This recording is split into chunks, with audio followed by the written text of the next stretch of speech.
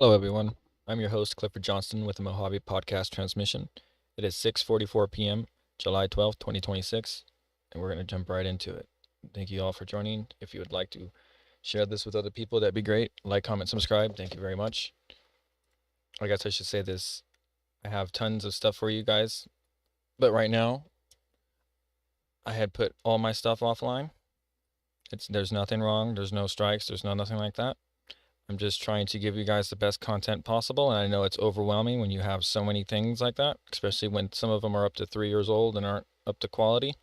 So I'm trying to redo some of the old ones. So, and I'm going to use this opportunity to plug in my Patreon and say, if you really like the old ones, go ahead and look at the Patreon stuff. Go ahead and maybe do the 7-day free trial subscription and see how some of them tie up to what you remember. And I think you guys are gonna like how the channel is gonna transform, and I'm gonna open up a second channel that has a host of all of the live streams that I'm gonna redo and post on as long form videos. I'm not gonna post that on this one. Anyway, so it's gonna be a lot. Thank you guys for joining the journey, and like I said, without further ado, look at all the plants we got in the car now. Anyway, without further ado, in the studio. But anyway, without further ado.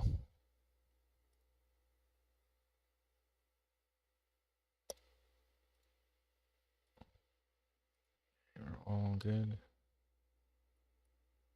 Good.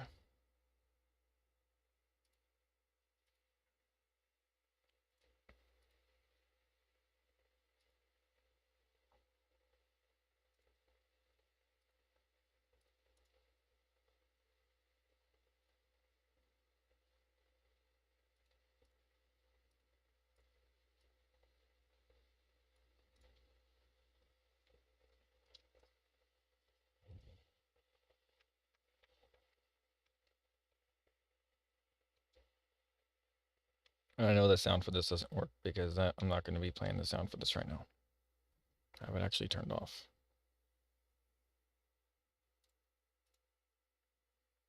This is my Project Ammunition when I came up.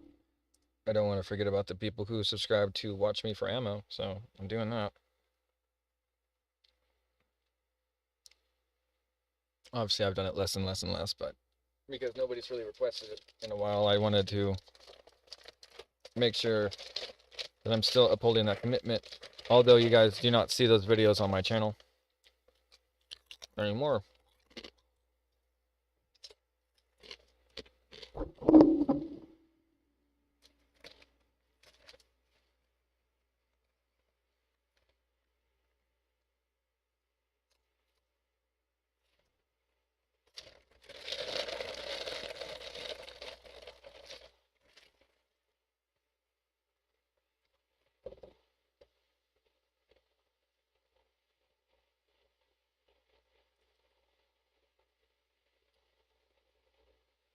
If you want unaltered live streams, there's a DVR that's open over at Rumble.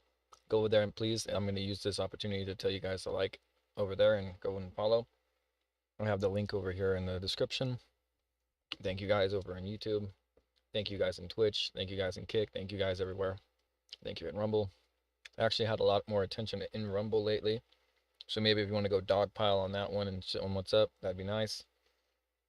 But right now, there's only a couple followers on that one. I think it's hilarious. But like, it's only been active for like less than a week, so maybe a little over a week. But yeah.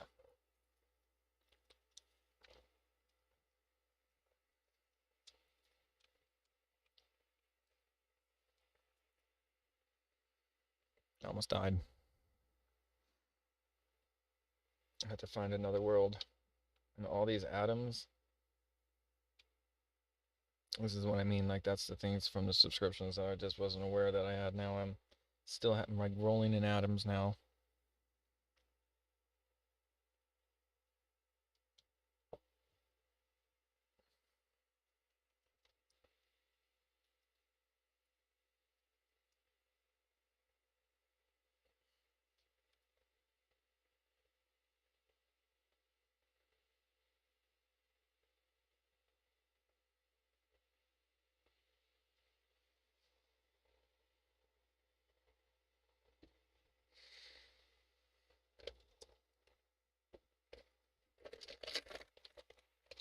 Mm-mm-mm.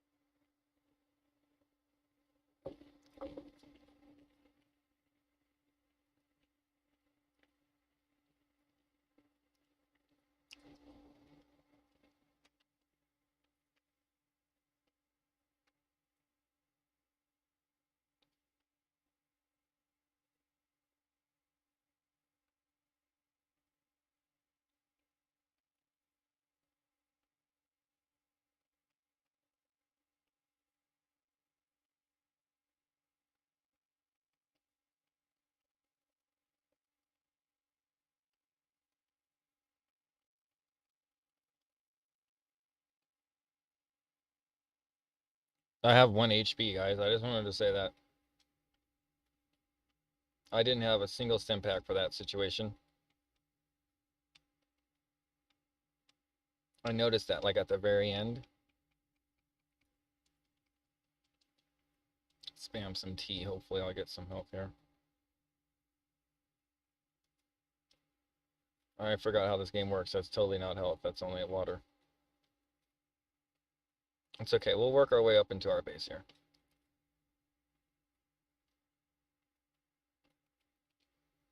Seems like there's more. I'm not dealing with that right now.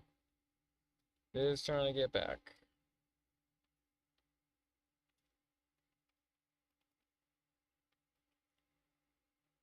Down to 1 HP, bro.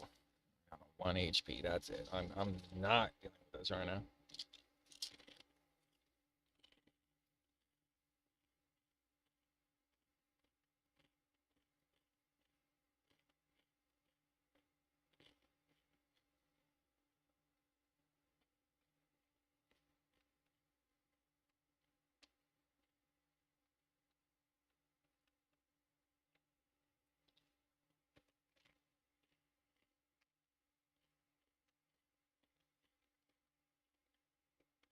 I'm not gonna lie, that donut just tastes. That chip just tasted like a Krispy Kreme donut. I have no idea how the hell it just did it, but it just did it. It doesn't make any sense. It's maybe some things aren't meant to make sense.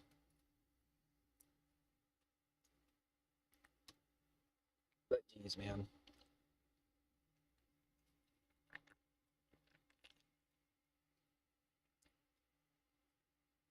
1 HP. I forgot. You gotta lay down to get health here. And there's that parasite eating the shit, so take care of that. Go up here and just did it again. I don't know how the hell it just did it. I thought it was a one-time thing. These do not say Krispy Kreme chips. This is crazy.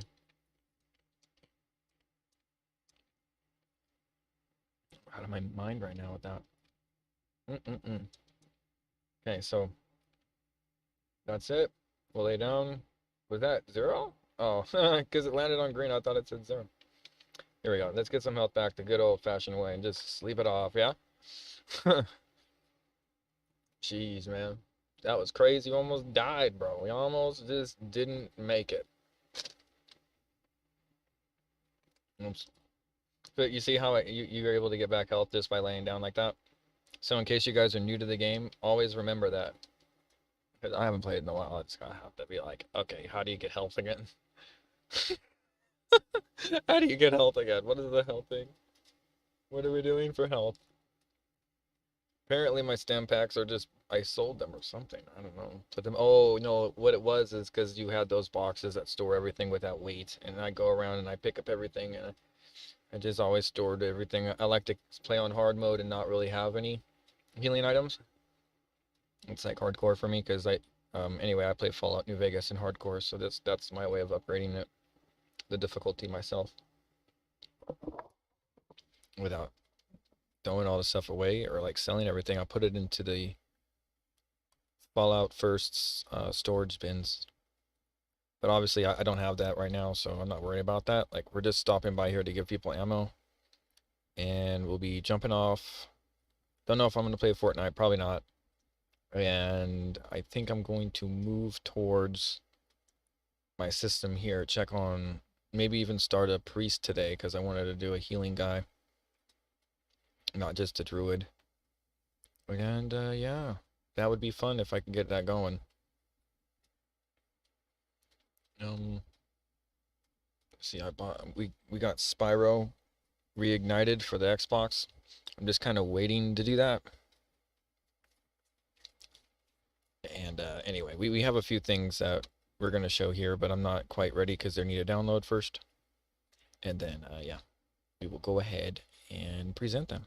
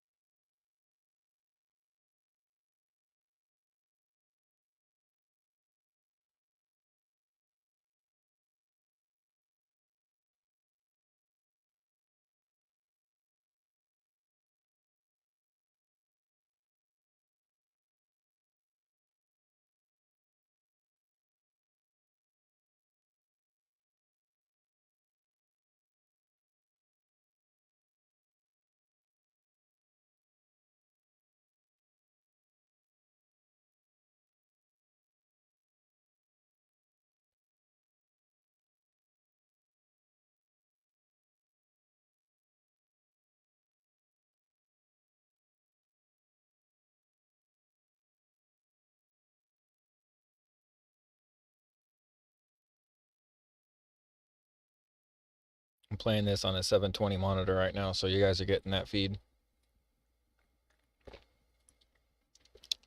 It actually makes it look better.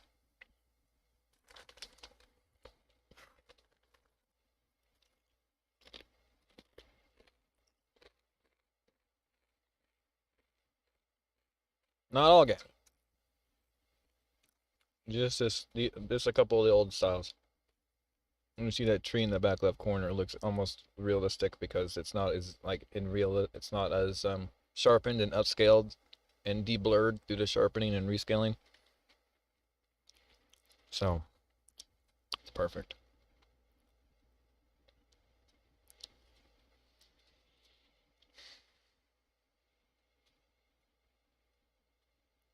Dum dum dum da da da da dum.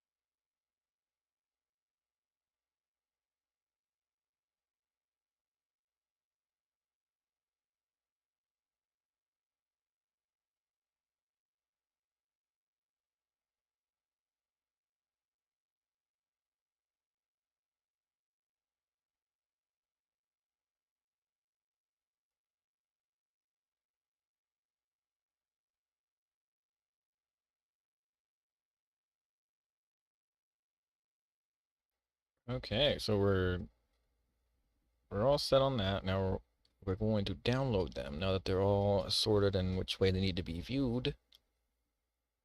And these range from a day old, from 11 hours to 3 hours.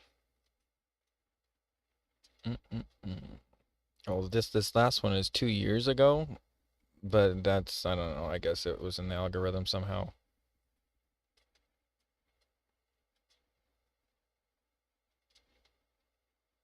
I think it's pretty ridiculous. But we'll get there.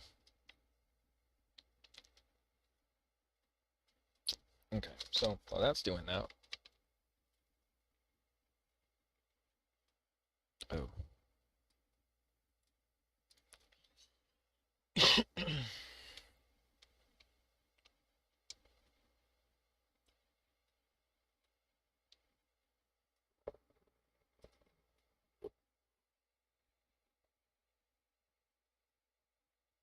Can't tell if that's a dead pixel line.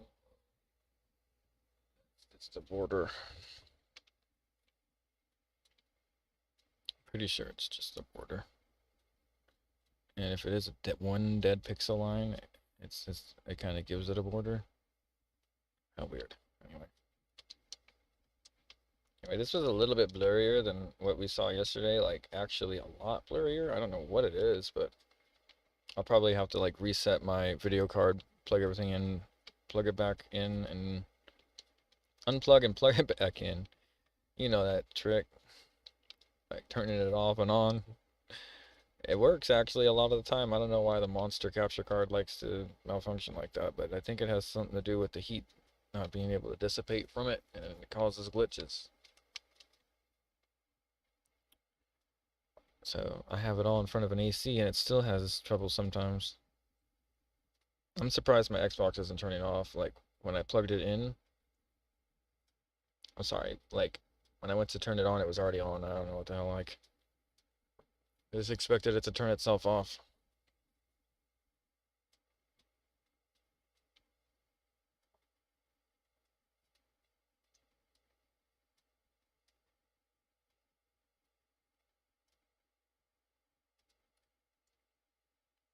I'll just read the titles of what we're going through. How many tabs will 1.5 terabytes of RAM open? And then we got two Antoine Petrov videos. One scientist just built an artificial cell that actually eats, grows, and evolves. And then the second one is plutonium found in the deep ocean suggests a super rare event near Earth. And then we got an Osmond Gold TV. This is a nightmare for Hassan. We will catch up on that. Then there is a Drawn Out. Just found these guys, and they, I guess they've been around for a while. Anyway, Bethesda just lost Fallout, and yeah, so we will watch that. And yeah, there's this other one, Louis Rossmann. We watched one of his videos the other day. We recover data threatened to sue him for exposing their Google Maps. ... There's a lot of stuff going on there. So I watched it, and we're gonna go over it with him. Well, not with him, but with reacting with him. There's the suspect thinks he is in Grand Theft Auto Midwest Safety. What the F is going on? Osmond Gold TV, and that was for Putin and the connection between Putin and, you know, your bro over here, 71 years old, dead now. I forget, Lindsey Graham. And then we got Sky News Australia. U.S. launches new strikes on Iran as Trump moves to hold forces accountable. All right, and then the wiretapping has been spiraling by Decaf Decoy. And this is around 9 or 10. And then we got It's Over and Candace is Melting Down, Nux Taku. I'm sure that has something to do with Charlie Kirk. Why this normal traffic stop led to huge shooting. Sergeant Curtis is somebody else who I just started. That's dropped 3 hours ago, and I just started following him and his coverage of stuff, which is pretty good actually. So we'll start off with that one with him. And anyway, El Chapo's dossier names officials protecting Mexico City's torture rooms. Scandal deepens, and this only has 254 views because YouTube's striking all this stuff down. But we need to make sure that we try to figure out if this stuff is, double down and fact check this stuff as well. But yeah, it'd be nice if we could fix some of the stuff that is said in the video. So we will watch this together. That's 7 minutes long. And an influencer ran over a cop. That's Osmongold TV. And then underneath of that, YouTuber smashes TV in Walmart for a video. And that one has 1.1 million views 2 years ago by Augusta Duck. The person who did it didn't have that many views, but the person who reviewed it did. So that's just kind of like how it's going lately. So I wanted to show you guys that. And let's see, it's going to be 1, 2, 3, 4 more things to download. Momentarily, we'll switch over from Fallout 76 to our programming.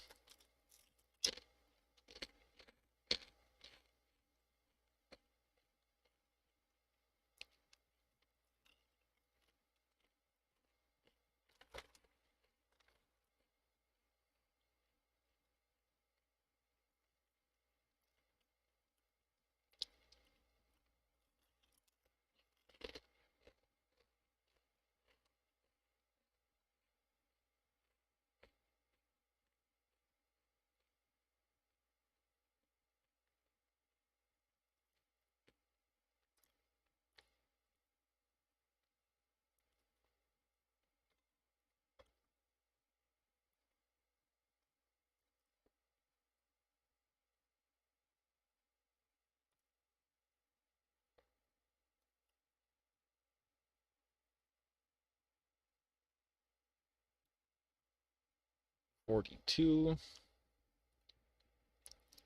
Okay. One more.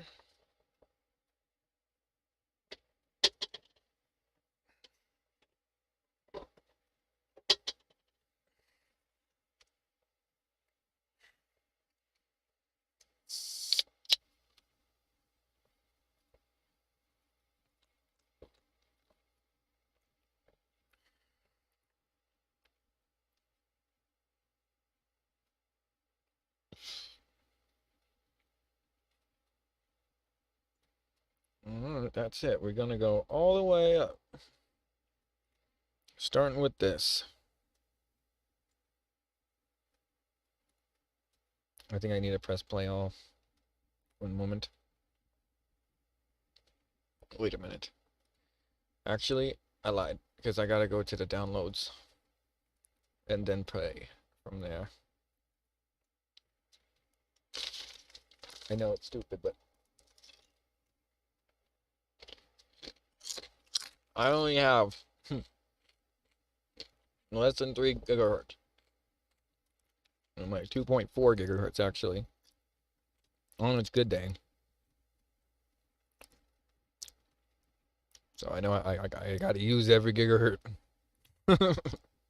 Dual brains, that's it. No quads, nothing like that. I'm doing all this. All right, folks. Google Chrome is notorious for binge eating all of the memory. That is exactly what we needed. Sorry about all that. And without further ado, I will shift us over to our normal programming. Google Chrome is notorious for binge eating all of the memory that it can get its hands on. And the more tabs you open in it, the hungrier it gets. Which raises the question, how many tabs can you open in Google Chrome before everything breaks horribly? On a mere mortal system, turns out not that many. But the system we're using today is no mere mortal. We will be using not one, but 2 AMD EPYC 9684X CPUs, each packing 96 Zen 4 cores. And with those, we will have 1.5 terabytes of DDR5 5600 megatransfer per second memory. Terabytes. Insane. And listen, I know what you're thinking. Linus, didn't you do this 6 years ago with 2 terabytes of memory? What's this fraction of a terabyte of memory? But the RAM shortage crisis has impacted all of us, you guys. If I could get another 512 gigs of RAM, I would do it for you. And besides, our primary bottleneck. If he could get it, he would, but he can't. Oh, that's crazy. If I could do it for you, I would.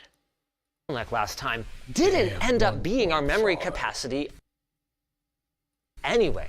It was software. So, Software was the capability that screwed him all up. So he knows he has to dial it back.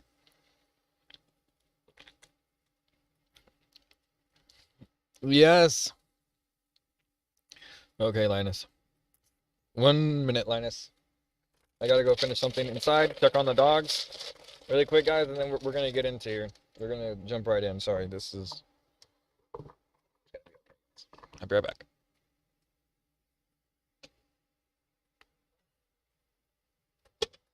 You know what?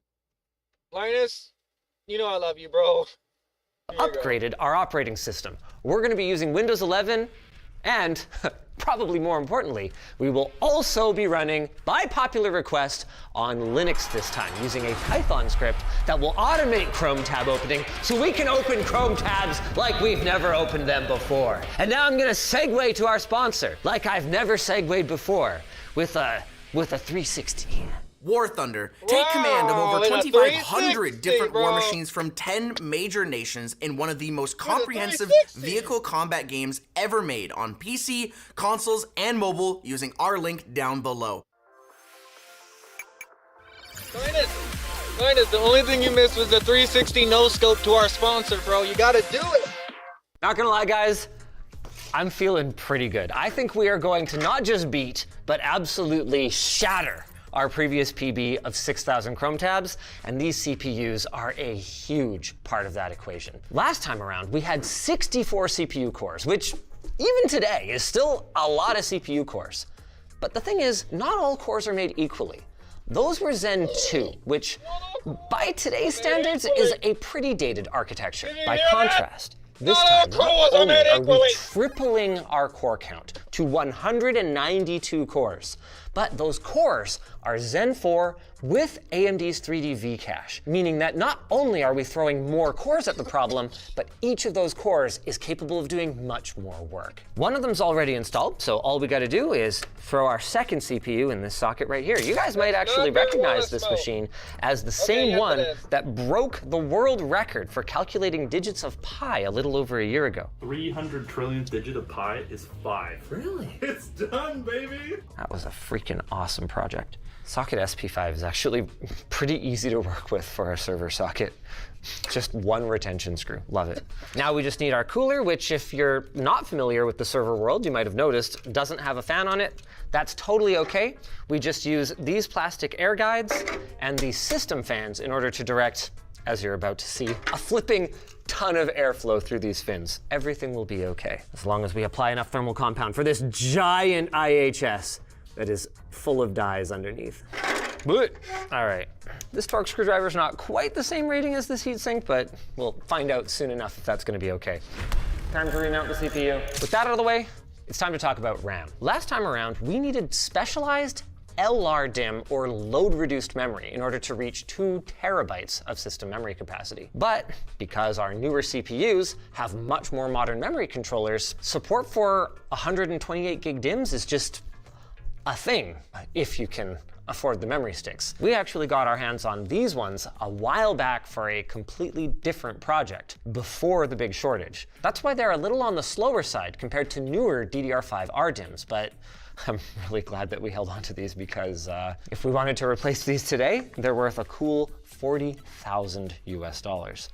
And that was when we wrote down the notes for this video a few weeks ago, so who knows what they're worth by now. Fun fact, by the way, one of the reasons that DDR5 RDIMMs handle these kinds of high capacities so well are because they split the single 72-bit ECC channel that we used to have into 2 40-bit channels. They also integrated power management directly onto the DIMM, which, working alongside decision feedback equalization, helps filter out the exact kind of noise that LRDIMMs were built to address. I just got word that yes, these have actually gone up in price again. Each one of these sticks is about equivalent to an RTX 5090 Astral or a starter car. Okay then. That's insane. Let's go ahead and close this up. Keep that RAM safe and covered. Let's fire it up. One quick thing that occurred to us is that when it's running, that server is extremely loud. So if we can avoid sitting right next to it while we're opening up all of our Chrome tabs, that would be amazing. And it turns out we can. Using active cables, these ones are from Infinite Cables, who, as you guys know, have infinite cables. We can run the server in this corner here behind the set. Did we figure out where we're gonna prop it? Not yet. Cool. How about that table? Yeah, sure, let's do it. Nice, perfect. Then we'll have our peripherals right over here. Oh. For display, we're using an optical HDMI cable, also from Infinite Cables. Oh yeah, buddy. That's performance right there. And that's why we don't want to sit next to it.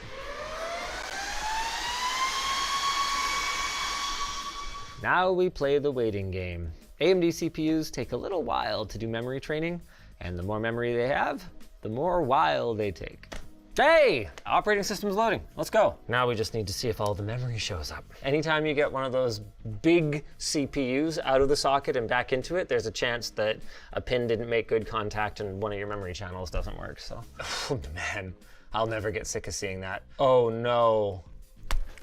Only 10 memory sticks are showing up. All right, time to remount the CPU. Wonderful, okay. And we're back. We got 1.5 terabytes of RAM showing up, but we did hit a wrinkle. This CPU only runs at 4,800 megatransfers per second, so we're only gonna be way faster than the memory we had last time, not way, way faster. All right, now all we gotta do is fire up our Chrome tab tester. This is a handy dandy little script that Michael cooked up. Hello, Linus S. It is highly recommended to run this program in incognito mode. Would you like to use incognito mode? Yes.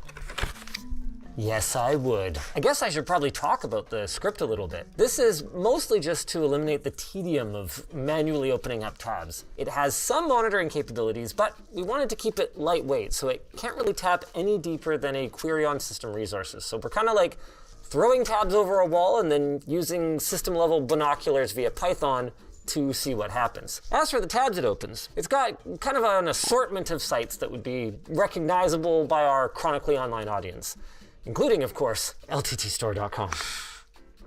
Linus, are you sure? Yes. No, you don't get to choose. What the? Okay, here we go. Create a new Chrome window. Yes, how many tabs? I don't know, I've had 5. Preparing to blast 5 tabs. We're gonna blast it. That took longer than I would have expected. All right, there's our 5 tabs, a mix of multimedia and standard imagery. This is awkward. The product we were planning to feature sold out between selecting it and shooting this video. This was a really, really hot product. So let's go with Map of Siberia Oh man, this was a really good launch too. The Map of Siberia desk pad is still available. Super cute, full of all kinds of little in-jokes and references. Let's do some more tabs. I'm thinking 100. Boom. Oh yeah, there's like Pinterest in there and like Google. Oh, goodness gracious, you've got Google Maps and Google Earth? Are you trying to kill this poor thing? I'm thinking 100.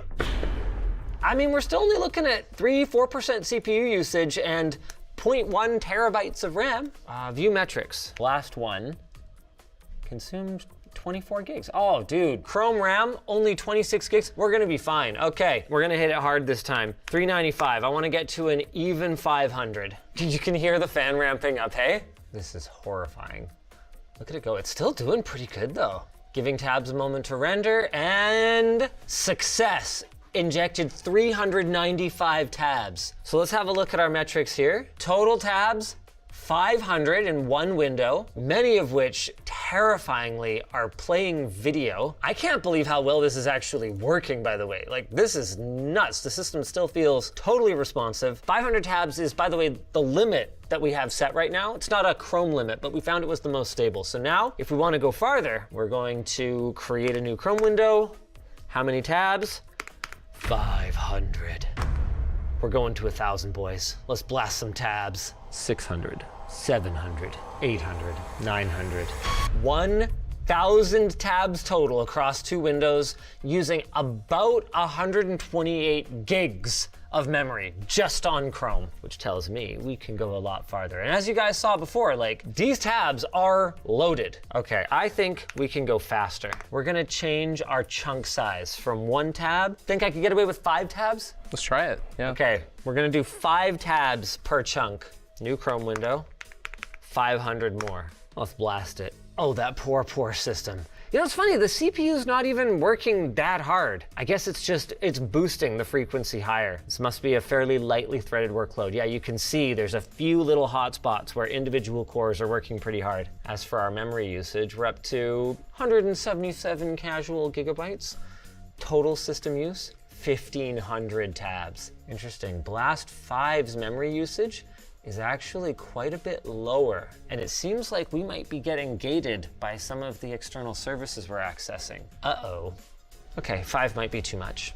Maybe we'll change it to 3. How's our poor GPU doing here? Our GPU is out of memory. I did not foresee that. We just put a basic GPU in here for video output. Uh-oh.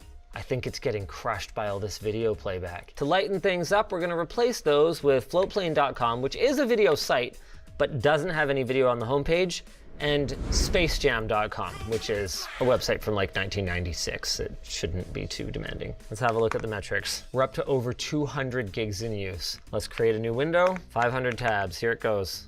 We're gonna do chunks of 3 this time. Oh, it's starting to be pretty unresponsive. Oh, this is crazy. I can't move my mouse down to the taskbar. That's nuts. What is that? Oh, I can cross the threshold now. If I open the start menu with the Windows key, I can move past it. Okay, sure. Twitter's like Do you think broken. it would let you send a tweet once it loads? I can't load any pages anymore. Post. I have no idea whose account this is. This is interesting. You can see our newer Windows are consuming very little RAM. What that tells me is that they are not loading properly. Or are they? I guess eliminating Twitch and YouTube made a pretty big difference here. Okay. Did we break LTT Store? LTT Store's not loading. Cloudflare blockage, that makes sense. Guards against illegitimate traffic seem to be a little bit more sensitive than the last time we did this. Though, I guess if you think about it, that makes sense with all the AI data collection that's going on these days. To help us get gated a little bit less by the services we're trying to access, we've about tripled our URL count here. Let's see if that helps. New Chrome window. Here comes another 1,000 tabs. Yeah, I'm sure. Oh, this poor system. This I didn't expect. System memory usage has actually leveled off. Sometimes it goes up a little bit, sometimes it goes down a little bit, but it's not steadily increasing anymore. We just opened another 1,000 tabs. Oh yeah, see, our 1,000 tabs apparently is using less RAM than the previous 500 tabs. RAM is creeping up again. It seems like as they're actually loading in content, maybe that will go up. Oh no, she's going. We might just have to be patient. Well, I'm not that patient of a guy. 3,001 tabs. We gotta beat the old record here. It crashed, it hard crashed. Memory usage went from like 300 gigs down to 40. I mean, if we're being real, were we really expecting Windows 11 to beat Windows 10 at anything? Let's change over to Ubuntu. First things first, we're gonna have to raise the limit of open files that we can have. We're gonna set it to 65,535. Oh, let's crack it open, shall we? Let's kick things off with 500, shall we? Oh yeah, she's going. Dude, I'm feeling good about this. Wait, oh no, YouTube is back in the mix. Oh, that's just to celebrate 500 tabs. Okay, all right, I'll allow it. CrabRave can run in the background. Everything looks like it's actually working perfectly smoothly, but as we remember, Windows was still doing pretty well at this point too. We're at about 67 gigs of memory usage. Let's do another 500. I mean, I see no reason why not to. It's Linux, baby. Already, this is much more promising. We're up to 1,000 tabs, and our memory usage is looking way more linear this time. Like Windows was opening the tabs, but we all saw what was happening with the memory consumption. Sorry, we opened up too many Chrome tabs. We ran out of resources for lights. Let's blast another 2,000, and then I gotta go do a conference call. Good luck, buddy. And we're back after Steam Machine derailed our production on this project. Let's have a look at how we're doing. Oh, there we go. We've used about 200 gigs of RAM now, meaning we have a long way to go.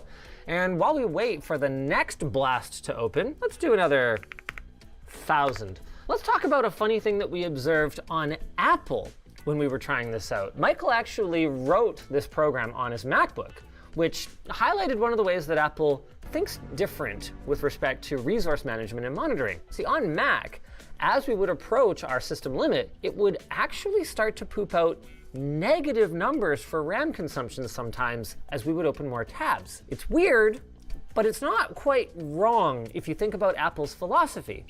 Their idea is that if you're not using resources, you're wasting them. So they will actually pre-cache likely data into system memory, even though you haven't necessarily accessed that information. Then what'll happen is that that pre-cache will get purged in order to make room for your Chrome tabs, leading to a net reduction in overall resource usage. Basically, opening up these tabs inspires the OS to jump into spring cleaning mode to make sure that it clears some space for you. Pretty funky, right? Oh, she's definitely starting to chug a little. One thing I'd like to have a look at is my system resources with respect to RAM right now. So our GPU is not holding us back. Is this even working? I don't think this is working. Ain't no way my drive activity is at 0% right now. Maybe this will come back to life after this blast is finished. So I'll use this time to talk about an interesting difference between Linux and Windows.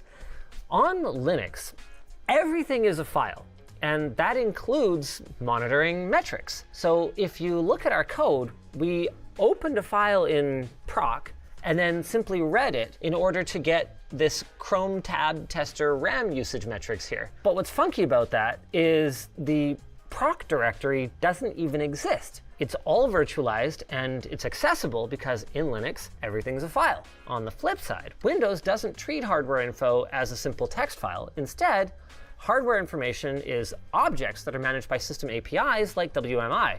So it'll wait for a more formal query before you're able to check out the goods. Not gonna lie, the Windows system seems to have worked better for us, but maybe I'll just reopen this. Hey, she's back! Our video memory usage does appear to be climbing. Dude, Michael, are we gonna be defeated by VRAM in this economy? We tried to put a bigger graphics card in the server while I was off doing Steam Machine stuff, and it just plain wouldn't fit. Although I think we did put a bigger GPU in this using like a riser at one point. We tried that too and it wouldn't recognize it. Wouldn't recognize the riser. Maybe it was a different machine then. One thing I'm noticing is that we are definitely actually opening tabs on Linux. Like our usage per tab is not declining the same way that it did on Windows, at least not to quite the same degree. Your mileage may vary though. We did of course switch up the tabs that we're using in order to hopefully alleviate our GPU bottlenecks here. So if you guys want to try it for yourself, we're gonna have this program linked in the video description so you can download it and fire up as many tabs as you want. Current tab count, 4,000. Current memory usage, 364 gigabytes. New Chrome window, 1,000 tabs. Wow, CPU usage is actually creeping up to something non-negligible now as well, which is crazy to think about when you consider how many flipping cores this is. Now, obviously, half of these are logical processors, not physical ones, but still, I think my point stands. Interesting. There was a VRAM drop. Oh, no! No, what? No! Restore? No! Damn it, Chrome! We capped out at like 4,500 tabs, and Chrome crashed. I feel so let down right now. I thought Linux was gonna do it too. What the heck? Throughout the whole process, up until the resources application crashed, the Linux experience was feeling like smoother, like it was better up until when you guys tested it. Did it crash out around here? I got over 6,000 on both Windows and Linux. So I'm just cursed. To its credit, the system handled the application crash pretty gracefully. She's back up and running again, but viewing the metrics here. Okay, Michael, I don't think your tabs metrics are working quite right for total tabs if the application crashes. So we managed to lose 224 gigabytes of memory on our 5th blast. In all, we fell short of our record from last time, but that doesn't mean that there's no tech tips to come away with here. One is that it's very clear that websites in general have gotten heavier, and while that wasn't a problem for our overall system resources, which peaked at a little over 300 gigs of memory usage and under 20% of our CPU, it is a problem for browser applications that have to handle these heavier websites. We also learned that if you want to open infinity tabs, your GPU may matter more than you realized, with our GPU VRAM maxing out and very likely being a major limiting factor for us today. Another cool tech tip we can take away from this is that Linux has a trick up its sleeve that we're not using here that could help you out if you don't have a ton of memory. ZRAM. Like Windows memory compression, ZRAM reactively compresses data that's stored in RAM to help it take up less space and to avoid dumping it out to a page file on a much slower SSD. But unlike its Windows counterpart, ZRAM has much more extensive configurability in terms of the size and even the compression algorithm. It isn't enabled by default in Ubuntu. It's more for entry-level systems with limited RAM, but if you want to get the most out of your memory, that's a rabbit hole that you might want to jump down. Just like you might want to jump down to check out our sponsor. War Thunder. I see you on the other side of that screen. You look like a comprehensive vehicle combat game enthusiast, and I respect that. I don't know if you're watching this on your PC, console, or mobile device, but the good news is that you can play War Thunder on any of those. The video is over. Why aren't you downloading War Thunder yet? Like, get on it, man. What? Do you not want to immerse yourself in the intense combat scenarios with realistic graphics and the highly detailed tanks, planes, and ships from 10 major nations? Whether it's an armored car from the 1920s or a fighter jet of the modern day, every vehicle in War Thunder is modeled after its real-world counterpart, right down to the way those engines roar. And you're gonna love the way they roar. War Thunder has a community of over 95 million players enjoying sweet PvP action, and you can join them. Play War Thunder for free on PC, PlayStation, Xbox, and mobile using the links down below. Are you new to the game or returning after 6 months? You'll get a massive bonus pack on PC and consoles packed with vehicles, boosters, and more. So claim your bonus and start playing today. If you guys enjoyed this video, watching Chrome eat up as much RAM as it could, why don't you check out the time we gave our computer the worst diet possible by saying yes to every bloatware pop-up. It was actually worse than I expected.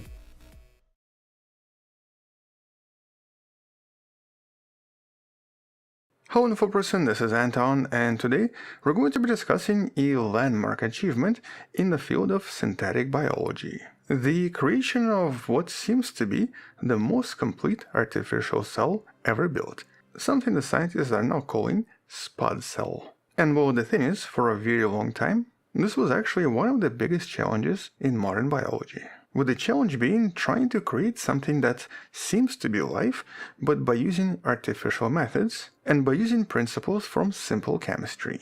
In other words, for the past few decades, biologists have tried to transition simple chemistry into actual biology that mimics life. And in the last few years, we've actually explored quite a few of these achievements, some of which you can find in the videos in the description, but every single time there was always something missing and something that was still not working properly. Mostly because we know that living organisms are just extremely complex. They're made out of a lot of non-living components, but those components function in a very specific way. But exactly how they actually function and how they interact with each other, or basically how these pieces come together to create a self-sustaining system, has remained a little bit elusive. Which essentially brings us to this very recent announcement and this very recent breakthrough that possibly finally brings us closer to that eventual answer and the ability to engineer a synthetic cell entirely from ground up. And in this case, a cell that can eat, grow, replicate, and even undergo a form of evolution. But before we dive into this research and the discovery, we first need to definitively understand what an artificial cell actually is. And in pretty much most research, in general, these are usually defined as these artificial particles that try to mimic one or more functions of a biological cell, with some researchers sometimes taking a kind of a top-down approach, where they essentially take an existing living cell and strip away its genes and pretty much most of its internal structure until they try to find the absolute bare minimum needed for the cell to function and to basically resemble life. And the most famous one is probably a project from approximately a decade ago. This was a creation of what's known as Synthia, the synthesis of a minimal genome that was then put into a cell that contained nothing inside. But while Synthia could replicate, we didn't actually understand what many of its genes were physically doing. In other words, here, it was not entirely clear how everything worked, even though it actually did work. But in this recent research, the team behind SpotCell, led by Dr. Kate Adamala from University of Minnesota, took the opposite approach referred to as the bottom-up approach. Instead of editing an existing cell, they wanted to build something from scratch, essentially using a chemically defined kit of various individual parts. And this is of course a much more interesting approach because here it definitively proves to us that fundamental functions of life do not require some kind of a magical spark or some kind of an unusual force in order to suddenly become living and to start functioning. They just need the right balance of chemical components. And so what exactly is SpotCell? Well, essentially this is just a microscopic water droplet wrapped in a somewhat simple fatty membrane. But inside this membrane, there's also a tiny genome containing approximately 90,000 base pairs, or about 50 times smaller than inside a typical bacterium. But this genome is not a single long strand, it's split across 7 to 8 separate DNA plasmids, with this modular design allowing scientists to program everything independently and with a lot of control. With the word SpotCell essentially being chosen for two reasons. First, because this cell resembles a tiny potato, but also it's a kind of a nod to Sputnik, or the first satellite in space. And so here this is a kind of an evocation of a new age, but in this case for the biological fields as opposed to the space age. But how exactly does any of this work and what's happening inside? Well, one of the hardest parts of creating an artificial cell is basically getting it to eat something, or to acquire resources in order to grow. And SpotCell does this through a process referred to as genetically encoded feeding. And so here the cell's genome contains instructions on how to produce a protein referred to as alpha-hemolysin. This protein creates tiny pores in the cell's membrane, with these pores serving two purposes. First, they allow the waste to leave from inside to the outside, while at the same time allowing nutrients to come inside. But more importantly, researchers engineered a way for the SpotCell to fuse with smaller feeder liposomes and thus absorb a lot of stuff through the membrane fusion process as well. And so when a SpotCell produces a certain tag on its membrane, it attracts these feeder liposomes, which then merge with SpotCell, providing it with more membrane material and fresh molecular machinery to keep functioning, which is surprisingly not so different from how some of the more simple bacteria function as well. And by itself, this is a huge achievement.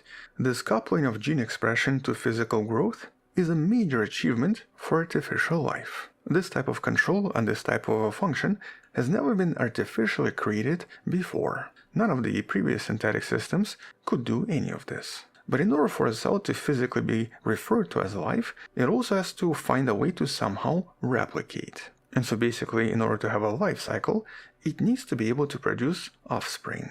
And that means that it has to have instructions inside and has to be able to divide into something that resembles itself. And here SpotCell can also do that too.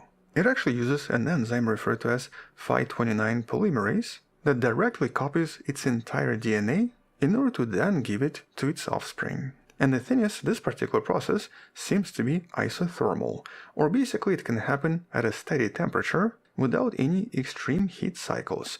And that's actually important because normally, in a typical lab condition, in order to copy DNA and in order to actually make DNA do all sorts of stuff artificially, it does require extreme heat cycles and basically additional temperature from somewhere else. But here, this particular cell can copy everything in steady temperature conditions and does not require any external heat. But the most impressive feat is, of course, the division itself. And that's because in natural cells, this is a very complex process involving internal scaffolding, referred to as cytoskeleton, pulling the cells apart before division can start. But SpotCell does not have this cytoskeleton, and instead uses a slightly different technique. It uses a process referred to as membrane protein crowding. So basically here researchers program the cell to produce specific proteins that cluster together on the surface of the membrane. And as more proteins crowd together, they eventually create mechanical stress and make the membrane curve, eventually causing the droplet to pinch off and split into daughter cells. So basically these proteins squeeze on the mother cell and produce two separate bubbles that then become two separate cells. And while currently this process is not particularly efficient, apparently only about 30% of daughter cells acquire the full DNA, it still represents a massive leap forward in showing how simple physical forces can actually achieve complex biological tasks. And so even with these 30% functional daughters, here this still meets the definition for life. But on top of all of this, researchers also demonstrated a kind of an artificial evolution, with researchers demonstrating that a lot of these cells could go through a form of selection that then changed them just a little bit. And specifically, they introduced a kind of a beneficial mutation, or basically a stronger version of the feeding gene that allowed some cells to produce more of these feeding tags, thus acquiring more of those liposomes from outside. And over 5 generations, the cell with this mutation grew much faster and produced more offspring compared to the weaker cells. And when the food was scarce, the advantage of these mutated cells became even more pronounced. So this is essentially a kind of a natural selection occurring entirely in a test tube filled with non-living chemicals, with this even going as far as showing multiple generations competing for resources and eventually evolving into slightly different versions. Although in this case we still have to clarify something very important. Even though spot cell can perform lifelike tasks, researchers in the study, and of course experts that have already commented on the study, emphasize that this is still not a living being in a traditional sense. This is still a complex synthetic platform constructed from non-living chemicals. And so here it still cannot independently regulate its own metabolism, manage complex homeostasis by itself, or even dispose of waste in a much more complex and efficient way. So this is still best understood as a sophisticated, programmable, biological engineering platform that just mirrors fundamental features of life. But nevertheless, spot cell is still extremely important and essentially represents a kind of a pinnacle in synthetic biology. And it's unique amongst all other synthetic cells because it manages to combine almost all lifelike modules in one single package.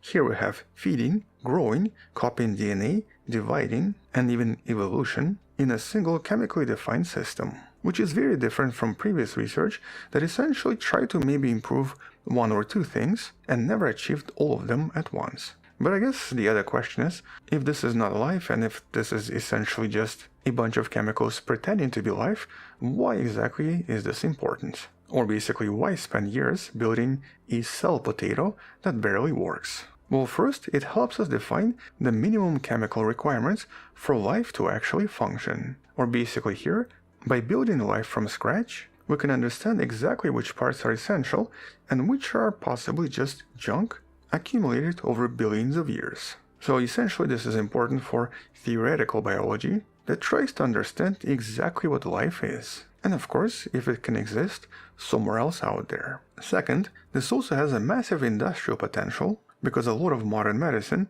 and a lot of modern fuels are usually made using some kind of a biological cell, usually a bacteria, but also involving some kind of a harsh chemical. And in this case, synthetic cells can be designed in a much more efficient way and can then basically produce fertilizers, grow plastic, or even create specific drugs that would be very difficult to achieve in a normal bacteria because of the operating conditions. And they can possibly even do all of this at room temperatures and with much less energy.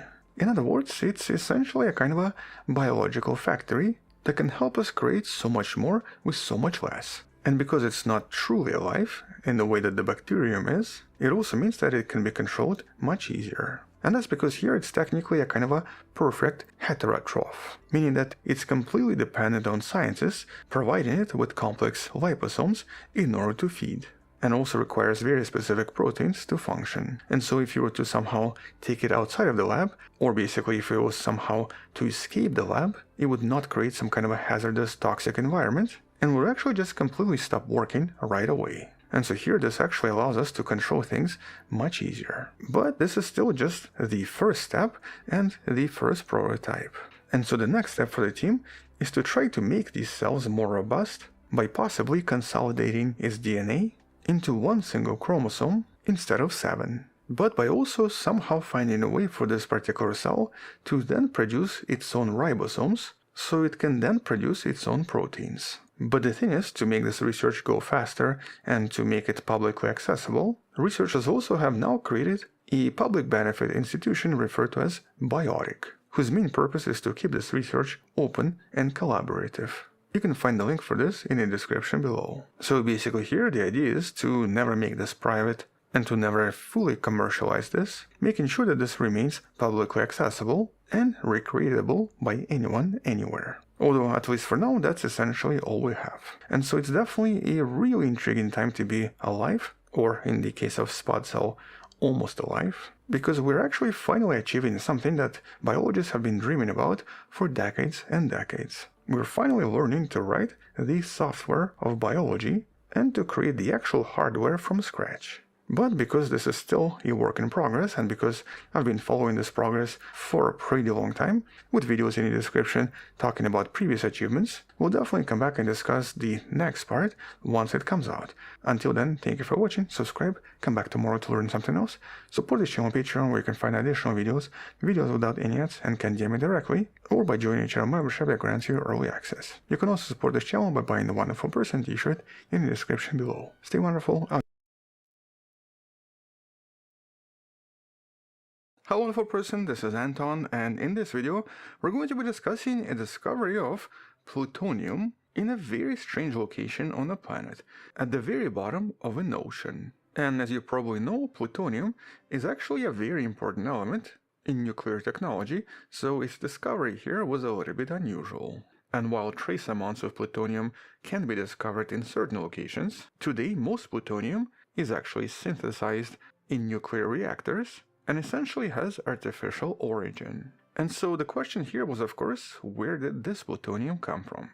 And the answer seems to be outer space. And so what makes this particular discovery so important is the fact that this is from an ancient explosion and essentially serves as a kind of a tape recorder, telling us exactly where heavy elements in the universe come from, and more importantly, where and when some of the most extreme cosmic explosions happened close to the solar system. But first, in order to connect these dots, we have to discuss the element itself. And so here we have to discuss plutonium-244, the strange isotope discovered and reported in the study you can find in the description below. And well, here this isotope is exciting because it's not as radioactive and does have a pretty long half-life. So here it's a special isotope with a half-life of approximately 81 million years. In contrast, a lot of other isotopes are usually man-made and have a much shorter half-life. For example, the one that's used in a lot of space missions, such as the Voyager probes, is plutonium-238, and it has a half-life of approximately 87 years. Whereas plutonium-239, used in nuclear weapons, has a half-life of approximately 24,000 years. And so in this case, plutonium-244 is actually the most stable isotope in existence. But because it was discovered on the planet, it means that it has to have come here within the last billion years. So essentially it couldn't have been here from the beginning and has to have been created by something in a relatively recent geological history. And so if we do find it in the deep sea rocks, it can only mean one thing. It has to have come from outer space and very likely extremely recently. So basically here we're talking about some kind of an interstellar fallout from some kind of a relatively recent and relatively nearby explosion. But the thing is, most explosions known to us, such as various supernova, cannot actually produce this naturally. They're usually not powerful enough. Which means that this came from something even more extreme. And though scientists have long debated the origin of a lot of these heavy elements like gold, uranium, and plutonium, in 2017 we finally got a definitive answer. These elements seem to be created during the so-called R process, or rapid neutron capture process, during some of the most extreme events in the universe. The collision of neutron stars, which result in the production of a kilonova. You can actually learn about the 2017 event in one of the videos in the description. And well, as of today, this is the only event known to us that's able to produce all of these very heavy elements, and that technically have been detected when a distant kilonova was analyzed with modern telescopes. Which basically means that these collisions are almost like miniature Big Bangs. In that fraction of a second when the two neutron stars collide, they're able to generate an extremely hot soup of particles that then cools down and coalesces into a lot of heavy matter, basically creating these much heavier elements that normally do not exist anywhere else.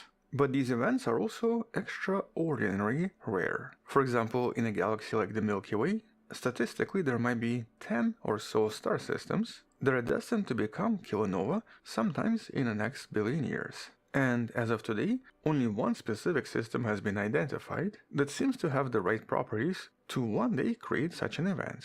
This is about 11,000 light years away from us, with this particular system evolving in approximately a million years, leaving behind two neutron stars in a tight orbit that will most likely collide millions of years afterwards. But going back to that study from the Nature Astronomy, the study by Dominic Cole and his team, in this case it's also the analysis that's really exciting. And specifically because they analyze something referred to as ferromanganese crust. The crust recovers from the Pacific Ocean. And here you can think of this as an extremely slow-growing rock that adds layers over millions and millions of years. And as it does so, it usually traps a lot of stuff that settles on the ocean floor, essentially creating a kind of a history book. And so by using a technique referred to as accelerator mass spectrometry, which is usually sensitive enough to count individual atoms, scientists wanted to find two specific things, iron-60 and plutonium-244. And that's because iron-60 is a known signature for various supernova, but plutonium-244 is not. And if plutonium does come from supernova, we should be seeing the levels of both going up and down together. But as predicted, they weren't. Here the team discovered distinct peaks of iron-60 from the previously detected events approximately 2.5 and 7 million years ago. This is something that has been known to us for quite some time because other studies discovered this as well. But none of these contain plutonium, and the plutonium influx seemed to be a lot more constant and independent of supernova, which is why they decided to focus on a second element referred to as curium-247. This is usually produced along the plutonium-244 isotopes in the same R process in these powerful explosions, but it decays much faster and only has a half-life of 16 million years. And so because they're usually produced together, the overall ratio of these two elements can actually tell us about when this event happened. And so if this kilonova happened relatively recently, we should be seeing both curium and plutonium in relatively high abundance. But the study found no significant curium-247, suggesting that almost all of it disappeared. And so by counting how long it would take for curium to transform into other elements, researchers determined that the last major event must have happened at least 95 million years ago. So essentially during the time of dinosaurs. And though this is obviously a very long time ago, this does have some implications for the local neighborhood. First, this suggests that there is a kind of a diffuse background involving a constant low level of plutonium that seems to be coming from outer space and landing on our planet. And this suggests that the solar system is traveling through a relatively large interstellar dust cloud that was left behind from this very old, very powerful event that was close enough to us to potentially affect the planet in some unknown ways. At the same time, this also confirms that these events are indeed super rare. In other words, it confirms how rare these gold-producing collisions are, since the last one happened 100 million years ago, while also confirming that this was not from supernova for sure, and regular supernova cannot produce these heavier elements, with pretty much all of the gold, plutonium, and uranium coming from several of these events that happened close to the solar system billions of years ago. But even though supernova do not produce them, there's a very high chance they might help distribute these elements by producing very powerful shockwaves, allowing some of these elements to travel across the galaxy. And so, in other words, that gold in your jewelry and all of that plutonium in the depth of the ocean possibly originated from one single event that happened somewhere close to the solar system around the time of dinosaurs. And though obviously a lot of other gold and platinum, especially the stuff we find inside asteroids, was most likely created by other kilonova, in this case a lot of the newer material most likely came from this event, which means that we're literally walking and swimming over ancient debris of a neutron-star collision that happened approximately 95 million years ago, making this a somewhat sober reminder how Earth is connected to the rest of the galaxy through these violent cosmic events. But at least for now, that's I guess all we know about this event, and all we know about all of this plutonium in the depth of the ocean. Once we have some other discoveries, we'll come back and discuss this more in some of the future videos. Until then, thank you for watching, subscribe, come back tomorrow to learn something else, support the channel on Patreon where you can find additional videos without any ads and can name me directly, or by joining a channel membership that grants you early access. You can also support this channel by buying the Wonderful Person t-shirt in the description below. Stay wonderful, I'll see you tomorrow, and as always, bye bye. Just speaking fast.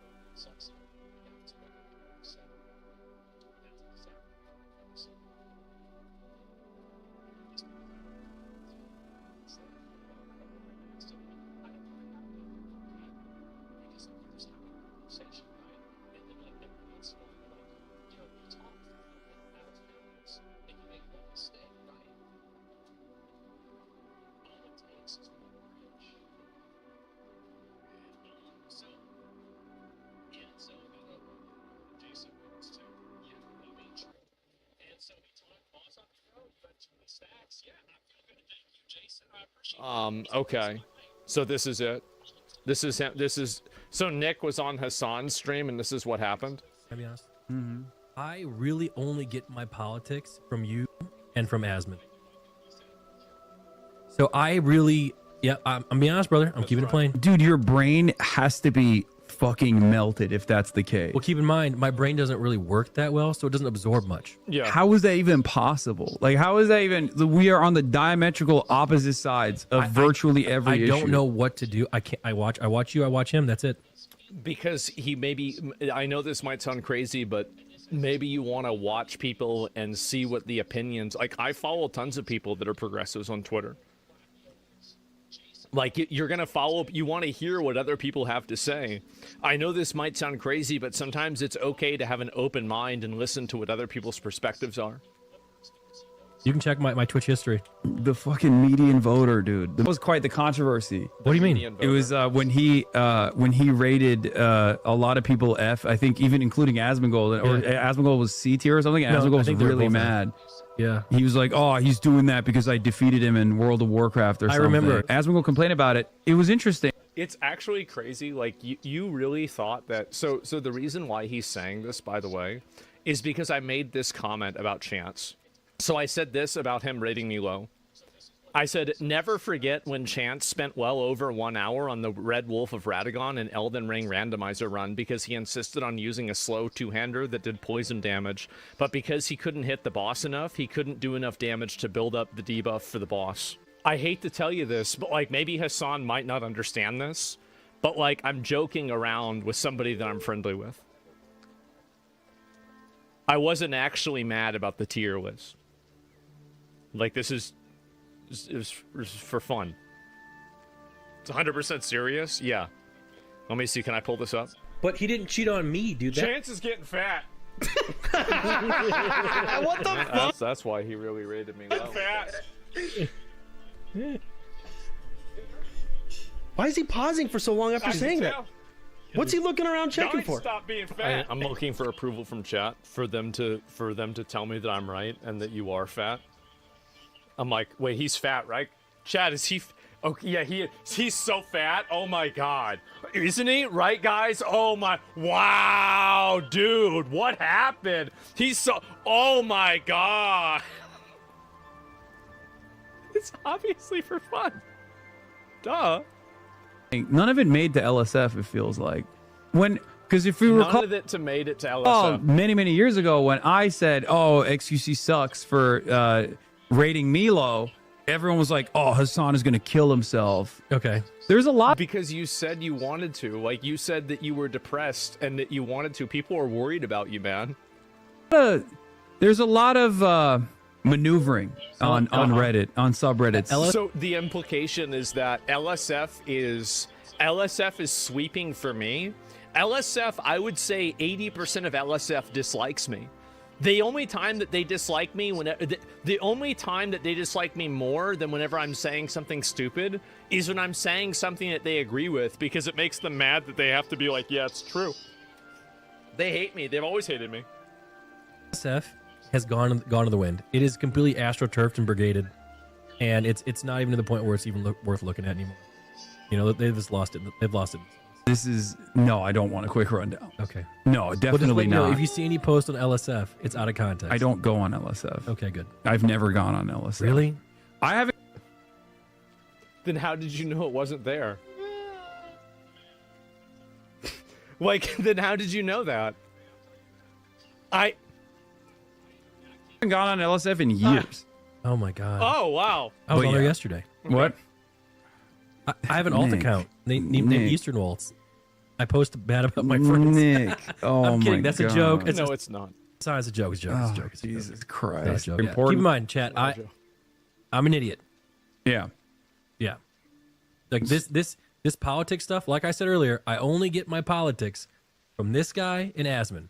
That's right. Okay, do you think Asmon knows any of this stuff? Yes. Well, be honest. Do you think Asmon knows a single thing that I just explained to you? Maybe, but the thing about Asmon, he does have a memory that, like, if he sees something, he'll remember it. Yeah. Like, he has like a photographic memory. So I don't know. There is fucking 0% chance that he knows a single damn thing that I just mentioned to you. What was I don't know what he's talking about. I mean, he's talking about it all day. So what's he talking about then? He must know. He's just fucking rehashing whatever he's seen on Twitter, and then Didn't he not know where Yemen was? Remember, like he didn't know where Yemen was. There's another country he didn't know where it was. grokking it. I don't know. I think he might know. One of these days, you and him have to have a conversation. I would love that. I don't want to be there, but I think balls in his court. Balls in his court. You know, I really do. Also, people can talk. They can just talk out of their ass. He knows. Yeah. I mean, he's a good. Yeah, we know. We know that very well. You and him both. And that's why I put you guys in S tier. You guys have the ability to talk about things. And He's getting so upset. Oh my god. He's actually so mad. How do you get this mad? Keep people interested more than most people. I can't do it. Yeah.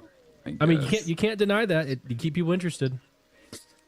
I guess I'm not denying that I can do that. I just think that, you know, being able to entertain people is one thing, and then being able to educate them is an entirely different thing. And I don't think this is the reason why nobody likes him. It's because he always uses this vocabulary of like educating people, which just like categorically assigns him like a position above other people.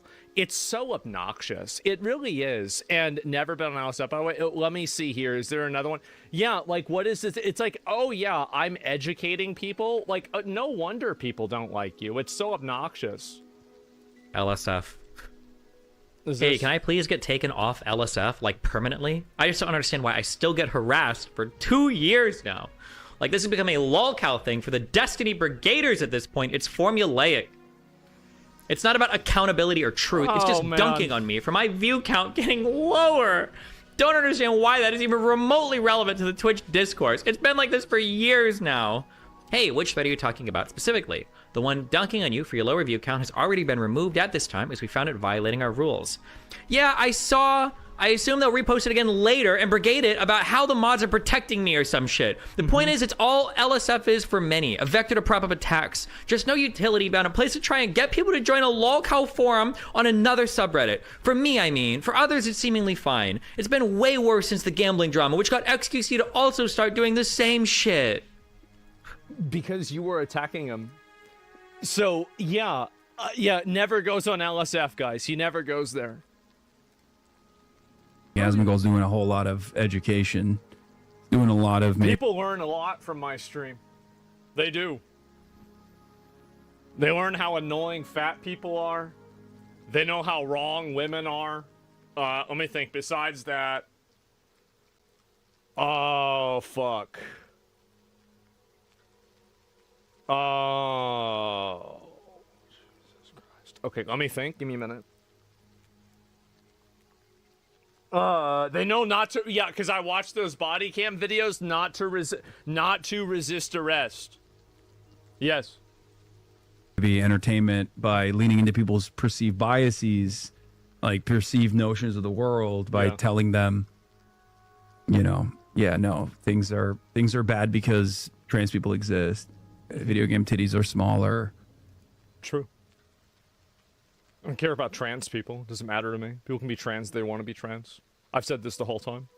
I've been consistent with this the entire time. But yeah, I think that making the girls' boobs smaller in video games is bad. I don't like that. I want them to be bigger. That's correct. That's exactly correct. That's what I want. You need to vote for Donald Trump. He's great. Israel is a wonderful country. Things like... I love Israel. Everybody knows how much I love Israel. I'm so happy that Israel exists. I love sending them money. So, yeah, this is... I don't know where this came from, by the way, that, like, I'm this big fan of Israel. Just because I don't like terrorists, that somehow now that means that I'm on the side of Israel? Like, what do you mean? Like, this is my opinion on Israel. I don't care about Israel. I don't give a shit what Israel does. It's not my problem. I don't want them involved with our politics, but otherwise, it's not really my issue. What their issues with Gaza and Lebanon and everything else, if Israel is killing terrorists, then I'm happy. If Syria is killing terrorists, then I'm happy. If Saudi Arabia is killing terrorists, then I'm happy. If the UAE is killing terrorists, then I'm happy. I would ask you the question, like, why do you think Asmongold won't have a conversation with you? Because I'm on board with it. Because you lie and misrepresent everything, and you just say things that aren't true regularly, and you have no obligation to the truth, and you misrepresent everybody who you engage with. And there's no reason to do that. You're not going to change any of your minds. Nothing's going to be different afterwards. Why would I engage in something that has no benefit to me? Why would I do that? And also, I just don't really do debates in general. I don't debate over video game stuff, right? I don't debate over physical media. I don't debate over video game titties. I just don't really do that. It's not my thing. I'd be down to do it. Yeah. And we have had conversations in the past. So why do you think he refused to have a conversation? Because it's not on my end. I'm not sure. Oh, come on. The implication is because you know everything and I don't know anything. Which is an interesting perspective to have, because if that's the case, then why isn't Hassan debating Destiny? I don't think Hassan should use this argument for, oh wow, Asmon's a pussy because he doesn't want to argue with me in Discord, whenever you don't want to do the same thing with Destiny. I don't know, he's not much of a confrontational guy. Like, he really isn't. Like, face to face. Again, me and him were in the same org, okay? Yeah. For a long time. And he was always the one who was trying to, like, kind of squash all the issues we had. Yeah. And keep in mind, we had a lot of issues in OTK. Oh my God.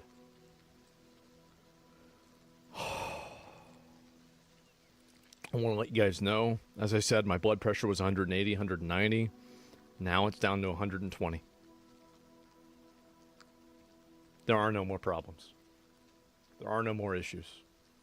There are no more situations. There are no more 2 a.m. meetings. Everything's fine. You know this. Yeah, that's true. All right. You did. So, he wasn't really... He's not... I don't know. Maybe it's just not him to go head-to-head. But maybe one day. Maybe You can always one just keep day. asking. The worst you can say is no.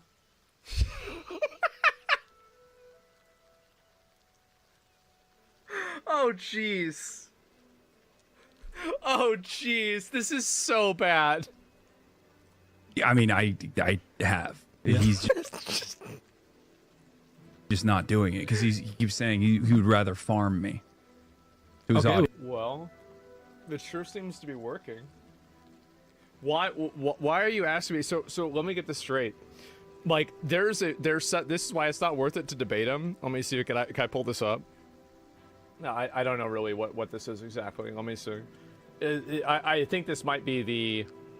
Let me just get this off my chest. This is the reason why Asmund doesn't want to have a conversation. On their last one, Hassan said this. People, by the way, Iran is actually weirdly very pro-trans. I'm sure that you probably didn't know that. They are very pro-trans. Weird. A lot of cultures are actually very pro-trans, way more than the United States of America. The very next day after Asmund was banned, Hassan was belly laughing about it because Iran actually forcefully pushes people to sex change when they are lesbian or gay as a mean to avoid persecution. I like that they're mad that Iran is woke on trans. Yeah, Too woke. Yeah, way too woke. A little too woke. They went overboard. Okay? Way too woke. Iran is the left went so far. Maybe they went out of control a little bit. It's like they're doing what people said like Biden would do. They're doing I said it on that conversation. I said they're doing Kamala Harris. They're doing transgender surgeries on inmates. I'm a propagandist. Well, no, isn't that crazy? Yeah, I wonder why. Why would I not want to engage with that? Iran is the left. Yes, it's just it's deranged, completely deranged. Oh my God. Well, maybe he'd rather farm you. I don't know. Maybe it's more beneficial. No, that's because it's because he knows that if we had a normal conversation like the one that you and I are having right now, his audience would realize that Asmongold doesn't really know anything. Well, then why would I do it? So let's assume that you're right. Let's assume that you know everything and I don't know anything. Why would I ever engage with that if I knew this? It doesn't even make sense. So you're saying that the reason why I wouldn't do it is because I would lose, and then the argument is that's the reason why I should do it? What? It doesn't make any sense. Why would I do that? That's like saying that, like, oh, well, if you step in a nail, it's going to hurt your foot. Why aren't you stepping on the nail? Because it's going to hurt my foot. I don't want to have my foot hurt. And he's trying to bait you into proving him wrong. I don't need to prove anybody wrong, okay? That he's just kind of been talking out of his ass. Maybe. And that's what it is. Yeah. He's very confrontational behind a keyboard. He's very confrontational Well, I think most behind his people are. screen. Like, again, I think most people are that way. You I agree. Yeah, I am, at least with my little battles that I have that aren't political at all, I'm quite confrontational.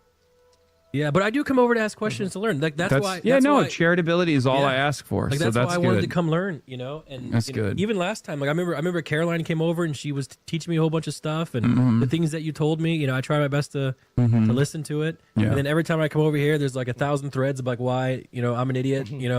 But fuck There it. probably will be. There probably will be, and there'll be like Hassan is brainwashing Nick. But like, it doesn't seem like to me anything you're saying about like the Apex stuff. It doesn't seem like that's not correct.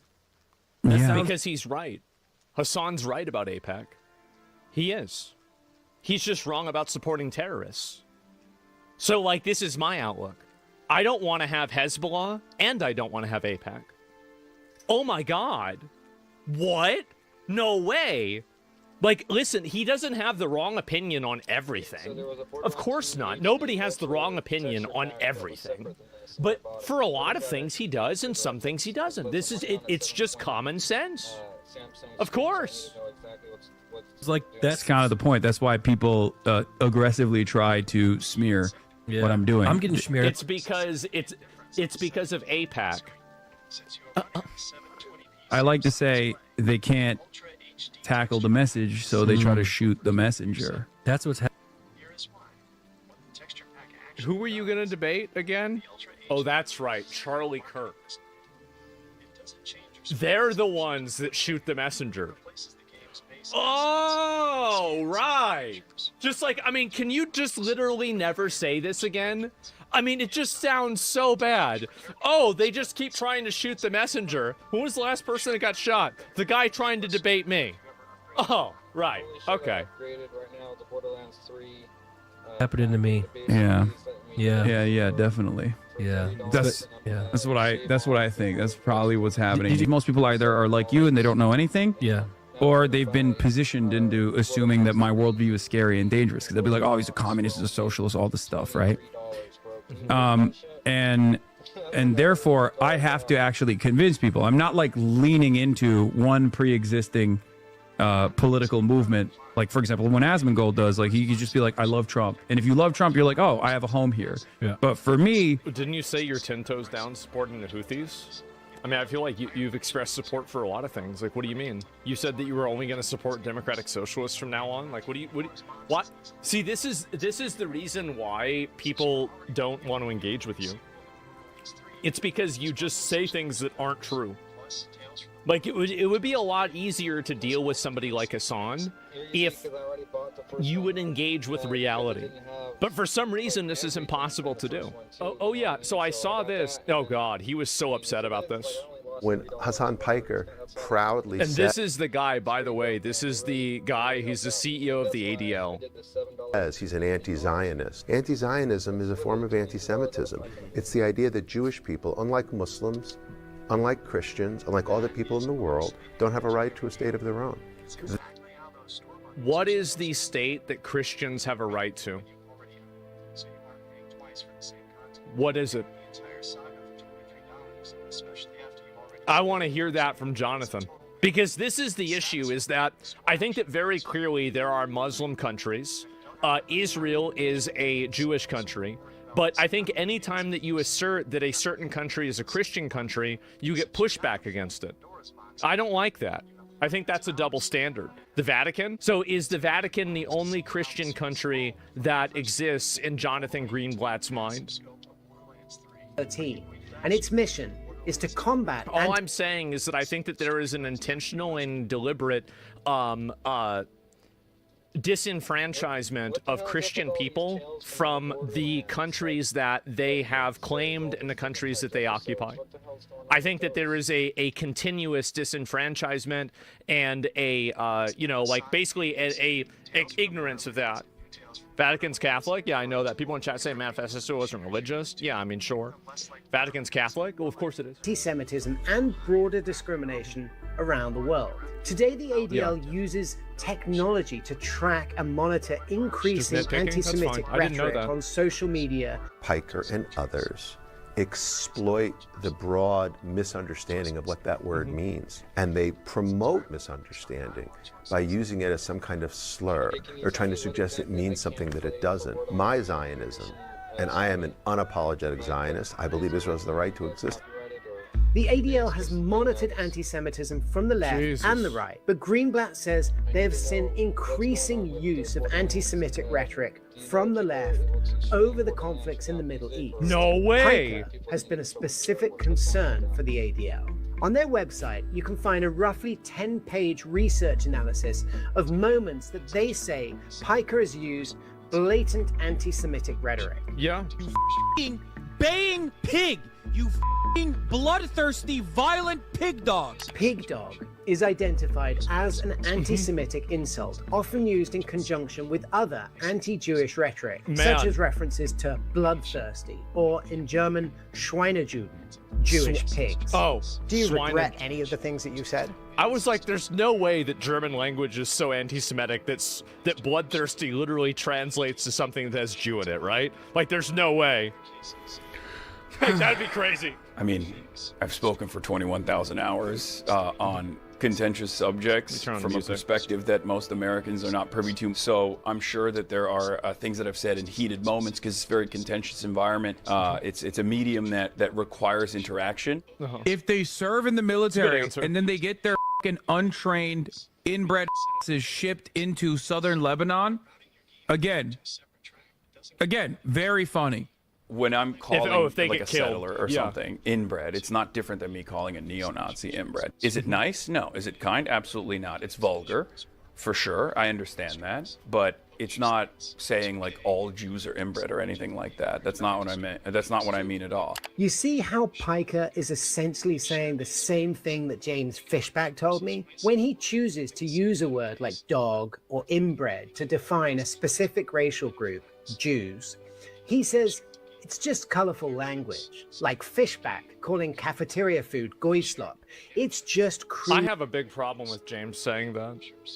Reason why is that I really think that those chicken tenders that we got whenever we were in school, they were really, really good.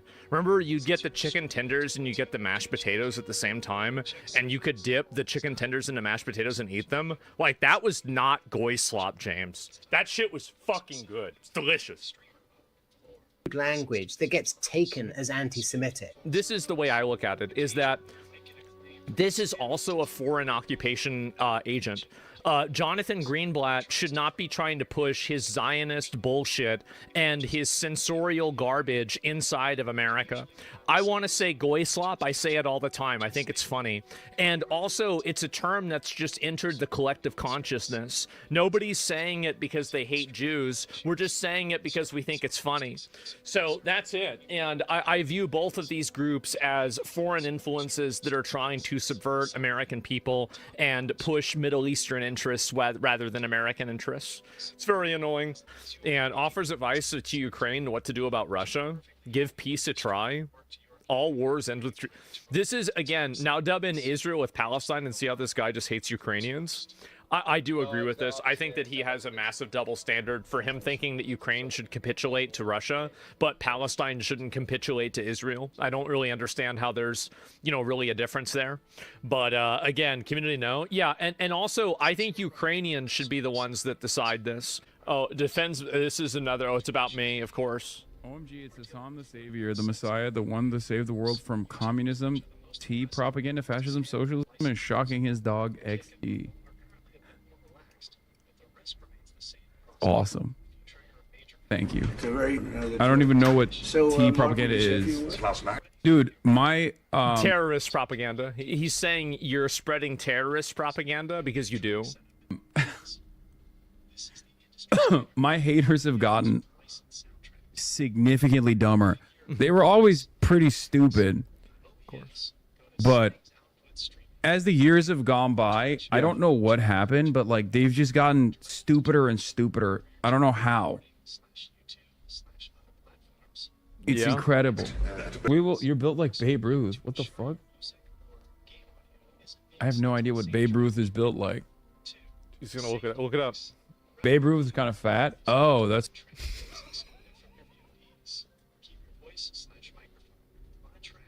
why he's saying that. Dude, it's such a weird thing that these guys are always doing nowadays. Like a lot of haters, this new thing that they do is like they'll either make me fat with AI and be like, this is what you look like. I've seen one of these. I've seen it. And I don't know why they keep doing that. I don't know if it's because they've hallucinated themselves into thinking that I look like that or something, or they think like it'll get to me or something. Because like I've been pretty open about my body dysmorphia, but like it doesn't work that way. You know what I mean? Mm-hmm.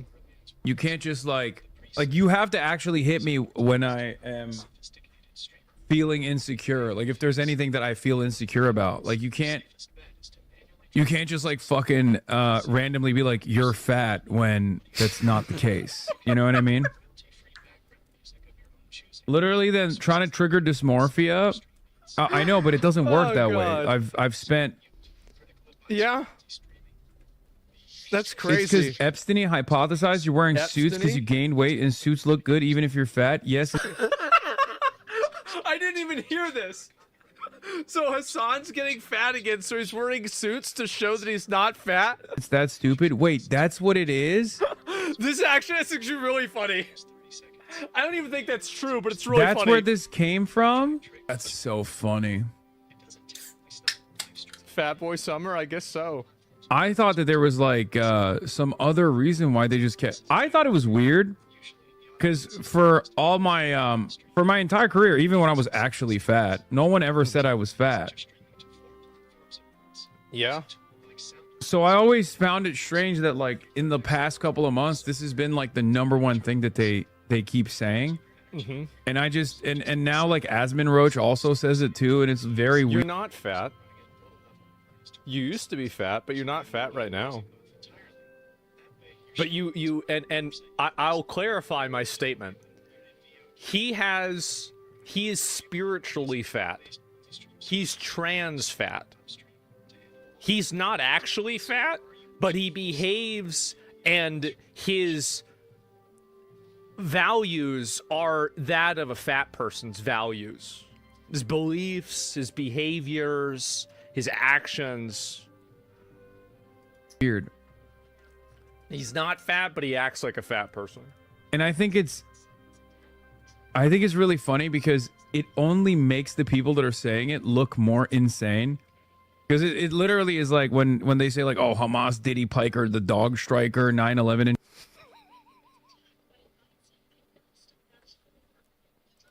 it literally is like when they say like, oh, Hamas, Diddy, Piker, the dog striker, 9/11. You gotta admit, it's kind of funny, right? Been enjoy like stuff like that. Most people It's go, funny. ew, you're gross. The fuck are you talking about? No, they think it's fun. It's stupid. I don't think anybody I don't think it's just stupid. It's funny. That's how you remembered it. Yeah, if it's not so catchy, then why is it that you remember it? And if you turn around and you're like, hey, isn't this guy fucking fat, dude? Look at this fat piece of shit, right? Most people are gonna look at you and go, the fuck are you talking about? Yeah. Call Asmongold Bugs Bunny from now on. Trust me. What does that even mean? Because I have very big front teeth. Well, I'm not gonna have to worry about that soon because I'm gonna get my teeth replaced. So I'm not too worried about it. But yeah, I used to get made fun of a lot as a kid for having really big front teeth. And also, yeah, that's true. It's just undeniably true. What is this? A capitalism hating hypocrite? Okay, I'll look at a couple more comments and I'll maybe look But at of some. course, there are dumb fucking morons like you that go, puh, rich guy, says you. Yeah, I know, dude. I know.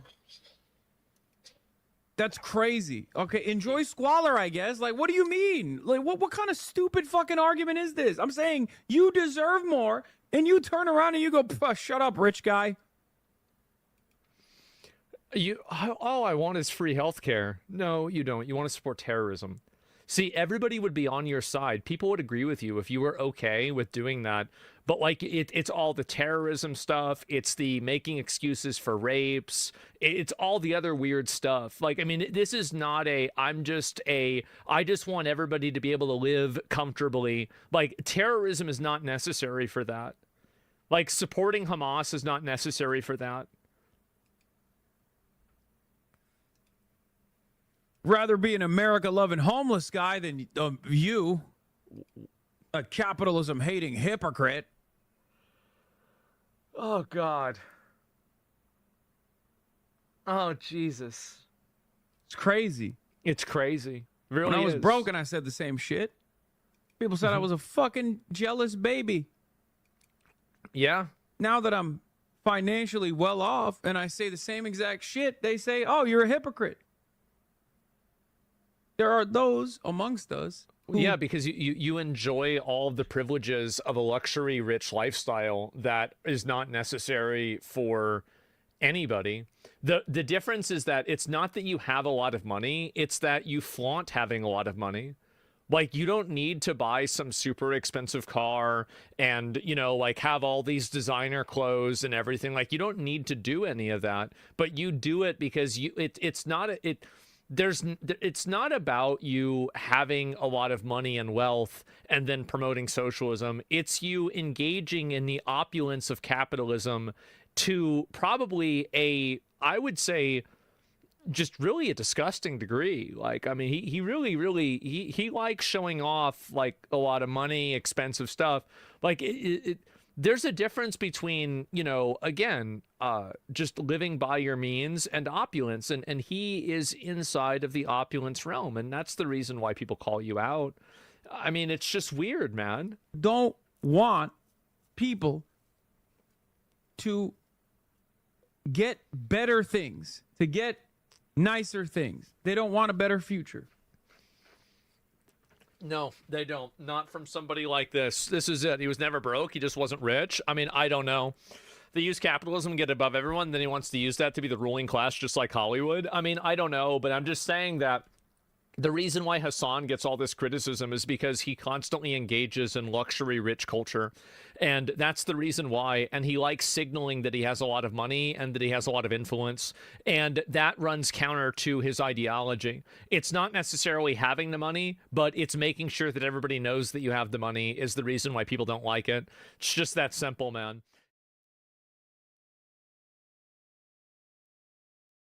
All right, let's go back to March 2021. Microsoft. Okay, so here's, I don't know if they have anything copyrighted or whatever, but they draw their stuff out. It's called Drawn Out, and I don't want to be all long and drawn out. But yeah, if you would like to go over there and subscribe to them, they're here on YouTube as well. Microsoft just purchased ZeniMax for $7.5 billion. Reports come out that Bethesda is still in charge of their IP, though. Okay, so I have some stuff. I think we might, instead of playing Spyro, we're probably going to be, because we picked up the Borderlands collection from 1, 2, and 3. I had 2 already remastered, and it gave me a discount on it, a rebate or whatever, and I was able to get the ones that I was missing for way discounted, because I have this Game Pass, and I plan on not buying it very much longer, so I kind of wanted to get the most I could out of it without having to buy it again to get all these different deals. So obviously, I mean, it's kind of messed up for Microsoft, but I don't care. Like I said, they're already going under. This is, see the top of the right of the screen right there, it says Microslop. Like, some of this stuff was so mismanaged that, like, I don't even care that people are like, I don't, just give me the game. Like, I'm not even, I wasn't into somebody even paying $140 when that shit came out, and they pre-ordered it and they put $100 down and they still had to pay $40 to get that shit. Like, I remember that. Like, that was terrible for those people having to do that. And I just got it for $23. So I don't know, man. Like, you know, it becomes to the point where, like, what are we supporting? Like, what is the bag in the back of this guy's head? Like, what is that? Like, we already know the industry is dying. The gaming industry is dying. So we got to figure out, like, what we were gaming for. Like, I don't know if you're not playing all these old games again like I am, but like trying to like have a nostalgia moment every other week, because like gaming just is so not what it used to be. So to kind of keep my hobby going, otherwise I'm going straight, you know, cutting all the gaming out and going political or doing some other shit, dude, because the games are just, they're not getting better, they're getting worse. So I'm not into spending super long amount of hours doing something to grinding for a skin on Call of Duty. I never liked that. I'm like 30 now. I can't be doing that, bro. So I mean, like, it needs to change. It needs to change. There never should have been these like weapon crates or stuff you could buy with in-game money to progress you, pay to win. That stuff like that killed the whole gaming industry. People literally sat there and raged on that for so long, and you guys didn't do a damn thing. And I'm talking like that's probably Elder Scrolls Online, and Starfield probably doesn't really have anything like that. But like, anyway, Fallout 76 has all these microtransactions with their atoms and stuff, and it's just, it gets to the point to where, like, I don't really understand if you guys are actually aware that the people who made those things aren't really getting that money. Like, when you buy the stuff in the Atom Store, like, the people who made them aren't. So it's just kind of just sucks. So you're getting the product, but I don't really know if you're not really helping the creators of that. So especially when they're reusing old assets from like New Vegas and stuff lately that I basically just, you know, got recently for the 76 to build with. And that's pretty much it, because I really like that game for building, but not much more. And I picked up Ark for $10. The original Ark Survival Evolved, I played that since, I think, the drop of the beta back in 2014. And I never bought the Ascended version because I always needed it on Game Pass. And now I got it for $10. So I might be doing some more videos on that. And I spent way too much time on Ark, but maybe selective events and videos to help other content creators, and I'll collab and do stuff like that. But that's in the future and stuff. I don't even know if my old Xbox will handle Ark right now without the Game Pass anyway, doing the cloud gaming. So it's just not really the best when I can't perform the best, because that's a pretty demanding game, especially with the PvP and stuff. I wanted to get back and do PvP too, because it really is a good, I think, you know, grinding and being able to do that materials farm from the bottom up, and it's just, it's fun. You know, it's I'd never really like Rust was too much, and I think Ark was kind of my Rust, and I don't know, man. It's just kind of got a warm place in my heart since considering it's almost gone on 10 years now. That's why they did Evolved, and they were supposed to go to Ark 2 and do a whole bunch of stuff. So like, I mean, how are they gonna do it if I never buy the game that they? So you know, I feel bad. So at least I bought it. I have the title, so people like know, like, oh, there's another title purchase. Like they care. Like, you know, hopefully they figure this shit out. Man, they added Vin Diesel in there, and then they expected everybody to like, you know, like it was like a Fast and Furious type thing. Like, oh my God, Vin Diesel, and then like it just died. So yeah, it's just it becomes too much. You know, like when we want something and then it just doesn't happen for 6 years. It's just like Fallout's remaster for New Vegas, which is what they're going to talk about. I'm assuming in this video that we're going to watch, which is why I want us to watch it. It's because I really wanted a Fallout New Vegas 2 at least before Fallout 76, and then we got Fallout 4, and then we got all this different stuff, and I'm like, yo, what happened to New Vegas? Because I live out here in the Mojave, bro. Like, they're just isolating their, you know, people who loved the game for what it was back then and that old desert vibe and everything. They don't even care. They just don't care. So, I don't know. It kind of makes me upset. So, I try not to think about it too much. And I used to play, as you can tell on the bottom right side of the screen right here, I have it right there. It says the 360 version. I've had it for a very long time. I played this game for a very long time, and most people wouldn't care about something not being remastered, but when it was something so good and they just didn't remaster it or give me a 2, it just kind of like, I don't know, it sits odd with me because it's just clear they didn't understand the core base of their fans. They love the different ammo, like. And then when they did the 76, you have to do different receivers to change the ammo type, which is completely retarded. It's completely, and you have ammo. Like, it's not like you can't just make different ammo for the gun and keep the receiver the same. Like, you literally, like, that's what you can do in Fallout New Vegas, is just keep the receiver the same and throw different ammo in there, bro. It's just, I don't know, man. It's just, you have to, like, grind for the materials and you're new. It just makes the game a lot more, like, disapproval. You're not going to get improvement from people of the old type that just get the gun and it works, and oh, let's find some ammo, put it in there and it works. No, you got to sit there and scavenge and scrounge around for stuff and get your skill up to be able. It's just a lot. Like, I mean, it just really was a lot. Like, it's not supposed to be Skyrim, like fucking Fallout. Like, that's not.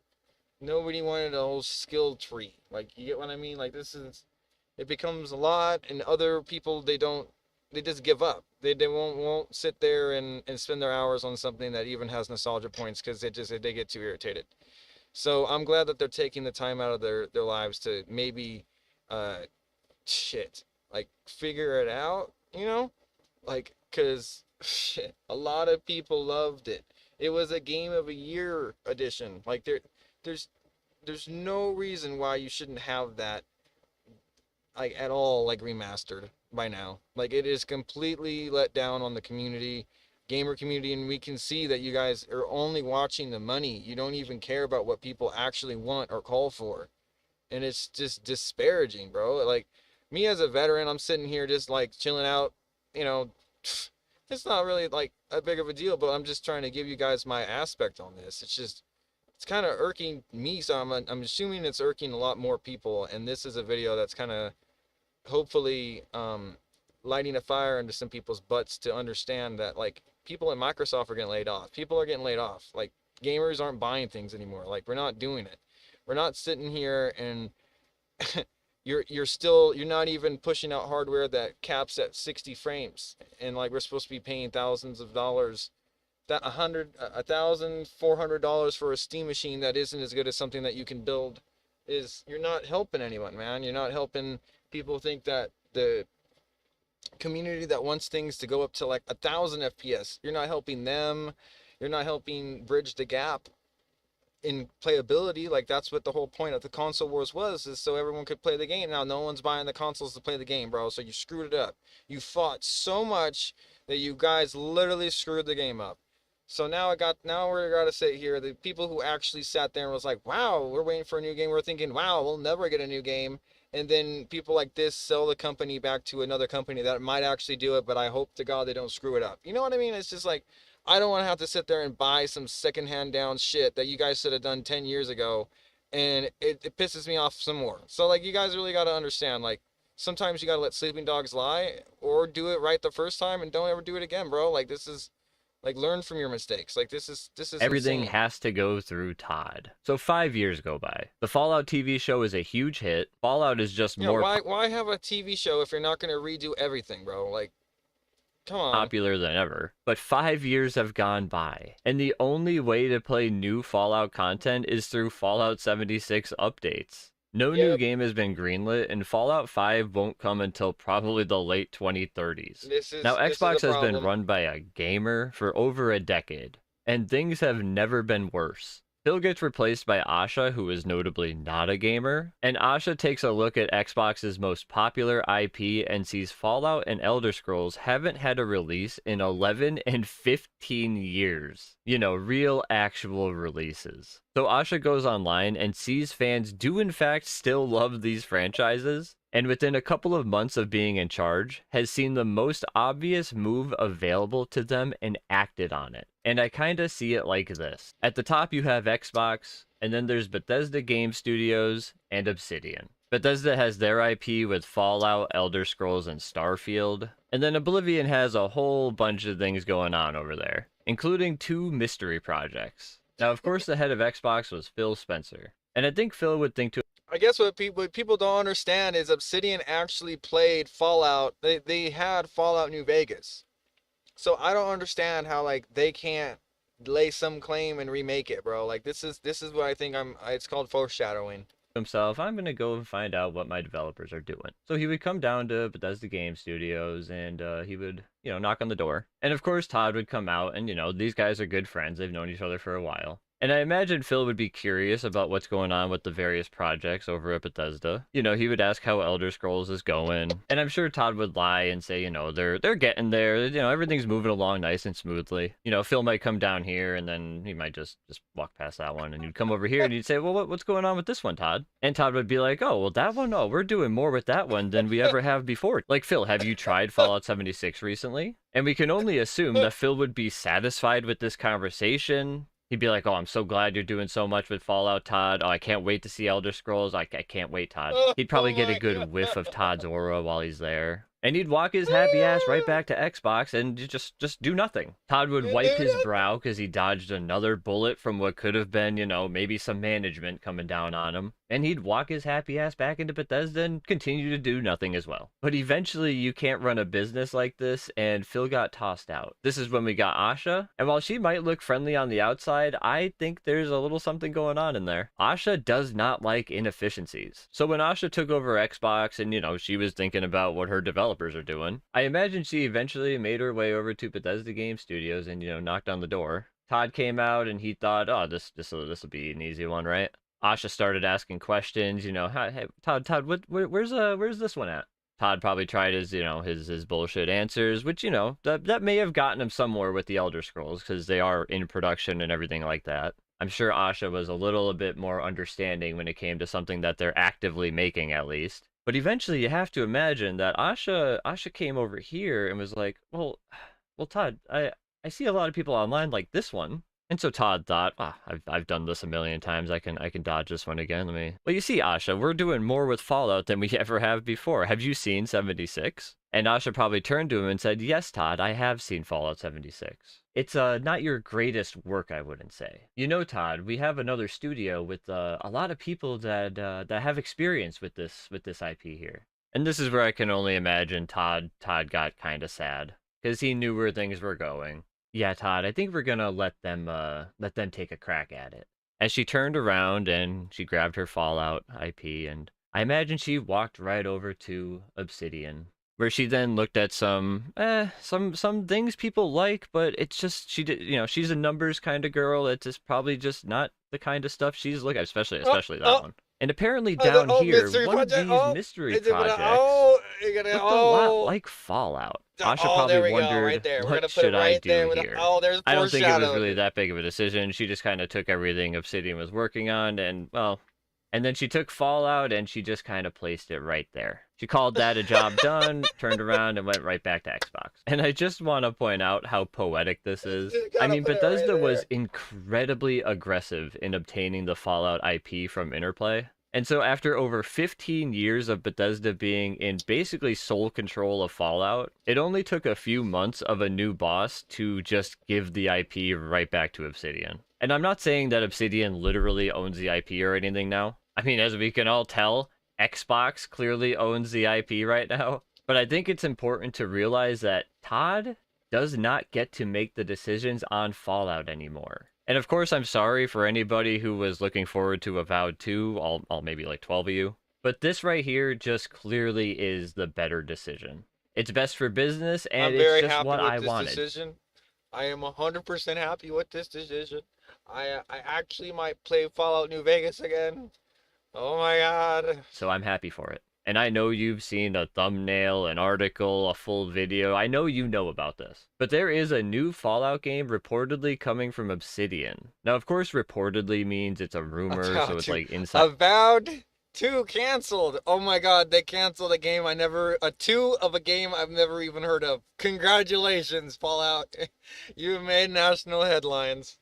Or info or something. But it is important to mention that this is directly from Jason Schreier. The article I'm using at the top is Forbes, and this is from Paul Tassi, but that's just because Bloomberg wants money from me to read their articles. Just for credibility's sake, a few things that Jason has gotten right. He accurately predicted that Fallout 4 was set in Boston in 2013. Of course, it wasn't revealed until 2015 that was true. He also leaked an entire script for Fallout 4's main storyline. He called Xbox closing Arcane, Tango, and other studios before it happened. He was right about 2023 Epic layoffs before it happened. He called The Last of Us Online being shut down, and just among many other things. There are some people that for some reason don't like Jason. I don't care. He's right about things, and that's what I care about. Something incredibly important with this news is that Josh Sawyer is reportedly going to be like the project lead of this game. He is, of course, most known for being the project director on Fallout New Vegas, and that just lends a ton of credibility to the project in general.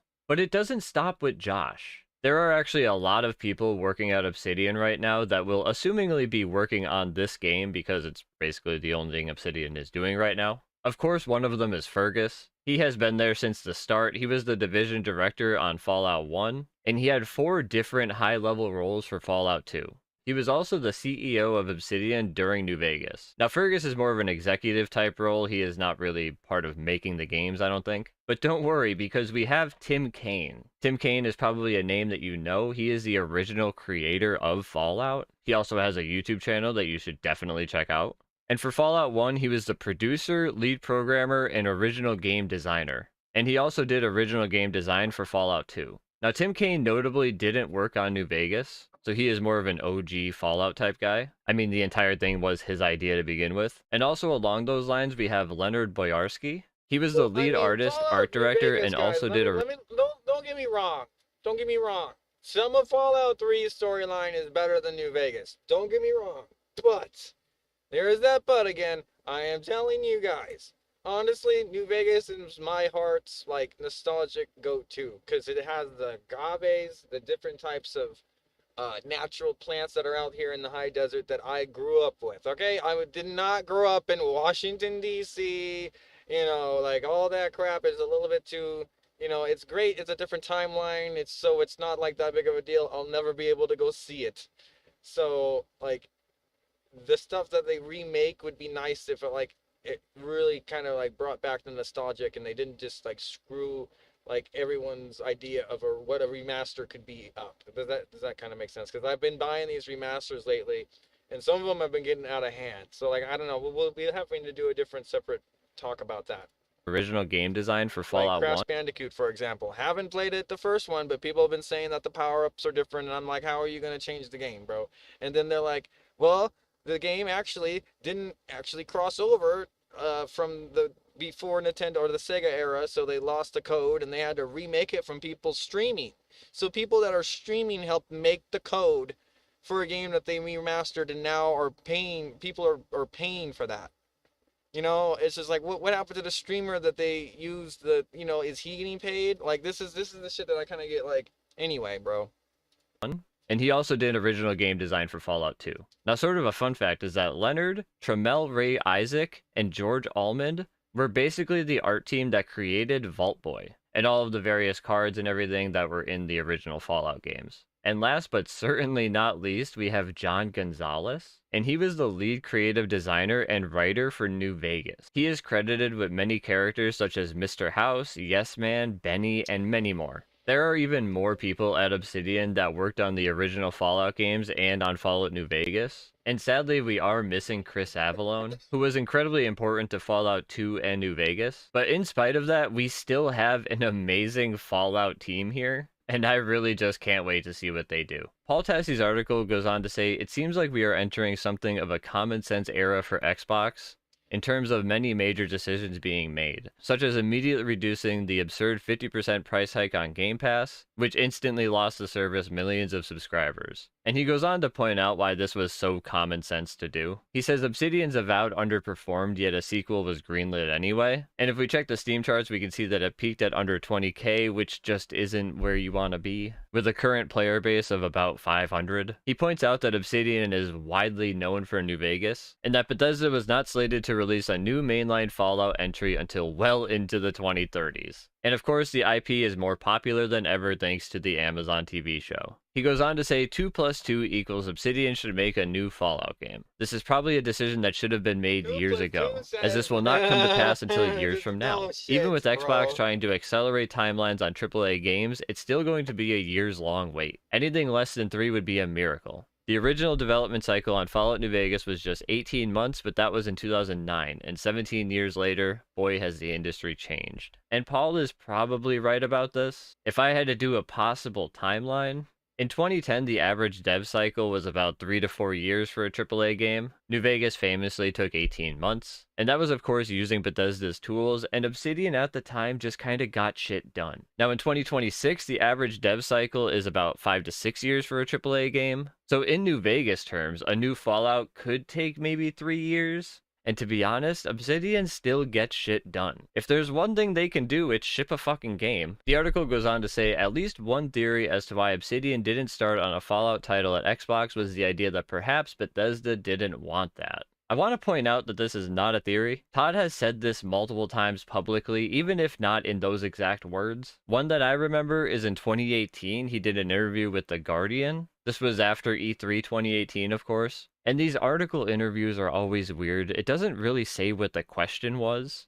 They just kind of go on about how Obsidian made New Vegas and this and that. So I can only assume the question was something like, would you ever let Obsidian make another Fallout game? And Todd's response is, I wouldn't say never. But now that our company is so big, it's always better to keep stuff internal. It becomes less likely, but I could never say never. I thought the Obsidian guys did a fabulous job. And Todd has had some form of this response to this kind of question every single time. Paul goes on to say, but now Bethesda released a somewhat underwhelming Starfield and is staring down the barrel of an Elder Scrolls 6 that will probably not be out until a decade after it was first announced. So I never miss an opportunity to rag on Starfield. I just want to point out we're right back down to where we were before that stupid fucking update. Right down to under the 5k players. And when it comes to Elder Scrolls 6 releasing, I mean, IGN has something to say about that. IGN made this article after all of the layoffs that Xbox did recently, and it's titled, The Elder Scrolls 6 Will Suffer Because of Xbox Layoffs. Bethesda staff say, fearing delays, crunch, and generational talent being replaced by contractors. The article goes on to say, speaking on conditions of anonymity, that's such a hard word to say. Current and former staff had told me that job losses across Bethesda Game Studio locations have removed more than 50 employees, including key high-performing people in the trenches, building the company's long-awaited Skyrim successor. This, in turn, they say, has shattered morale, raised the risk of future development crunch, and increased the likelihood that the game's already far-off completion date will be delayed. fucking people. They also said we were already running a tight ship and are worried about this delaying the game. And I gotta push back on this a little bit. I know a lot of people they always think that like only the executives can be wrong. All of the little guys that work at the studio, they're probably all just hardworking individuals and blah, blah, blah, blah, blah. And I'm sure that that is true a lot of the time. But it isn't true all of the time. And in the case of Bethesda Game Studios, do you really see a company that has increased productivity with more employees? This picture shows just Bethesda Game Studios. This is a graph that has been passed around a lot, and it usually has a bunch of other studios that were helping Bethesda Game Studios, and they would be like layered on top of these other bars. I've gotten rid of those just to show you Bethesda Game Studios themselves. At the time of releasing Starfield, they were up to about 400 employees at just BGS. When they released Skyrim, they were at about 100. Skyrim came out 3 years after Fallout 3. Are we starting to notice something here? A dev team that is 4 times bigger than it was before is now apparently really struggling to make this fucking game. I'm sure a lot of that comes down to executive management and all of that, but also some people might just fucking suck at their job, and they might have to be fired. There is something at Bethesda that is incredibly inefficient. It's inefficient, and there is like no quality standard whatsoever. They need big changes over at Bethesda, and if this is something that has to happen, it just fucking has to happen. There are more developers who were speaking out, but they were apparently the previous lead quest designer at Bethesda for Fallout 76. And he tweeted, "In unfortunate news, I, along with many of my peers on Fallout 76, have been laid off as a part of the larger Xbox restructuring. I'm proud of my 7 years on the project and my time helping to lead quest design for the game. I have played the entire main quest line of Fallout 76, and even most of the side quests, and I don't think that you were good at your job. Do I feel bad on a human level? Sure, I don't want anybody to lose their job. But if you're bad at your job, it's time to get a new job." The article goes on to say, "It is likely that the studio may not have much leverage to protest something like this these days. Fallout is Xbox's. If it wants Obsidian to make a Fallout game so players can get their hands on one before 2035, it's going to do that." And yeah, yeah, that's what's gonna happen. It was the common sense move 5 fucking years ago. And it took a former Instacart executive with no gaming experience to step in and within months make that decision. It shows me, and it should show you, that this could have been done from the start. So I do want to mention id Software real fast. id Software is a legendary team with decades of talent working together. They successfully rebooted Doom to the modern gaming era, and they were the exact thing that Asha wanted. In-house tech shared between studios. id Software did everything right. They made tech shared internally, they shipped profitable games regularly, they even co-developed Bethesda projects, and they did this all with about 185 people. They are now less than 50. The remaining studio put out this statement. They said, "Thank you for all the support this week. While our studio was impacted, those changes were spread across teams. We still have the crew we need to build the games and tech we're known for. The team today is about the same size we were when making Doom 2016. We have always had a flat studio where everyone is a maker, and we will remain true to that philosophy moving forward. We are focused on supporting each other and the team members impacted. We're going to keep building great games and tech that have defined us for the past 35 years, and we're looking forward to seeing you at QuakeCon this August." And while it's a nice statement and everything, it just doesn't really do it for me. I feel like of all teams at Xbox, id might have been one of the few you should have absolutely left alone. But I guess only time will tell where that goes. But yeah, thanks for watching. Leave a like if you enjoyed. If you want to buy a mug, go to drawoutstore.com. And yeah, again, I'm not trying to sound mean to people at Bethesda that got laid off. I just don't see any way of moving forward for them without that. Of course, thank you to all the doodles who have signed up, and have a good day.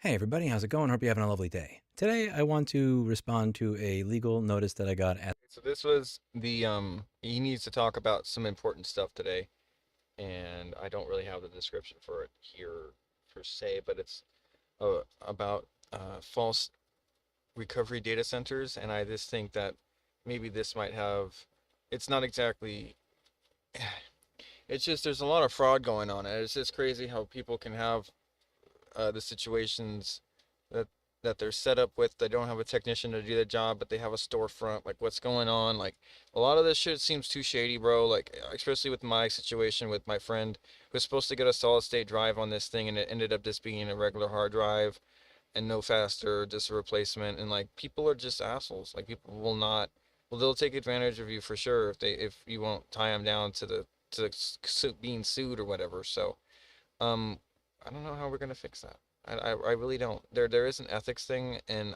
I think there has to be an amendment to the Constitution where if you like don't conform to our ethics and stuff, that you might have to get deported. Like, I think that this is becoming too much. Asking me to remove content from my website.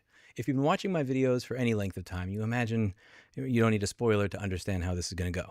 What I wanted to do before I do that is explain how I do business and why I do business in the way that I do when it comes to my marketing and how I present myself on my company website and what my strategy is. I want to give you an example from a long time ago. If you are trying to fix your own laptop, let's say that you broke the screen. On average, your normal user that's not a technician is not going to open the device, take the screen out, get the part number from it, and then Google the part number to buy it. What they're going to do is they're going to look at the bottom of the device. They're going to read where it says model A1181. They're then going to Google A1181 MacBook screen, and they're usually going to buy what shows up, and then they're going to take it apart once they get the device. Because most people, they don't want to do an extra chore of taking the device apart twice, and especially if the screen is half working, you don't want to mess with it while it's half working.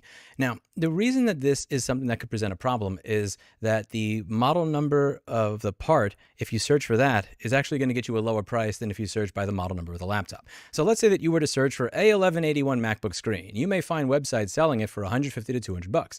But if you search for the actual part number of the screen, which you have to take the entire device apart to see, if you search for LP133WX1, you may find the part as cheap as $50 to $70. And the reason that many websites did this back in the day is because they realized that they want to be able to charge more money to people who don't necessarily know better, but they also don't want to lose business from technicians buying the part. So if you go to their website and you search for A1181 MacBook screen, it'll be listed for $150. But if you search for LP133WX1, the exact same device that will be shipped to you will cost you $50. My website is very ugly back then, as you can see. I think I made this in eBay's HTML editor for for product postings. It was horrible. But I knew that I was not going to be able to compete based on having the fanciest website. I had $200 in my pocket. I wasn't going to be able to pay a fancy developer. So what I decided to do is I am just going to operate in a very honest and transparent way. There's this idea in life that you need to climb and compete with other people climbing their hierarchies, and that's not what I do. I always figure I'm just going to make my own. And in my industry, I realized that there was a severe lack of honesty and transparency. Those websites were technically not doing something that was illegal. They didn't do something that's wrong per se, but you wouldn't feel good if you were on the other end of that. So, and I realized when I made my website that there's a very good chance that if somebody sees that they could buy this part for $50, they may be less likely to use me than they would be if they thought the part was $150 and I was just charging $10 in labor. And I didn't care. If that meant that somebody did the work by themselves, great, more power to them. I never wanted people to feel like they were doing business with me because they had to or because they were coerced into it. I wanted them to be as informed as possible. I wanted them to understand our industry. And then once they have a full understanding of our industry, do business with me because they want to, because they feel like I am the best option for them at that time. And I've always carried this forward in how I do business with all the board repair videos I did, with having a detailed wiki that goes over how to do all the repairs that I do, even if you don't want to watch my videos. And I've carried that forward with data recovery. I have a data recovery business right now. And data recovery is an industry that I believe is highly treacherous. Do you agree, BlackBerry? Good girl. There are a number of examples I could give you. I'm just going to give you a few real quick ones over here. There's a company called Drive Savers. Almost every single person in this industry has had that moment where you have a customer go to you and they give you something like a phone that has a bad screen and you get told that Drive Savers wanted $2,800 to do data recovery. Or it has a bad charge port and I took it to Drive Savers. They said it was going to be $3,000. I asked for it back and there's lint in the charge port or something like that. It's really crappy because technically they're not actually doing something illegal. They are offering you a data recovery service for a price. They tell you the price up front. You pay the price. They give you your data. You technically got what you paid for. There's no specific crime to point to there. However, if your elderly grandmother paid $2,800 solely because she lacked the technical knowledge and know-how to understand that the only problem with her phone was a bad screen, you'd probably be really angry. And I'm going to take a wild guess that when the only problem with the phone is a bad screen, they're not telling their customer $2,800 screen repair. And the reason that this stuff happens is because there's this old memo from almost 30 years ago where Apple is referring a lot of the data recovery customers to Drive Savers if they want to keep their warranty. That gave them some legitimacy, and they've built on that in a way that I find to be really shitty. My website also debunks other concepts, such as the requirement for a $2 million clean room in order to do data recovery. You'll often see websites where people wearing these fancy spacesuits are there, why you need a clean room for data recovery. They'll tell you about their $2 million clean room, and I made an entire page on my website debunking this. For less than the cost of a big screen television, you too can have a laminar flow bench, which allows you to do the exact same work to the exact same standard that they would do in a clean room. I spent more money on this damn particle counter than I did on my entire laminar flow bench setup just to make sure that I had a calibrated instrument that could prove that that $4,000 laminar flow bench allows you to get a particle count of 0 at stuff that you can't even see with a microscope and do data recovery just fine. The reason I'm doing this is because I don't want people to believe that when they get these outlandish psychotic quotes for data recovery, that's the $2 million clean room that you're paying for, and that's why it's so much money. The reality is that what you're paying for in many instances is marketing. A lot of the companies that are telling you this are paying for ads, and these ads can be upwards of $150 per click, and they have to make that back somehow. There are also other practices in the industry that I go over on a regular basis on my website, such as the fake data recovery locations. You'll have companies that have a bunch of different locations all across the country, and when you show up, there's nobody there. There's nobody there that actually does data recovery. And sometimes the people that are there are not even employees of the company. One of the things that you'll note if you look for data recovery in my area is that there's 1 or 2 companies that actually do it, but then there's a bunch of other companies where when you show up, you're not going to see a PC3000 or a data recovery lab. A lot of these locations don't actually have tools for data recovery, and the company that, my company, which does have all the tools on site for data recovery and thousands more reviews than those, is essentially at the bottom. So I'll have people show up to my store on a regular basis saying, hey, you're the 3rd or 4th place I went to. The first 2 or 3 places I went to didn't even have a technician on site, and the person that was there said that they don't even work there. And I'll go, what? What are you talking about? And they'll say, yeah, look at all these other places that outrank you on Google. They don't even have somebody working there who does data recovery. So I decided to start looking into this. And when I looked into it, I made a page on my website, Fake Data Recovery Locations,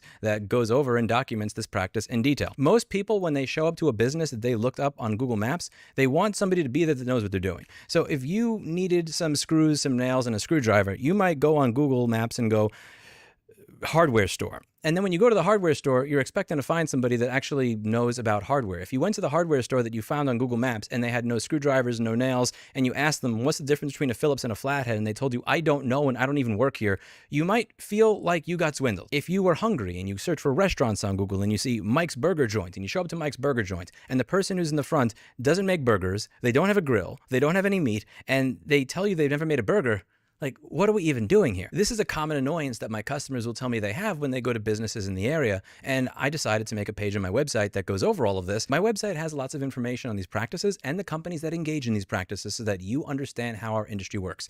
But it's not all just saying that these companies have these problems. We also talk about competitors in a positive light, some of which actually charge less money than we do. I have a page on my site called Honest Data Recovery Companies where I talk about other competitors that I believe do business in an honest way. iPad Rehab, Desert Data Recovery, $300 Data Recovery, and a bunch more if you visit datarecoveryprofessionals.org. If you go to datarecoveryprofessionals.org, you'll find a group of like-minded people that don't take part in these deceptive practices. And I'm very happy to promote that on my own website, even though they're all direct competitors, because I believe that we're better off if we have a more honest industry. I know that there's no way in hell that my half a dozen employee team can do data recovery for the entire country. And I'm happy to promote people that I think are doing honest work. And I have no problem if that means that they get a job that maybe would have went to me.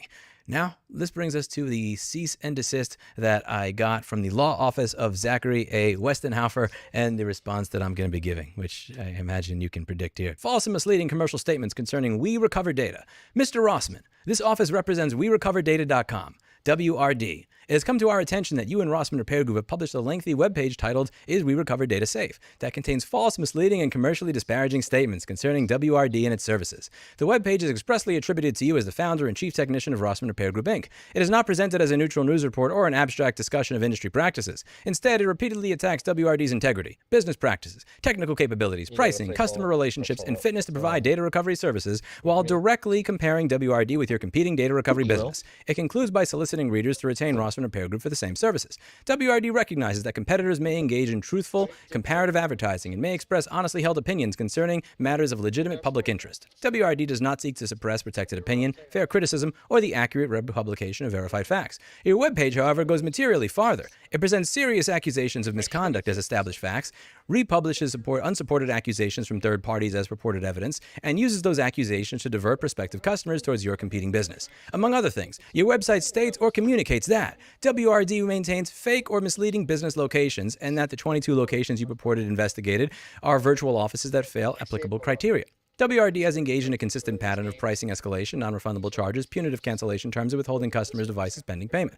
WRD's published technical materials contain fabricated claims, dangerous advice, and engineering impossibilities and false assurances. WRD advertises a fabricated success rate. WRD's technical capabilities, equipment, credentials, facilities, and customer service practices are materially inferior to those of Rossmann & Peer Group Inc., and WRD deliberately damages customer property when customers decline WRD quotes or seek competing services. The final category is particularly serious. Your webpage republishes a statement attributed to the Reddit user Zorb750 accusing WRD of being strongly suspected of sabotaging hard drives when customers decline their quote. It also republishes a statement attributed to Reddit user Data Recovery NJ claiming, "I have had a few cases with re-recovery data where they quoted the customer 4,000 plus. When the customer asked for it back, they copied the data to their server and degaussed the drive." WRD understands that Data Recovery NJ is associated with a competing data recovery business. Your decision to republish that accusation on your company's website gives it a broader audience and places the authority, reputation, and commercial interests of Rossmann & Peer Group behind it. The accusation is false. WRD does not sabotage, degauss, destroy, or deliberately damage customers' drives because the customer declines quote, requests the return of the device, or elects to obtain services elsewhere.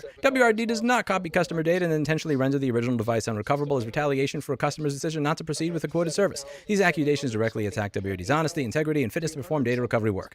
Your webpage also appears designed to capture consumers actively searching for information concerning WRD and redirect them towards Rossmann & Peer Group Inc. The page repeatedly contrasts alleged deficiencies in WRD services with the reported advantages of your competing business, including your pricing, equipment, evaluation policy, facilities, customer reviews, and no data, no fee policy. The commercial purpose of the publication is apparent from its structure, content, and concluding solicitation. Your conduct appears to give rise to multiple cases of action, including claims for defamation and defamation per se, business disparagement and trade libel, tortious interference with prospective business relationships, unfair competition, and false or misleading representations of fact and commercial advertising or promotion in violation of... WRD is continuing to review the webpage and sources cited within it. Nothing in this letter should be understood as limiting WRD's objections to the examples identified above. WRD expressly reserves the right to identify additional false, misleading, unsupported, or materially incomplete statements concerning WRD. Accordingly, WRD demands that you and Rossmann & Peer Group immediately remove from publication the website entitled "Is We Recover Data Safe" in its present form. 2. Immediately cease publishing, republishing, distributing, or promoting any false or misleading statement that WRD sabotages, degausses, destroys, damages, or deliberately renders customers' devices unrecoverable. Immediately cease publishing or republishing false or misleading factual statements concerning WRD services, pricing practices, locations, facilities, personnel, technical capabilities, credentials, customer relationships, and business practices. Remove any materially identical or substantially similar publication concerning WRD from any other website, social media account, advertising platform. Provide a written identification of each website, blah, blah, blah. If you contend any accusation of sabotage or this... let's see. I'm sorry. I'm laughing because I'm impatient to get to the fun part of the video. WRD has preserved evidence related to your publication, including copies of the webpage, publication dates, source links, screenshots, archive materials, and related records. You and Rossmann & Peer Group Inc. are hereby placed on notice that WRD anticipates litigation concerning the matters addressed in this letter. Accordingly, you are under a legal obligation to preserve all potentially relevant evidence in your possession, custody, or control. This includes, without limitation, all drafts, edits, revision history, source materials, screenshots, archive pages, analytics records, search engine optimization records, keyword search materials, advertising records, website traffic records, conversion data, customer intake records, referral records, emails, text messages, internal communications, social media communications, Reddit posts, direct messages, account records, metadata, browser data, customer communications, business records, financial records, and electronically stored information relating in any way to WRD, the webpage entitled "Is We Recover Data Safe," any other statement concerning WRD, the statements attributed to Zorb750 and Data Recovery NJ, and communications with those users or with the persons responsible for those accounts, and any effort to direct actual or prospective customers away from WRD or towards Rossmann & Peer Group or any competing service. You are further directed not to delete, modify, destroy, overwrite, conceal, or permit the loss of any such materials, whether stored locally in cloud accounts on mobile devices, business systems, or through third-party platforms. This preservation obligation applies equally to Rossmann & Peer Group Inc. and to each of its officers, employees, agents, contractors, representatives. Failure to preserve relevant evidence after notice of anticipated litigation may constitute spoliation of evidence and may subject you and Rossmann & Peer Group Inc. to court-imposed sanctions, adverse evidentiary interferences, monetary penalties, or other relief. Nothing in this letter constitutes a complete redaction of WRD's factual or legal positions, all of which are expressly reserved. We request written confirmation by no later than July 8th that you and Rossmann & Peer Group will comply with the foregoing demands. If you fail to comply, WRD is prepared to pursue litigation and all available legal remedies without further notice to you. Govern yourself accordingly. Sincerely, Zachary A. Westenhofer. counsel for rerecoverdata.com. I keep having to edit this because I keep laughing too much throughout it. I apologize for that. I like doing these more in one take, but I can't do it on this one. So what was one of the items that they were complaining about? WRD advertises a fabricated success rate is what they attribute to me. Let's see what their page says and what my page says. So on my page, it says the website advertises a 96% success rate in page title tags, while their own FAQ states they do not publish success rates. Let's see if they actually removed this or edited this from the website before sending a cease and desist. At this point, they have had literally 2 weeks to cover their tracks on this, and let's see what they did. So if I search for success rate on their FAQ, it says, we do not publish the success rate in order to not mislead our customers.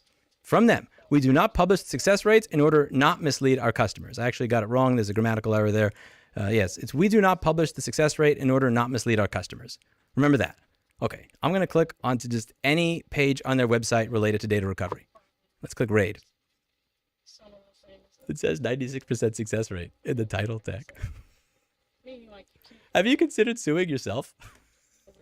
You don't need my website to say anything. This is a joke. Here's the funny thing. What is a success considered by WeRecover Data? And it says, if the client didn't specify the exact critical files that need to be recovered or indicated everything are unknown, we will consider the recovery to be successful if any files on the media are recovered. So if I tell you, hey, I'd like to pay you $4,000 to recover everything on this drive, and you recover 64 kilobytes of Windows.dll files, by this terms of service, that's success. I'd have an amazing success rate if my standard was that. Next thing to go over here are the business listing locations. When you search for data recovery, you'll see that WeRecover Data shows up first over here. They show up number 1 at this Congress Avenue location. And as you scroll down, again, you'll see there's a bunch of locations that do not have data recovery stuff on site. And my location that actually does have data recovery stuff on site shows up somewhere in the bottom, if at all. You got to scroll quite a bit to find that. Yeah, I don't think you're going to find me at all over here. Let's take a look at what I said. Our WeRecover Data's 50+ locations, real offices. WeRecover Data's homepage advertises 50+ global locations. The 22 addresses investigated are operated virtual offices by Regus, WeWork, Intelligent Office, and similar co-working providers. The receptionist referenced in the quote is a Regus or virtual office employee, not WeRecover Data staff. The instruction to call us at 866-400-3282 routes to a central call center. Despite advertising local area codes for cities like Philadelphia, Houston, the toll-free number is the operational backbone. The local numbers route to the central call center. And again, this comes back to what I talked about before. If you are going to a hardware store, if you search for hardware store, you expect that the place that shows up on Google Maps is going to be a local hardware store where you can buy screwdrivers and screws and nails. At the very least, you expect that the person that you see there actually works there. That's just one of the most basic expectations of having a business. Now, when you walk into my business, you will see this.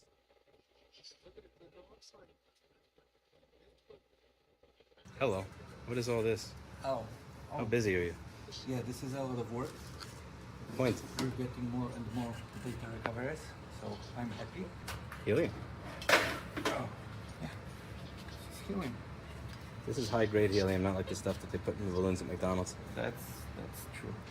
So you use this to put the helium back in the drive when you're done? Yeah. That's crazy. You wanna? No, I don't want high-grade, high-pressure helium. I tried. What? Yeah, it does work actually. Right. Until you train somebody else on how to do all the things you know how to do. That...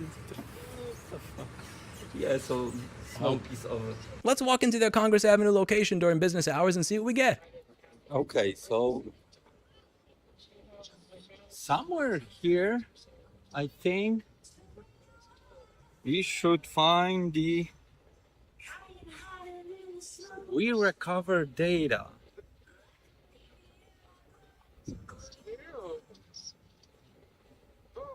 Look like Fruitful, Wells Fargo. Here? Okay, let's go. Let's check. Let's ask.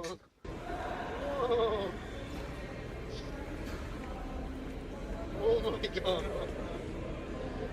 Hello.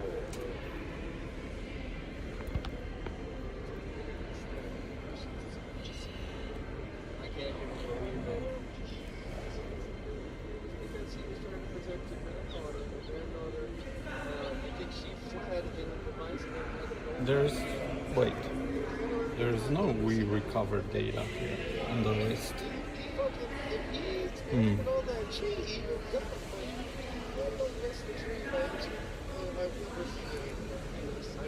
But it should be. Let's check. Excuse me, guys, quick question. I'm looking for we recover data. It should be somewhere here, room 500. Ask the security there. Oh, okay, thank you. Hi, sir. For a company, we recover data. They should be at room 500. Okay, they should be open. The elevator should be open to you. So you take these set of elevators, and you should be able to go to 500. Oh, okay. Let me see real quick. Yeah, it says spaces. So take this set over here, and you should be able to go to level 5. Okay. 500. No, that's like the lion too. Like, no. You can't even have their cage spaces. Isn't that the thing with the bison? How are you? The bison too young or I a just have a quick question. I'm looking for a We Recover Data company. Yes, so they are, they have an office here, but they are appointment only. However, if you have a device, you can drop them off here. Oh, okay.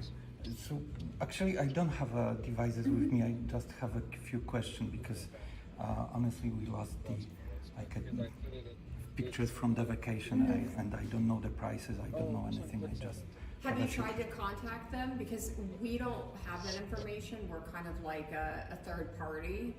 So you would have to contact them and they'd be able to verify if whatever it is that you need that they'd actually be able to accomplish.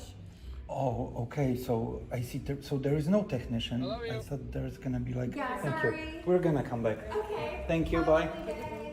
To be fair to them, almost every data recovery company does this. And again, that's why this industry bothers me so much. That's why I have that Honest Data Recovery locations on my website.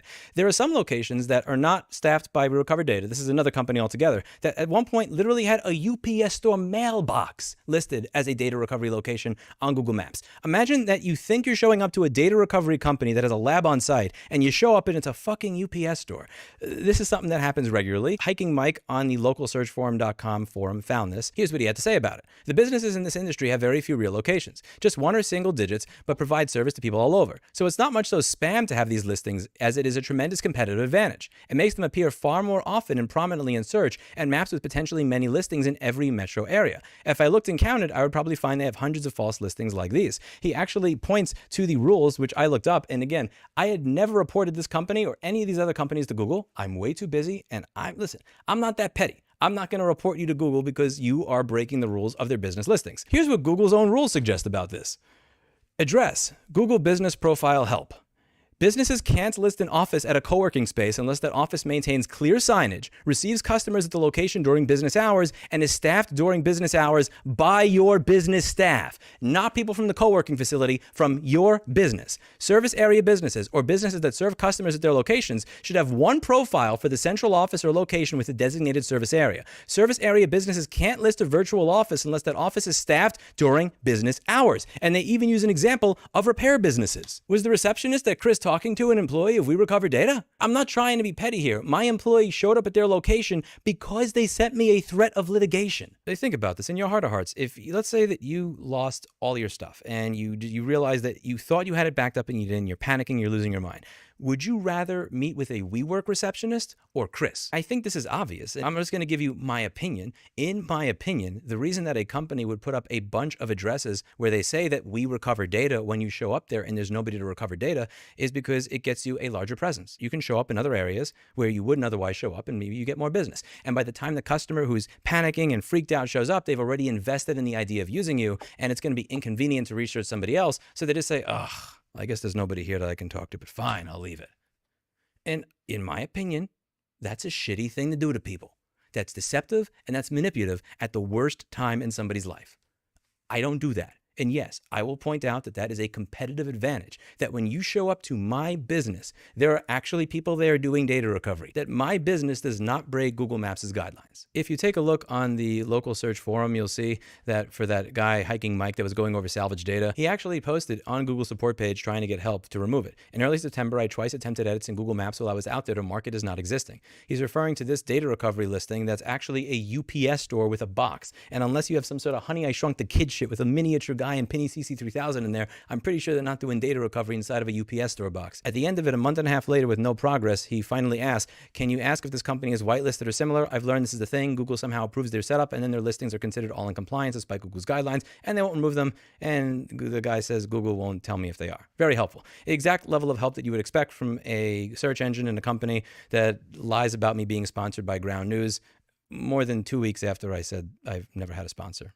They don't even have a citation for it. They just straight up lie. I've never done a video talking about this or complaining about this before. I just kind of sit and take it. But if you're going to say that I'm not allowed to talk about this on my own website, oh, hell no. Now, they complained about me posting stuff from what people have said on Reddit. So let's take a look. What did I do here? I said We Recover Data publishes no dollar amounts for any service in their website, which I find to be true. And I'm comparing and contrasting that to the fact that our website, one of our advantages as a business, in my opinion, is that we publish quoted price tiers for every single service that we offer on our website so that you know exactly what you're getting yourself into. I can't tell you exactly what's wrong with your drive until I see it, but what I can say is here are all of our price tiers so that they cannot change on you later. When it comes to pricing, I have a part of my website that has screenshots and links to Reddit threads where people are talking about prices. If you're saying that this is illegal, this is all information that shows up in a Google search. None of this is magically fabricated. This is literally screenshots and links to people who have made Reddit posts about the pricing. There's a complaint made about me talking about a Zorb 750 as somebody who's on a data recovery forum.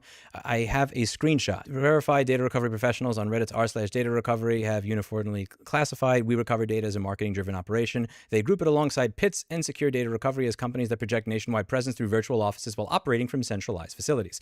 And I have a link to a post that is made by Zorb 750. This is literally a screenshot.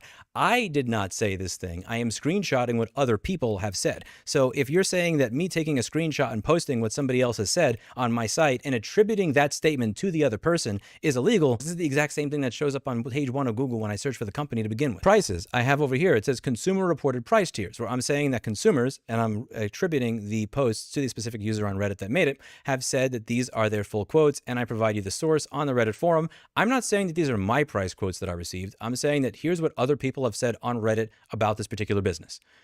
These are screenshots from Reddit that are attributed to specific users. I can't use your website as an accurate citation of what your prices are because you don't list your prices on your website. But if any of these price ranges are wrong, you're more than welcome to correct them and put a pricing page on your website that I can reference to say what your prices are in the future.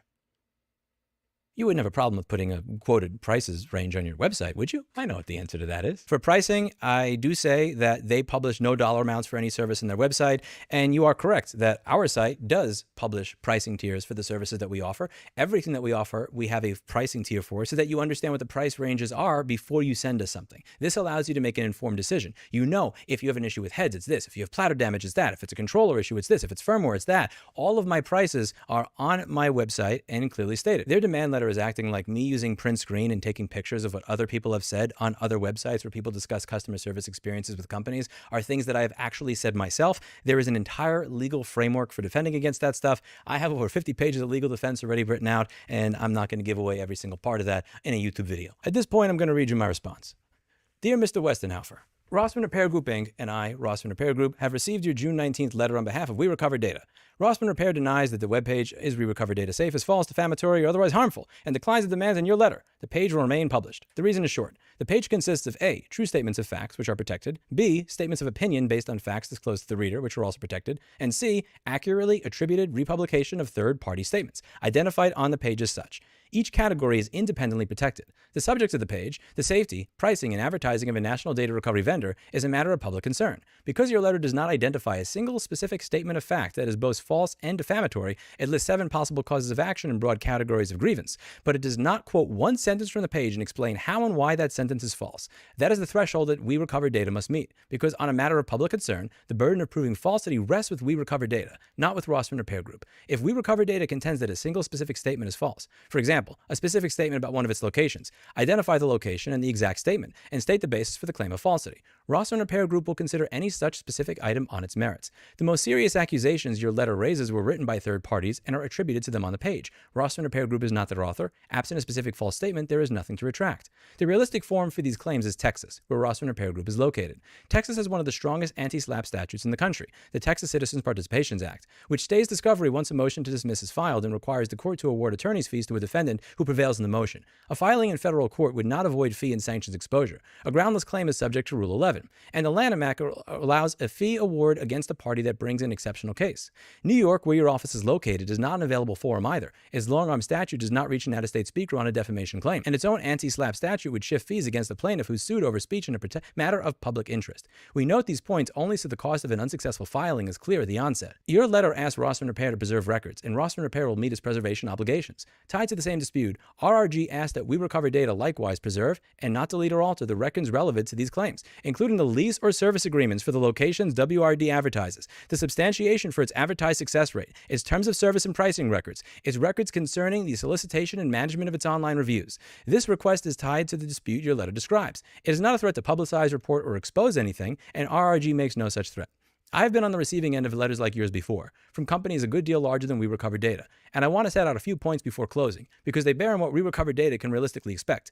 I have published critical, factual commentary about large companies for the most of 2 decades, and demands that I take my commentary down are not new to me. In July of 2016, Apple's intellectual property lawyers contacted me about the repair content on my channel. The content stayed up. In 2024, Google sent a cease and desist demanding that GreyJay, an independent app that I've publicly championed, stop being offered within 7 days. We behind it declined, explaining that GreyJay uses no YouTube API and agreed to none of YouTube's terms, and it remains available. In 2026, my apologies, typo. When Bamboo Lab threatened an independent software developer over an open source tool, I committed $10,000 of our own money to that developer's defense and hosted the code myself, so that any claim would be brought against me, rather than a party with fewer resources to defend it. Other companies have sent similar demands over the years. None of them has led me to take down something I know to be true. I mention this so that my position is not mistaken for posturing. I would rather spend money defending a true statement than pay anything to retract one. This is a matter of principle, not stubbornness. Retracting something true would be a misstatement in its own right, and it would be a signal that firmly worded letter is enough to decide what the public is permitted to read. I am not willing to send that signal, and I am not deterred by the prospect of a lawsuit. A letter like yours succeeds in most cases because the recipient would rather take the material down than bear the cost and disruption of a dispute. I understand that, and this is where I differ from most people. I have made a different choice each time, and I will make the same choice here. Not only am I not intimidated by litigation, I sometimes rather miss it. There are 2 ways and only 2 to change what appears on that page. Number 1, We Recover Data can identify a specific sentence and show me that it is false, in which case I will correct it promptly and in good faith. Or We Recover Data can obtain a final judgment to that effect from a court of competent jurisdiction. Absent one of those things, the page will remain as published. I would also be candid about what a lawsuit would accomplish. Even a complete victory for We Recover Data would not change the fact that the page is accurate, and the statements most likely to concern We Recover Data were written by its own customers and attributed to them on the page. The suit would also be very costly to WRD. In Texas, where I am, the anti-SLAPP statute stays of discovery once a motion to dismiss is filed and requires the court to award a prevailing defendant his attorney's fees. Discovery would, in the ordinary course, place WRD's leases, the substantiation for its advertised success rate, its terms of service, its review practices into the court record. I say this not as a threat, and I make no threat to publicize anything. I say it because these are the predictable consequences of filing, and WRD is better served weighing them now than after it files. I have no wish to litigate with WRD, but if WRD chooses that course over identifying a false statement and allowing me to correct it, it should expect the page to be defended on its own merits from start to finish. RRG would prefer to resolve this without litigation that benefits no one. If WRD identifies a specific statement it can show as false, RRG will address it. Otherwise, the page will remain as published. Please direct any further communication to Rossmann Repair Group Inc. Sincerely, Louis Rossmann, Rossmann Repair Group Inc. This is a very, very small sample of the parts that I found to be the funniest. You couldn't just call these co-working places and say, like, I'll give you an extra $100 this month if you could just tell people that we're actually a data recovery company and that you work for us, or something, some preparation. Go to your website and remove the fucking part that has the success rate. I literally linked to it on my own page to make it easy for you to delete the lies. You didn't even do any cleanup. I can't, this is with the stuff that I told you. Wait till we go over all the stuff that I haven't told you, because I have 50 pages for this case that have been prepared in legal defense that I haven't shared in this video. I can't wait to go to court with you. I can't wait for you to sue me, because something tells me that with the way that I have done business for over almost 20 years and the way that you have done business, I have a feeling that discovery is going to be a little bit more of an enjoyable process for me than it is for you. Here's how this is going to go. Number 1, I am going to win on the merits. Number 2, after I win on the merits, I am going to get back all all of my legal fees, whether it is $500 or $500,000, because I'm willing to spend a lot of money to defend what I wrote on my website, I will get all that money back on an anti-SLAPP suit. Number 3, maybe I'll visit all those locations that you have around the country. Maybe I'll go to every single one of them. I will go there with my camera. I will record them to see how many of those locations do or don't have a laminar flow bench or a PC3000 or a technician that even knows what data recovery is. And I'll upload those to the Google listings that you have for your company that are breaking the Google Maps guidelines. If they're still there, if they haven't all been reported by then. You'll be able to do a tour of the entire country, visit every single We Recover data location, and upload video footage of each one to your Google Maps listing of the receptionist saying, I'm not affiliated, I don't do data recovery, I don't even work here. See, I understand why people like you send the letters that they do. I've met a lot of people like you. You think that you're going to intimidate people into going, no, I'm sorry, sir. Please, I'll take back all the truthful things I said about you so you can keep doing business as usual. Please don't send me an angry letter from Zachary. That is not how I or how BlackBerry operates. And something to understand, to any of you out there that want to send these frivolous cease and desist, whether it's Google, Apple, Cami Research, or anybody else, to try and intimidate me by saying we're going to enter a legal battle. I'm not just some random YouTuber that folds over when I get a legal letter from a lawyer. I'm a businessman. I've been a businessman for almost 20 years. And in these legal battles, in these disputes, I have never lost. Not once. I'm not locked in here with you. You're locked in here with me.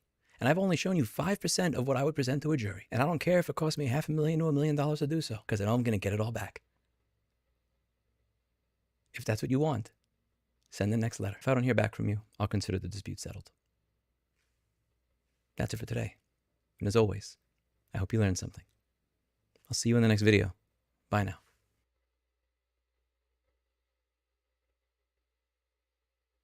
All right, he just signaled forward.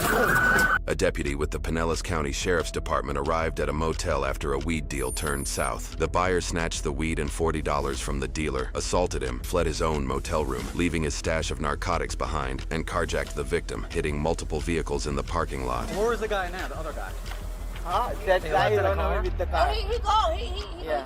How long ago? Just 5 minutes ago. You probably passed him. Yeah, I thought he killed somebody.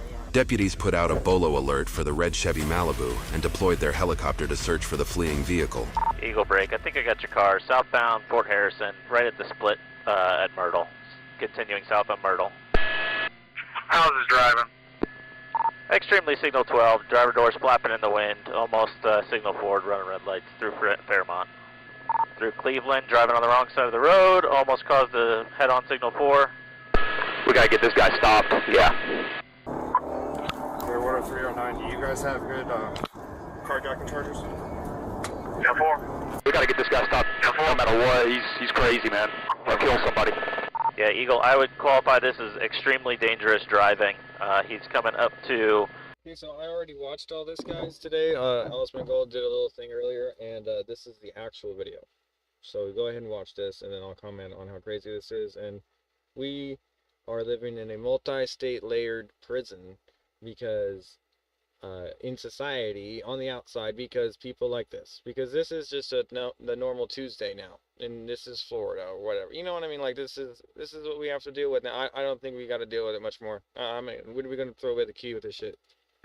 Lakeview and westbound on Lakeview toward Alt 19.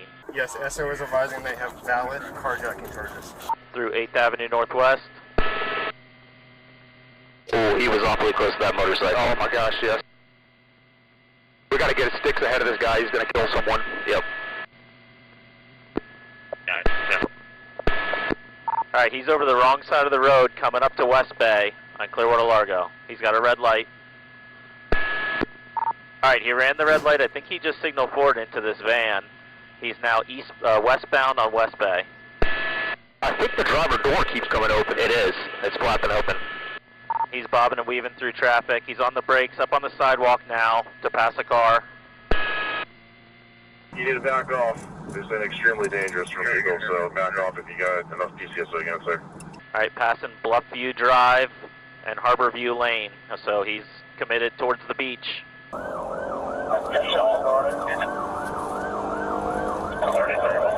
Alright, he's on the bridge, committed to go over to Bel Air Causeway. Get out of the way, please. Car 48 to Eagle. He's all alone. No one's pushing him 10-4. No, nobody. I can't see anybody around him, but he is extremely dangerous. Just ran the red light at Gulf, southbound Gulf Boulevard. 31 copy, northbound Gulf Boulevard. Southbound. Gulf Boulevard, but need to get this guy stopped. He almost ran over a motorcyclist and has almost caused about 6 signal 4s or more.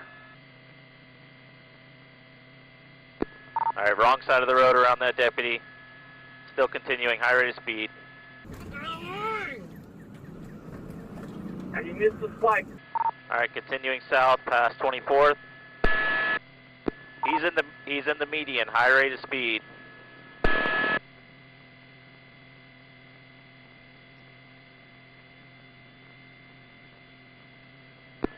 All right, slowing down at 18th. Looks like he's gonna bail at 18th. He's coming to carjack a Corvette. Black male, blue shirt, blue jeans. Rocky and Skinny, get up there. Alright, that car just set off. He's back in his red car, taking off southbound, Gulf Boulevard. 31, he just went southbound on 18th, you said, go forward? He is southbound on the Gulf Boulevard, high rate of speed, 12th Avenue. We need to get this guy stopped. Car 48, any unit that gets a chance to pit him or stop him, do it. It's authorized. Through 7th, on the sidewalk, passing the car. Almost signal. On the opposite lanes of traffic, southbound, high rate of speed, coming up to 5th.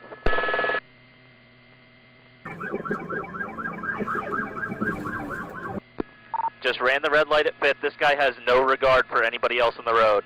On the pedestrian path, just signal forward in front of Krabby Bill's 4th Avenue. Out of the car, running southbound. He's trying to carjack another Mustang, a black Mustang.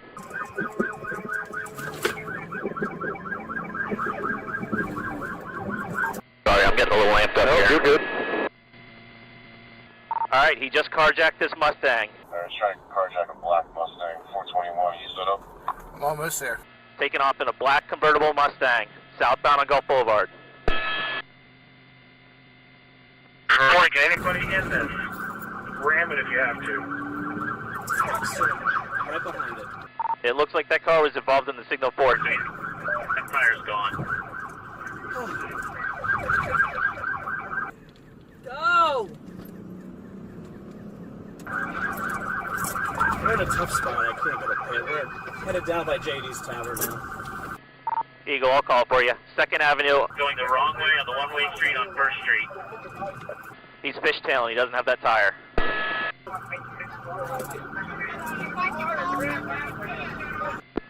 All right, coming back out to Gulf and southbound on Gulf.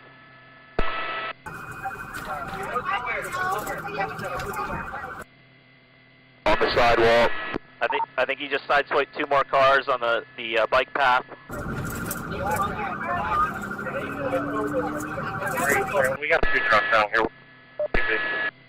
Guys, please give me the radio. He's on the bike path on the wrong side of the road, back over to the right side of the road, southbound. We're back behind the SO units. Marine 21 to car 48. Permission to ram up?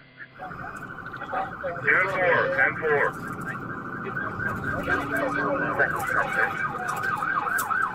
Yeah, there's a deputy behind us. Right. Still southbound, he's all over the road.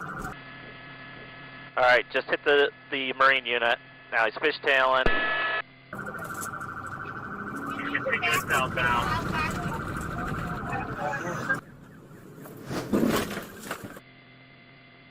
Alright, just sideswiped another car. I'm not sure if that was a cruiser. Still southbound. High rate of speed.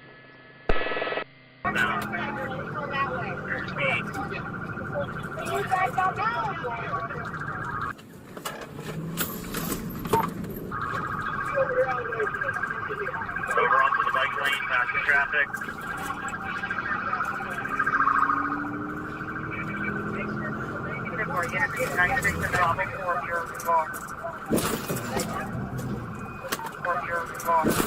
Alright, he just signaled forward. He's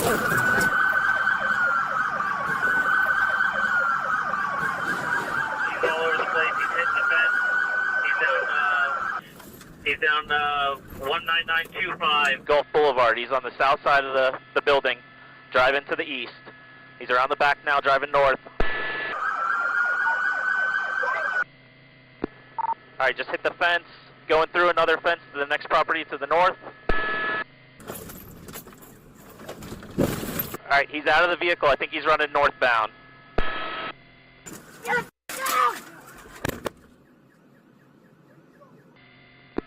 Alright, he's northbound in the mangroves behind the next property to the north. K-Town coming on the beach. You guys come over here. That fucker does not go that way.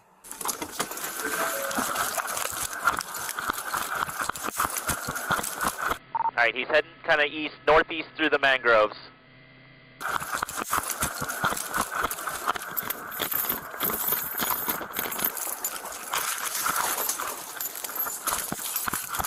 Alright, still heading east. He's coming out to the intercoastal. Wait.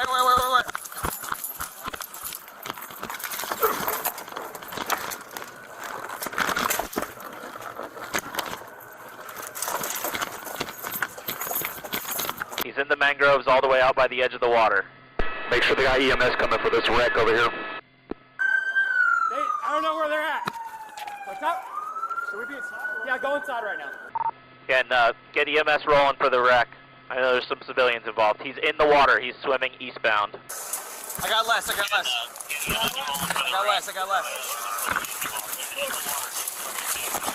Swimming. Get on that dock.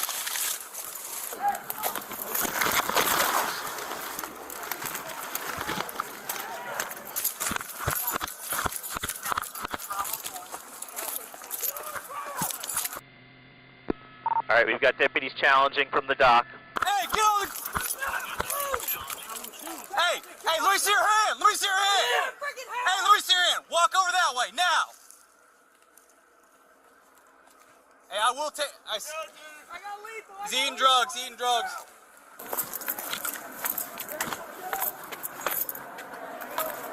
Holy shit.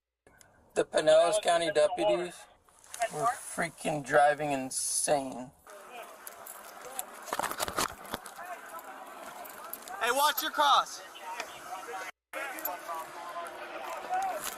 Hey, you got a Marine unit in the water, or is it not? Just us.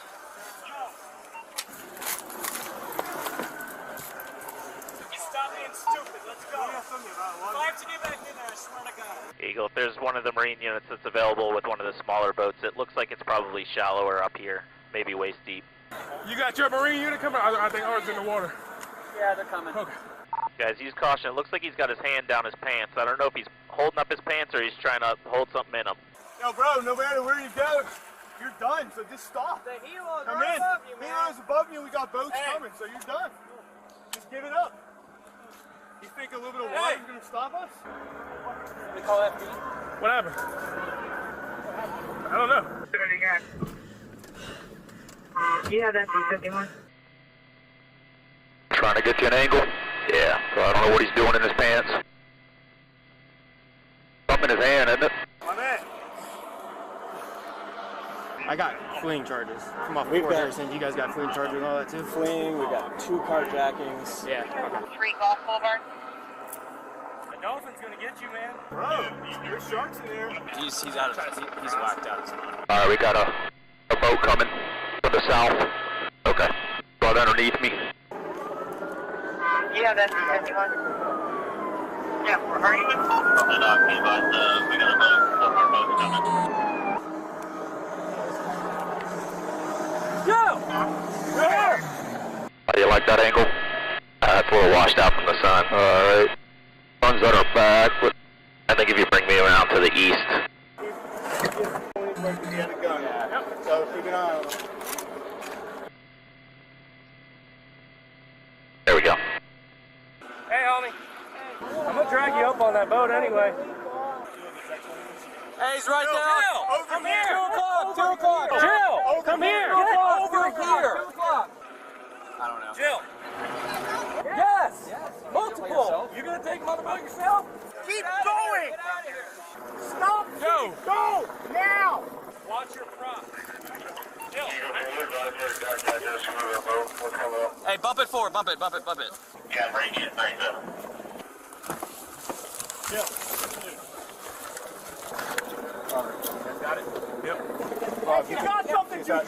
get more over Not here. worth it.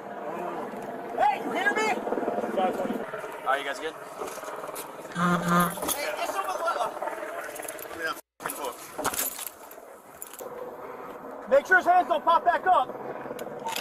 He's caution. He's got his right hand down by his side. Watch your crossing when you come down. Not sure if he was trying to pull up his pants or if he was trying to reach for something. He definitely had something white in his hands there for a moment, I think he still has it in his left hand.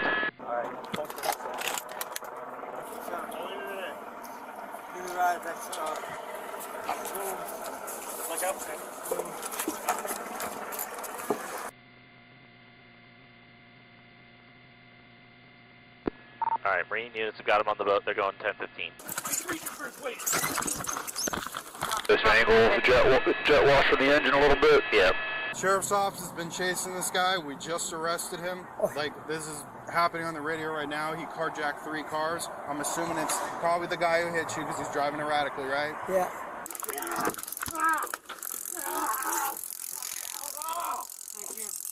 Done? We still here. Put it behind. I don't know how they're going to work jurisdiction right now, but yeah, obviously we got him. So. Oh, good. Let him go to his back. Let him go to his back. Yeah, he's fighting with them. 2 more people jump on board. I told my girlfriend, I just lucky he didn't hit us right head on. He glanced, and you can see what he did. Took this off. He's done, bro. He's done. You done, dude? Yes. This guy was running from us. I wondered because he Listen, just kept going in. Listen to the story. Okay. Yeah, he carjacked about 3 cars. He's in the water right now. We just scooped him up in the water. Good. Great form. All right. And that is good. At 60, we're 10-15. I thought to myself, don't even attempt to chase him because you're not going to catch this guy. No. He was flying. And my thought was he'll come back. Nice people do. Dude, he's got it.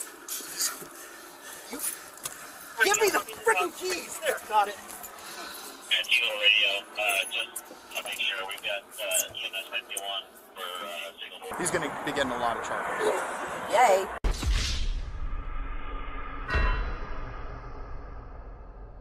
Send an Eagle, great job.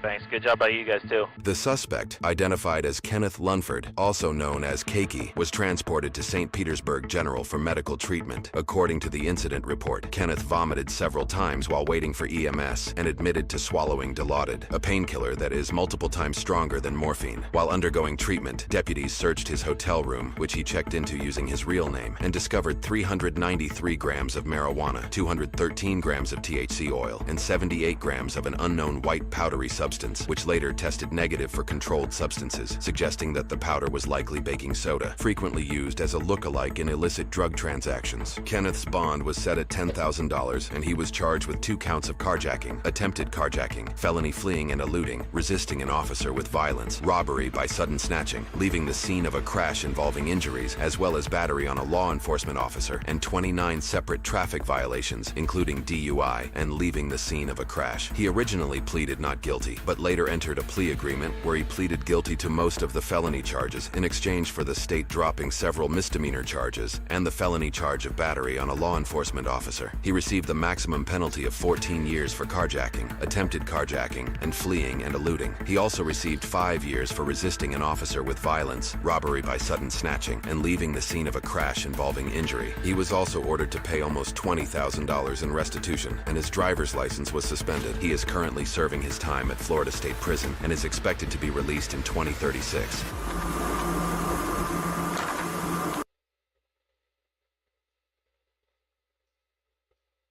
But anyway, yeah, this is the one that I saw. So everybody thinks that Russia killed this guy. Everybody thinks Lindsey Graham. So Lindsey Graham, people might have gotten him confused with Mitch McConnell. Mitch McConnell is the turtle. Lindsey Graham is the warmonger. They are both almost crashed out. Mitch McConnell is basically dead, while Lindsey Graham is dead. Lindsey Graham is 13 years younger than Mitch McConnell. He's only 71 years old. So that means that this guy, I mean, and 71 For a person in a very, very public-facing role who is extremely wealthy, who has access to the best medical care in the world, 71 is not old. I'm sorry to say, it is not old if you have all of these advantages going for you, right? I mean, this guy's a career congressman. That's not old. Yeah, this isn't old enough to where it's like, oh, it makes sense that he just randomly died. Like, I mean, obviously things happen, right? I mean, I'm not saying that, you know, I'm not saying that Russia killed him. I have no idea. I haven't even read anything about this. I'm looking at it right now for the first time. But at the same time, I do think that, like, you can't just say that, oh, this is natural causes, for sure. And anyway, so yesterday, U.S. Senator Lindsey Graham visited Ukraine to assure Zelensky support for the of the United States. The warmonger was shown a, quote, secret drone manufacturing facility in Kiev. Well, this facility no longer exists after strikes by the Russian MOD. What is this here? Without warning, 6 missiles struck the manufacturing facilities in the Kiev region.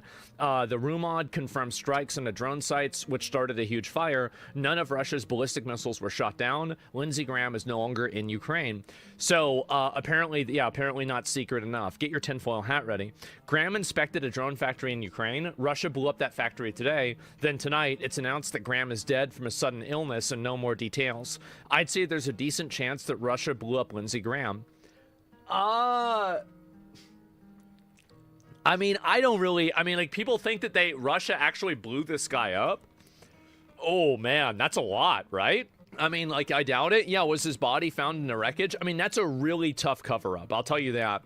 Like, I mean, think about, for example, how many points of failure you would have with, like, Jeffrey Epstein. People, and I'm not even certain that he didn't kill himself, right? I think it's possible that he did. Like, my opinion on that whole thing, I said before, is that I think he did kill himself, but people told him that he basically had to. Like, that's kind of what I think happened, or they let him do it. That's kind of what my guess is. So, well, I don't want to derail here, but what my point is that think about how many points of failure the communication around Jeffrey Epstein's death was and had. So if we're going to see the same thing with Lindsey Graham, I think it's going to manifest very quickly.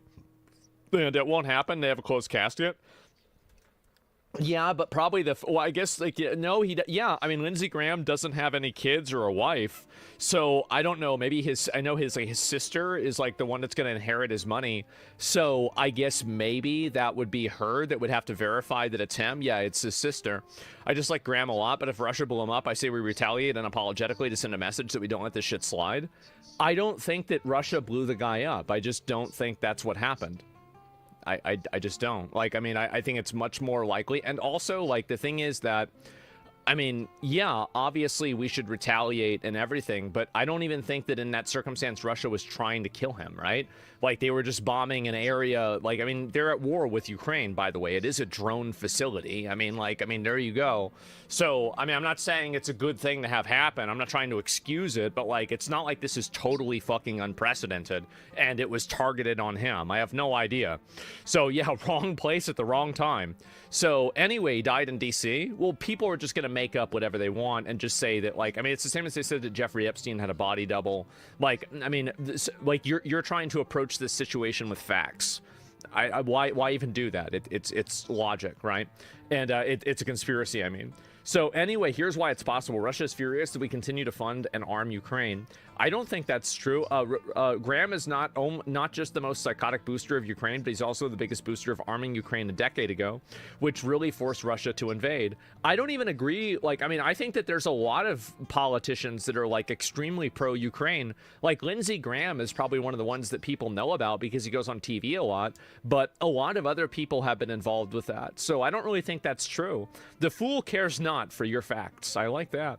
So Graham was the loudest voice supporting strikes inside of Russia. I assure you, Putin didn't forget that. Russia has signaled that they intend to escalate because U.S. and NATO will not back off. This could be a warning shot to the political class that while Russia doesn't want World War III, they will extract a cost on the politicians themselves that are pushing for this endless war. I really just don't think this is what's happening. And the reason why is that Moscow got bombed. Like, so if Moscow was able to get bombed so easily by Ukraine, it seems really obvious that Russia is really not in the position that I think a lot of people imagine it to be. They're on the back foot. Yeah, I think Russia is a lot more on the back foot than people realize. I do. I think Russia is extremely on the back foot. I think Ukraine is on the back foot too, but the difference is that Russia doesn't have anybody backing them up, and Ukraine has a lot of people backing it up. So, cover up, sus? Yes, of course, right? And plausible deniability. Okay, let me go back and I'm going to look at these other ones. And perhaps he got to fight in one of those wars he loved so much. Oh, this is some other thing. Okay, I was confused about that. They're leaving me no choice but to lead the pro-Israel cause. Stay safe, Ladybug. Okay, guys. Y'all aren't ready for this conversation. It's Israel that killed him, too. Did the Ukrainians brief Tim Pool's security about it? Tim Pool.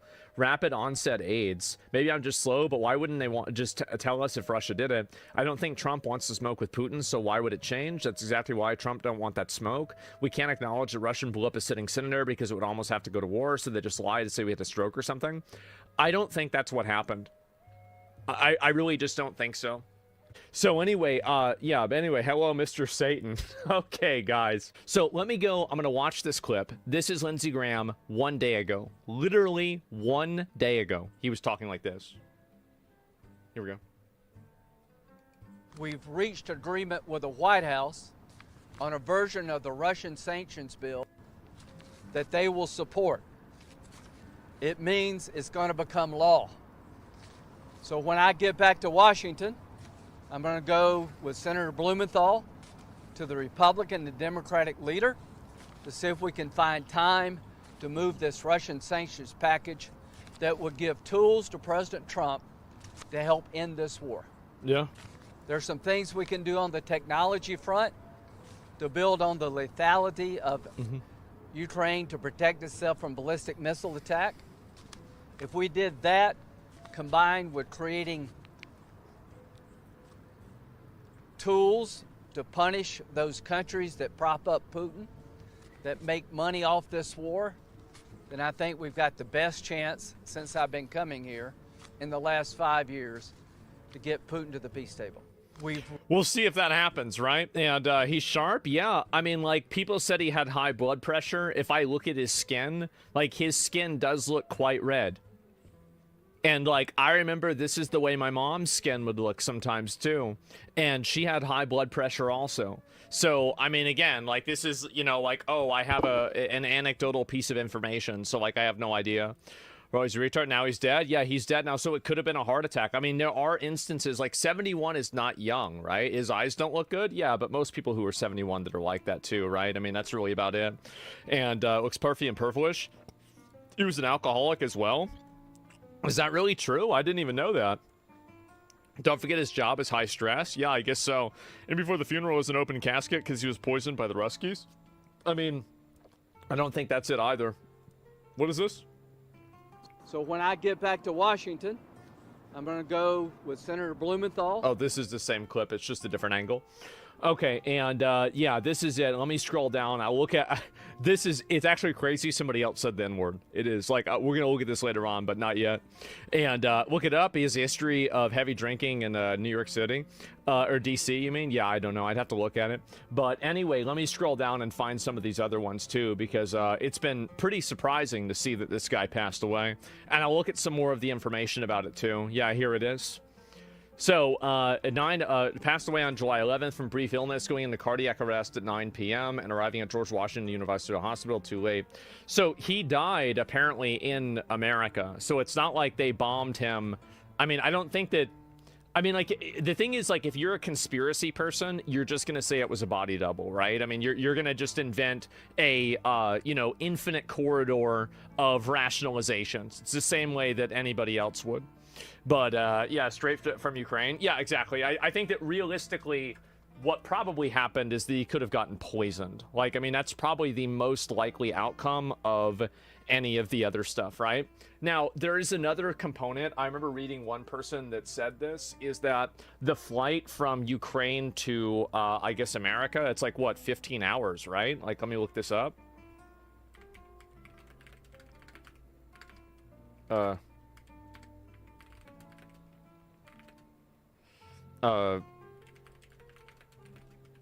Yeah, it's DVT.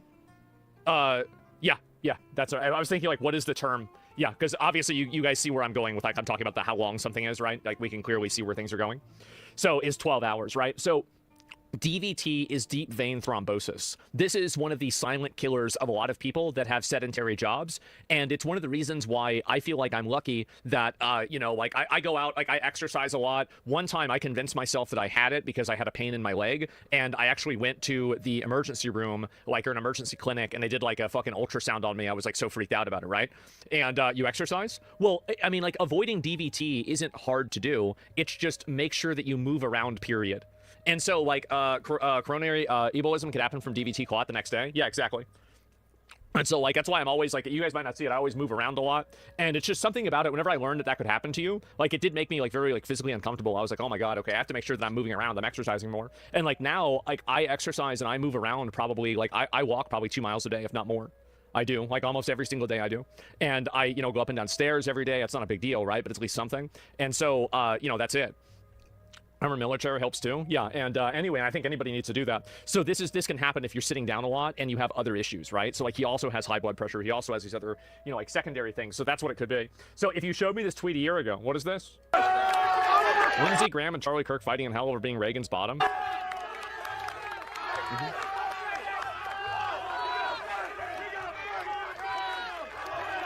This is another one, right?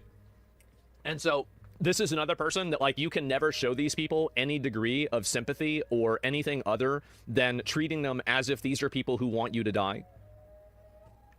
These are people who want to kill you. They want you to die, and then when you die, they're going to laugh about it, make jokes about it, and then support the people that killed you. You need to treat them as if they are this type of person.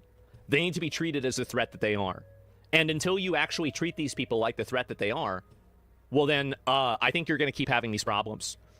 So that's it. We know it. Yeah, like Trump does. Yeah, and I like the fact that Trump does that. I do, because he matches their energy. I wish there were more Republicans that weren't pussies and they supported him and they did the same thing. I like the fact that Trump is so savage and he never gives these people any amount of emotional clarity at all. I like that he treats them like the violent, vicious, you know, disgusting animals they are. That's the way I see it. I wish that everybody was like him. And that's it. Trump's all talk. Yeah, the problem that I have with Trump is that Trump doesn't treat them that way. He just talks about them that way. I wish he would treat them that way. That would be a lot better. Open chat from Hunter? Well, I don't know about that. And so what is this here? When I heard about Senator Graham Stanley, that's the first thing I thought. All the things he said and did in service to Donald Trump. I thought about the time Donald Trump. He was a brother of Senator John McCain. A time when senators were different, about politics. Yeah. That's the Senator Graham remember today. I've forgotten where he came from. What is this here? Conservative Republican, South Carolina. Could say my father. If you can't admire Joe Biden as a person, you've got a problem. He's the nicest person ever you met in politics. Man, as good as God ever created. Yeah, I don't think Joe Biden was like an evil person, right? He was just kind of like things I disagreed with. I think it's true. And oh man, turn his man's entire death into a political topic. I mean, I think it is a political topic. I mean, he's a politician, right? And so anyway, what is this here? Lindsey Graham. What is this? No, how is he doing? Have you heard anything? I'm going to go check right now with my office and Okay. hoping and praying he's doing well, but I'm going to check just right now. Is there a contingency plan if for some reason I have his no- McConnell... So, and then this is another person. I'll say Lindsey Graham being asked by a reporter how Mitch McConnell is doing and answering, I don't know, I'm going to check right now, and then dying is hilarious. This is why I don't know how many Charlie Kirks, Lindsey Grahams, Mitch McConnells you guys are going to need until you're willing to treat these people like what they are. I don't know how many times it's going to take. But if I hear one more person saying that, oh, well, we have to have decency, you can't do that, well, it's going to upset them, I am going to lose my mind. Oh my God, they're so annoying. Anyway, expecting Mitch McConnell, but not Lindsey Graham, is like ordering a chocolate chip cookie but getting a snickerdoodle. I'm confused but not upset. Again, all of these people, by the way, every single one of them, bro, every single one of them, you got to treat them like what they are. That's the way it is. Do not try to give value to those who weaponize your values and morals. I know. So yeah, I wish more people would see things that way, but I think that they're blinded by their own, you know, misguided, you know, like I think that, you know, improperly socialized sympathy and empathy. But I don't have that problem. I don't have it. I might have a moral compass, but it doesn't point north. What can I say? So, yeah, I couldn't give a fuck.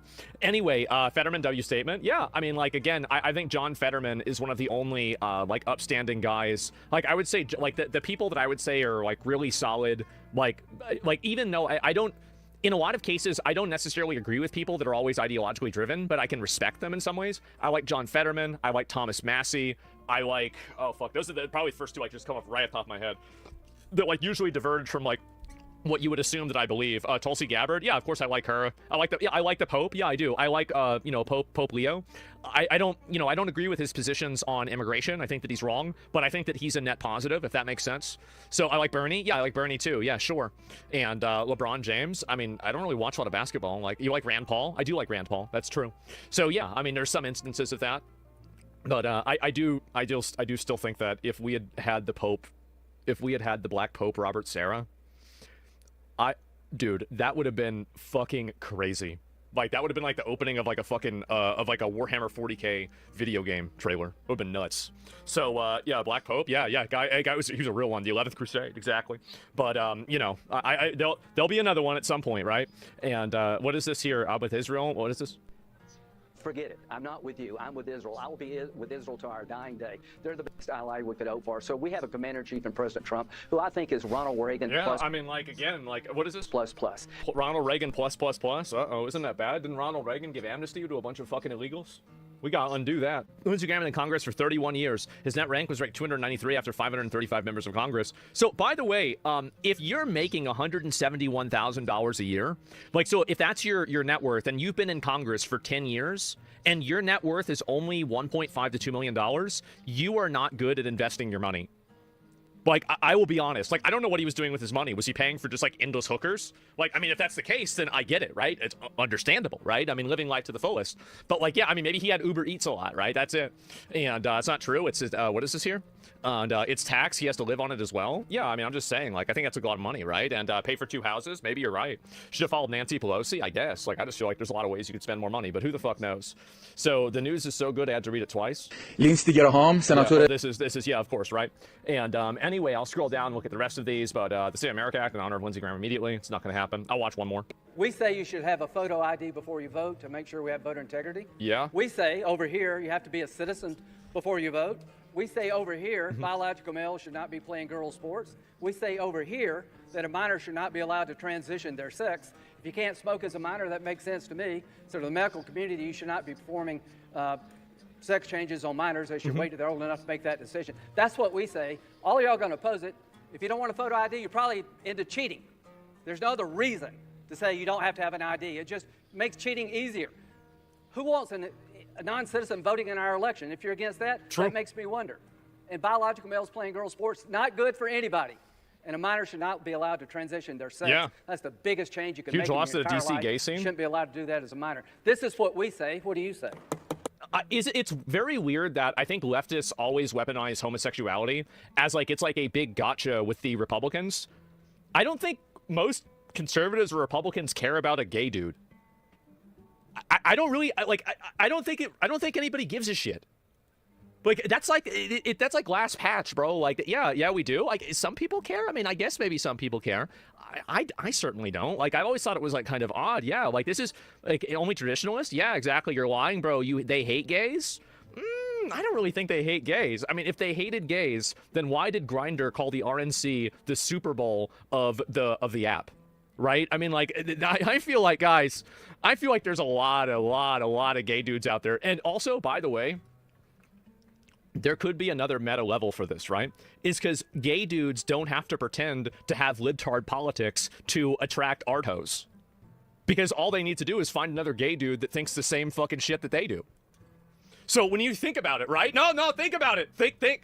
And so, really, I think it makes sense. There's a lot of bi dudes, too. I don't know if there are. I mean, I have no idea. No one hates gays. It's the trans that's the problem. Yeah, I don't think people hate gays at all. Like, I mean, I'm sure there are some people that do. This is the last one with Trump talking about it. What makes it even stranger is that I got a call last night sometime at, the early evening, maybe in the 7s, and he called and he said, we're all set for the Save America Act.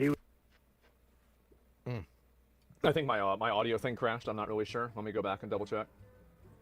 Why'd it go away? Said he just landed from Ukraine. I said, that's a long trip to make. He said, he sounded a little tired, but perfect, but a little bit tired. I had a right to be. Yeah. And he was a worker. He was really a worker. But he sounded great, actually. But he actually said he was tired. But he wanted to pass Chat's the full Save of bi America guys. Act. And I said, well, we're going to get it done, Lindsey. We're going to get it done. I'll see you soon. We thought maybe we might even meet today. And then that was it. And that was, very around the time. It couldn't have been much longer. It could have been his last. That's why a lot of I don't know Republicans wait their exactly, voters. I got a Yeah. message about 1 o'clock in the morning. He was probably from sitting very still one on of the the plane people trip. at his Yeah, office true. that he had passed away. I said, "You guys, I just can't believe it." He was like a member of the family to me. It's very tough, actually. It's amazing. Mr. President. He was such an advocate. He was, if he wanted to get something, and he had a unique ability. He was able to deal with Democrats and Republicans. If I had a problem, a real problem, I wouldn't often ask. But if I had a problem with a Democrat, he could work it out. So, yeah, I mean, they got to pass the bill. I mean, sure, right? I mean, like, obviously they got to do that. I mean, yeah, I think they should have, I think we should have voter ID. I think also, like, for anybody that says, like, I think we should make getting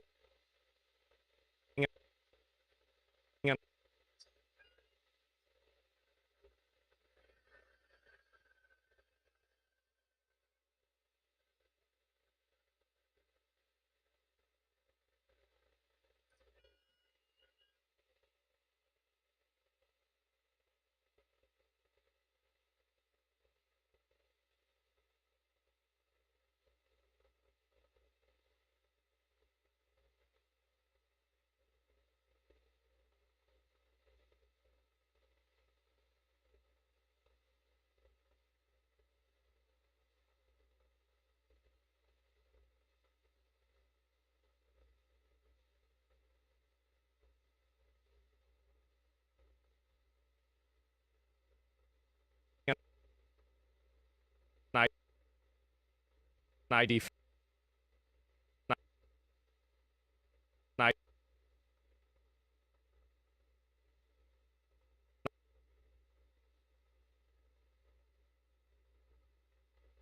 Now back to this breaking news that US Central Command has just confirmed it started another round of strikes on Iran. So the latest statement has just come in on X.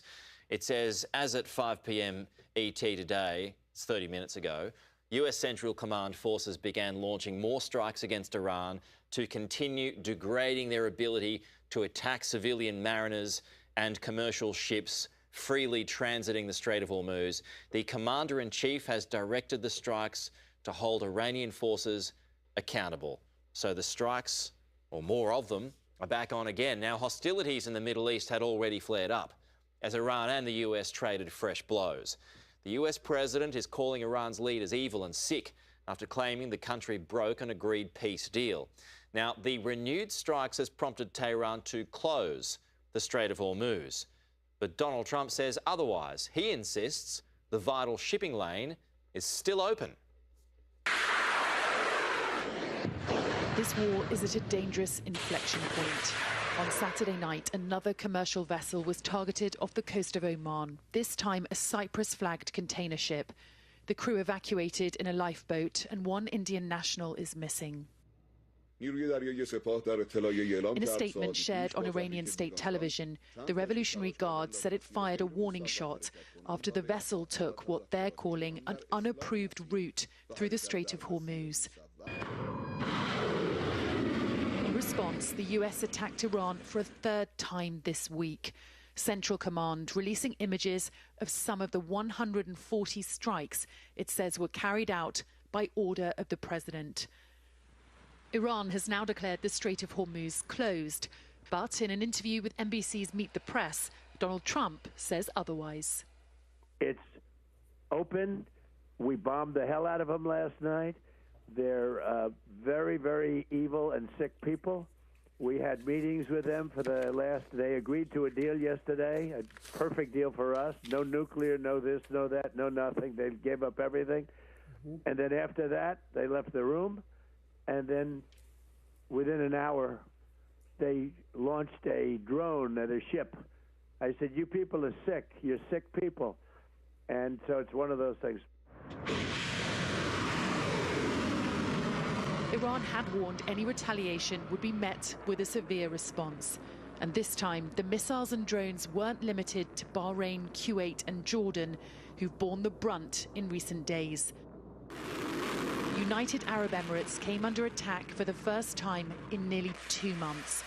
Qatar, now playing a key mediation role between both sides, reported incoming fire too, with residents describing blasts that rattled windows across Doha.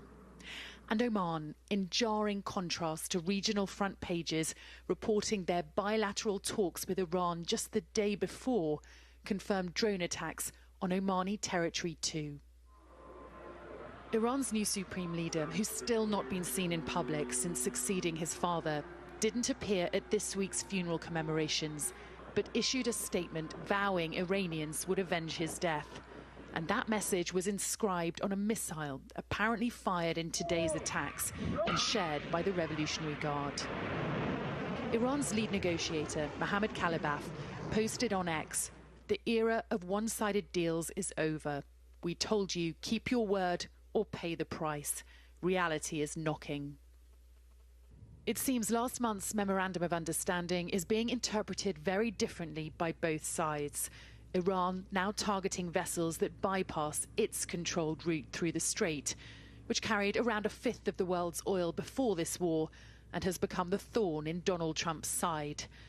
Nearly halfway into this 60-day negotiation window, it seems nothing substantive has been discussed between both sides. It's unclear now what options the US president has left. At best, diplomacy is back to square one. At worst, this spirals into another wave of all-out fighting.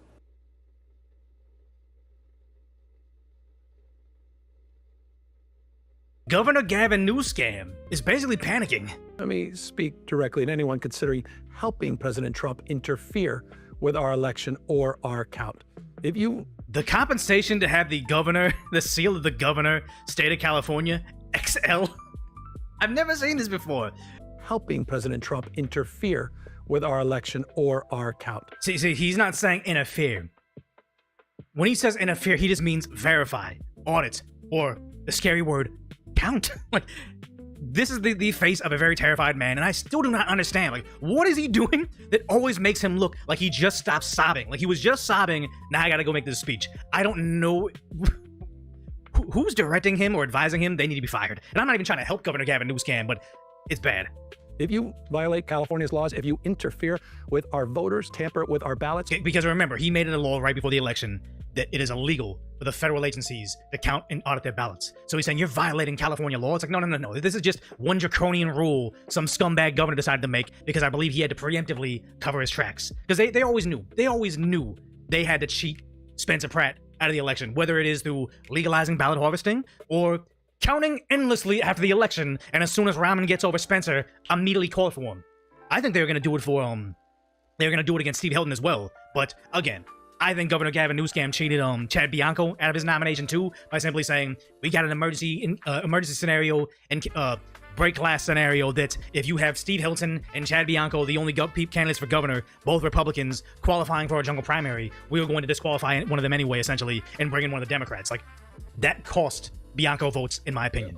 Or meddle in our election, you will be prosecuted. Yeah. It doesn't matter who gave the order. That's why I'm moving forward with new legislation that would make it a felony to seize ballots before the vote has been... He already did that, and he's adding more. This is not... If you make a vote saying, hey, you can't audit it, and you're not worried about the audit finding anything, done deal. You already did it. More time to make Donald Trump knee pads. I don't know why he has Donald Trump knee pads with the signature on them. I don't know why he flies to Europe on my taxpayer, on my dime, with Donald Trump knee pads when Donald Trump's in Europe. You got more time for that.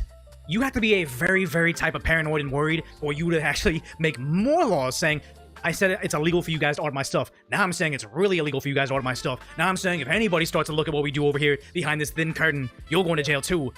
Panic. Certified by state. Is it XL means extreme liar? I believe that. And county officials. We will be the wall he cannot get past. Yeah, because we believe... There's a thing called the Supremacy Clause, but I don't think he knows much about anything other than being Nancy Pelosi's nephew-in-law.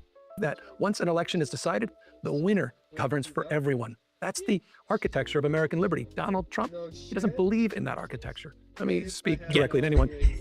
The face of a man panicking because we've always been speculating that the reason he keeps on saying, investigate me, Donald Trump, but leave my wife out of it, makes you think there's something under that rock.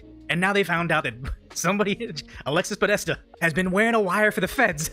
And like us, we all believe, pretty much has something on Newscam. Stunning new report reveals the FBI recruited a member of Governor Gavin Newsom's inner political circle to wear a wire as early as June 2024. So who was this cooperating witness? Alexis Podesta, a veteran Sacramento Democrat who worked under former Governor Jerry Brown. She did so in 2020. Newsom appointed her then to the board of the state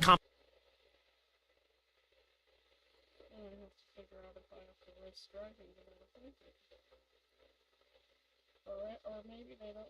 No, they did it earlier, so I could do it there because they froze it. But that's how that stuff. And no one told me till the last minute. Stupid. I just have a feeling those people is tweeting to me this pretty hard for me.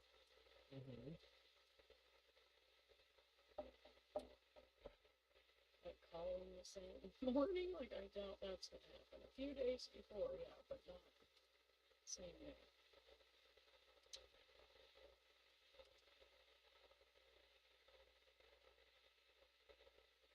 And it was way too dark when I took Anastasia and Benjamin, and then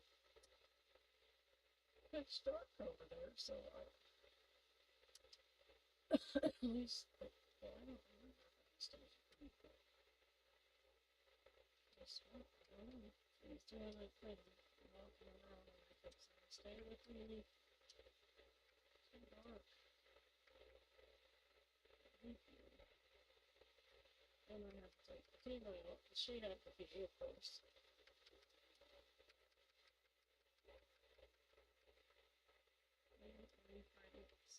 Come back in too soon after something.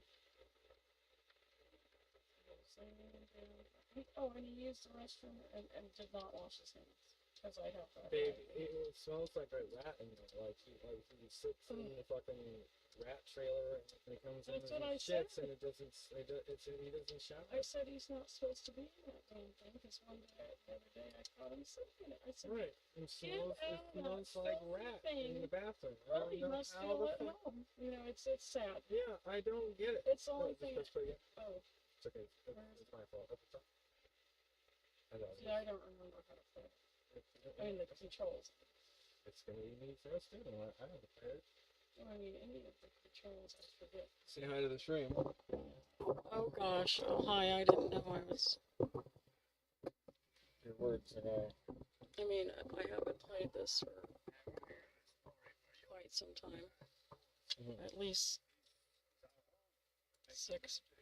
No, it has to be 7 months or more ago. Come in. Probably at least it's been at least 7 months because it's from. Come over. Probably at least 7 months. Yeah, but I don't have makeup on because I showered. There you are.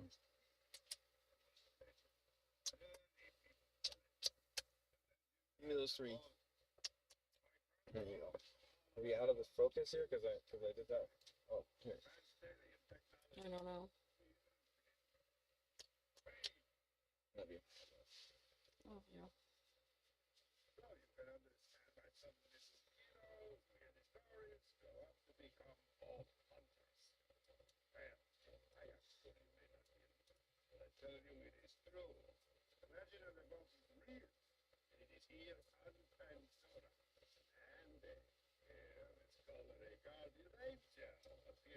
I think I'll go back to bed too early.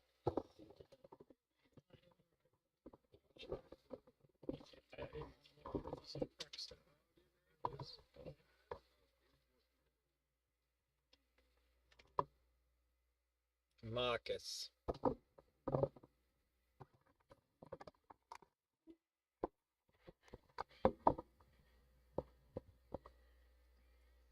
You see, this is the song that's gonna get me copyrighted, so I don't have the music on.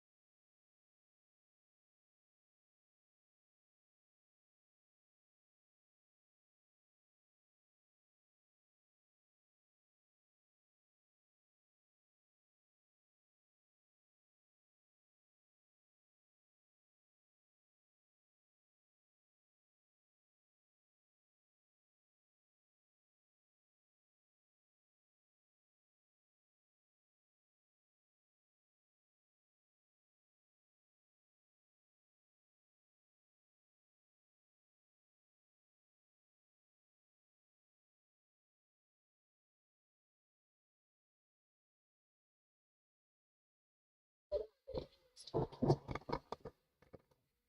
making your way off the bus. You don't have any reason to trust me, but I need you to believe that I'm here to guide you. I'm here to help you find love. In a moment, you'll be greeted by a funny little robot. Do everything he says. You'll know what I mean when it happens. I'll contact you again soon. This is pronounced like that.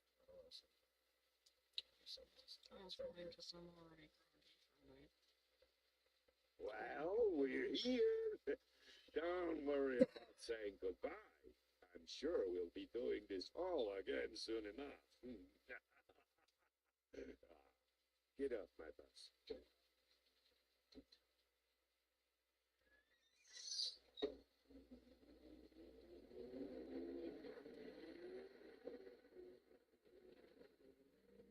See what I mean by more developed? Like it actually sounded like a bus instead of like some weird cartoon thing. Like, see you next time.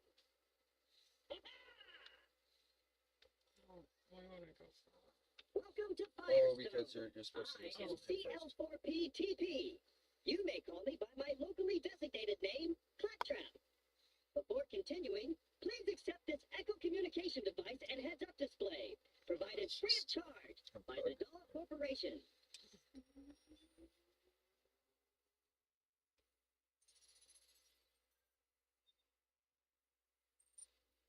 I'm just gonna play it for a minute when you take a That's fine.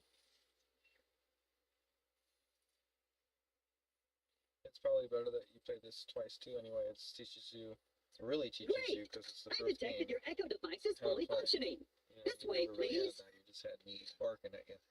Now you have your own experience. This is what you really needed. See how it says stuff over here left, and then the right stick is to look around. You already obviously knew that. Yeah. I just forget some of the things. Wow. So this is like crazy good graphics compared to the original. Let me tell you what, it did not look this good. And I know I'm it's not the sure monitor which way. too, but it's like, look at that Dust Devil, man. Jeez. I don't know if you've been seeing Dust Devils lately, but they looks really good. If you're going the right way now.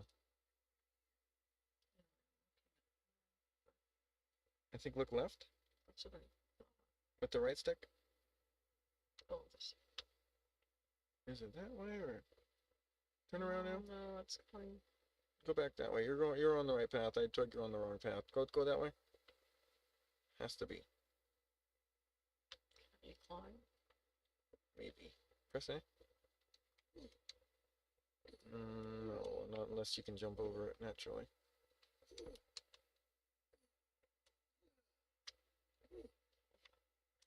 Okay, so let's see if we can use our map up here to. That's what I was looking at. But it was So it looks like we have to go around it, I think. Try going over here. There's a green thing you could look into. There you go. You love those things. Yeah. See, they didn't get rid of those. And look how much better they look. Whoops. Whoops, I pushed. There you go. Press X. The one next to it. Yeah, I know.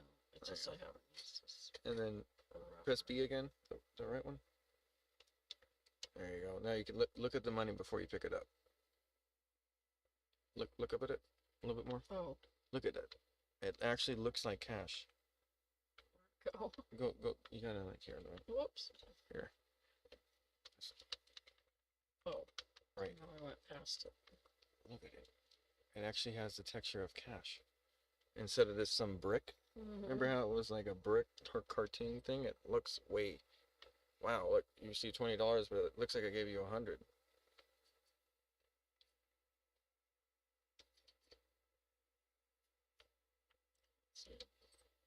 $11 and good. Apparently you already had some cash on you. Oh, you missed I one. missed one. Yeah, you did. I'm gonna turn on.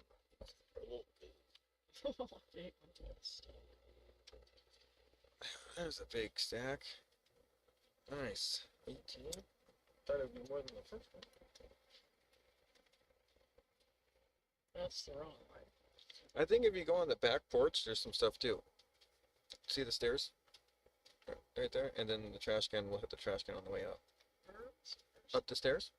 Oh, over here. Mm. And then to the right, once you go up the stairs, there should be something. Is it? You can't open that. Then look to the right more. What's over there? Could you jump up on it? Maybe on the roof now on the right? Let me. Yep, that one. Oops. Oops, Try again. well. You could try again. Yeah. Because there might be something on the roof.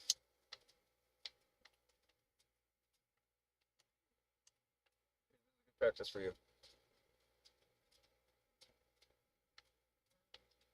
You're right there on the thing. You just gotta jump on it now. That's right. And then look to the right before you jump, and then hopefully there's actually something up there for your reward. I just can't make that jump. I think you know what it is there's a ledge that you're actually clipping on right here. See this thing right here? See how you're hitting it? If you step to the right, you won't hit it. So here, try jumping from here. Seems. No, just no. Yep, there you go. Oh, Now see if you can jump up on that thing and on top of it. There you go. Look around. Oh wow, look at that. It was like you were supposed to go up there. Look, grab your rewards. You got me a gun. Like you did it. Like I just had to like point out that there's clipping issues because of the remaster or something. I think, but it's okay.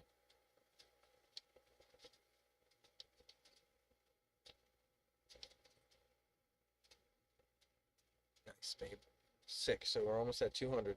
But then that one's actually a weapons chest, and then there's another vault.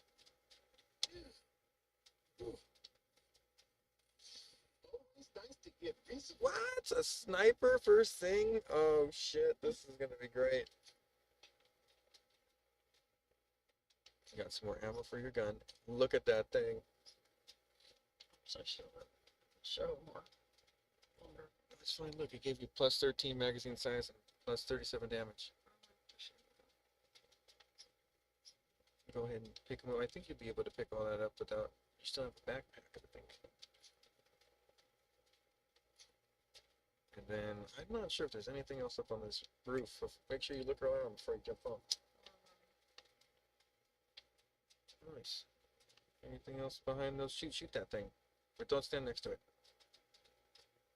I think that's far enough. Go see if you can shoot it. The Jacobs one? Yeah. Too close. Oh, I was too close. That was my fault. I don't usually shoot. That was my things. fault. Yeah. I definitely thought you were far enough away. Well, damn. Here, let me get you back up there. It's right here. It's because I'm sleeping. I can't sleep. Okay. Oh, here. Here's some stuff here, and then you can go ahead, because I don't think there was anything else up there. I thought that like a gun or something would fly out of them or something, but nothing. Oh, one more thing behind you. That trash can. All right. That big one, yeah. Oh, this. Nope, yeah. The doll one, and there's nothing in it. Damn. Shit. Well, at least we got a gun. All right. I don't know if there will be anything over there, but if you want to... Yeah, that's where we came in with the... Oh, there he is. He's flopping around with his little arms over there. You got to go to that guy.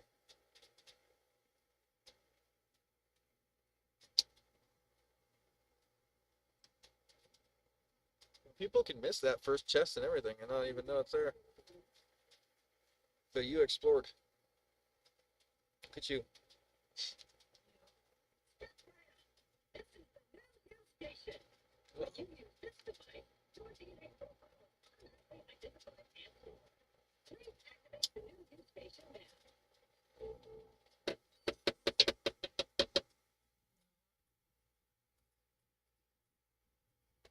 There we go. Well, if you said because you didn't want to do all that right now, you don't have to if you don't want to. Because this is, we'll do it later. Just go ahead and press B. Because it's at any time.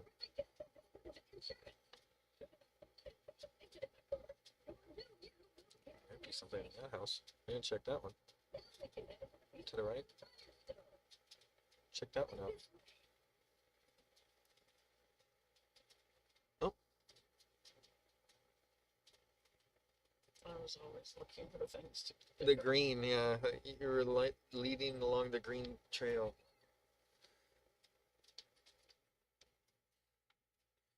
And then we'll take a break because I gotta go check on my dinner. But that thing isn't very efficient. I mean, you Well, need a it just depends on how much electricity is going through it. Yeah. Oh, Yeah, it's not the best. Trust me. And you might be able to just run up that. Check the if there's a. He keeps saying over here, so keep walking that way. To the left a little bit more. I was watching. One more. What's that blinking over there? There's another thing over there. Oh, Barely saw that one.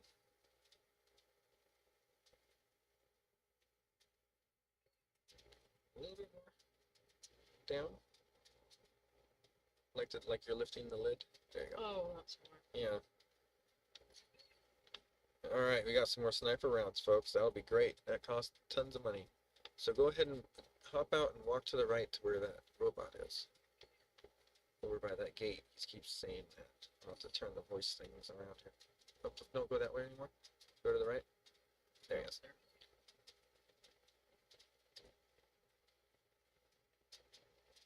And the gate should open any minute. Just keep going to him. You gotta get a little closer sometimes.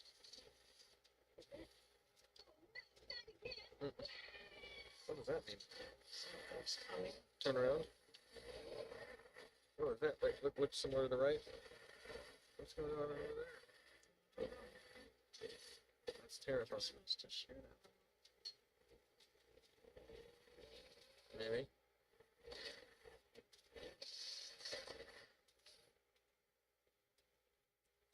Think I just did that or what? That's crazy how they made the bandits, huh? So they are. Yeah, those were bandits right there. The guys the little psycho bandit guys, like. You gotta go back to the other way, I think, because the gate's open now, I think. He came out of his little shack.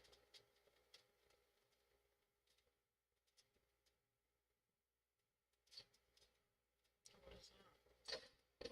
Yeah, there you go. Careful. Press B to crouch. There you go. And then maybe get behind cover over there a I little bit. usually do, but let's finish. You still got health. You still got tons of health. So just pick your shots. You have about 100 rounds. That's a good shot right there if you can actually get to him.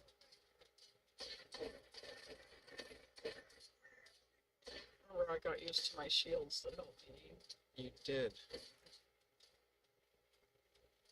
They'll still have tech like that. I think they have Hyperion, but it's a little bit more. It's perfect if you can learn the recoil of it. It looks like you're riding up on the recoil there. There you go. You hit him. See if you can shoot through the sheet metal. Sometimes you can shoot through things like that.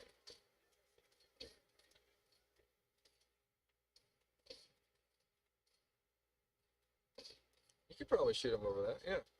I'm trying. Let's reload again. Thanks.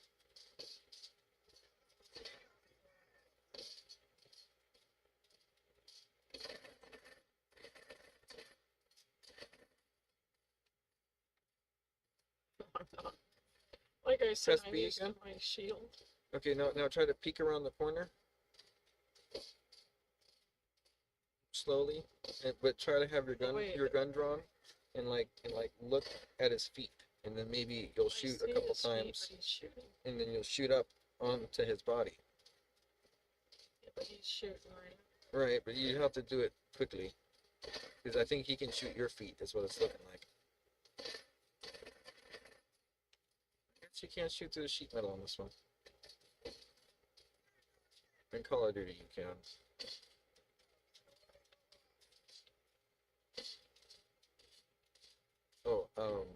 You might have to jump over that. Oh no, see, there's the opening. They're bullets, so I can't. Mm-hmm. Speaking of bullets, you only have 2 more clips. Great. Press X again?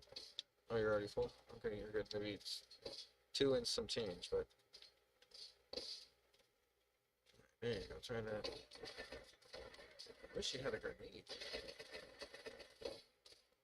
You might have to change your sensitivity. Looks like it's too sensitive for you. You can't aim in, but I haven't messed with it yet, so... For yours, we'll have to make it so you can drag it more without it moving more. You would have probably already killed them all, but I said I'm kind of out of it. No, it's okay. Yeah, it's no big of a deal. There you go. Oh, look! It looks like it lights up red too when it's like close.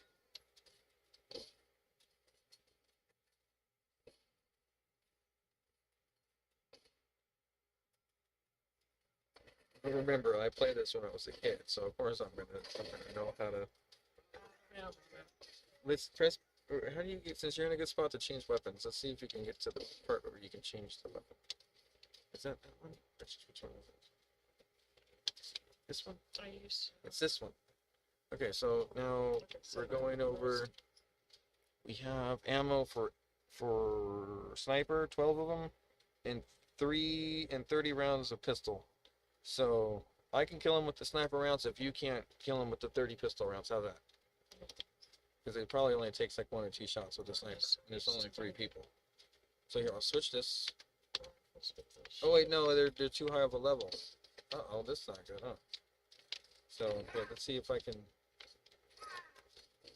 I only have 34 health. Still saying out. Yeah, because we couldn't change guns because they're too high of a level.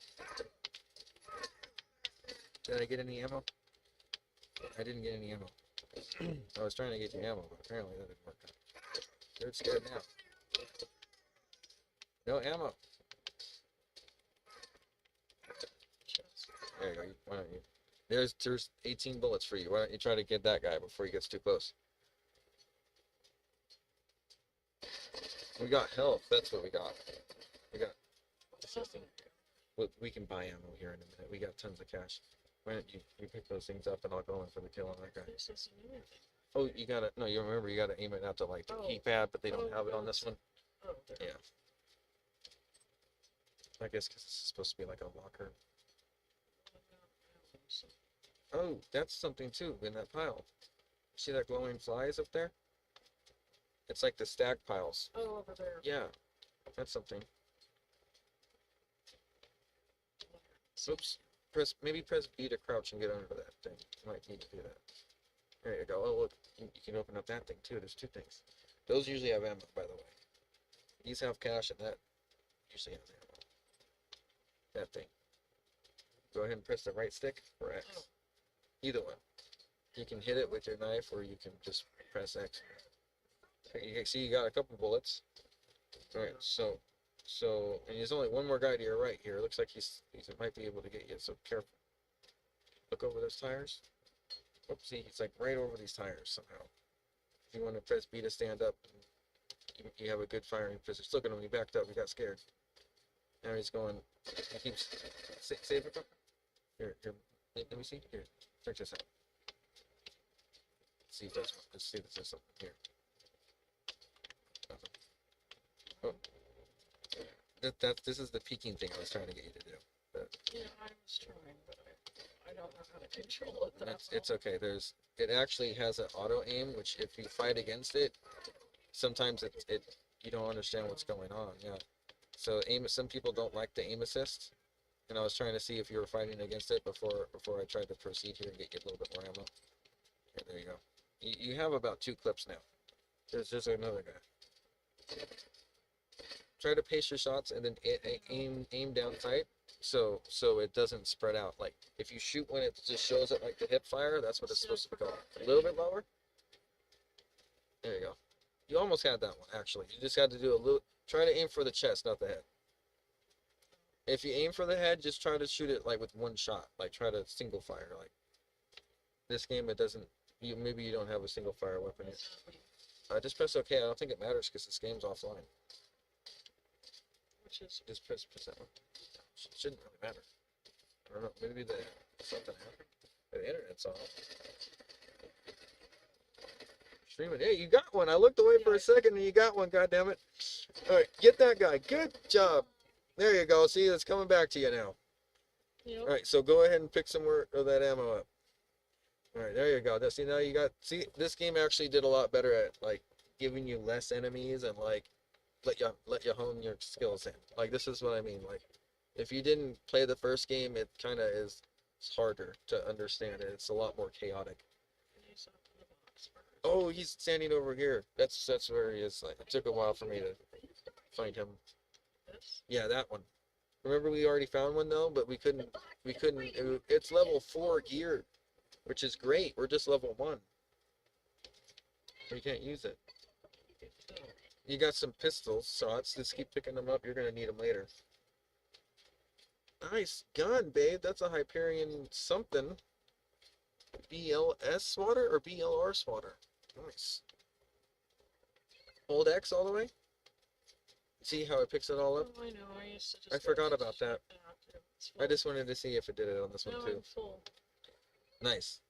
You need to find some health, but it's okay. Speaking of health, let's go get some food. Well, I'm just saying There's one. I'm kind of probably that's all I'm gonna play. At least I got 2, or You did great, babe. Actually, there. Maybe one of the cars blew up. you literally did half of it. You know, because like I was able to get us to the more ammo, and then you were able to get the other guys. Good teamwork. Well done. Okay. Yeah, give me a kiss. You need to get the food. I know.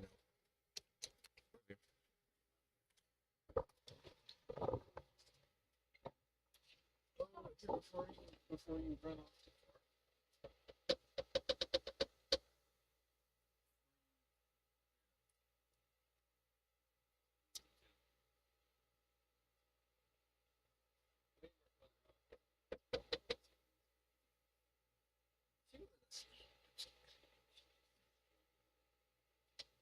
The dog, baby.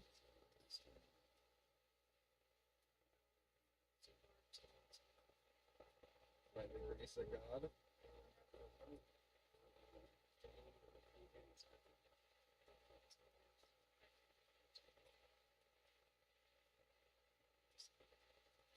Yeah.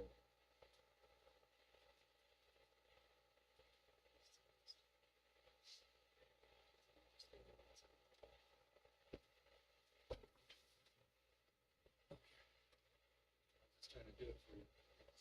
Here you go. See, it's starting to come back. Even the ones that are.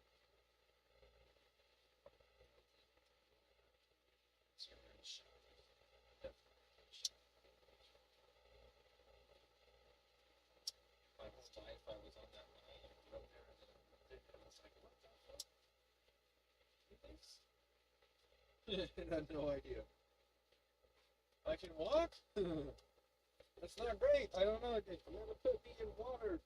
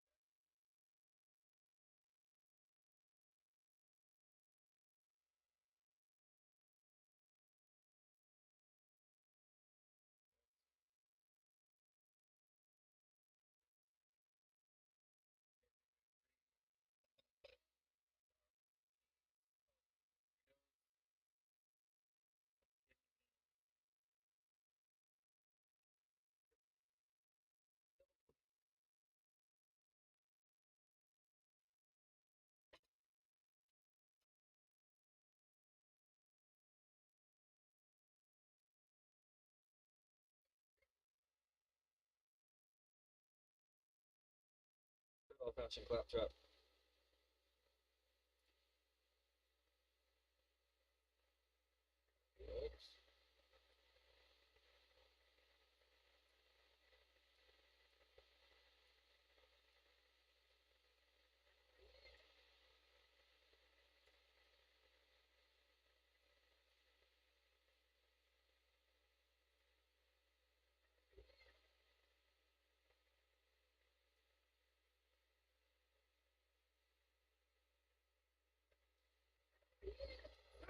Shit, that's annoying.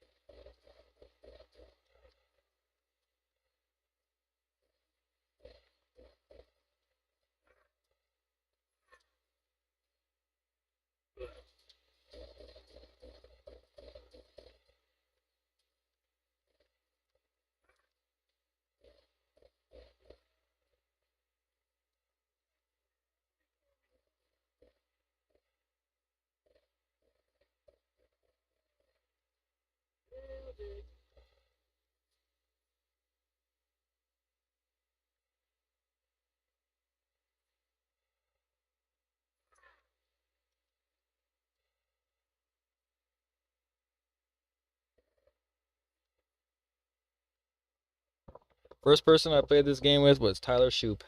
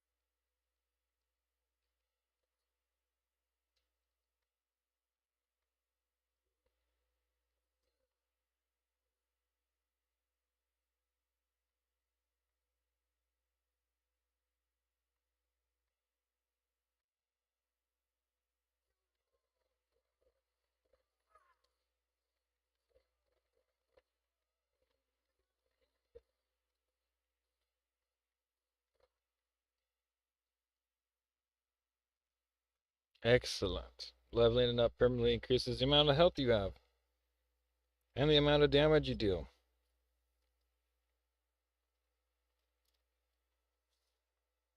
I think I'm gonna eat those other 2 burritos a second. This. I'm gonna start by not getting my hands dirty.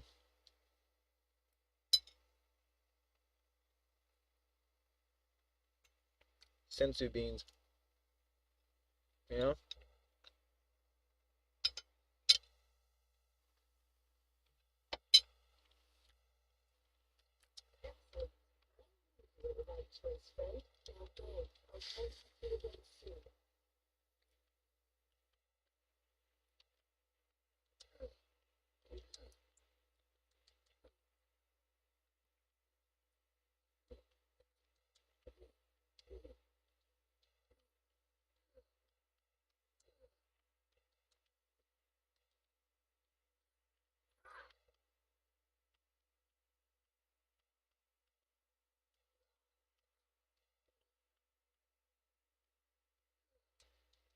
Ah.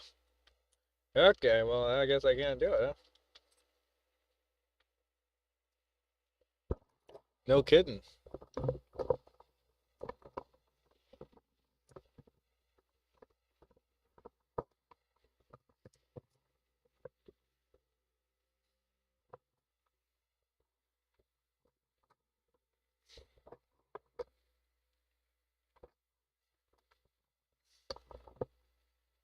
There we go. Purpose. That's fine. I know I'm not looking directly into it, but I don't care.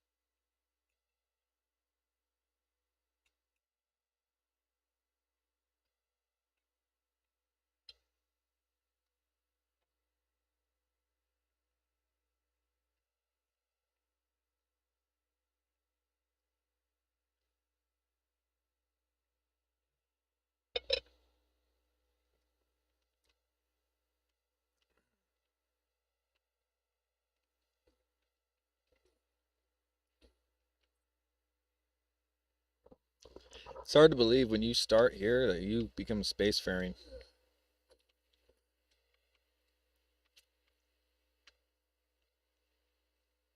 For real. You know, I didn't pick that actually. I don't know. 0. Could have fooled me.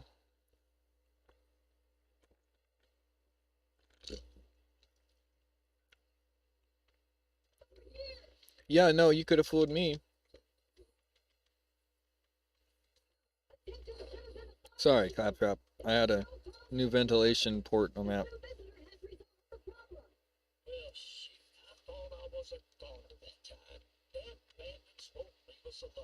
No, they won't.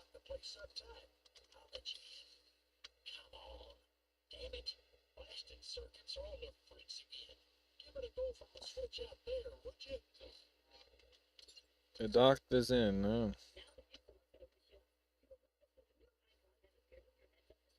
Yes.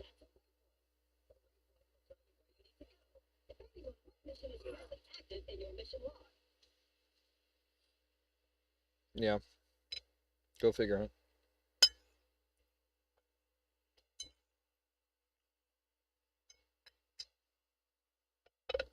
That's a diamond, huh? That looks like a square. Turns sideways. Oh.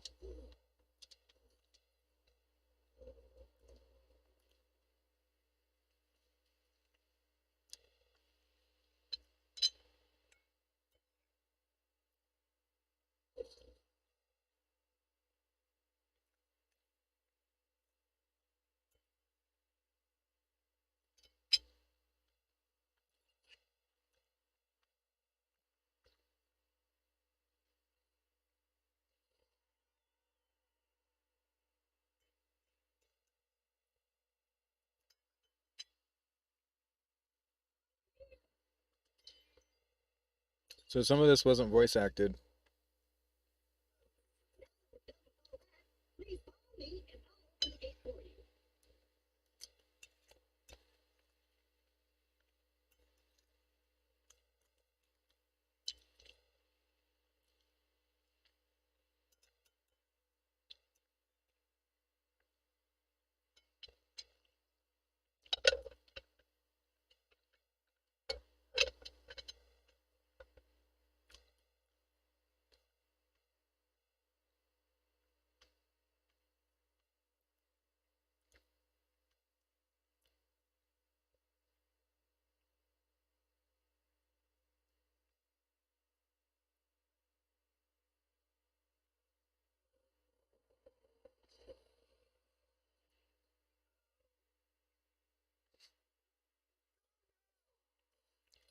Damn.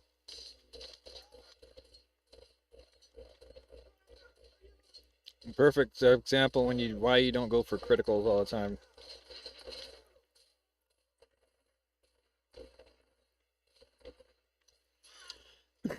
Excuse me.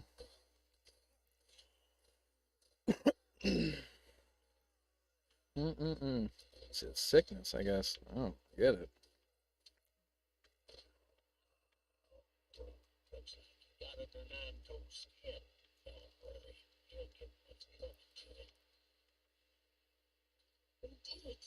I knew you were the right choice. Oh, the puzzle robot needs our help. Would you kindly give him a hand? What the hell do I gotta do? I can see that little to last very long without attention. Why don't you look around for something to fix it up? Oh my God, it's leaking! I think I'm leaking! I'm leaking!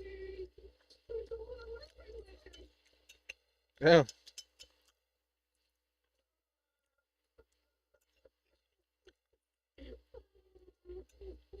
Gnarly.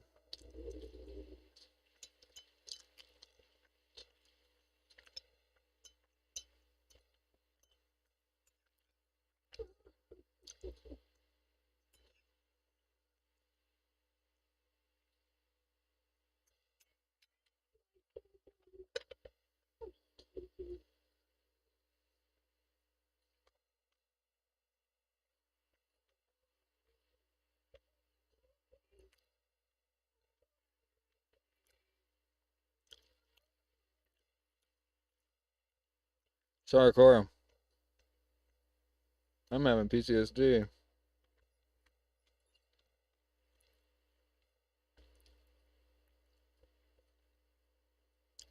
Mm-mm-mm.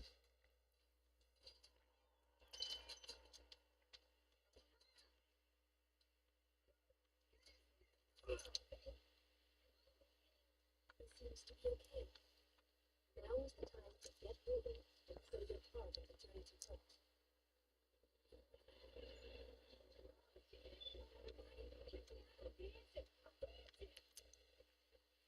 Mm.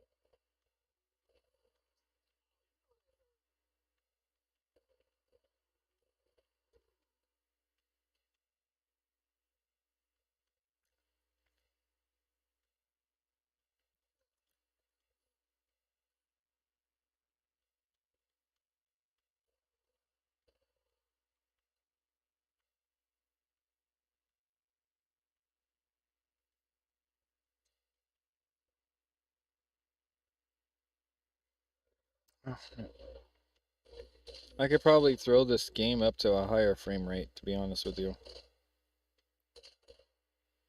Like, because I'm only capturing 24 right now on purpose, because, like, I wasn't sure.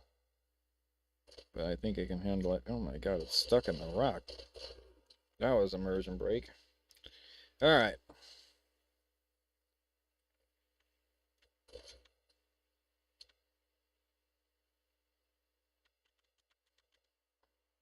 Yeah, let me just see if I can get it 60.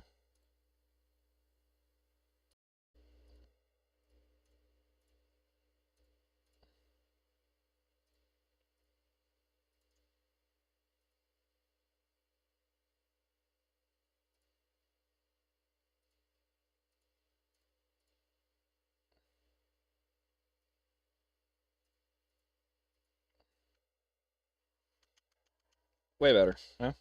What do you think?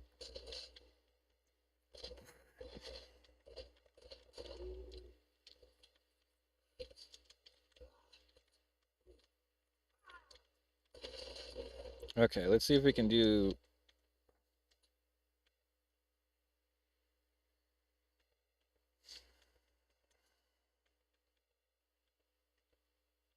You can't do custom controllers.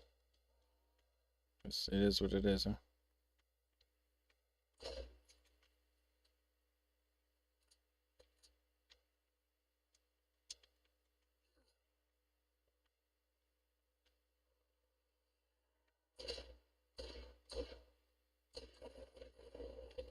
Really?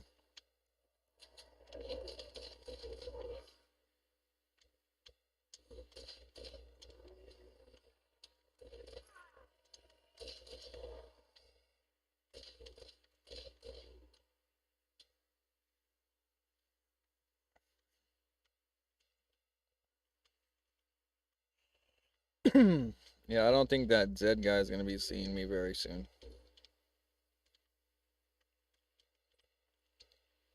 I'm sorry to say, but I kind of went on a little hunting spree there.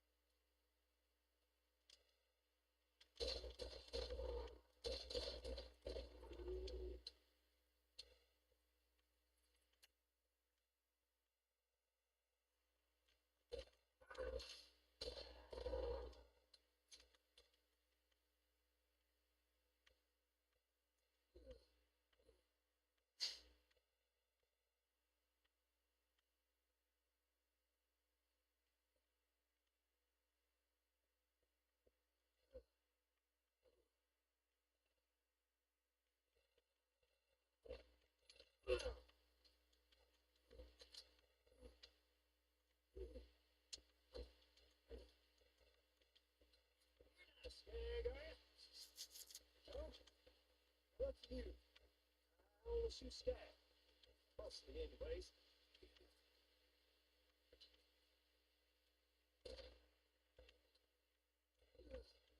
Don't worry about me. I can take care of myself. I'll get by just fine. Right? Okay.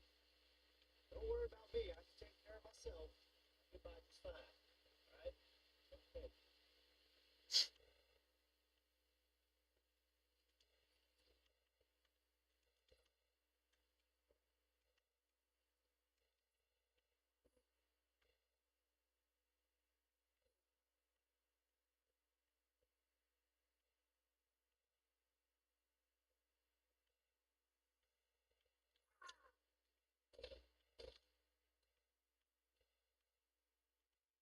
Some of the detail they packed into this place, man, I swear.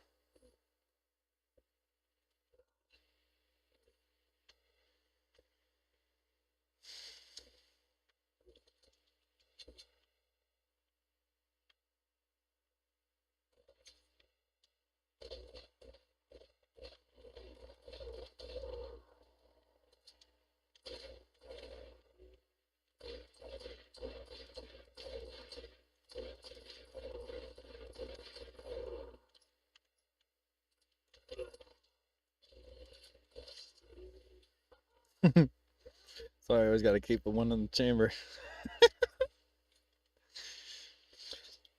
Anyway, excuse me again. That was, hey, yeah, that was pretty good. I gotta admit, I still got it, Bubby. All right, let's do this.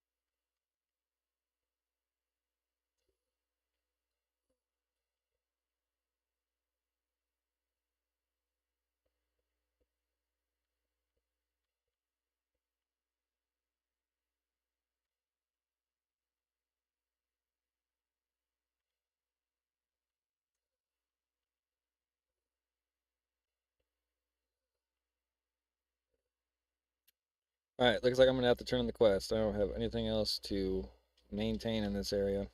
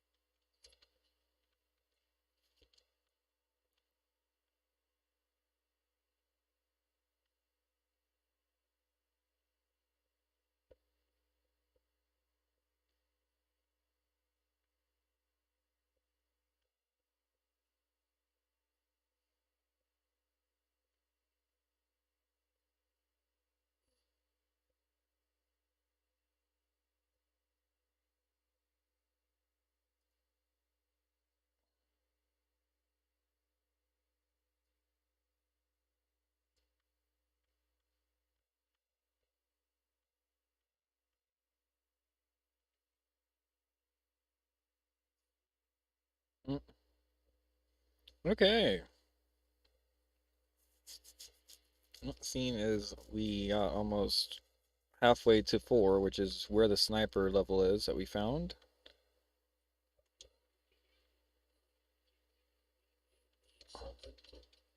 The cache over here. Yes, yes, of course. Of course. Of course.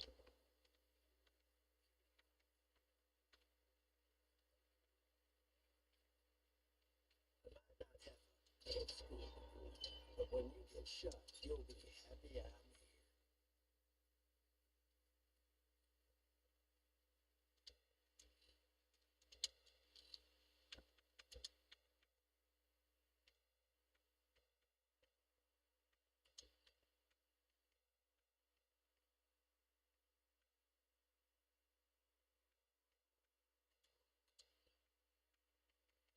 Yeah, everything else is like level 1. Both of these are level 4, so these are going to be my level.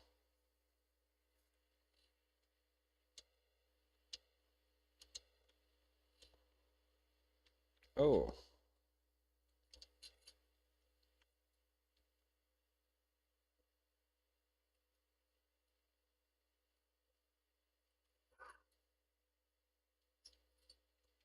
Hmm.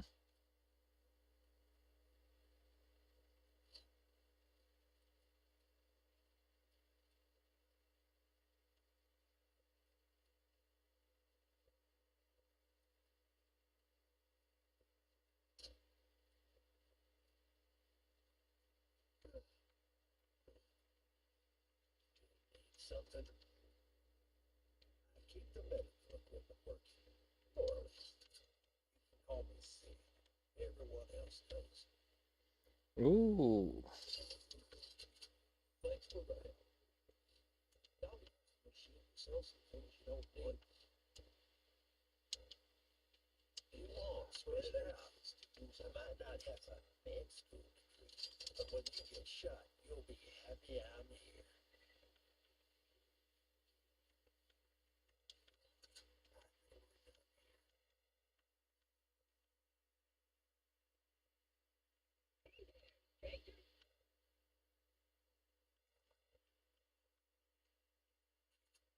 Just tell me if you need things. You know what? People don't yet trust you. If you're going to ever find the vault, you'll need the aid of the people. Helping Dr. Said with his 9 toes problem is a good move.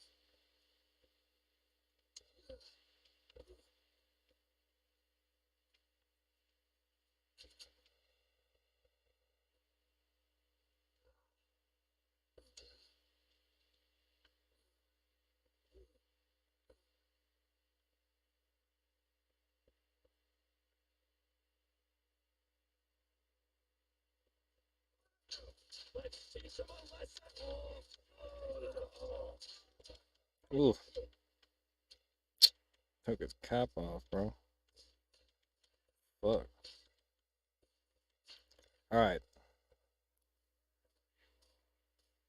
I might have to take the aim assist off here. Hold on.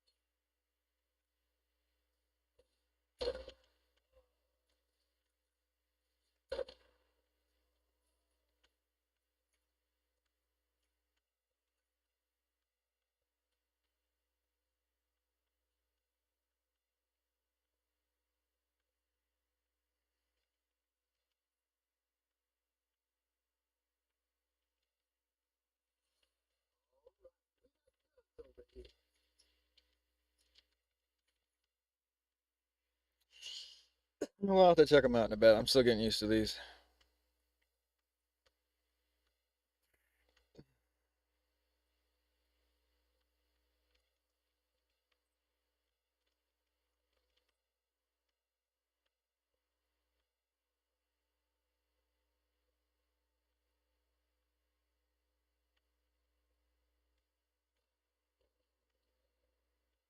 Jesus.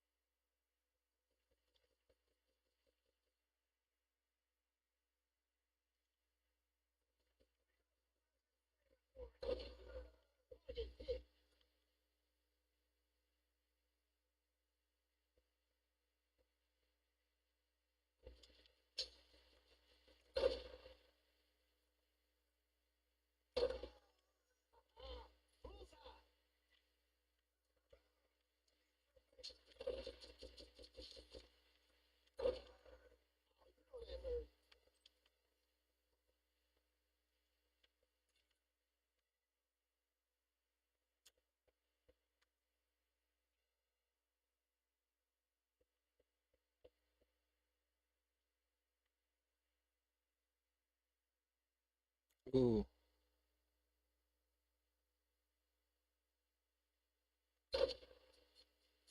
Didn't even do any damage. We gotta go. We'll come back.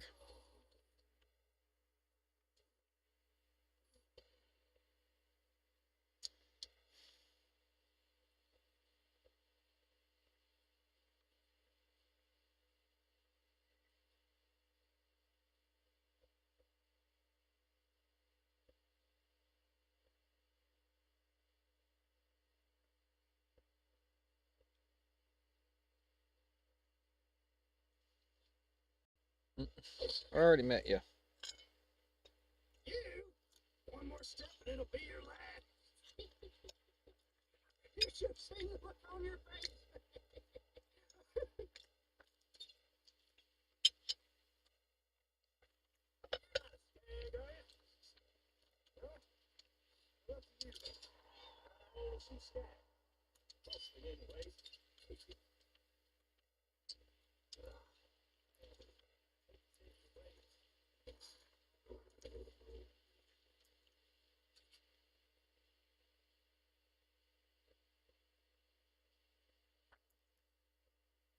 Um.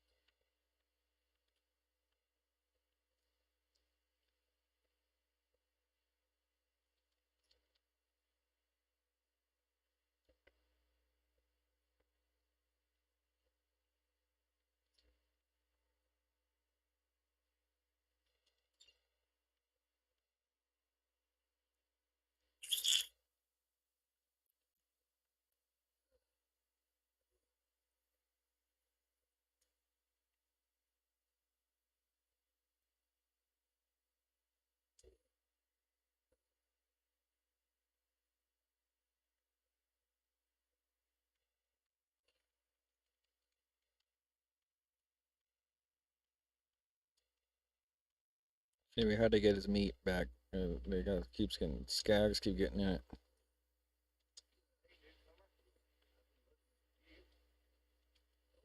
me, I can take care of myself. I'll be by just fine. Right? You've done well. I've decided to reopen my Firestone franchise thanks to you. And even now that buy some new gear.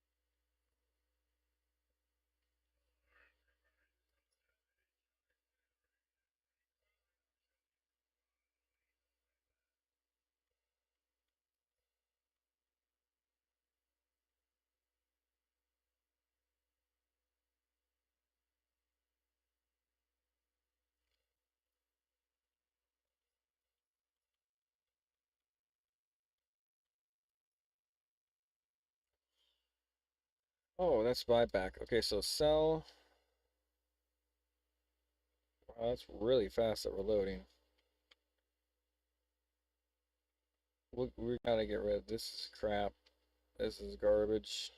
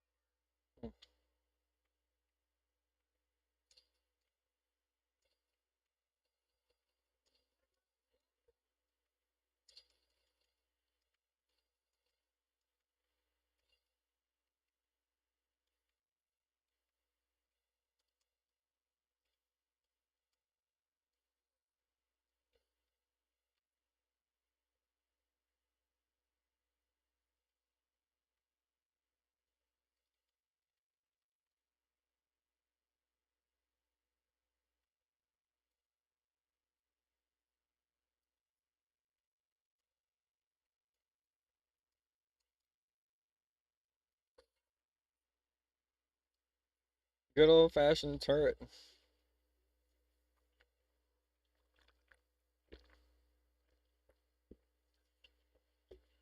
Nothing says more than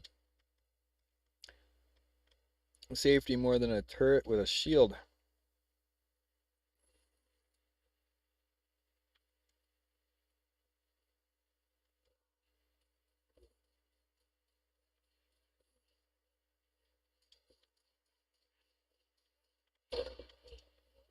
A lot of midgets today. Oh shit. Oh my god. I can't see.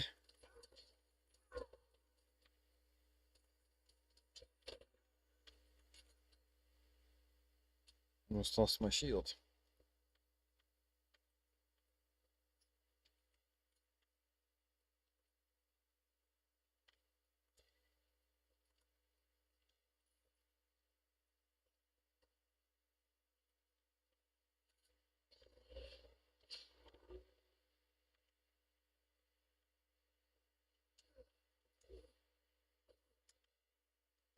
Oops. Alright, let's get on the right track here.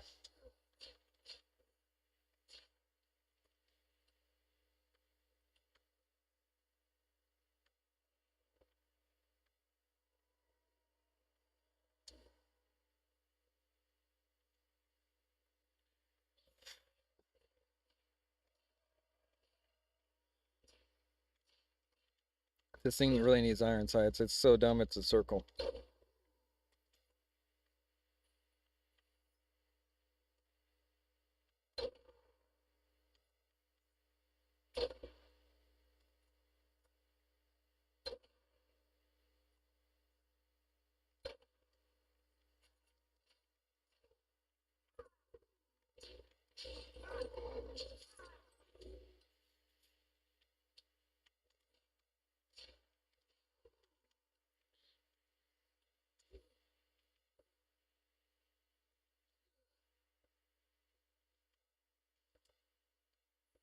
All right.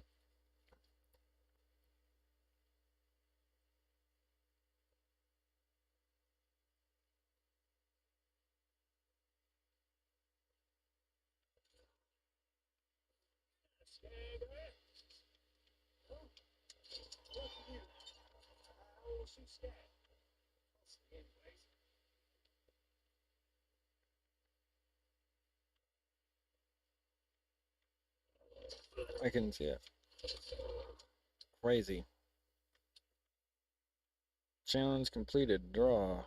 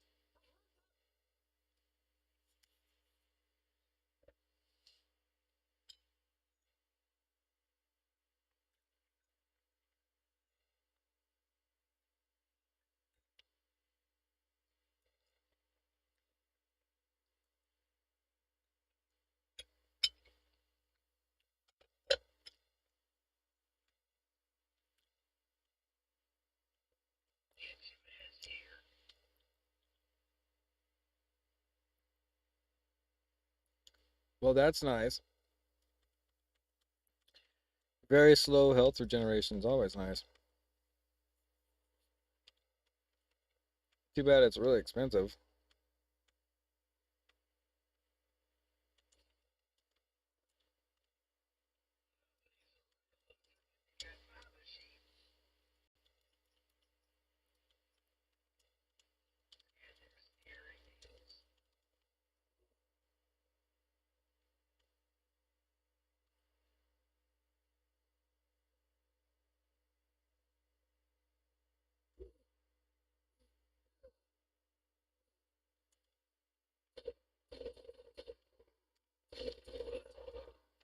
Yeah.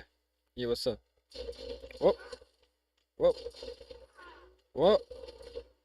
Whoa. Can you believe it? That was it? That was a reload?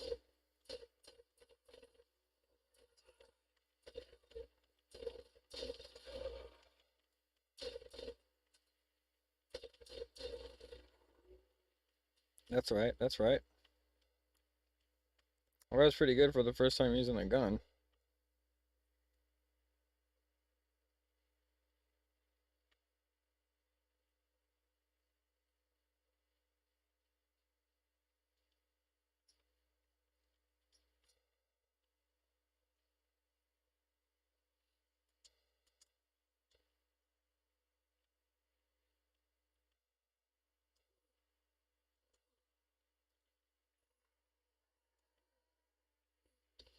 Ooh. Yep. You did not expect that shit.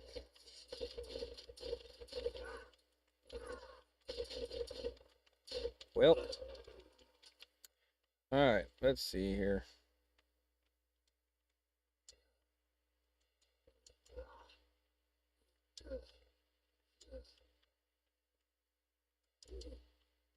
Oh, you're not supposed to climb. Okay. My God, I forgot how literally non-active the terrain is here. It really just guides you through.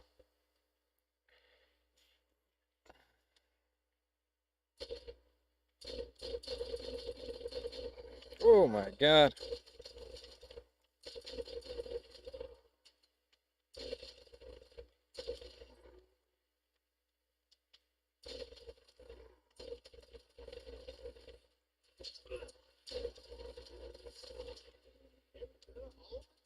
Not bad, man. Not bad. That was not spray and pray. That was pretty much the opposite.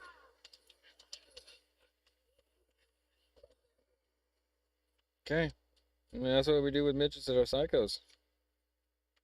We teach them a little bit about nitroglycerin, right?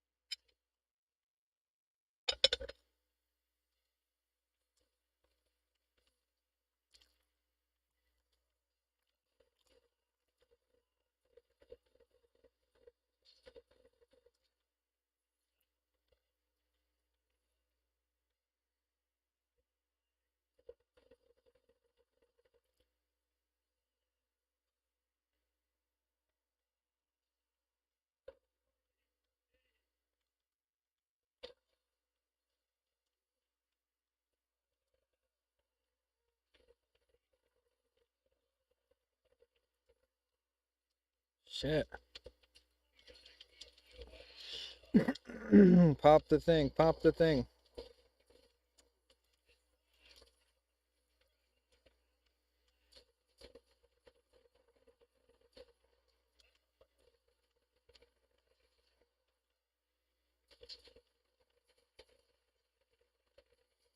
Woo-wee.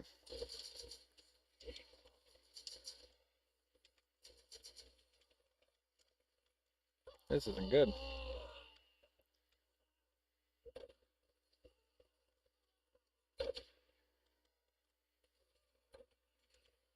Holy crap.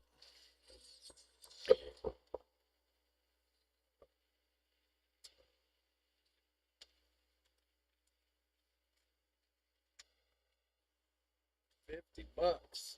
Oops, sorry.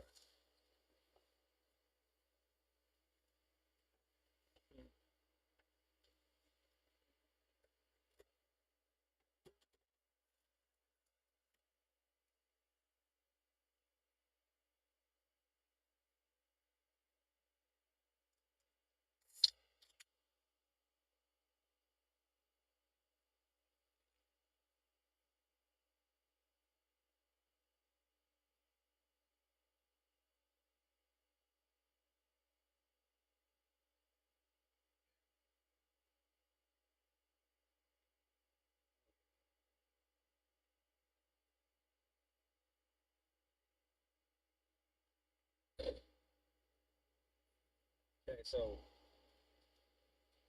let me just figure this out really quick.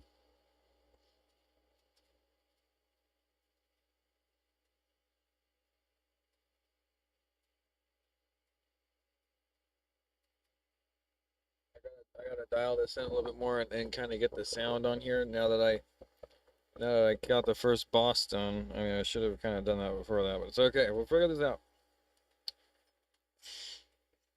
I just gotta unplug my card and plug it back in. It's just kind of hard to get to right now. I mean,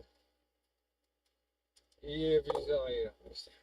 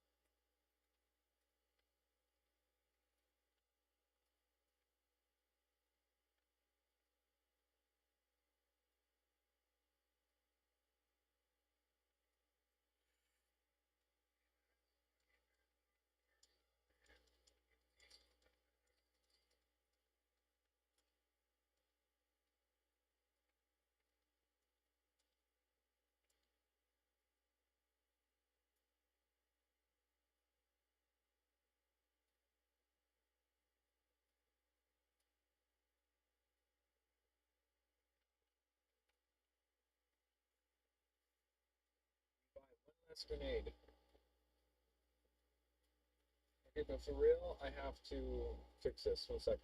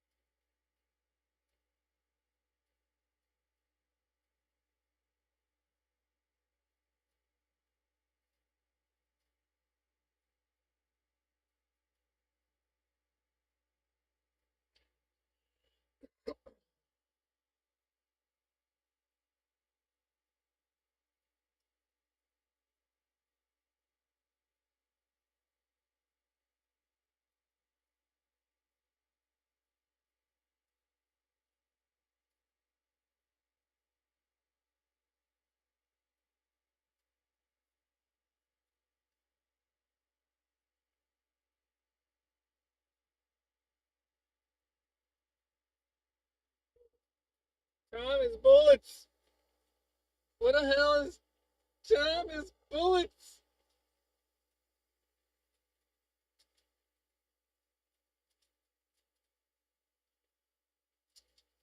I just gotta do this. I gotta reset it again, guys. I'm so sorry.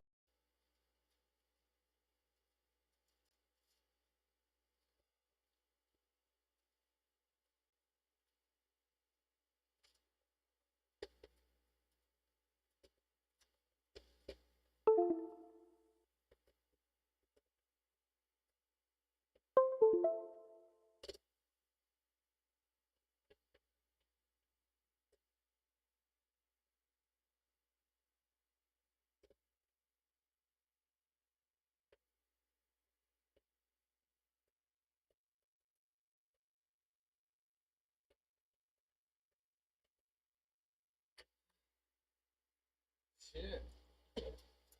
God damn. Still nothing. That shit's fucking annoying.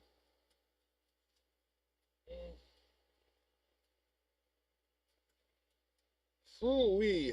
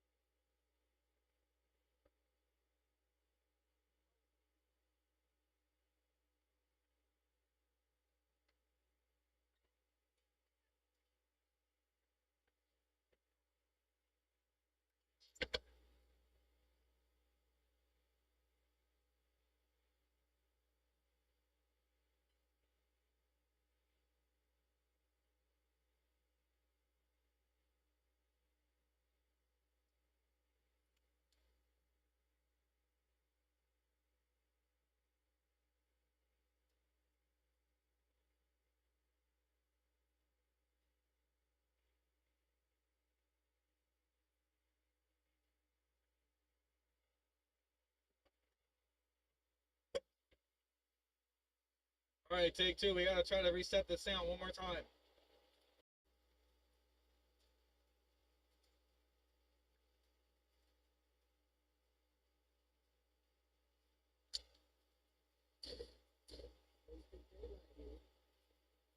I know you can hear it through my mic, but that's cheating. Like, this is supposed to be native. Like, what the hell happened?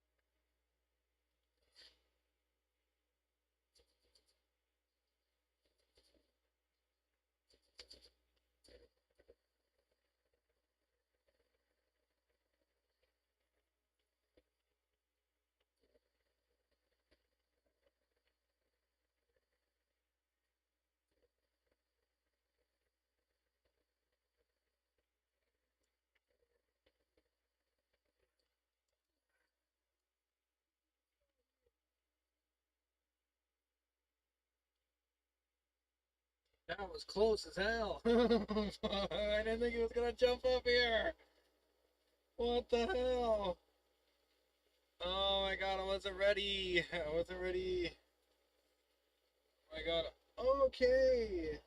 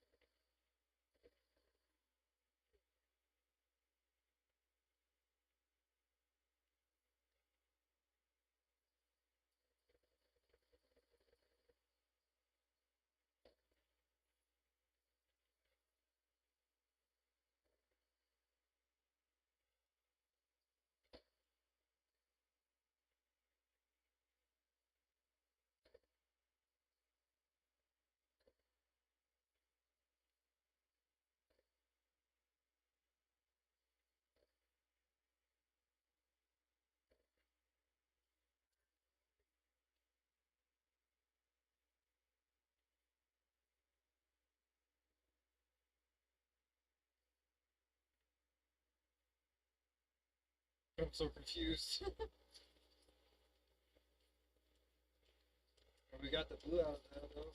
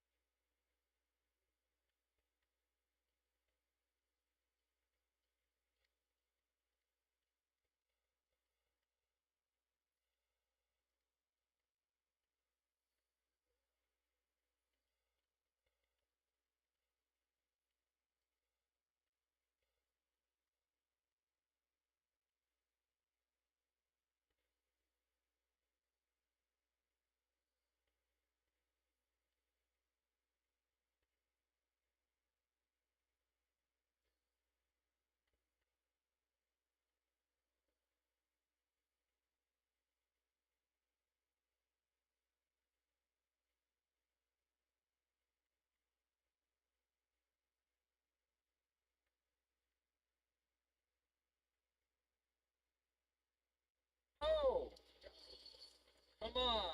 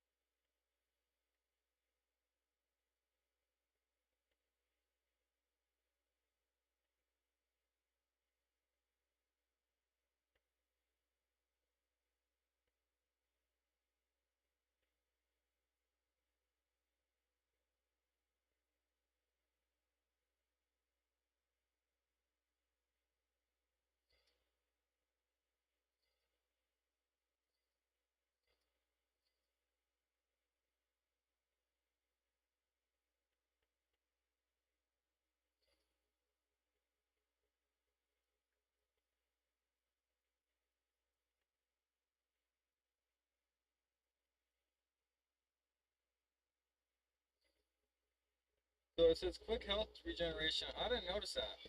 We're gonna keep that.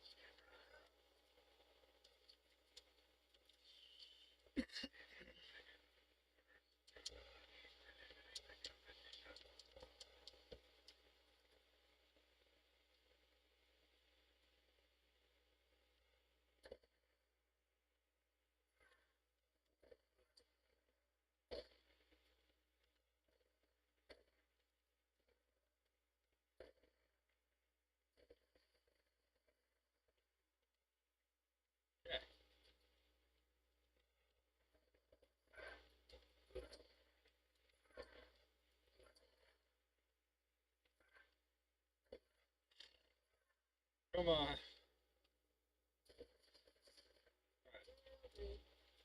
Right. Alright, let's get the hell out of here. We'll ask AI if we got Ladyfinger in the first quest out of a random spot at the grave or whatever, like at the gravesite over here, if that's a rare one or if it's just crap.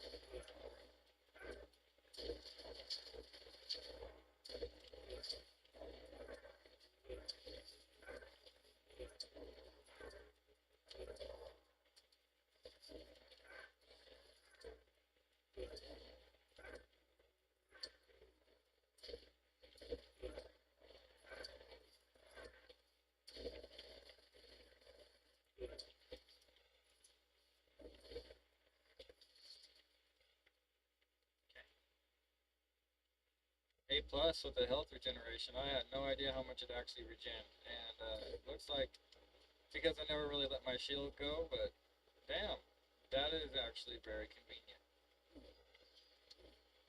Oh shit. I mean, oh rack.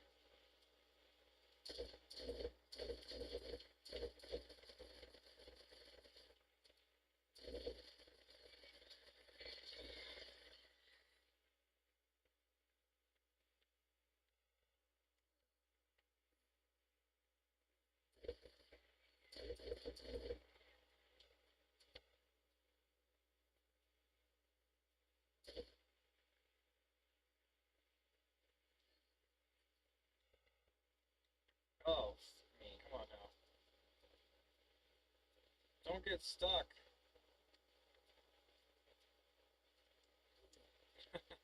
Shit. That scared me. Okay, let's go.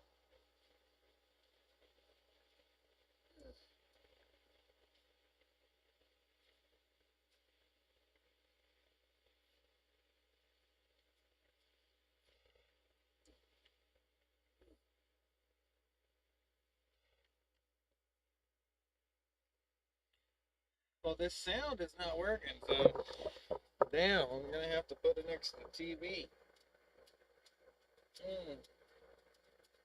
God damn it. I'm too tired to fix it here. Whatever, at least you'll hear comments.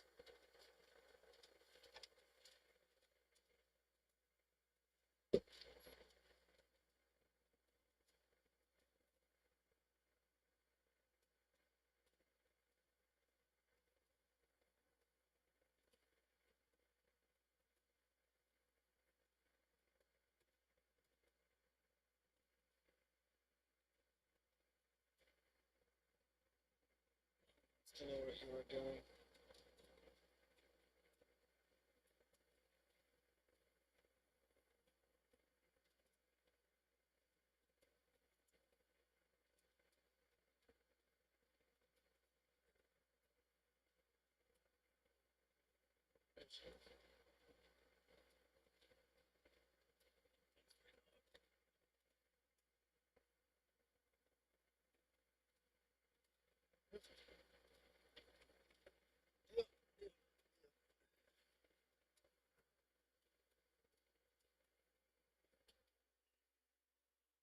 She's been chill.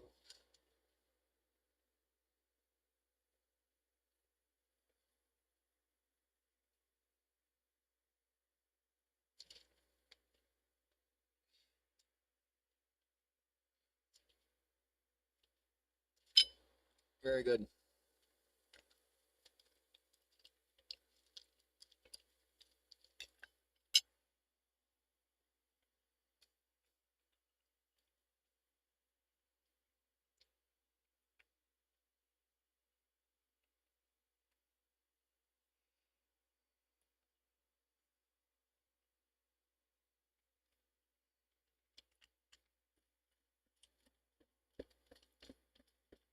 I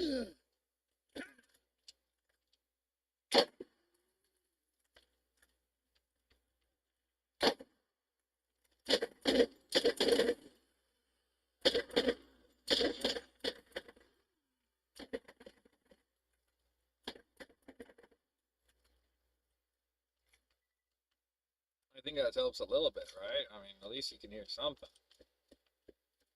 It sucks. I don't know. I gotta figure it out. Even if I have to do a direct out into something, bro, like I'm gonna lose my mind if I don't have anything. I don't get what's going on. How I have TV sound, but I don't have that. Like I said, I have a direct aux out of the TV, and I can do a direct aux into the computer. So I don't know exactly what's going on. I don't think it's a driver issue.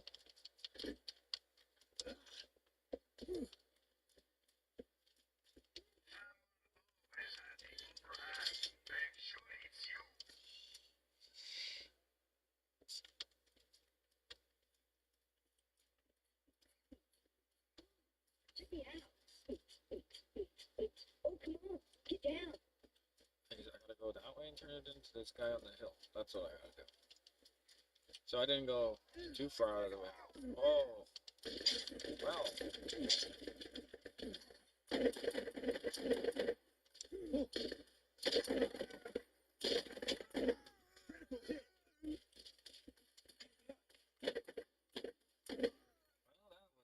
Anticlimactic. Alright, let's get through this.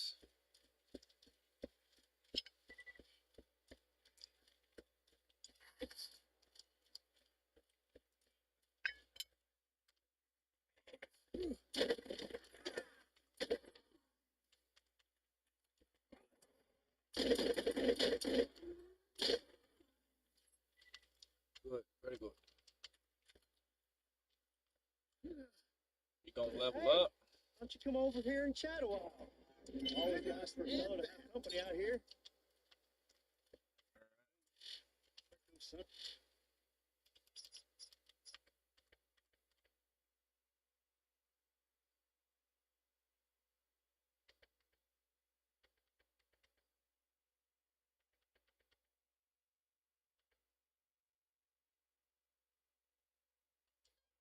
Biscuit eating skags.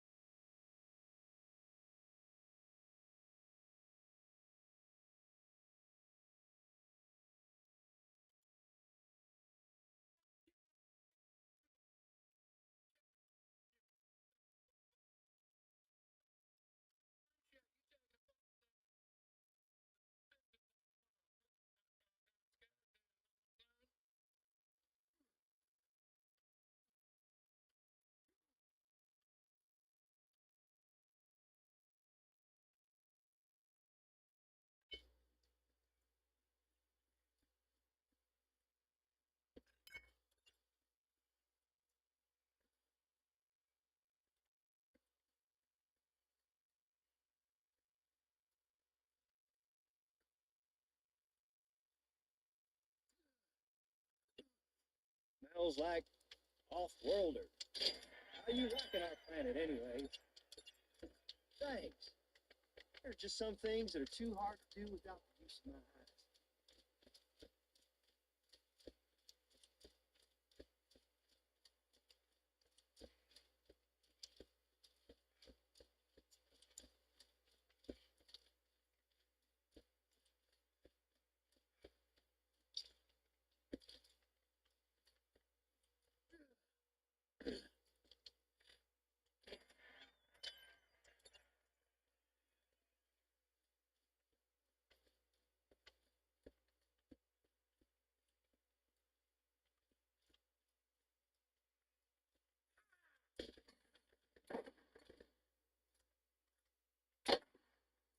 You know that. Ouch.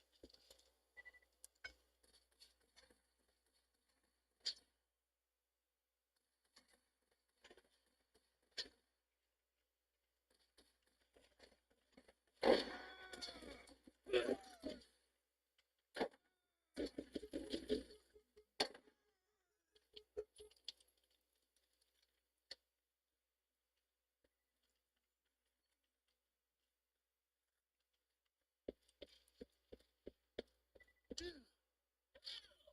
you know that by aiming your crosshairs at an enemy, your HUD can display your target's level, health, and kill streak? The higher level the enemy, the more dangerous they will be. If you see a skull, you better get out of their path. Oh, come on.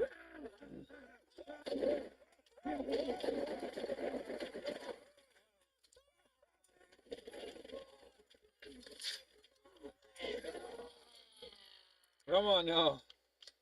That's fucked up, bro. I don't think I can kill these guys. We're gonna have to get some levels.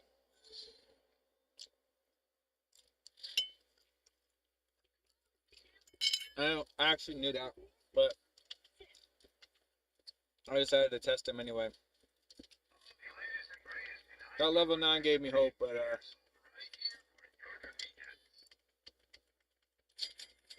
I did kill him when I was down.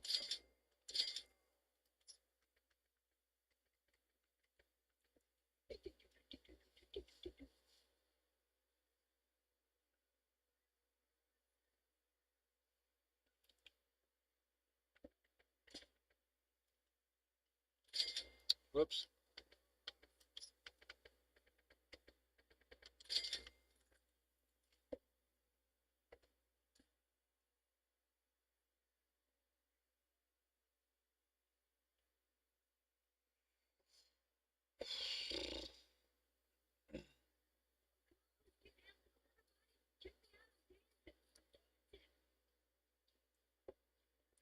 Okay, I'm playing Borderlands, the legendary Game of the Year edition or whatever, and I found the Clipper, which is a blue one, and Ladyfinger, which is a green one.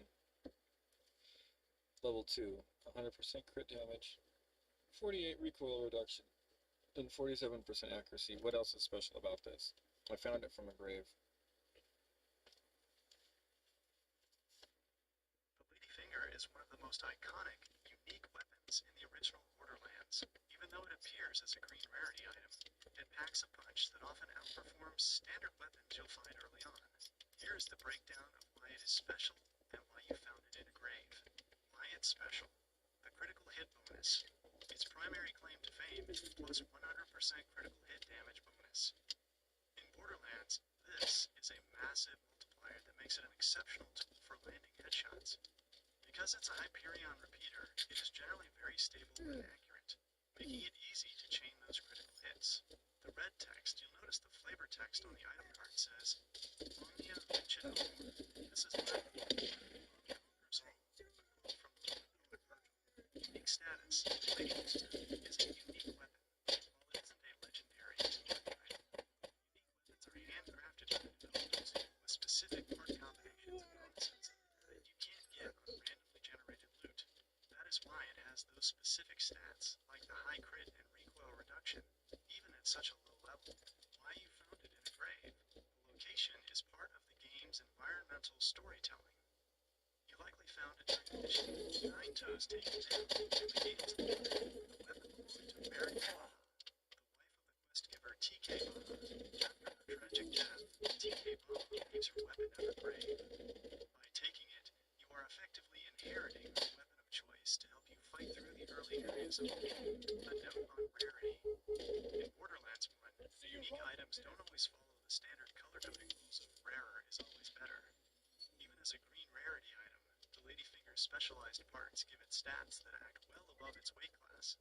It will likely remain one of the most reliable pistols in your inventory for several levels, until you find a significantly higher level replacement. Since you're currently in the early game, that critical damage bonus is going to be your best friend against tougher enemies. Just make sure to keep aiming for the head. Right.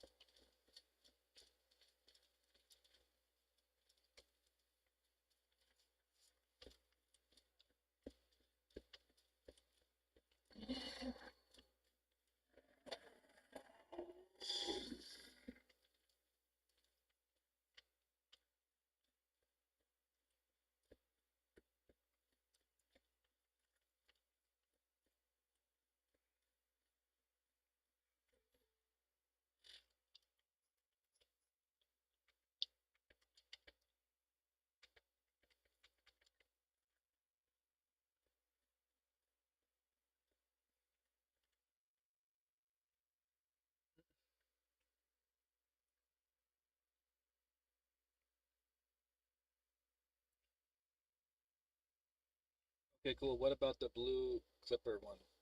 It's a flame. The Clipper is the perfect companion to the Ladyfinger you just picked up. While the Ladyfinger is your precision tool, the Clipper is your get-off-me weapon. Here's what makes it special. Why it's special. Always incendiary. As you noticed, it's a fire elemental pistol. In Borderlands, fire and incendiary damage is incredibly powerful against flesh enemies. Anything that doesn't have a yellow shield bar. Since most early game enemies like skags and bandits are fleshy, this gun will chew through their health bars much faster than a standard non-elemental weapon. The melee bonus. It comes with a built-in plus 100% melee damage bonus. If an enemy gets too close, you can pull out the Clipper and give them a much harder melee hit than you could with your standard unarmed attack. The red text, the flavor text reads, "Don't drop it, might lose a toe." This is a direct reference to the boss who drops it in the tools. The lore implies it's designed to be and this was the weapon that did it, or the one he used to do it with others. How do you put them together? The Ladyfinger uses this for distant enemy reaction hits. That plus 100% bonus will help you drop enemies before they even reach you. 2. The Clipper. Keep this in your second weapon slot.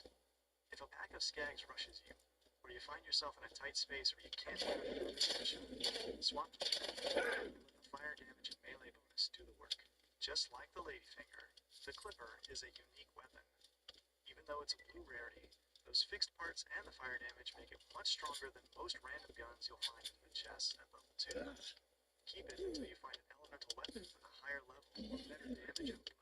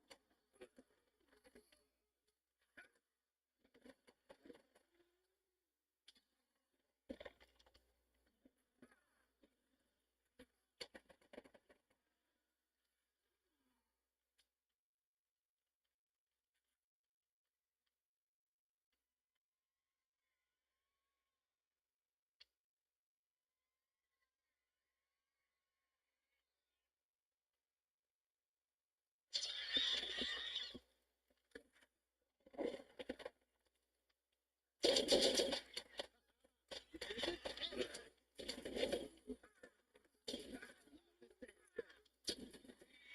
having another soldier on the field.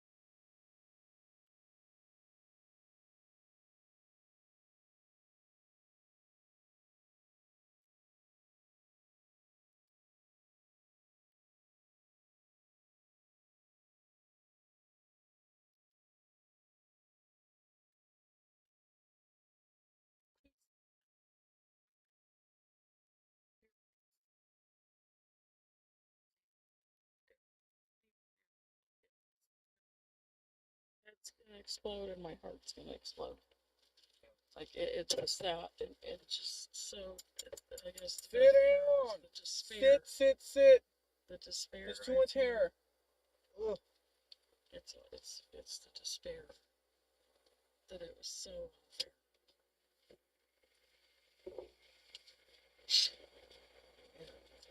Even the fucking episode of this, that's when I first noticed the change. It makes me just hate him. I know we're supposed to forgive our enemies. Not when it's No, like obviously, I literally hate him. planned to fucking do it. Yeah, no, when it It's so seems planned that disgusting. that was Like, that was that's what I'm the saying. main The reason whole why thing almost everything was supposed to be around But I don't Delilah. want to give them It was, any. don't do this because of Delilah. If you didn't fucking say that, I'm sure it wouldn't have been this big thing for him I to think tried. X, Y, and Z with the demon head. I mean, it is just what it is. I mean, that's what they do. They go after the loved ones. It's not something that isn't beyond history's time book. It's been there for a long time. They do not like love. They fucking hate it, and they fucking kill anybody that loves anything. Whatever the fucking love is, they extinguish it. They have nothing to do with love. Yeah, they don't care. I'm That really is mad beyond at them. myself because I would try to just ignore them. But sometimes I just was so sick of it and tired and stressed. But a lot of times I would just be doing whatever with her and say, "No, right now, nope, I'm busy. I'm doing something," and just like hurry and walk through to get her away from it. Well, yeah, and then they knew that was better than him. I mean, that's the fuck. It's really bad. I mean, you don't understand how deep it goes. Well, no, that's why I'm so tormented by it. I'm sickened. Because I'm mad at myself for not knowing better how to react and act. So I'm really mad at myself. Because I keep thinking I messed it up. I should have just completely not ever said a word about it. I didn't even let him know she had a tumor for I don't know how many months. What is the thing? No. Like I said, it's not something that normal people should have to deal with. No. It just shouldn't be a fucking plague throughout society.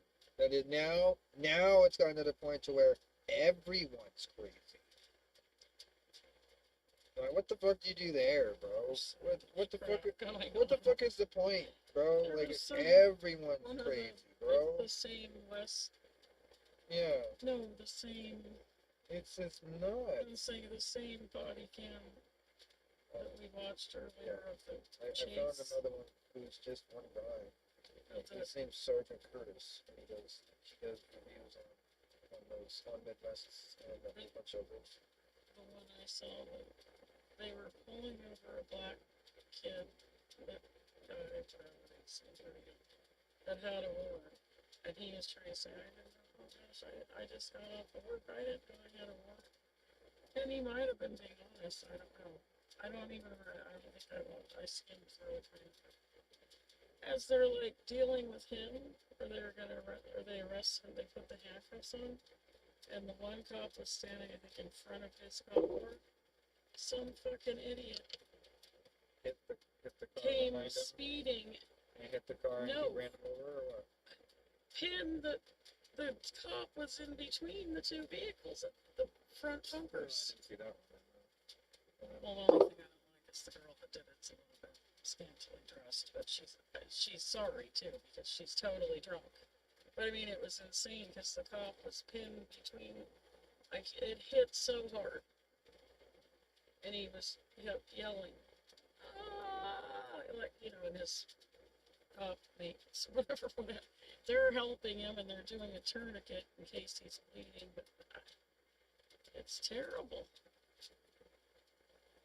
The things going. I mean, that's just so weird because they were. And then the guy that got arrested was next to the cop because I think they had just put the handcuffs on him, and his leg got hurt or something.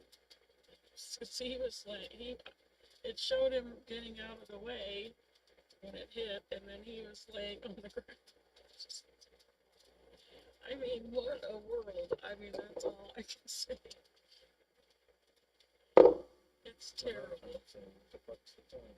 It really is a shame. That's what it's becoming. That's why I said August. July, August. There's a spider. Sometimes I can do it. There's a little baby spider. Sometimes I can do this, but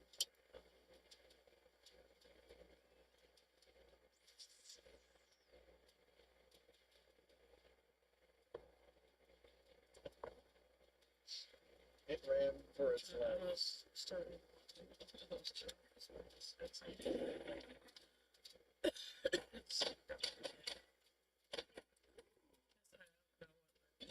they're saying Jehovah's Witnesses are saying the same thing. Nobody knows except for your boyfriend over here. I know it doesn't seem like something because it's wet. Whatever's on your fingers fucking raw. Yeah, look at this. Something. Oh my. Yeah, right. That's breaking my nail. What are you I'm doing? only doing that because it's splitting my nail. What are you doing? Trying to keep my nail from splitting. Fingernails. No. Oh, there's another spider right here. Look at this. Look right between your eyes. Quickly. I see it kinda. You don't see shit. Then Right back here, up, back right up. here. Yes, back here.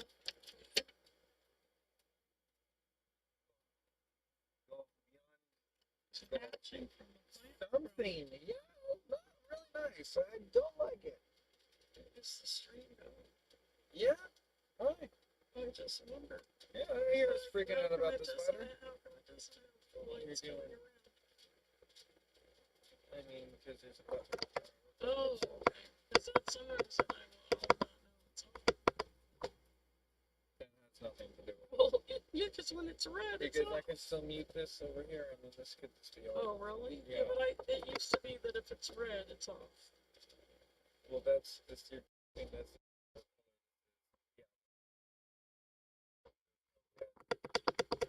here. You know, there's no color red. So, you know what I mean? Sometimes you'd say if it's red. But do you feel what I mean? There's no color But red. how does it turn red?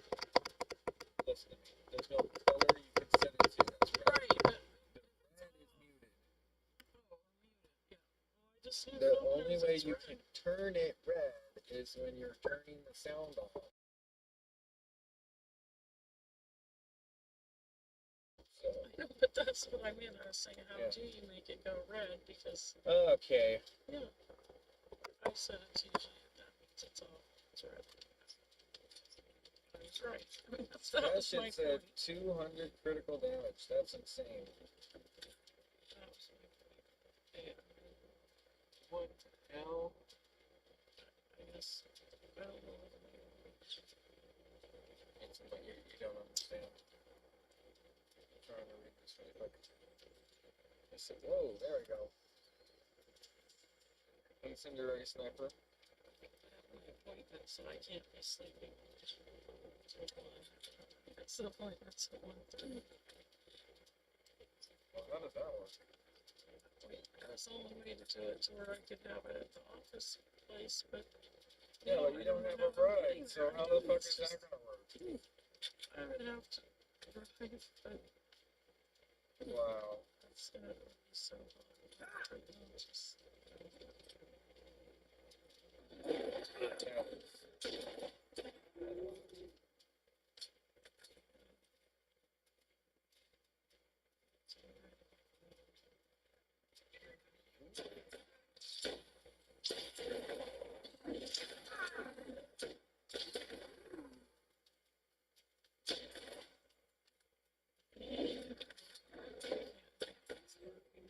Who's barking? I say I can't.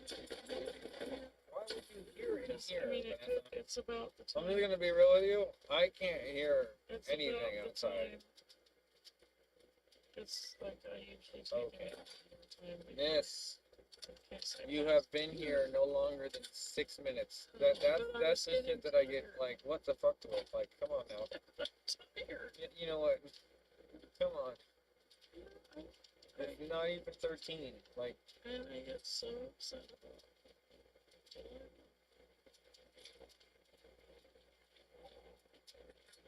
this has this again. This should have nothing to do with all that. Like, Everything does to me. this Not about the shooting game. dogs or whatever I the said fuck. bedtime. Oh, I mean, I meant. okay. Well, that's understandable. For sure, since she slept with me since I got her. Shooting dogs. That's Delilah. I gotta go. I mean, Come ever on since she now. was Fuck. Come on now. a puppy, she slept with me like every night except for a few nights ever. 15 years. Both of these have Fritz. That one has great fire rate. Holy shit. I just gotta give it a Even that mattress is too warm. This is probably especially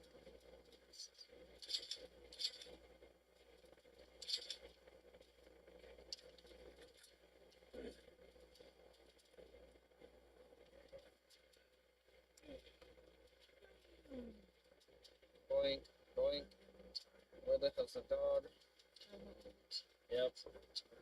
Stop it. tortured.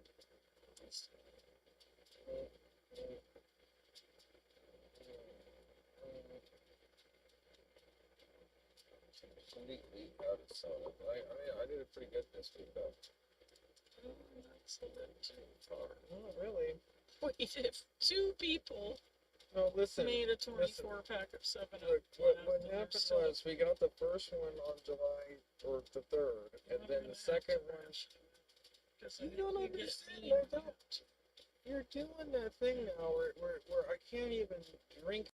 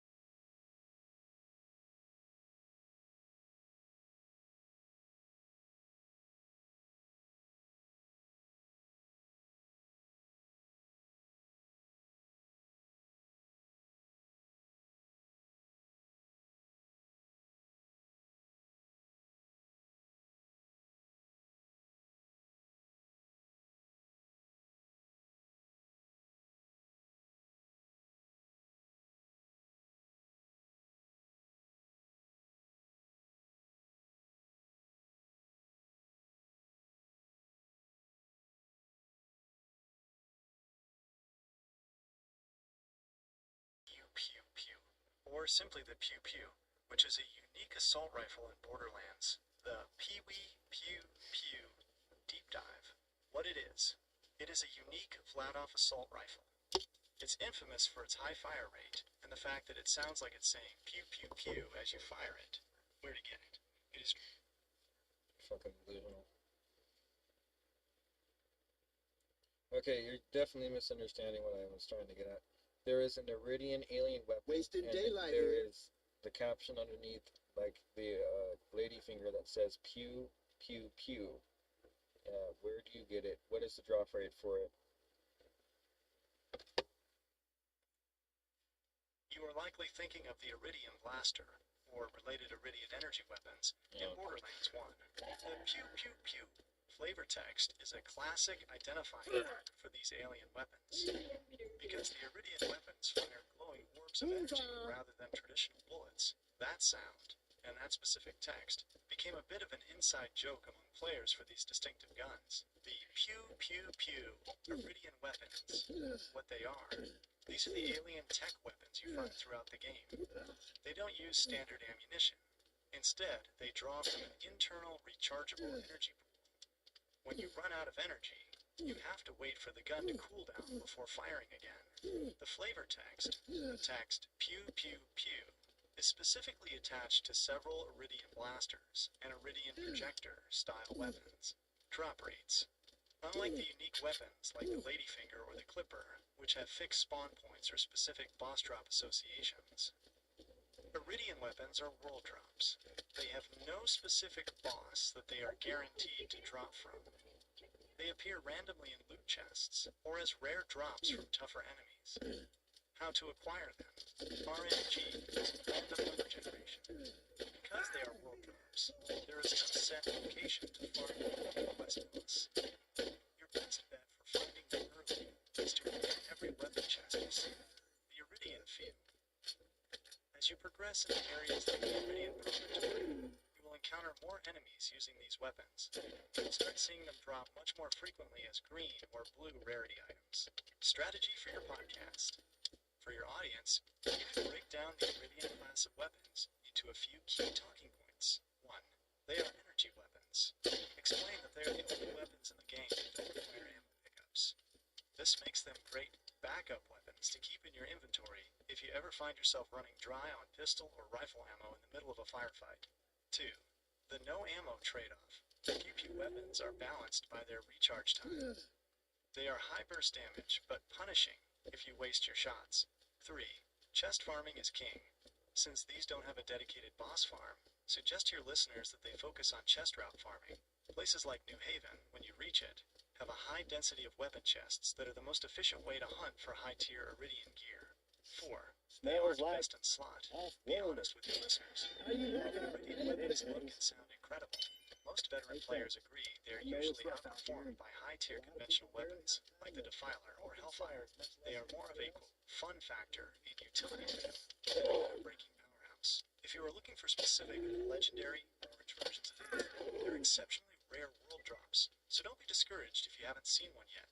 They're the white whale for a lot of players in the first game. Okay, so I've never even seen one that was orange. Are you fucking kidding me? They literally have those? That's like, what is the drop rate for that? I am not kidding at all. Legendary Iridian weapons do exist, and they are essentially the holy grail of Borderlands 1. They are some of the rarest items in the entire franchise. When players say they are rarer than pearls, they aren't exaggerating. Here's the reality of those orange alien guns. The rarity reality check.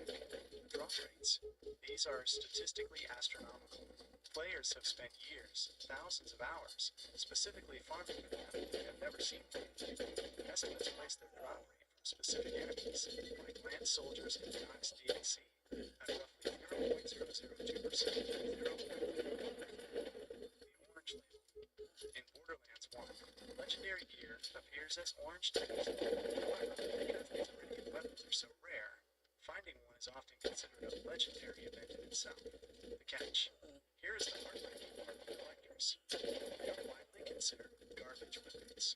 Because Iridian weapons have that fixed cooldown mechanic and generally lower cooldown compared to your standard weapons, like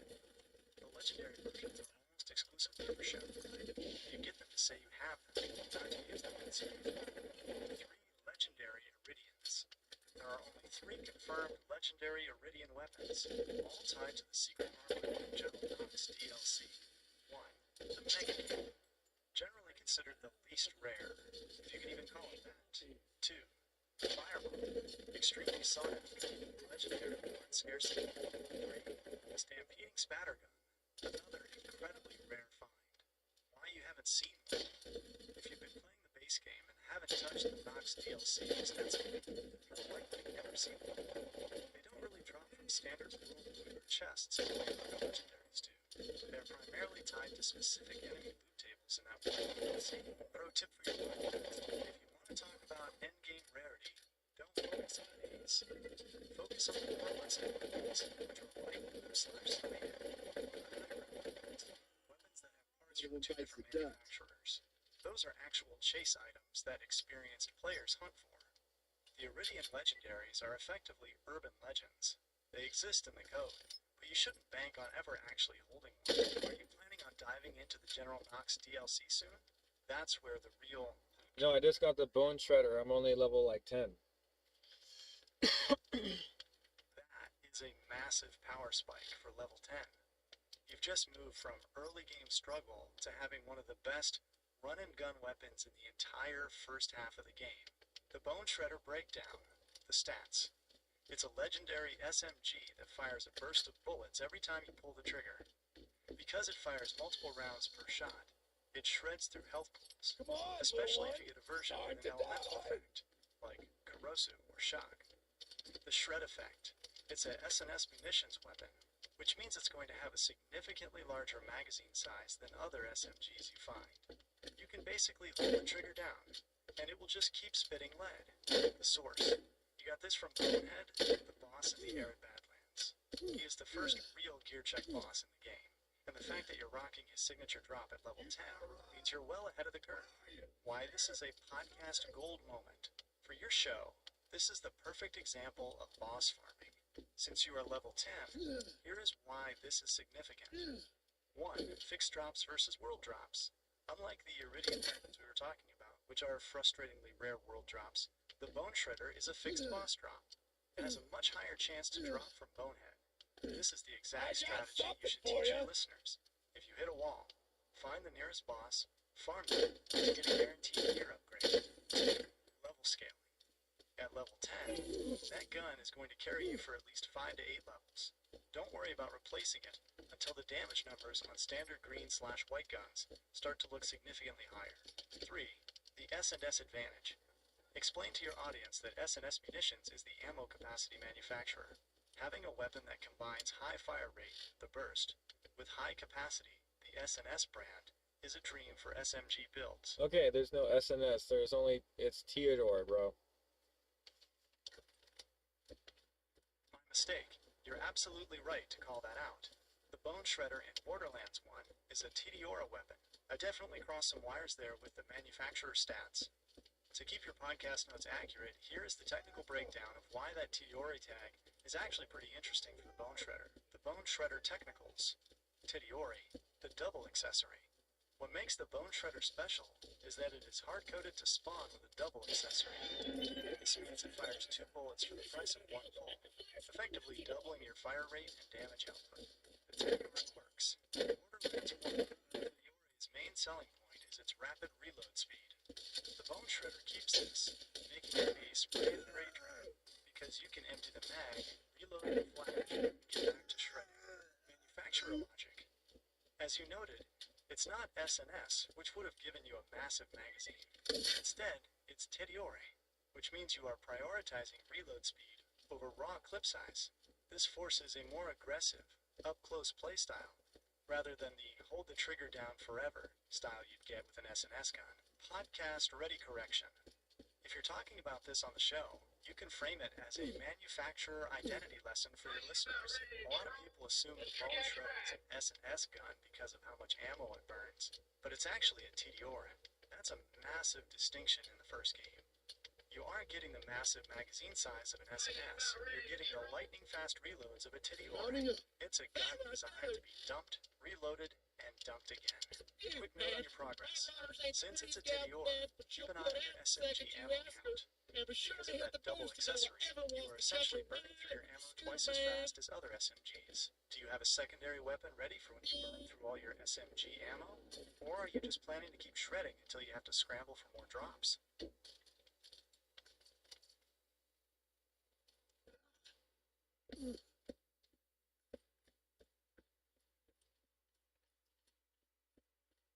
Can you give me the numbers on how many chests would it be to get pew pew pew?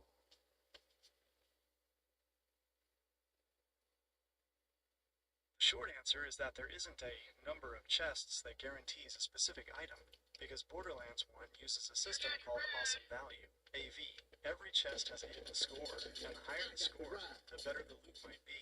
But it's all still pure RNG. If you were setting up a segment for the Mojave podcast, you should frame it around efficiency rather than certainty. Here's the data for your listeners. Chest Farm Reality, New Haven, the classic route. New Haven, the most famous early game farm. 7 primary chests. 2 red, 5 silver. The math. There is no X chests equals 1. You can open 1,000 chests and never see one, or you can find one in your first 10 minutes. Efficiency. The New Haven loop is popular because you can sprint the route in under 3 minutes, save weight, and reload.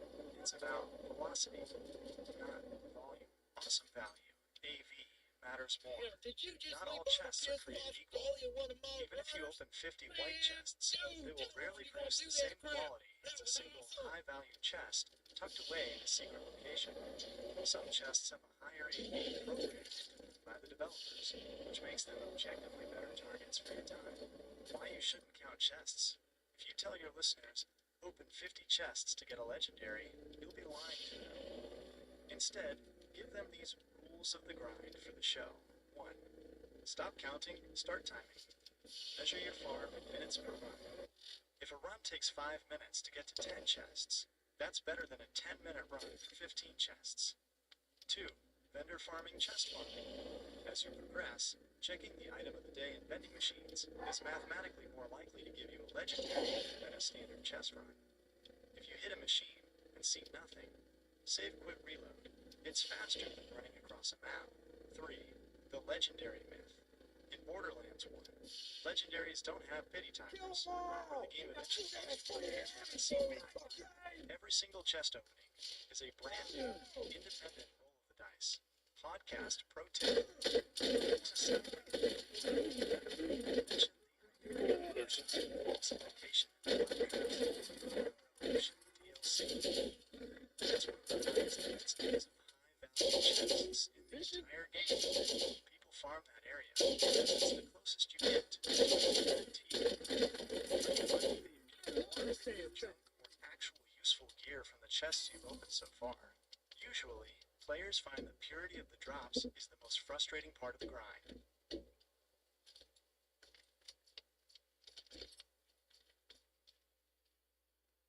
Can you give me RNG numbers about like what is like the RNG .000 what the fuck, you know what I mean? Like what is it for the Iridian weapon pew pew pew? To give you the hard numbers for the Mojave podcast segment, when we talk about these legendary Iridian weapons, we are talking about Asterisk, since drop rates so low, they are effectively statistically invisible. The RNG hell numbers. You asked for the numbers, and they are. The reason you haven't seen them is that they aren't just rare. They're often considered the rarest items in the entire Borderlands franchise. The drop chance, or the most common match, the Mega Cannon, specific enemies like shock troopers or drifters, are documented as 0.0025% to 0.0018%. The Unicorn tier. For the other variants, like the Firebomb or Stampeding Spattergun, the drop rates drop even lower, often less than 0.001%. The reality. To put that in perspective, many players with 2,500 plus hours of playtime have reported never seeing a single one. If you open a chest or kill an enemy, you have a better statistical chance of being struck by lightning than one of these orange alien guns. Why pew pew pew is a misnomer. The flavor text, pew pew pew, is attached to various generic Iridian blasters you find throughout the game. Those are common. If you find a green or blue Iridian weapon with that text, that's just standard RNG. The legendary versions are a completely different animal that share the same look, but have prefixes and internal stats that trigger that orange rarity glow. The podcast Deep Dive Talking Points. If you're breaking this down for the listeners, here's how to frame it. 1. The legendary Iridian myth. Explain that they exist, they are orange, and they are essentially collector's trophies. 2. The drop source. Emphasize that they are almost exclusively tied to the secret armory of General Nox DLC. You won't find these in the base game's early zones, like the Arid Badlands. If someone tells you they got one in the Arid Badlands, they are either lying or playing with a modern game. 3. The why. Explain that they are garbage. They aren't build-defining items. They are. I spent 10 years playing this game and finally got one items. Bottom line. If you're level 10 and you see an orange item, it's going to be a standard legendary, like your Bone Shredder. If you ever see an orange Iridian weapon, you should probably go buy a lottery ticket, because the odds of that happening are virtually zero. Does that help you nail down the impossible odds angle for the next episode of the Mojave Podcast?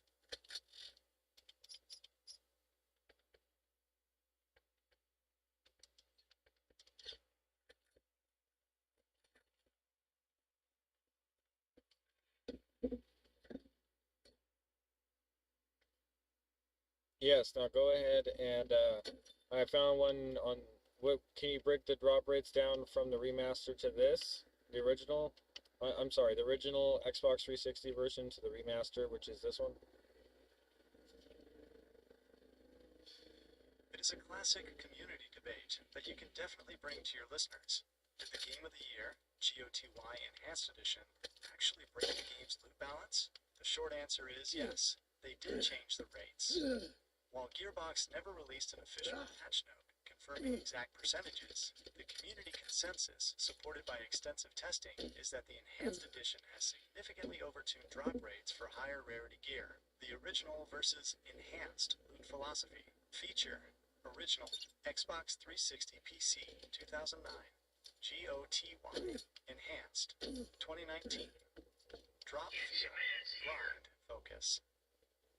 Legendaries felt like life events. Reward focus. Purples/legendaries feel common. Boss loot sparse. Often dropped basic ammo/white gear. Bosses/badasses have significantly buffed drop tables. Awesome level. Standardized. Buffed in specific areas. Like the Claptrap. Why the Enhanced Edition feels different. 1. Boss and badass buffs. Players have documented that badass enemies and bosses in the enhanced version drop significantly higher tier loot, purple and orange, than they did in the 2009 original. If you are getting purple guns from Nine-Toe Skags, you are definitely seeing the enhanced effect in action. 2. The Claptrap room. The loot room at the end of the Claptrap's new Robot Revolution DLC was essentially supercharged. Some analysis suggests the chests there were given an awesome level, the hidden stat determining quality, nearly 3.5x higher than the rest of the game, making it the premier spot for hunting those impossible items. 3. Consistency. In the original version, you could go an entire playthrough and see one or two legendaries, tops. In Enhanced, it's common for players to finish a single run with a handful. Why this is important in that segment? You can frame this for the Mojave Podcast as a game design ethics question, which appears to be Borderlands 1. Was special because items felt earned. When you found an orange gun, it was a genuine anomaly. By buffing the rates, the Enhanced Edition arguably took the legend out of legendary. The modern player view. Modern gamers expect a faster dopamine loop. Having to farm for 100 hours to get one drop is no longer considered hardcore. It's considered tedious. Podcast hook. Is a legendary really legendary if you find 4 of them before you hit level 20? The Enhanced Edition turned the loot faucet from a drip into a fire hose.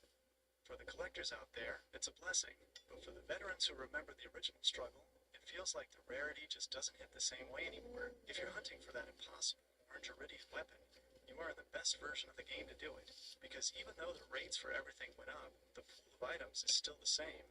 You're just pulling the slot machine handle faster. Are you planning to finish the base game first, or are you going to jump straight into the Nox DLC to try and break the loot system with those buffed chests?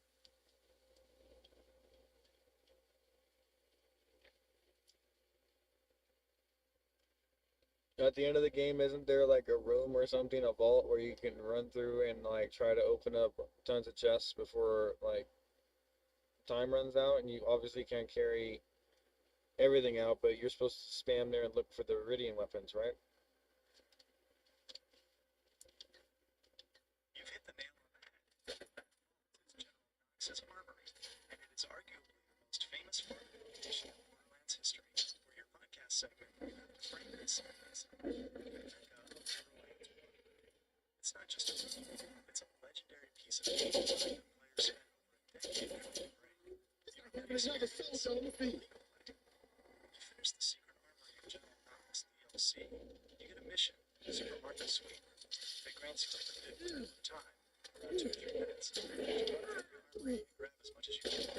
It's a time it self-destructs and locks you out forever. The podcast Gold Glitch. Players discover the more careful with triggering self-destructs. It's like the famous quality glitch. Players can jump onto hidden weapons and stay inside the armory with unlimited time. Why this is the place to hunt for weapons. Crazy. It's a place to play. The armory has over 100 containers, including 19 weapons chests and weapons. That's why the legendary Iridian weapons of 1 in a million. Your only realistic strategy is to maximize the chests open 80 per hour. Efficiency. Running the armory glitch gives you more high-value rolls in a single 10-minute session than you'd get playing through the entire base game twice. Podcast Talking Points, the glitch culture. If you want to sound like a veteran on the Mojave podcast, explain the armory philosophy. 1. The Lunar ritual. Explain that the armory became a rite of passage. You don't just go in there to play, you go in there to organize. You spend 30 minutes opening everything, another 30 minutes deciding what's worth keeping, and then trash the rest. 2. The song. Warn your listeners. If you get the trigger to the second elevator, you lose the farm. One mistake, a run, you spend 20 minutes trying to it's the ultimate high-stakes moment in the game. 3. The Iridian Unicorn Hunt. Use this as the perfect context to discuss the legendary Iridians. Tell your listeners, if you're going to hunt for a Iridian, don't waste your time in the base game. Go to the armory, learn the glitch, and prepare to open 10,000 chests. One final piece of advice for your stream. Since you're doing I the get stream, myself. the armory is visually incredible. I seen that shit coming. The scale of the room, the sheer amount of glowing purple and orange loot, No, the intention of trying to reach all those chests before you have to exit makes for great high-octane footage. Are you playing through the Nox DLC right now, or are you still working your way through the main campaign toward that point?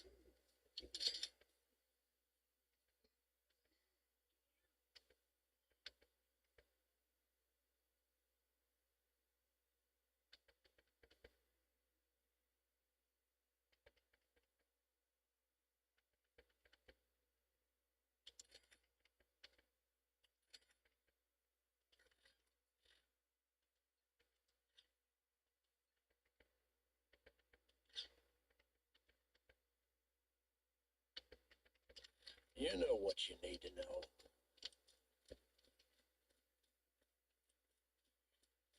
Whether you are killing bad guys or exploring the unknown, you need a trusty gun by your side.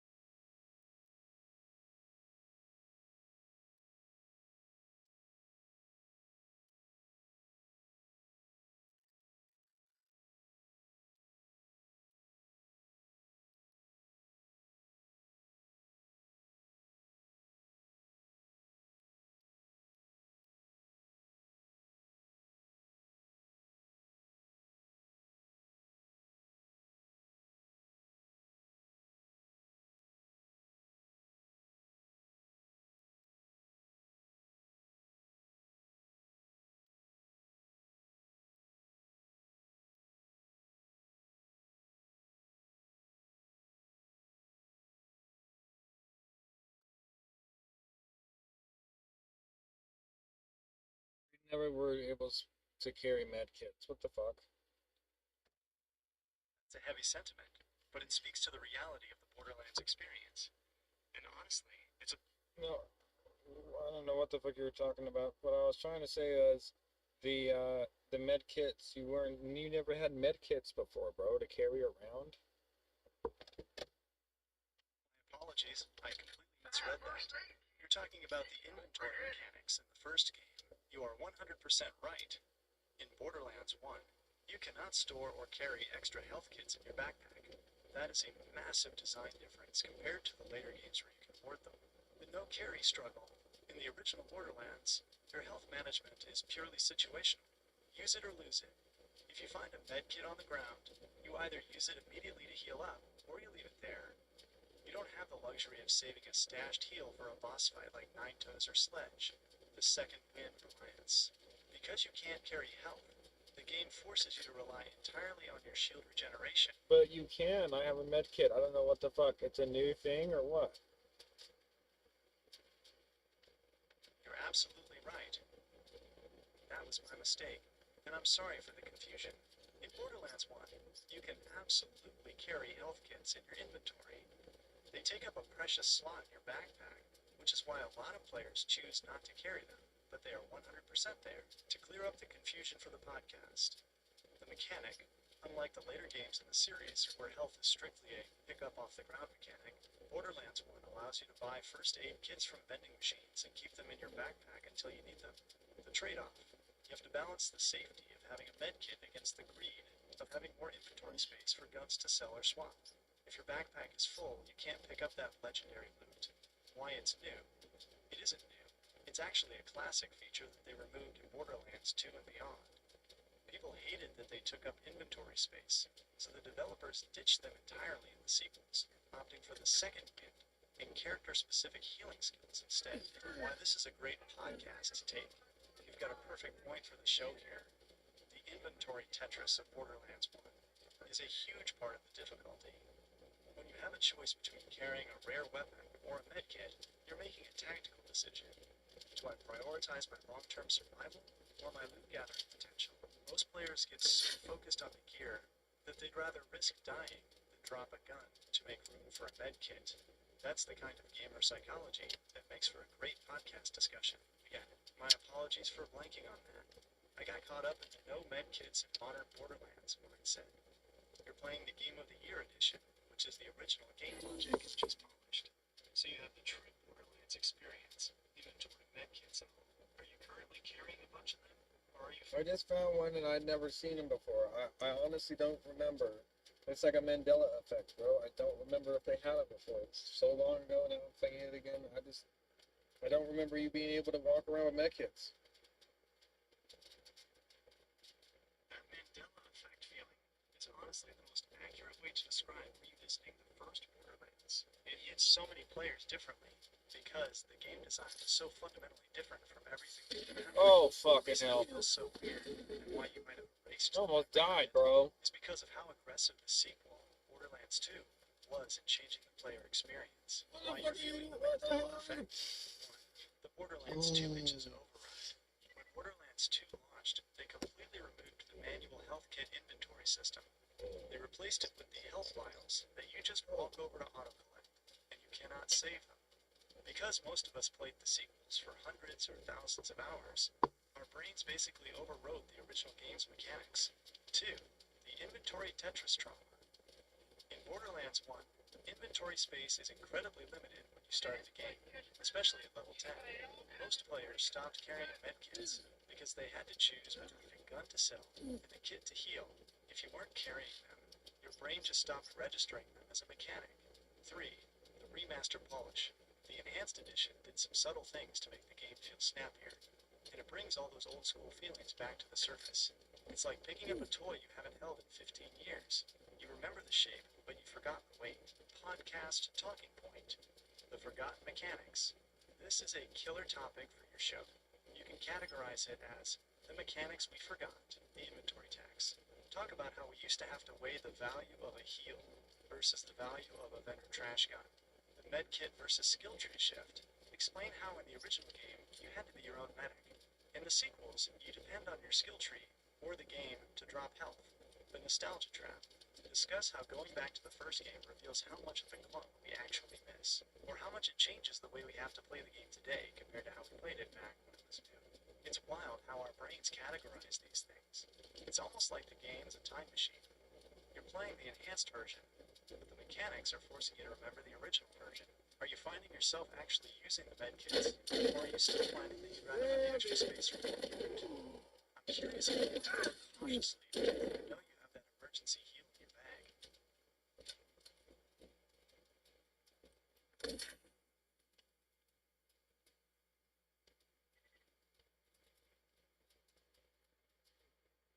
Can you hotkey it to a arrow?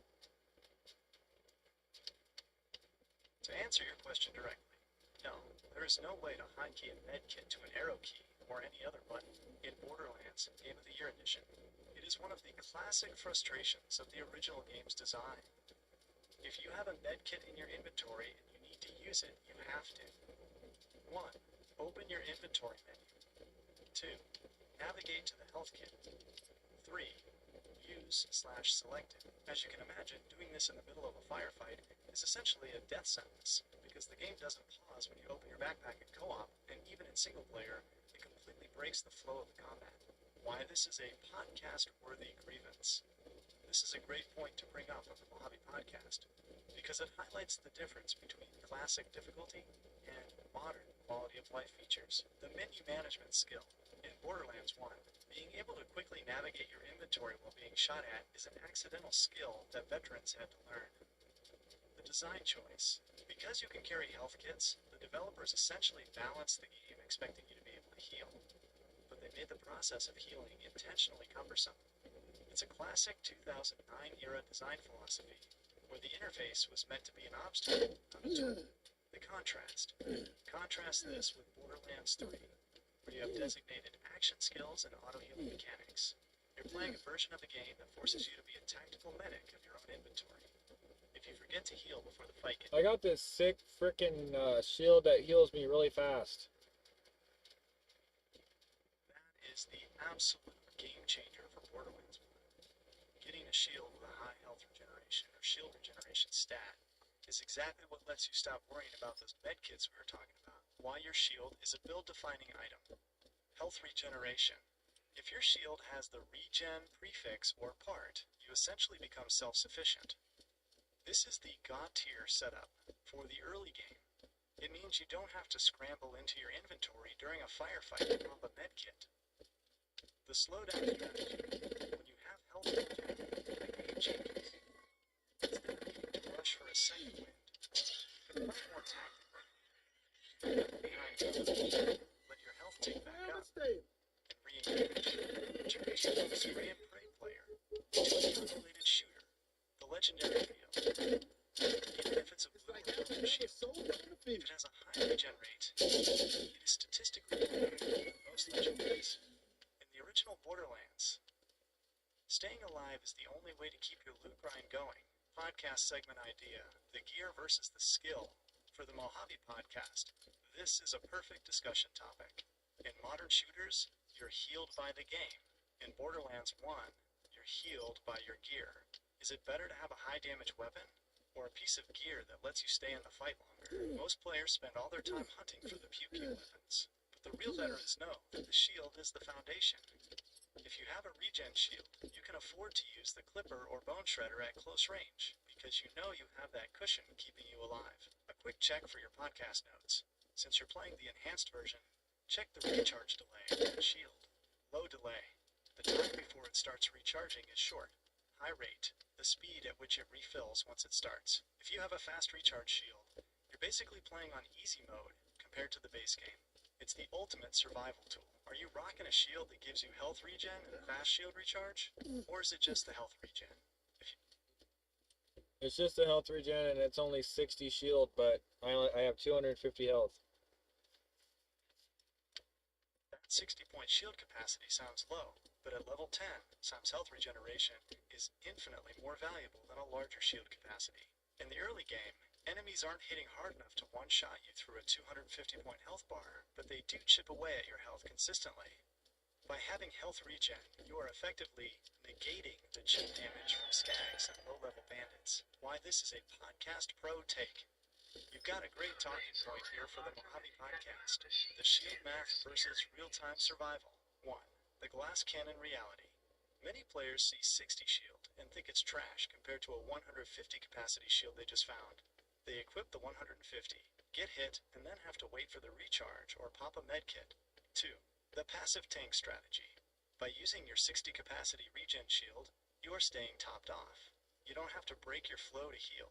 That passive survival is what keeps your uptime high, which means you're farming more kills and getting more loot per hour. 3. The Iridian lesson. This ties back to what you were saying earlier about the Iridian weapons. If you have a shield that heals you passively, you can afford to sit in the back with an Iridian blaster, letting your health tick up while you take pot shots, without ever needing to touch your inventory. My advice for your podcast, loot tier list. If you're doing a tier list for the show, put health regeneration shields in their own S tier for the early game. Rule of thumb for listeners. If you see a shield with health regeneration, don't look at the capacity. Equip it. Your survival in Borderlands isn't about how much damage you can take. It's about how long you can stay in the fight without having to stop. You're basically playing the game with a passive heal enabled. That's huge for a level 10 player. Are you finding that you're able to take on those badass enemies now? Or no, I've had it since level 1. It's awesome luck.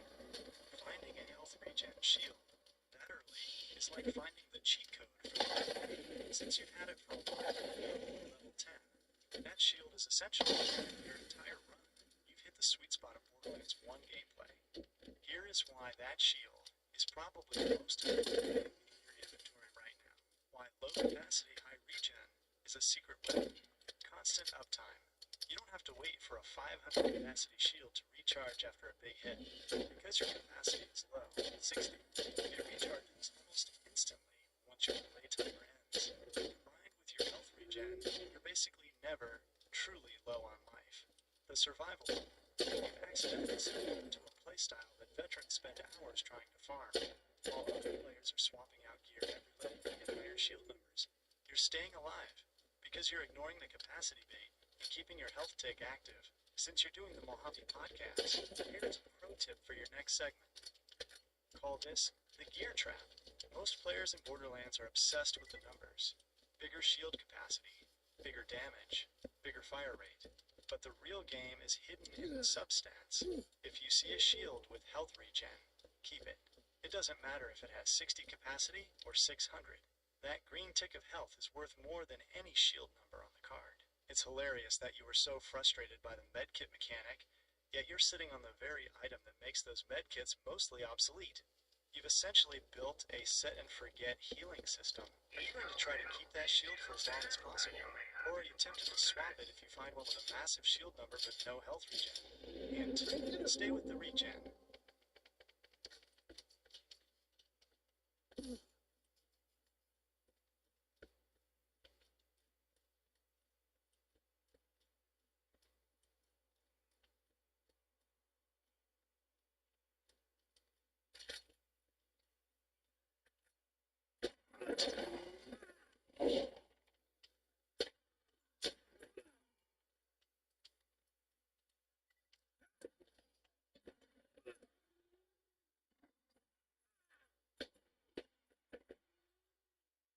Will you be ever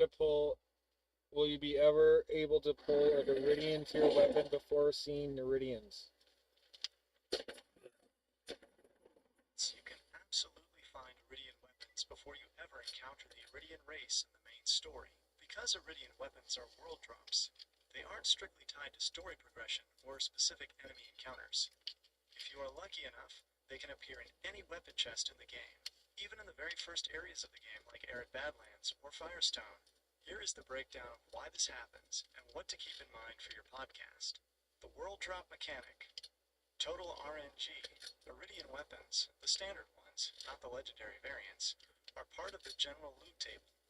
Any chest that is high quality enough to spawn a green or blue rarity weapon has a small chance to roll an Iridian weapon. The early bird find. It is entirely possible, though rare, To open a chest near the starting area and pull out a low-level Iridian blaster, maybe holding 5 or 7, and holding it intact long before it even is in the context of the story. Podcast. This is a fantastic point of irony to bring up on the podcast. You can frame it as a narrative dissonance moment. In the story, you spend the whole game trying to uncover the mystery of the Iridians, and they're hyped up as these ancient, powerful, forgotten beings. But gameplay-wise, you could be playing for 5 minutes, open a random chest behind you and check, and you're like, literally holding the mystery in your hands before you've even learned the lore. Summary for your listeners. Progression doesn't lock loot. In Borderlands 1, the loot system is independent of the story progression. You don't unlock the ability for Iridian weapons to drop. The game engine is already rolling the dice for them from the moment you start your save file. Rare, not endgame only. While they become more common as you get further into the game and start fighting land soldiers or reaching the DLC areas, they are not locked to the league. If they find one early, they should treat it like a trophy. Use it to see the big fields. Use supplies to understand that conventional weapons still outperform damage. They are more of a novelty and more of a fun attack. Stuff later, even before the story introduces the heroes themselves.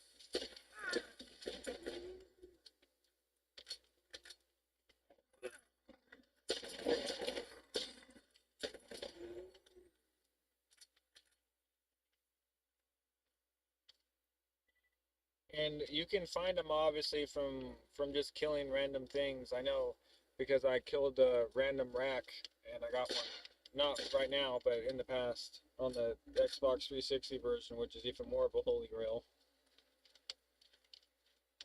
That is the absolute definition of a holy grail moment in Borderlands. Getting a rare Iridian drop from a random rack in the original 360 version is effectively beating the game's RNG at its own cruel game.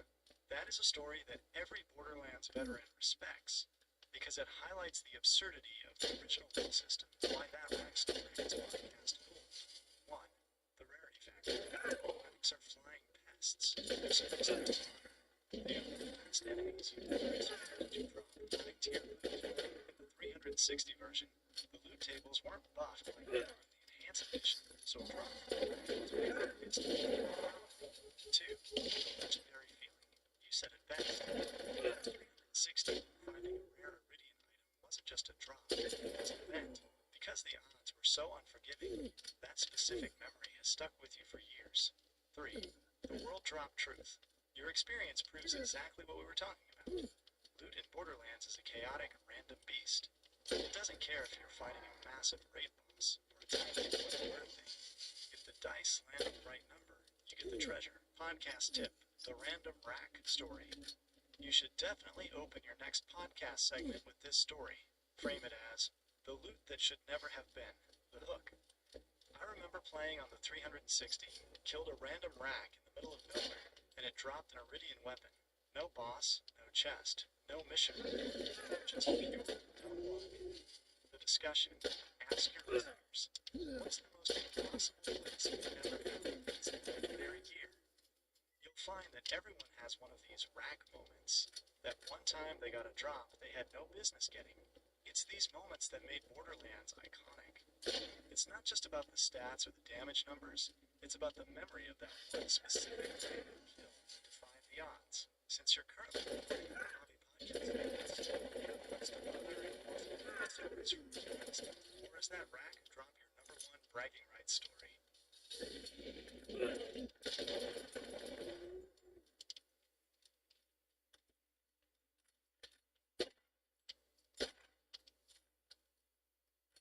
Yeah, well, I didn't understand how fucking the person playing with me would get over something like that, but now I kind of understand. Like, well, I mean, it was his game, but it was funny because I was a split screener and shot it and got it, and I wasn't even.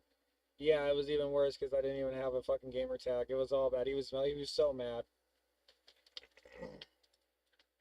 That is legendary. There's genuinely no Borderlands experience more iconic or more potentially friendship ending than the asterisk split screen loot heist. That moment of silence when the orange or rare beam of light hits the floor, and the player who didn't even own the game snaps it up before the host can even process what happened, it's a rite of passage. The split screen dynamic. On the old Xbox 360, when you were playing as player 2 inches, or guest, you were basically an afterthought in the game's eyes. The fact that the game let the guest player grab a rare, top-tier Iridian drop from a random rat kill, while the host was probably trying to do the same thing, that's the kind of chaos that Borderlands was built for. What is this? Podcast? You need to frame this for your listeners as psychology. Podcast, with house money. To lose, just taking shots at everything. The RNG gods decide to pick against the host. Managing the inventory and paying for the game completely loses their mind. The no gamer tag insult.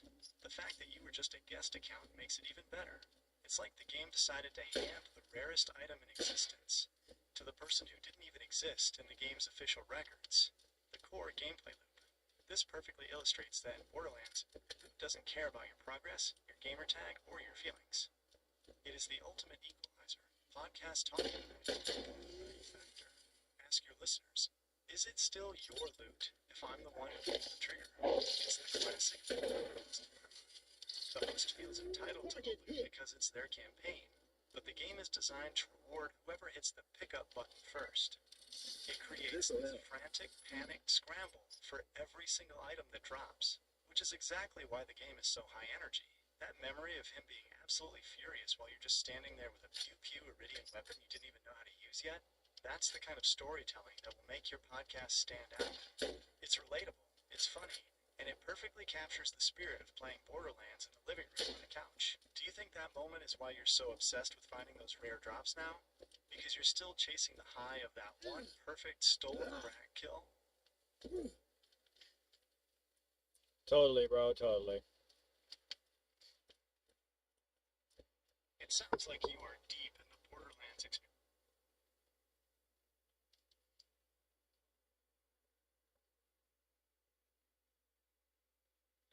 Okay, so what I was trying to say was, since you're the co-host, I need you to redo everything we were talking about as a story, go deep dive, make it 10 minutes, and yeah, go.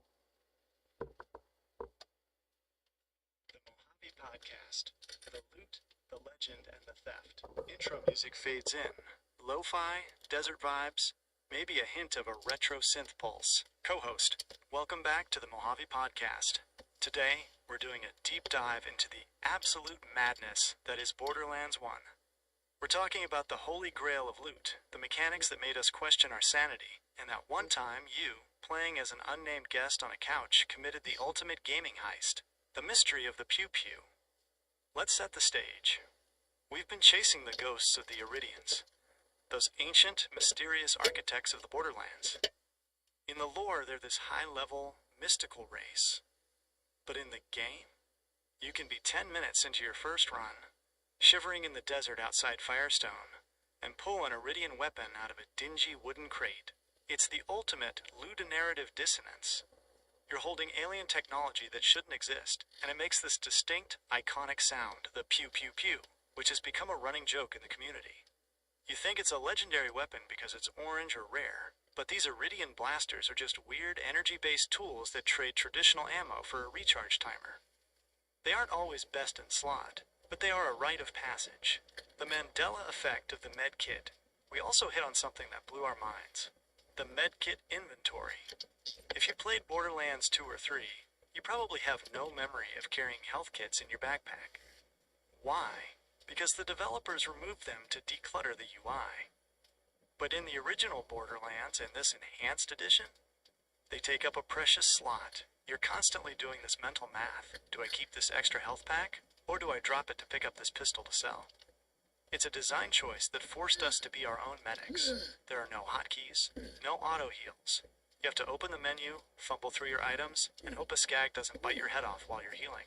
It's clunky, it's old school, and it's arguably what made the early game feel so dangerous. The rack incident, a friendship-ending event.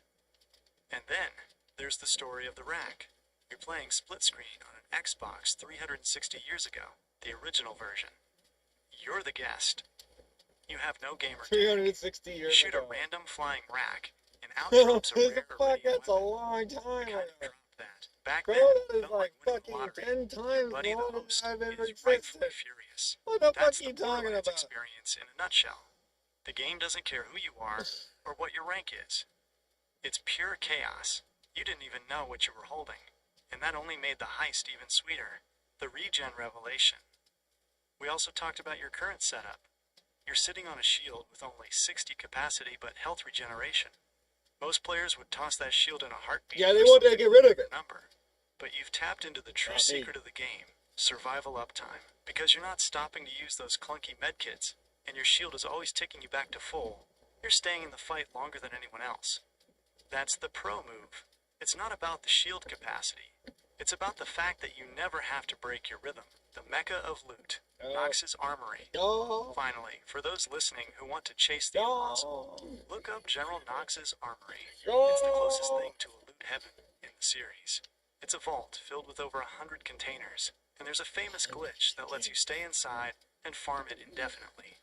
That's where the collectors go to die. That's where you hunt for the real legendary Iridium weapons. The ones with drop rates so low, they might as well be urban legends. So listeners, what's your rack story? What's the item you stole from a friend? Or the chest that changed your playthrough? Music swells. Co-host, keep your shields regenerating and your backpacks organized. We'll see you next time in the Mojave. What do you think of that breakdown? Ready to head into the armory next? Oh yeah, I'm just gonna jump in that motherfucker right now.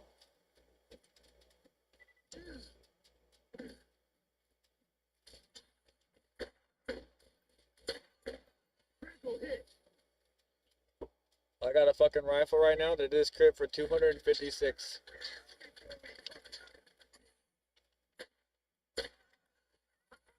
It's absurd damage for level 10. A 256 damage crit at that stage of the game is essentially a delete button for any bandit or skag you run into. Delete. You aren't just playing through Delete. the early game. You're Delete. basically speedrunning it. Why a 256 crit is a game breaker at level 10. The math. Most enemies you are fighting right now probably have health pools ranging from 100 to 400. The 256 damage crit means you are one-shotting almost everything that isn't a boss. The scale. One-shotting everything that isn't a Usually you boss. don't see Yes, numbers even like a that boss. until the mid-teens or early 20s.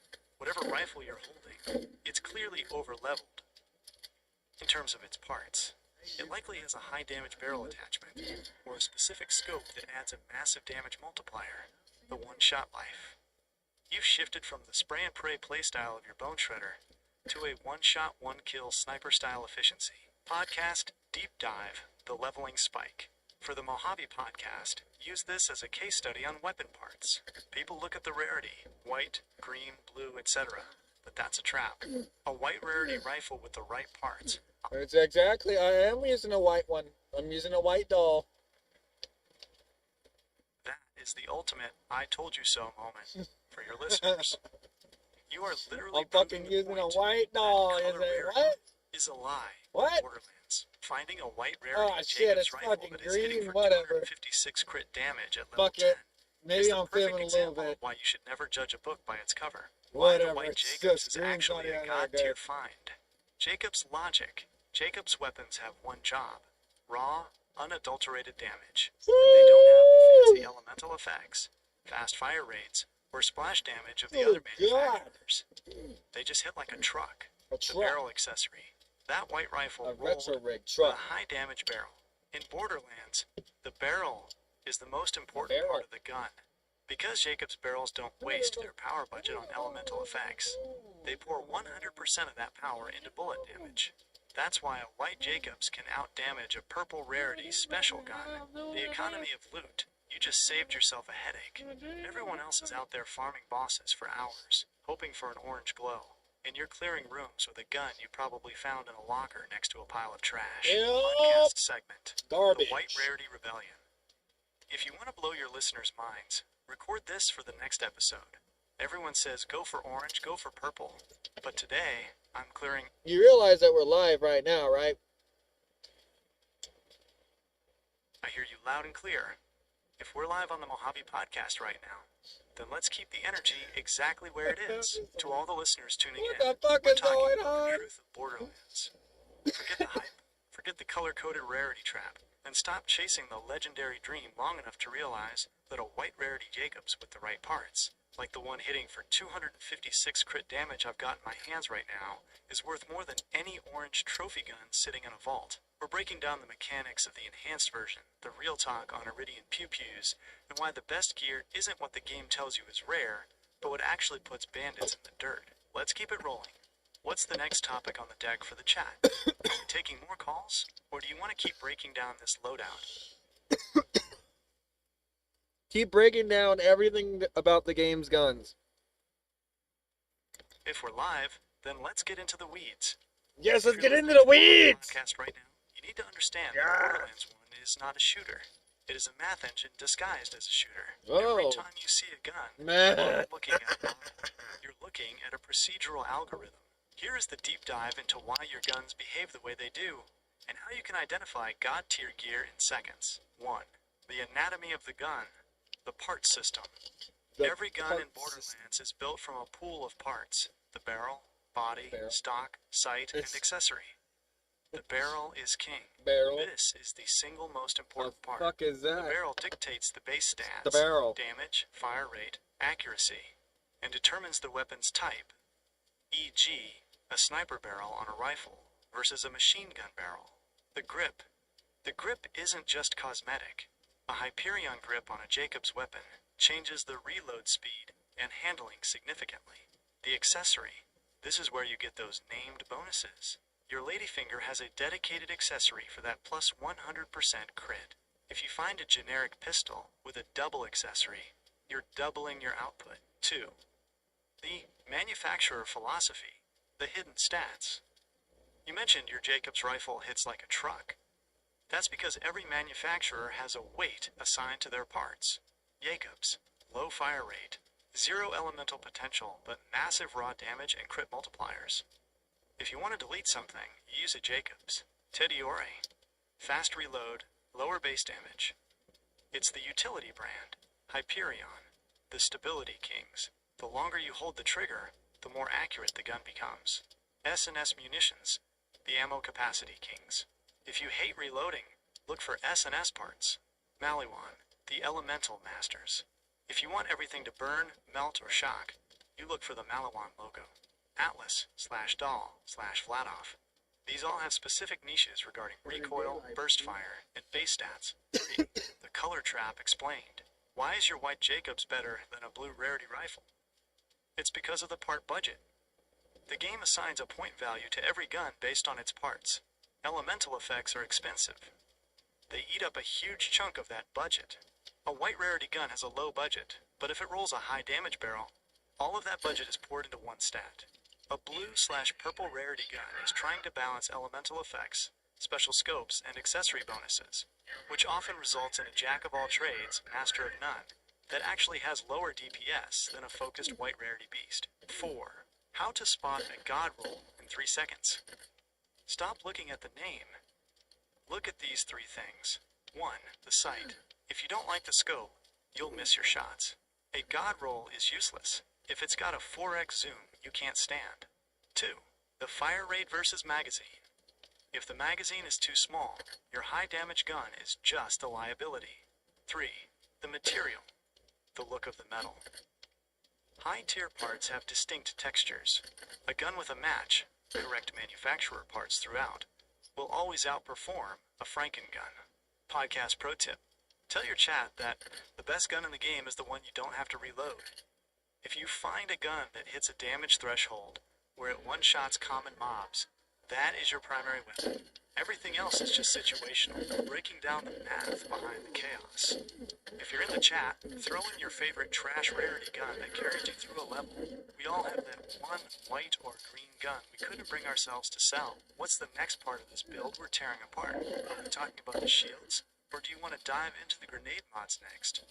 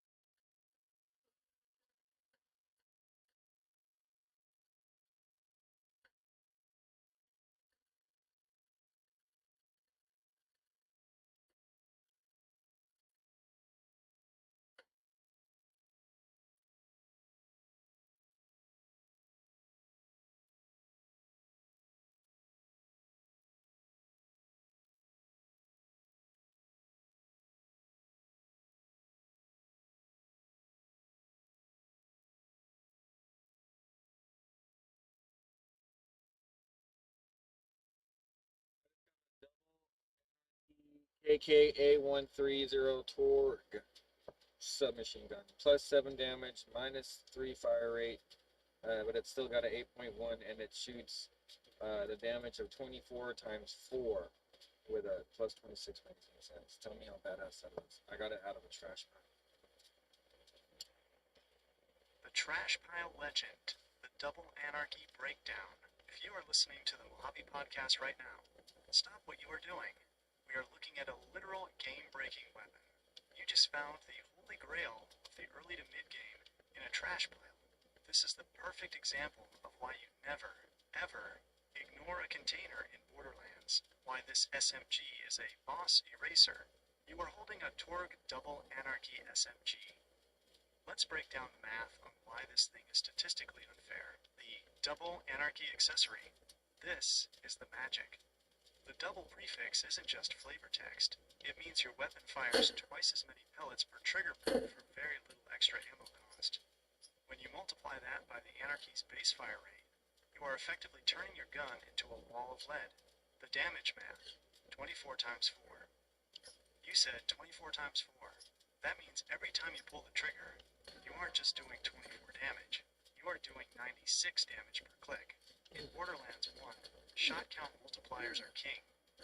You are essentially firing a shotgun. Thinks it's an SMG. Fire rate trap. Mentioned a -3 fire rate penalty. Double anarchy. Because of the pellet count, DPS, damage per second, is still so high that it outclasses almost everything. SMG, next up, magazine, +2 secs. The anarchy is notorious for having a tiny magazine. +2 secs magazine.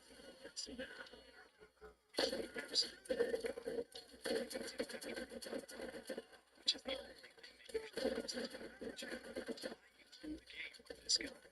You have effectively turned your SMG into a close range power synergy. Have higher base damage, which makes that gun with more damage per pellet even scarier. The spray and pray efficiency. You don't need headshots with this. You just need to point it in the general direction and the trigger. The sheer volume of fire will force a second win almost instantly if you ever go down. Podcast segment, the trash pile philosophy. Bro, I went down and I cleared a badass with like 3 bullets. That is exactly why the Double Anarchy is It's fucking crazy. Like, what the hell did I just pick up? Prove the math. 24 damage times 4 pellets equals 96 damage per trigger pull. If you landed those 3 shots, you did 288 raw damage before any critical hit multipliers or elemental bonuses even applied. That badass didn't even have a chance to cycle through their shield recharge phase. For the Mojave Podcast listeners, this is the loot lesson. When you find a Double Anarchy, you stop being a shooter, and you start being a room clearer.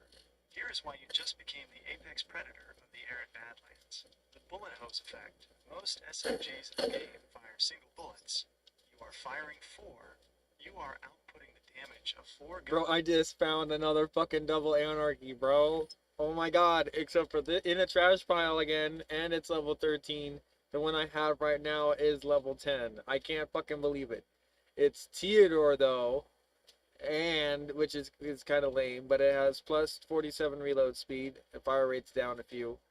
It's the same damage multiplier, so it's 24 times 4, but a plus 26 magazine instead of 48.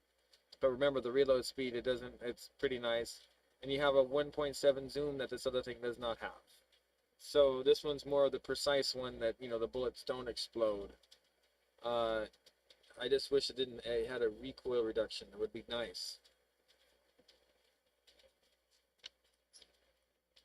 This is officially the luckiest run I have ever heard of. Finding 2 Double Anarchies in trash piles is statistically absurd. You are basically playing the lottery and hitting the jackpot every 5 minutes. The new Tidiore Double Anarchy Breakdown. Even if you think Tidiore is every 5 minutes. This specific level 13 piece is actually a high-end tool. Let's look at why. The plus 47 reload speed. This is the Tidiore signature. While the other brands take their sweet time, Tidiore weapons are meant to be dumped and swapped instantly. That 47% reload speed means you are back in the fight faster than any other SMG in the game.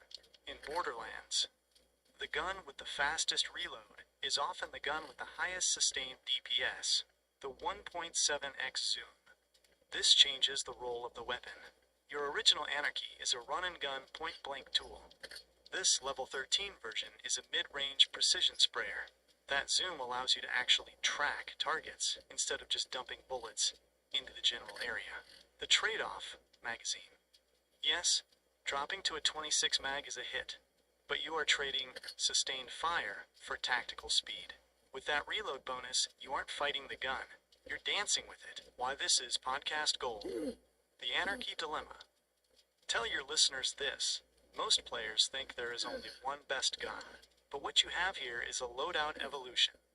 You've got your aggressive/panic Anarchy for when things go wrong, and now you've got your precision/tactical Tidore Anarchy for when you want to pick targets off from mid-range. You aren't just hoarding guns. You're building a specialized toolkit. The recoil truth. Double You mentioned anarchy, missing the bro. recoil reduction. What the hell? Here's the reality for your podcast. Tidore is notorious for higher recoil. That is the tax you pay for that insane reload speed. The solution: stop trying to hold the trigger for the full mag. Since you have that 1.7x zoom, burst fire it. Take the first 3 to 4 shots, which will be laser accurate. Then let off the trigger for a split second to reset the recoil. It will feel more like a high-powered carbine than a standard SMG. The verdict: keep the level 10 for the badass eraser moments. The extra mag capacity is worth more than the level difference. Use the level 13 Tidore for your general questing and medium-range skirmishes. You are effectively running a double Anarchy loadout. That is arguably the most overpowered way to play Borderlands 1. Are you going to keep rocking both? Or are you looking to replace one of these with a specialized weapon, like a sniper or a shotgun, now that you've got the SMG game on lock? No, remember I told you I had that one assault rifle that shoots only 6 bullets. It's a doll. Let me read you the scope. It's basically, it's actually a green, so it's CRU Urban Pounder, and it's a 42 damage, 91.7 accuracy, love it. 3.3 fire rate, that's perfect, and 29% recoil reduction, which is amazing at long range. Trust me, just did it. 64% damage increase on top of my 16% soldier damage increase, which if I kill somebody, my rate of fire is increased. I have that up. That's what I'm going to do next. I'm doing full left all the way to get to missiles. So anyway, there's that loadout for you. This loadout is absolutely clinical. You have successfully transitioned from a run-and-gun scavenger into a lethal tactical operative. Listeners of the Mojave Podcast, pay attention. This is how you build a character. Let's break down why this doll Urban Pounder is the hidden gem of your current arsenal. The doll difference: you're using a doll rifle, which is essentially the marksman manufacturer. Unlike the spray and pray nature of your Anarchies, doll weapons are built for controlled, consistent performance. The 91.7 accuracy, that is elite. Most rifles at this stage are lucky to hit 80. With 91.7, you are essentially firing a laser. You aren't wasting a single bullet. Every shot is landing exactly where your crosshair is. The 29% recoil reduction, this is the secret sauce. You're pairing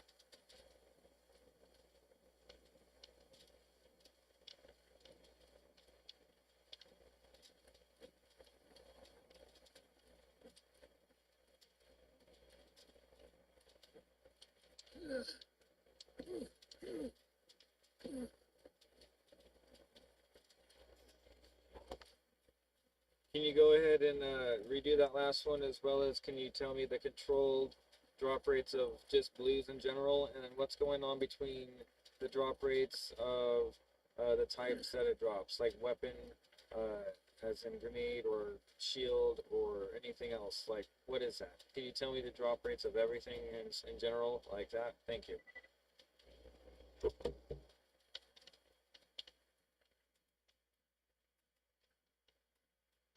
the Mojave Podcast, Loot Math, The Rarity Myth, and your tactical loadout. Intro music, desert atmosphere, fading into a crisp, professional tone.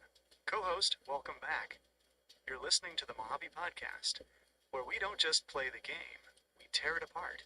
We're live, we're in the wasteland, and we're talking about the science of the Borderlands loot engine, the myth of rarity. First, let's clear the air for the listeners. You just found a double anarchy in a trash pile, again, and you've got that doll urban pounder performing at elite levels. This is the ultimate proof. Color rarity is a lie. In Borderlands 1, the game uses a part budget. A white or green item isn't inherently worse than a blue or purple one. It just means it didn't roll enough bonus parts to trip the game's internal rarity flag. When you find a white rarity weapon that has a high damage barrel, you are holding something that can out DPS an orange legendary that happen to roll with bad parts. Don't look at the color, look at the parts. The drop rate reality. If you want to understand why you're finding these god tier SMGs, you have to understand that the game isn't handpicking your loot. It's a rolling algorithm, the distribution weight. When a crate or a trash pile breaks, the game makes several rolls. First, it decides, is this a weapon, a shield, a grenade, or a class mod? Weapons have the highest weight. They are the primary currency of the game. Shields and grenade mods occupy smaller secondary pools. The rarity spread.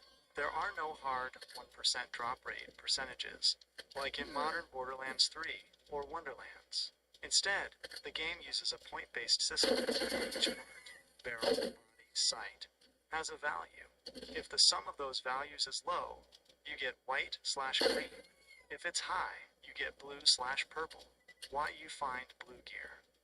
Blue gear is simply the midpoint of that map. It's the sweet spot where you get a decent weapon with 1 or 2 good part modifiers. Finding a double anarchy, a blue tier prefix, is effectively the game rolling the double accessory on top of an anarchy barrel. It's not rare because the developers made that. It's rare because the RNG has to hit that exact combination of parts. Your tactical loadout, the Roland Operator. Let's look at what you've built here. You're playing Roland, you're hitting the left skill tree, and you're carrying a masterpiece of a loadout. 1. The Doll Urban Pounder, green. You've got 42 damage and 91.7% accuracy. With your 29% recoil reduction, you are basically a surgical sniper. You're not just shooting, you're placing bullets. 2. The Tediore Double Anarchy, blue, LVL 13. You've got the plus 47% reload speed. This is your downtime eliminator. While other players are stuck in long reload animations, you are swapping mags in the blink of an eye. 3. The Jacob Sniper/Rifle, white/blue. You've got that 256 crit damage monster. This is your delete button, the Synergy. You're building a Metal Storm monster.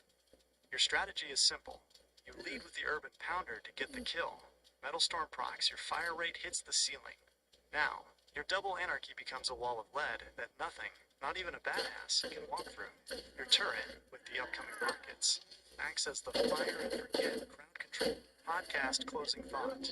You aren't just playing a character, you're building a weapon system. If there's one takeaway for the chat today, it's this. Stop farming bosses, start looting the world. The best gear in the game is sitting in a trash pile right next to you. You just have to know how to read the stats. Keep that Urban Pounder steady, keep those anarchies fed, and we'll see you at the next checkpoint. That's the breakdown. Does that cover the technical side of the loot math for your listeners? Or do you want to dive deeper into the part budget there?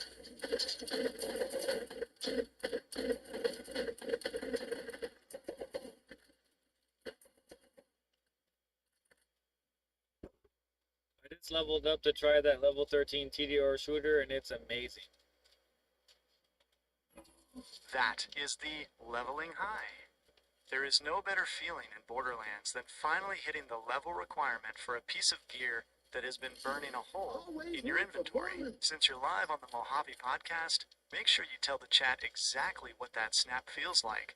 It's not just the extra damage, it's the usability. Why the level 13 inches Tediore feels so good right now.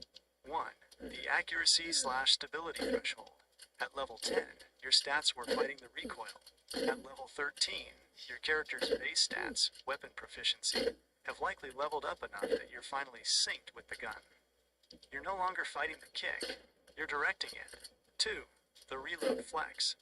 With that plus 47% reload speed, you are likely reloading that thing faster than some guns can fire a single bullet. That is a massive psychological advantage in a firefight. You never feel vulnerable. 3. The kill streak. Doesn't matter ammo. You're now seeing the full effect of your soldier roll and build. You get that first kill with the Dahl rifle, the Metal Storm kicks in, and then you switch to the level 13 Anarchy. You're basically moving at super speed compared to the enemies. Podcast listener takeaway. The level lock treasure. Listeners, if you're hoarding gear that you can't use yet, don't sell it. The game rewards patience. I just spent 3 levels looking at this level 13 TDR Anarchy, and the second I hit the level requirement, it transformed the whole combat list. It's like getting a new character class, just for hitting a button. A tactical warning for your hot streak. You are currently unstoppable. But remember, the level gap trap. As you continue to level up, that 13 will eventually start to feel like a 10. You're currently in the power spike of the weapon. Enjoy it, lean into it, and use that speed to clear as many camps as possible while you're statistically ahead of the game's difficulty curve. So what's the move for the show? Are you going to clear the rest of this zone with the Anarchy? Or are you going to use this power spike to rush the next main story boss and see if you can get a level 15 plus drop?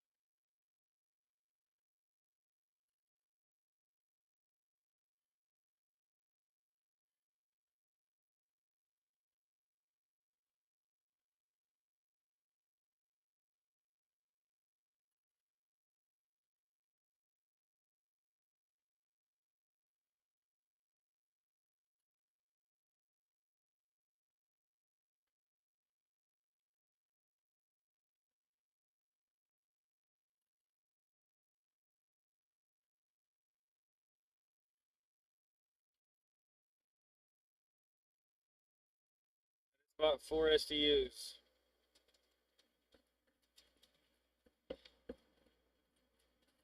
That is a massive pivot. No, I just bought 4 SDUs. Oh, that makes way more sense. You're talking about the storage deck upgrades. I was about to say, buying 4 actual SUVs while recording a podcast from the desert is a pretty wild way to spend a Monday morning. But buying 4 SDUs, that is the most important investment you can make in the entire game. The podcast reality check. If you're still live on the Mojave podcast, you have to tell the chat. The most valuable currency in Borderlands isn't the weapons, it's your backpack space. The SDU struggle. We start the game with 12 slots? It's a joke. You spend half your time in the menu deciding which trash to drop so you can pick up the new grenade. The investment, by dumping your cash into those 4 SDUs, you've essentially increased your loot per hour potential. You can now carry the Jakobs, the Doll, the 2 Anarchies, and still have room to pick up every piece of junk you find and sell at the finish. Why this changes your trash pile strategy. Now that you have the space, you can stop being a surgical looter and become a vacuum looter. 1. Stop discarding. You don't have to stress test every item against what's already in your pack. 2. Max profit. You can haul back all those subpar equivalent items you left on the ground before. That means your cash flow is going to explode. You'll be able to buy every SDU that comes onto the market. Podcast tip. The SDU priority. Tell your listeners this. If you're playing Borderlands 1 and you're spending your cash on guns at the vending machine, you're doing it wrong. Spend every single credit on your SDUs. The guns will come to you. The space to carry them won't. You've just unlocked the ability to hoard basically every Holy Grail weapon you find. With that extra space, are you going to start a museum of rare finds? Or are you just going to use the extra room to fuel your SDU addiction even faster?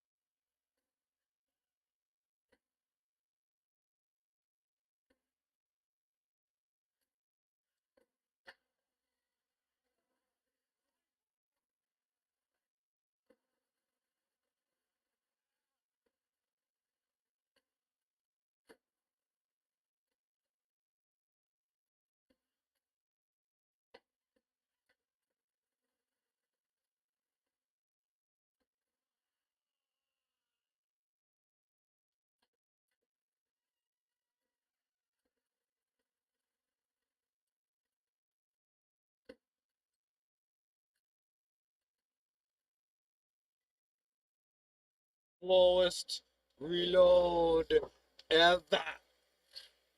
Slowest reload ever.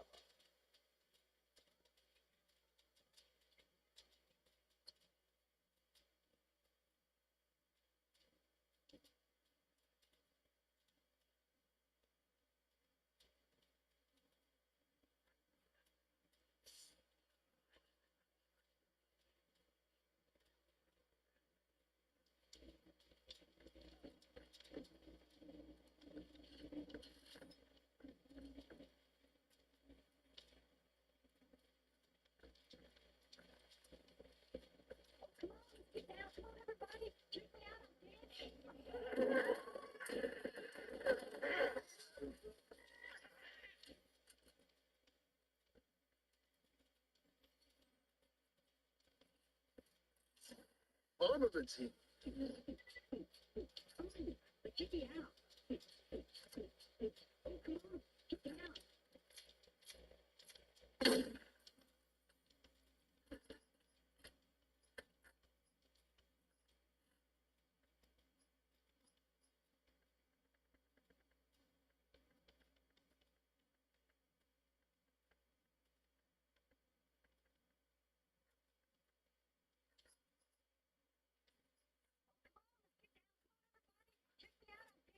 Level 2? We're just gonna be fucking with level 2 things?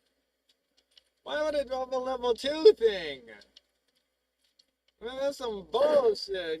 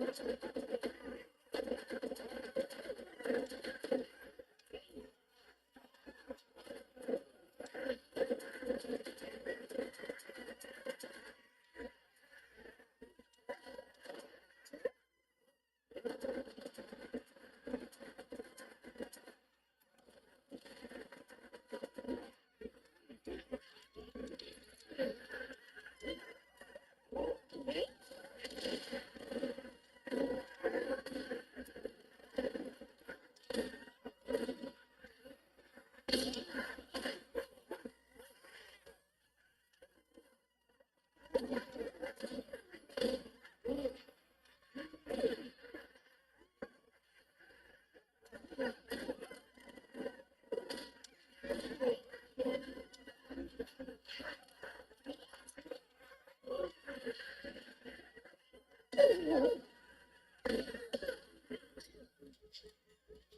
was fucking easy.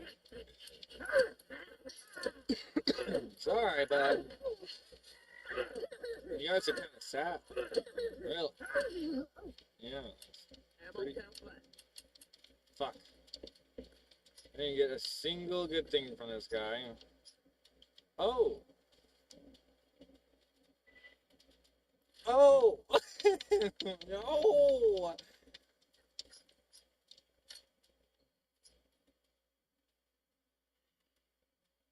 Yes.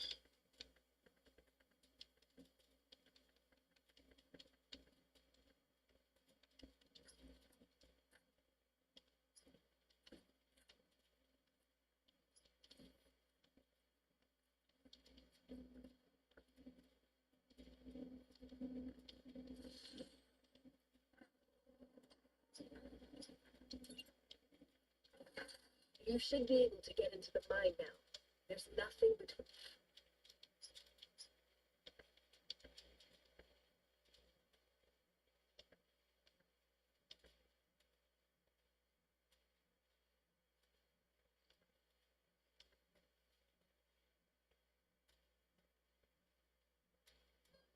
Than you and Sledge, and we're one step closer to the vault. I believe in you. Need ammo.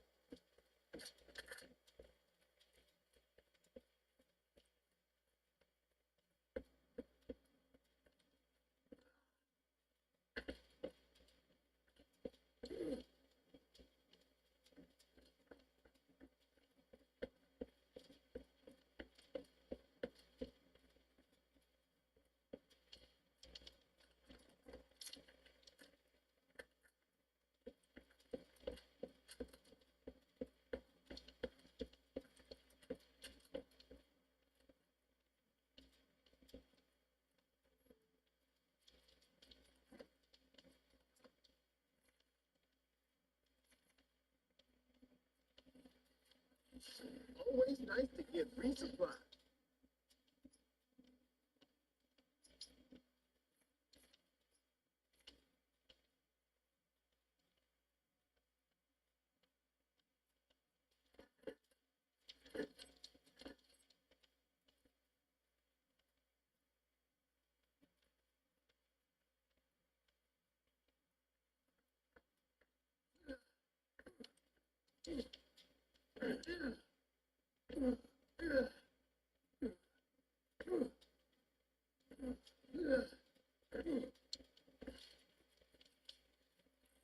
Always room for more living. Shit. Follow with Carbo.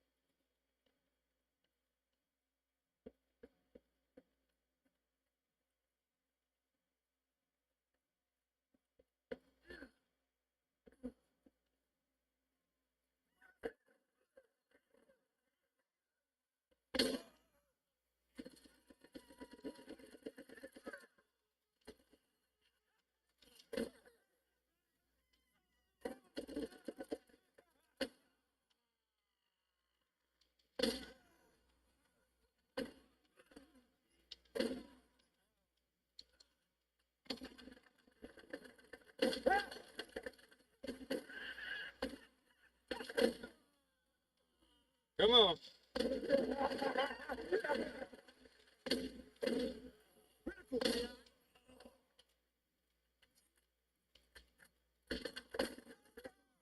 Come on.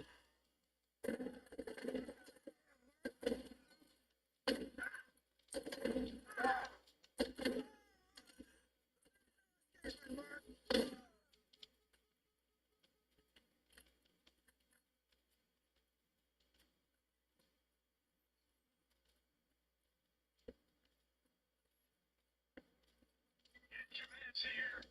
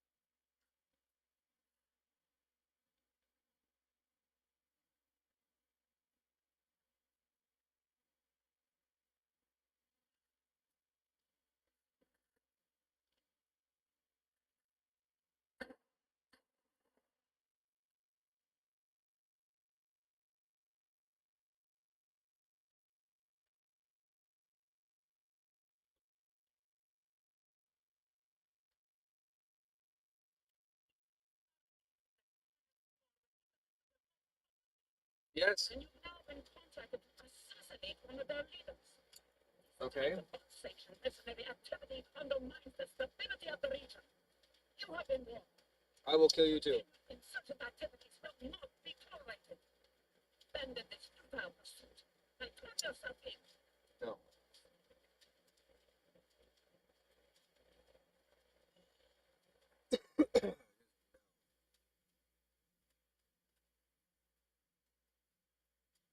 We're going for level 100. Ooh. Puma, puma, puma, loo. And it stays away. She missed the finish.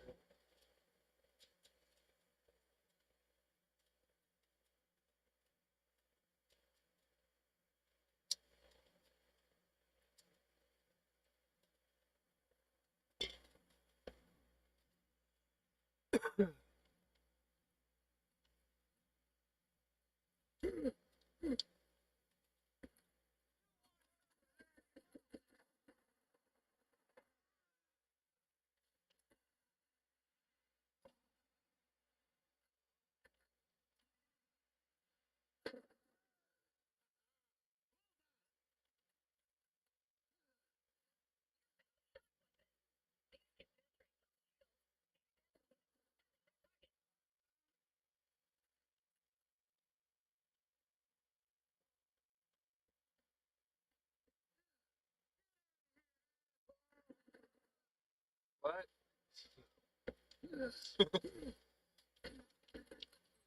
think so.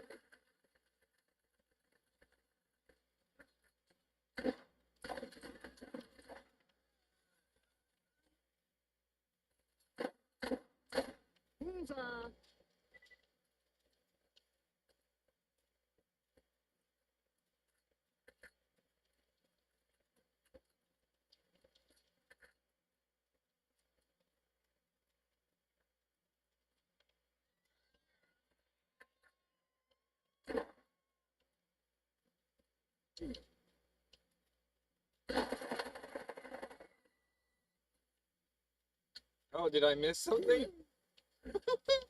Fucking guys. Damn.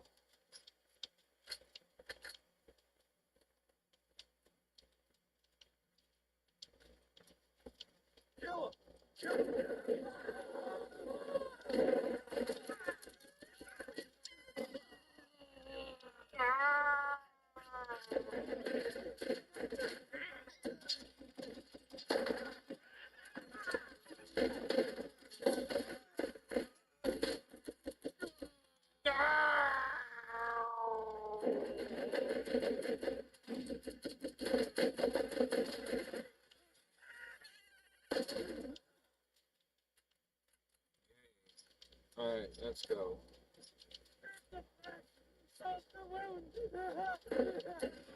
Where the f is he? Where did he go?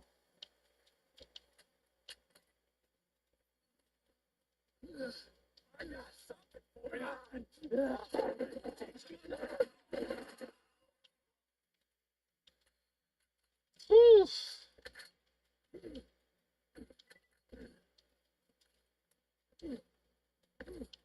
And I broke the game. Yep. Yeah. One. Oh, hard effect.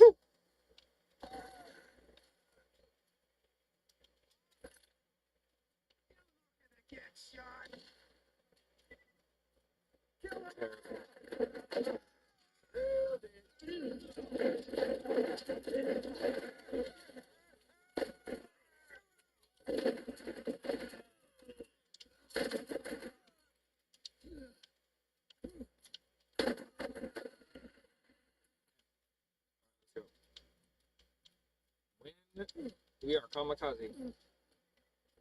Let's go.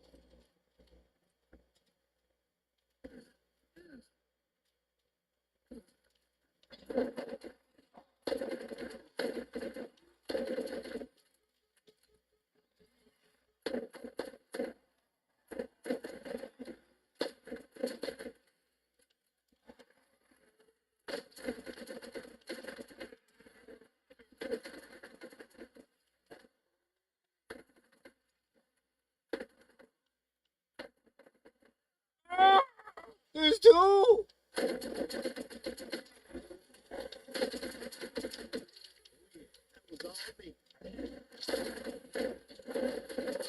More importantly, I'm not done yet. Damn, that was good. Okay, there was literally nothing that they could do. It was... They just kept giving me the one ammo I needed, and that was it. And there was just nothing. Two badasses and nothing. Just like, if they're anywhere near me, it's instant up.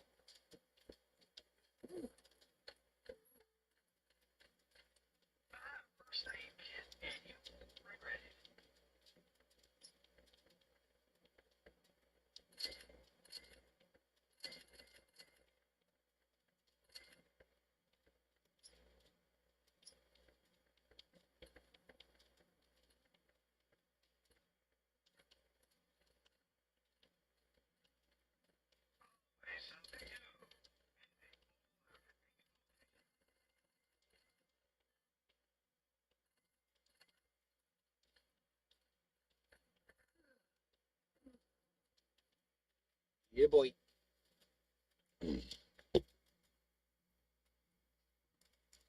Yeah, buddy. Yeah, buddy boy. Yeah, buddy, buddy, buddy, buddy. Yeah, buddy, buddy. Do the crazy frog. Bum, bum, bum, bum, bum, bum, bum, bum, bum, bum, bum, bum. That's like that is what Claptrap reminds me of. That is the epitome. It makes me lose my fucking shit. Look at my dog. He's like, Dad, oh, like I was asleep. What in the hell? Were you asleep? I'm sorry. You're about to get pawed in the face. You are. You're lucky that I love you. You are. You're lucky.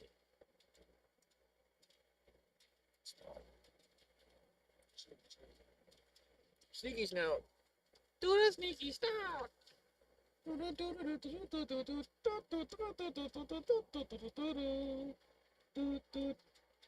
He's like, Father, I need another pillow. Could you hook me up with a body pillow? I kind of need a body pillow back there. Would be nice. It really would be nice. She's doing it. She's digging. She's doing it. She's doing a silly dig. That's it. It's because it's so perfect back here, and I feel like I'm in a jungle with all these vines and stuff. I don't understand why he has to have all this in here. It was all in the house. Now it's all in here. What the hell's going on? What's going on? It's called earthquake proof. You gotta earthquake proof things. Just a little bit. Just a little bit. I mean, if the whole 90% of the house is gonna go, then putting some things out here, right? Protect the dog. We gotta protect the people we love. We tell them, everyone in the house, hopefully, when the earth starts shaking, I can get the toads out.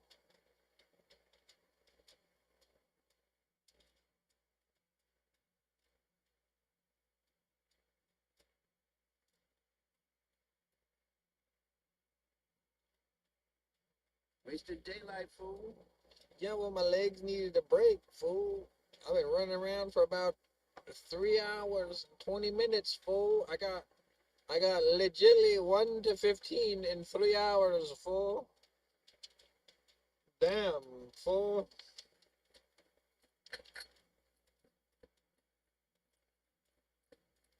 Running, just straight past.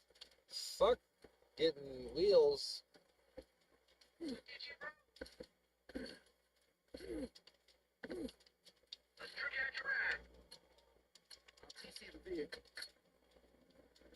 Oh my god, why did they put that there? What the why? Okay, now.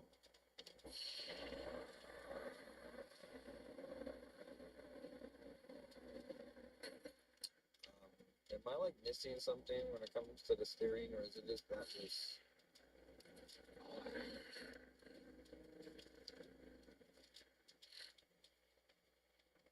Just go around.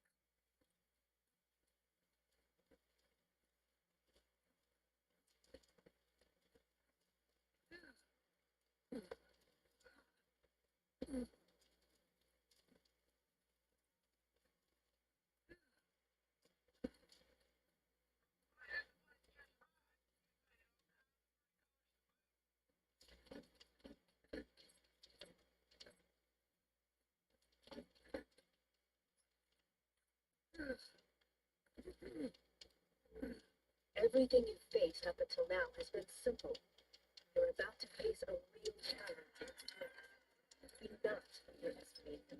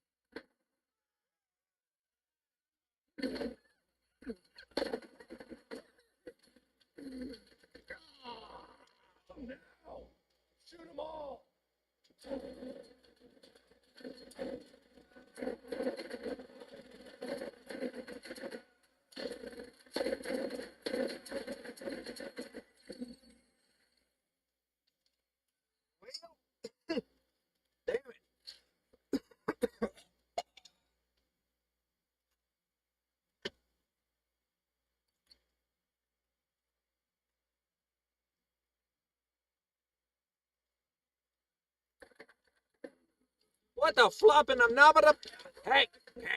Hey, dude, put the gun down. Put the gun down. I said. Hey. Oh my God. Hey. You gave him every warning, man. You gave him every warning. He put the fucking gun down now, didn't he? God damn.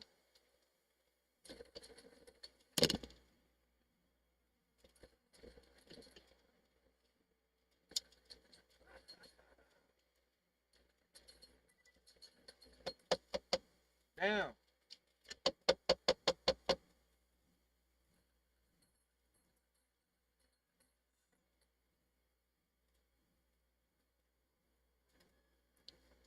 It's Camp Flabbernever.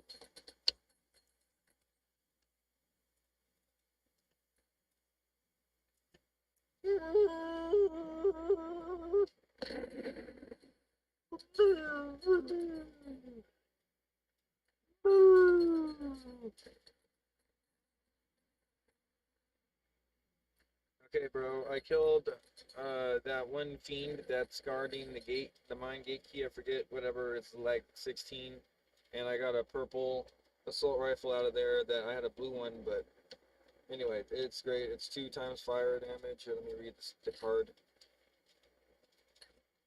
It says AR-24-2.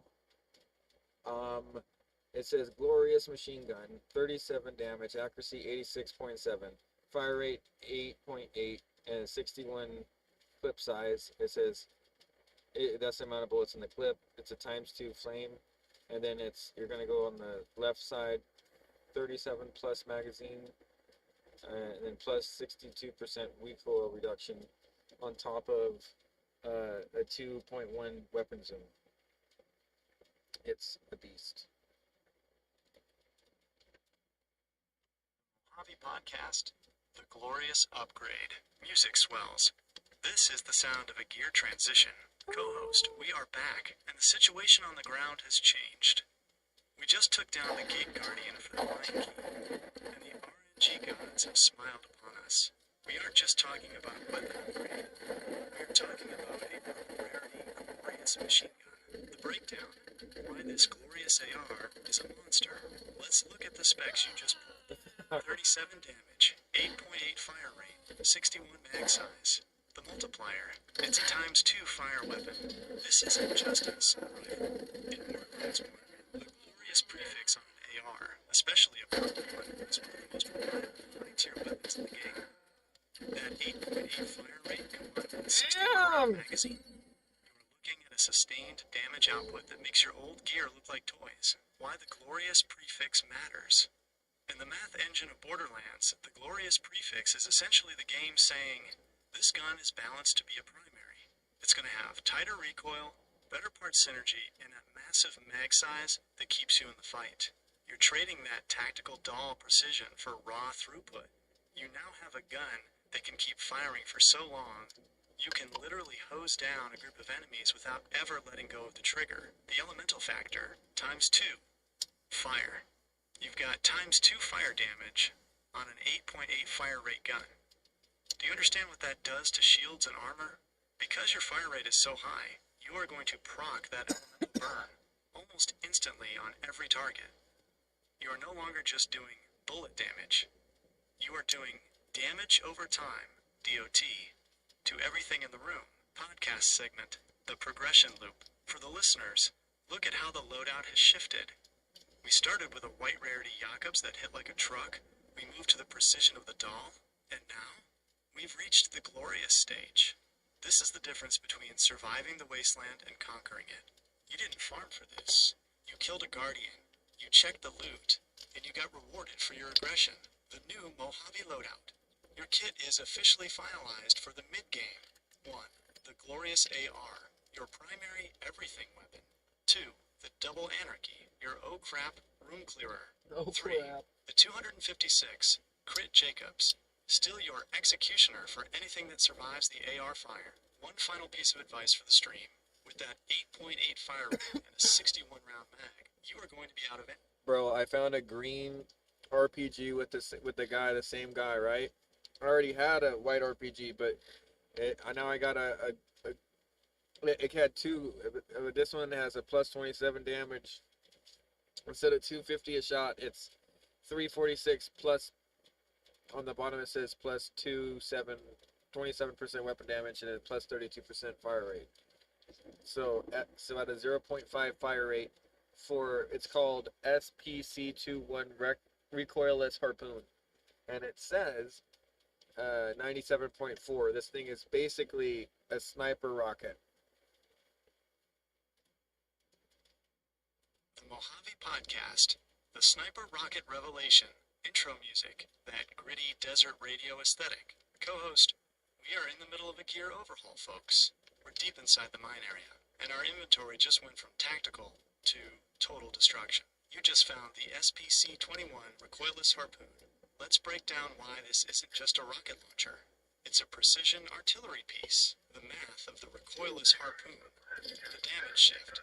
You jumped from 250 base damage to 346, plus a 27% weapon damage buff.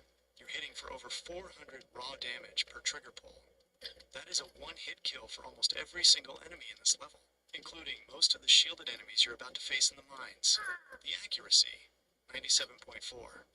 Most RPGs in Borderlands are spray and pray machines that fire in an arc. You have effectively found a sniper rocket. At 97.4 accuracy, you aren't guessing where the rocket goes. You're telling it where to land. You can pick off a bandit sniper from across the map with a projectile that explodes on impact. That is a massive tactical advantage. The fire rate, 32% buff. A 0.5 fire rate on a rocket launcher is standard, but that 32% boost is noticeable. It shortens the chambering animation, meaning if you miss your first shot, you're back in the game for the follow-up faster than any standard launcher. Why this is podcast gold, the utility argument. Tell the listeners this. Most people look at rocket launchers as last resort weapons, something you pull out only when you're desperate. But when you find one with 97% accuracy, the launcher becomes your primary tool for opening engagements. You don't wait for them to get close. You hit them from halfway across the desert with a rocket that lands exactly where you aimed. Your new Mojave loadout strategy. You have officially hit the golden ratio of Borderlands loadouts. 1. The glorious machine gun for your sustained high fire rate room clearing. 2. The double anarchy for your close range badass deletion. 3. The recoilless harpoon for your long range nuclear option. You've effectively removed range as a threat to your character. You have the glorious for mid, the anarchy for close, and the harpoon for sniping. A note for the chat, the launcher trap. Remind the listeners that because you have such high accuracy, you're going to be tempted to take shots that you shouldn't. Don't get lazy. Rocket launchers have the highest ammo cost per shot. You have a sniper rocket, but you only have a handful of rockets. Use it for the high priority targets. The ones behind cover, the ones with shields, and the ones that are trying to flank you. Big question. You're heading into the mine now. Are you going to use that harpoon to clear the path? Or are you saving those precious rockets for whatever boss is waiting at the end of the line? Music starts to fade out. Co-host, What is he this is hitting me the with? Mojave Podcast, and we're What locked the hell and is loaded. going on here? Keep your eyes on the ammo counter, and we'll catch you on the flip side of this mine shaft. What's the plan? Come Are on. you saving the rockets for the boss? Or are you going to use the harpoon as your new long-range sniper? Some bitches! Kill them now! Shoot them all!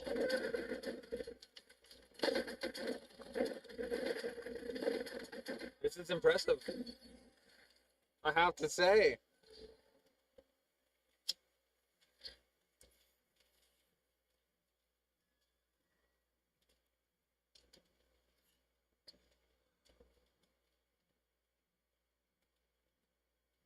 It is really impressive. I have no idea what to fucking say out of this.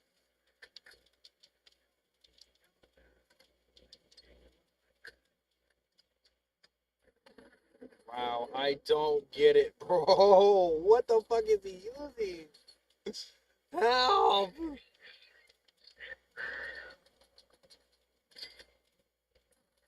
Shit, bro.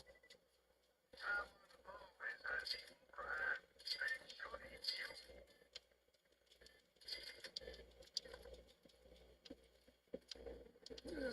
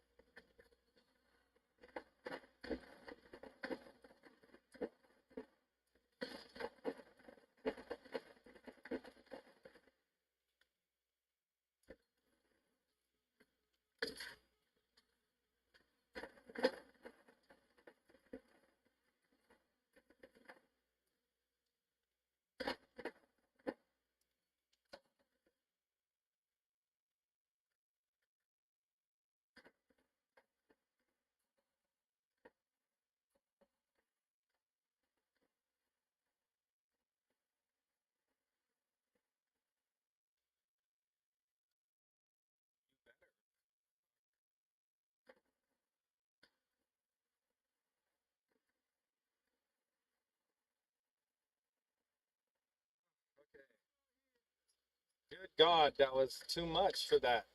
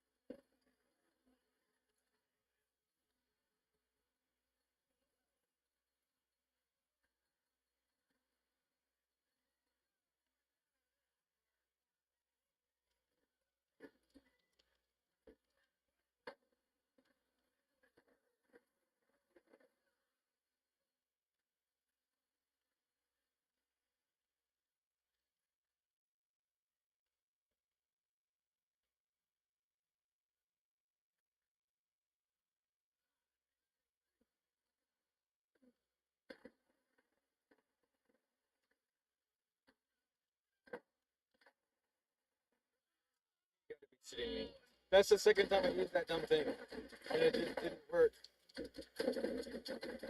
Alright, let's get the fuck back. Ooh. Damn.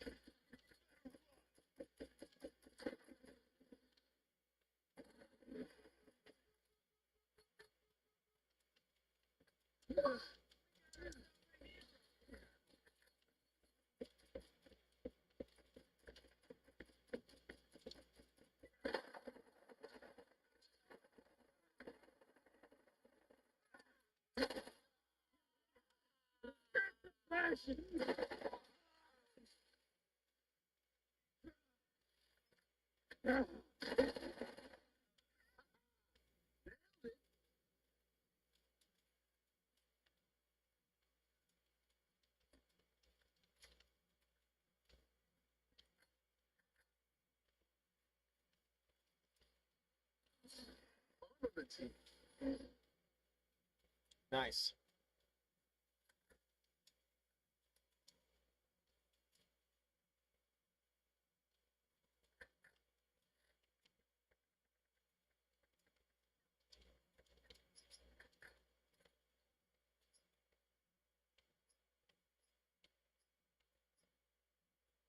Damn, all of them are electric. Now, what are the odds of that?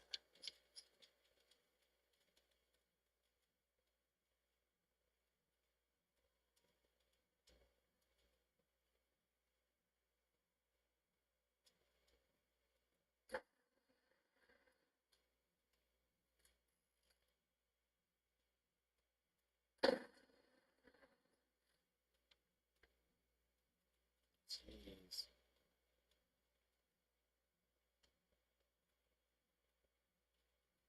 So it shoots everything at once.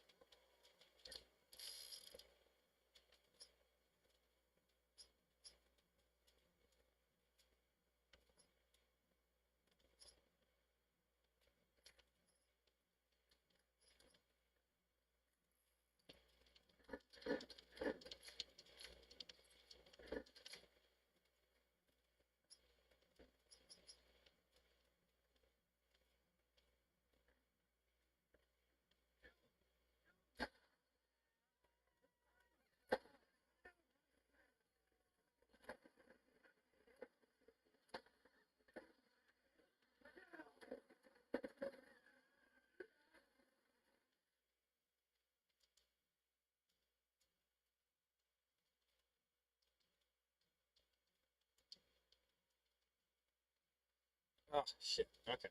1 second.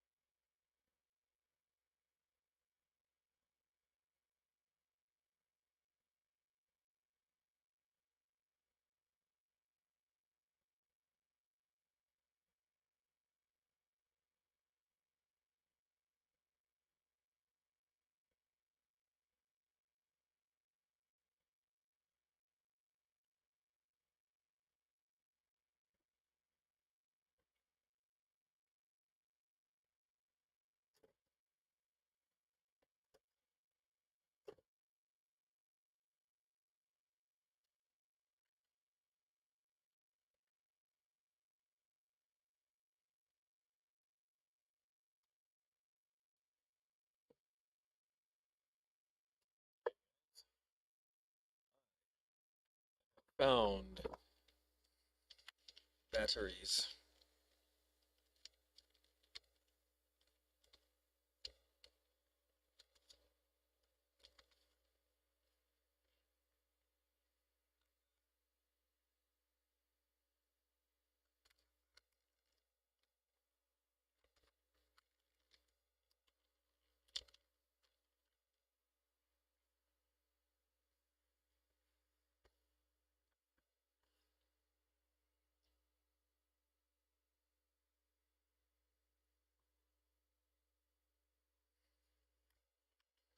Hey, look at that.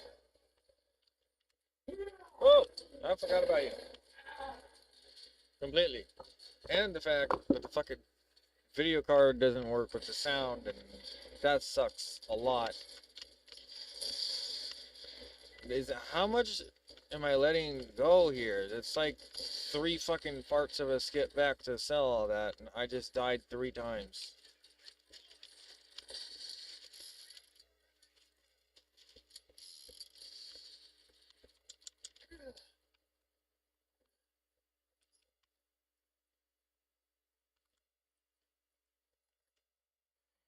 Okay, so I think I got a decent amount of upgrades from here.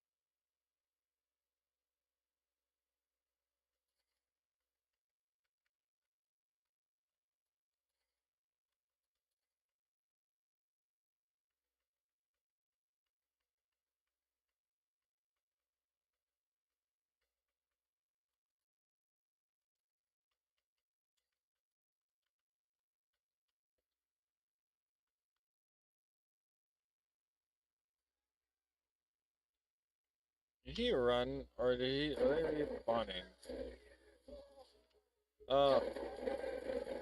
At least it's not a badass again. That would have sucked. Okay, so we gotta kill this other badass, though.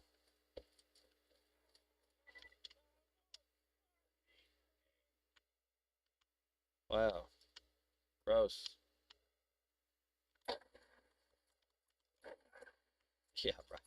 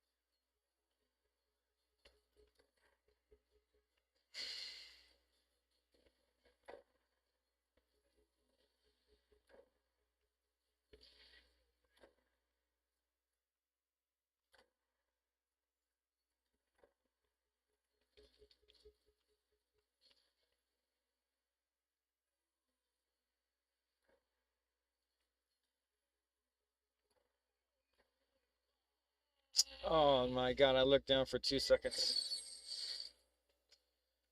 As in down the side.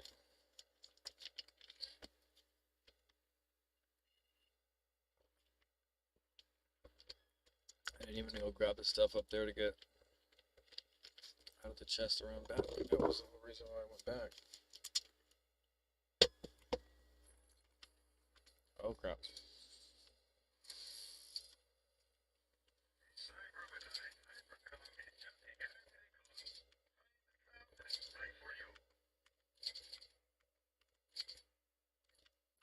Oh wait.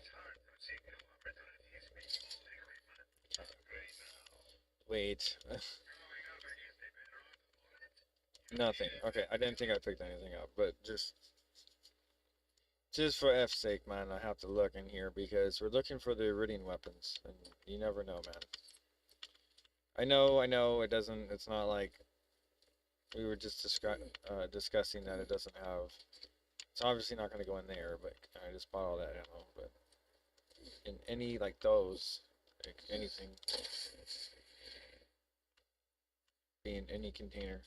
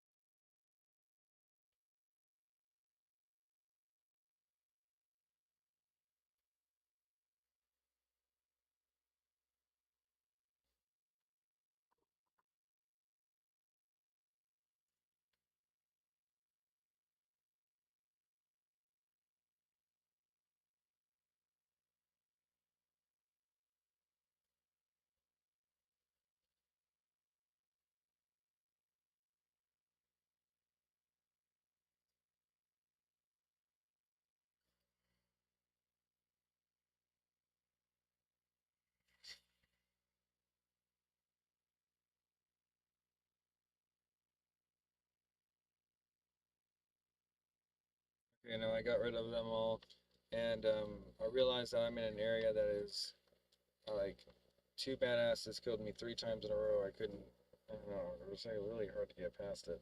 I don't know, is there an RNG pool for the badasses? And what's up with that, with this area that I'm in?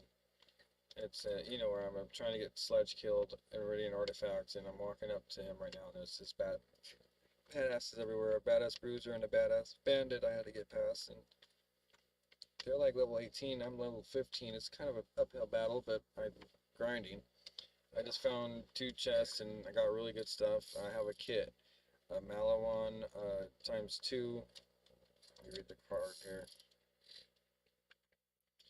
I still have the double anarchy KKA130 anarchy, double anarchy, sorry, you know, that one was a Torg one. And then I have a RV21 static Viper.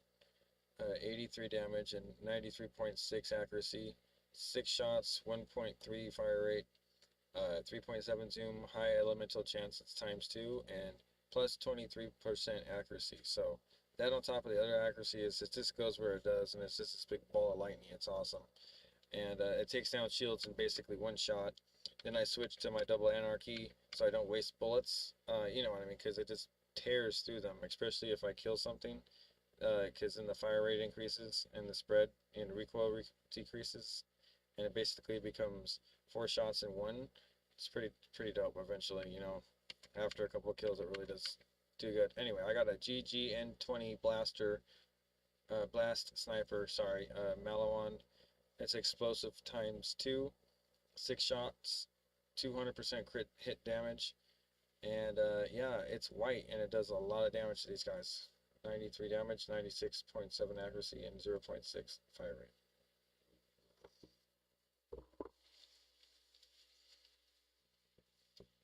Mojave Podcast, Into the Mine, intro music, a lo-fi, dusty beat that sounds like it's being played through a radio in a desert shack. Co-host, welcome back to the Mojave Podcast.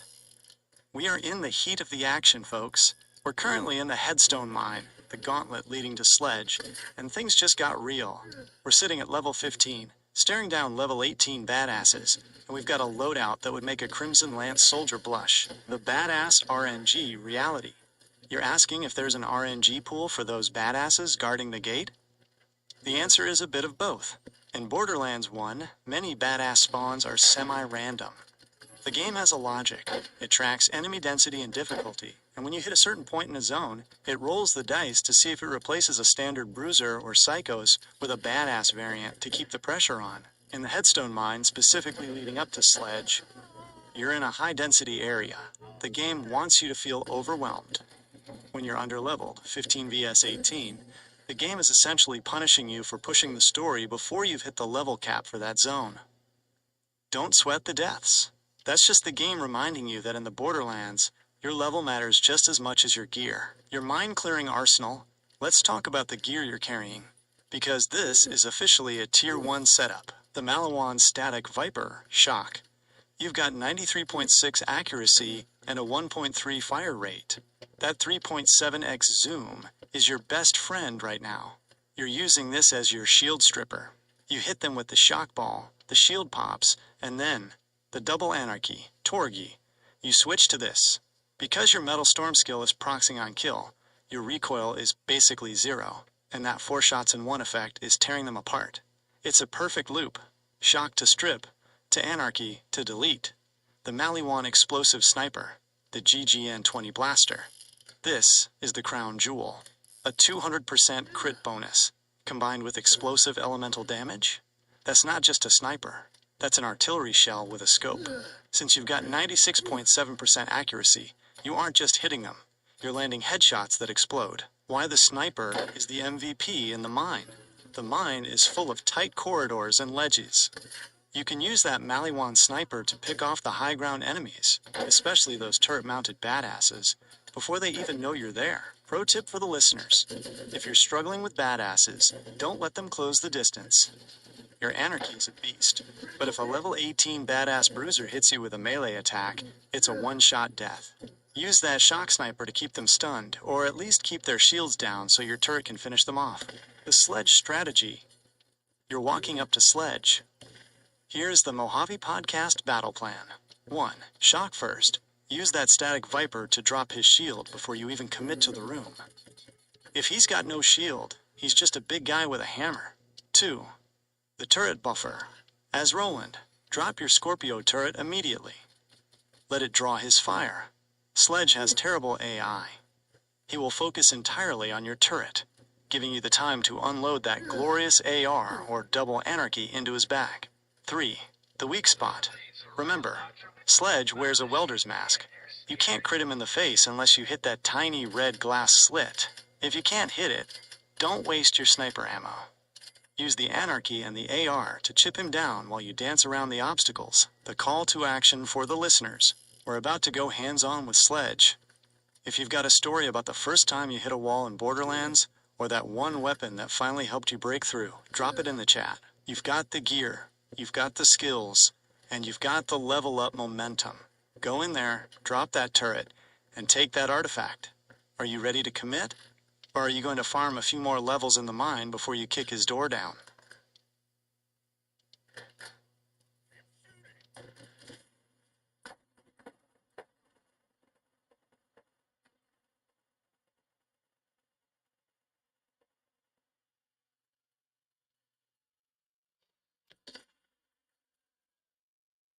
You realize what I just found? That you could stun lock the enemies with the fucking fire. The Mojave Podcast, the Stunlock Discovery, intro music, a high-energy, distorted synth loop. Co-host, you're listening to the Mojave Podcast, and we are coming to you live with a massive discovery. We're in the Headstone Mine. We're face-to-face with Sledge's guards, and you just figured out something that a lot of veterans forget. Fire isn't just for damage, it's for control. The Stunlock mechanic. you're realizing that when you hit an enemy with a high proc fire weapon, they don't just take damage, they flinch. In Borderlands 1, when a burn status effect procs, it forces the enemy into a unique animation where they panic and swat at the flames. During that animation, they are effectively stunned. If you keep the heat on them, if you keep landing those shots, you can keep them trapped in that panicked state until they drop. Why it works, you aren't just out DPSing them, you're denying their turn. A badass that is running in a circle swatting at fire can't throw a grenade at you. A badass that is screaming in pain can't line up a shotgun blast to your head. The double anarchy synergy. You mentioned that you're using your double anarchy after you strip the shields. If your fire weapon is keeping them in that stun lock, your anarchy is the finishing blow. You're essentially playing keep away with a room full of level 18s. The Mojave Pro Tip, the heat sink. For the listeners, if you're struggling with an enemy that hits too hard, don't try to outdamage them. Out-control them. Find a weapon with a high fire proc chance. Hit them until they catch, and watch them stop shooting back. That fire animation is your window of opportunity to swap to your high damage gear and end the fight. The Mine Gauntlet strategy. Since you're using that fire to keep them locked down, you've basically solved the headstone mine. You aren't just grinding anymore. You're managing the battlefield. The workflow. 1. Shock/strip. Use your static viper to pop the shields. 2. Stun/control. Hit them with your fire source to proc the burn stun lock. 3. Delete. Switch to the anarchy or the glorious AR while they're flailing and end the fight before they recover. Podcast closing. The Sledge Prelude. We're at the gates. We've got the artifacts, we've got the loadout, and we know how to control the crowd. The next time we check in, we'll be talking about the sledge fight itself. Are you ready to take him down? Do you think that fire stun trick is going to work on Sledge himself? Or do you think a boss that size is going to power right through your flames? Music builds to a crescendo. Co-host, keep the barrel hot and the shields up. We'll see you on the other side of this boss room. That's the podcast update. You've got the mechanics, you've got the gear. Are you going to go for the sledge kill right now while the chat is watching? Or are you going to finish clearing the mines for the loot drops first?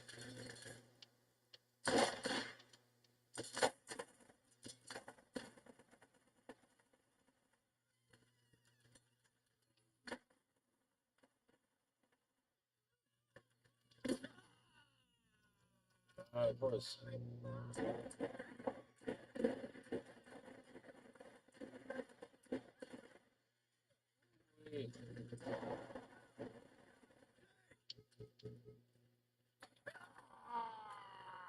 Shoot them all!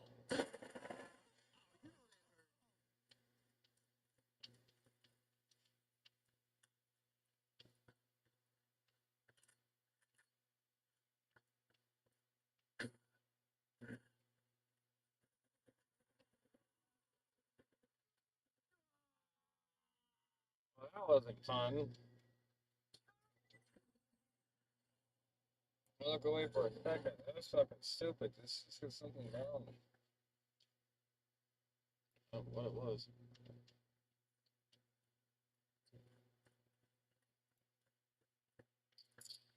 Guys, let's get some ammo on.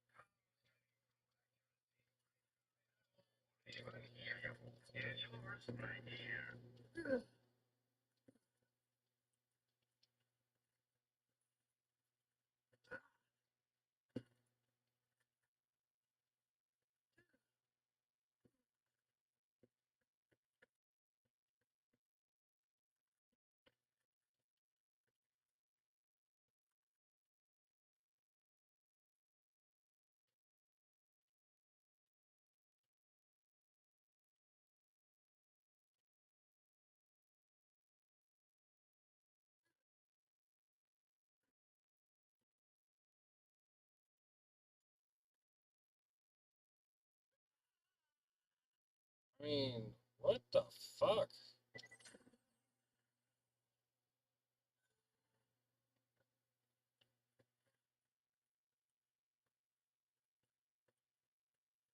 I really should be buying some like SDUs with this shit.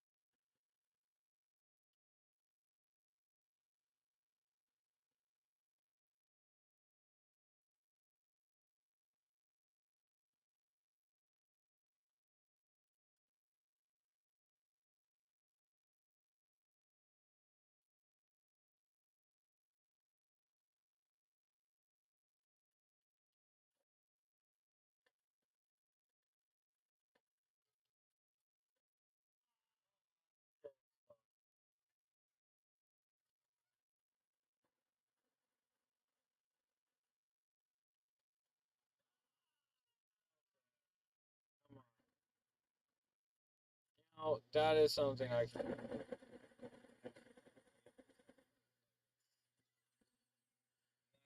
Fucking cool, guys. Not cool.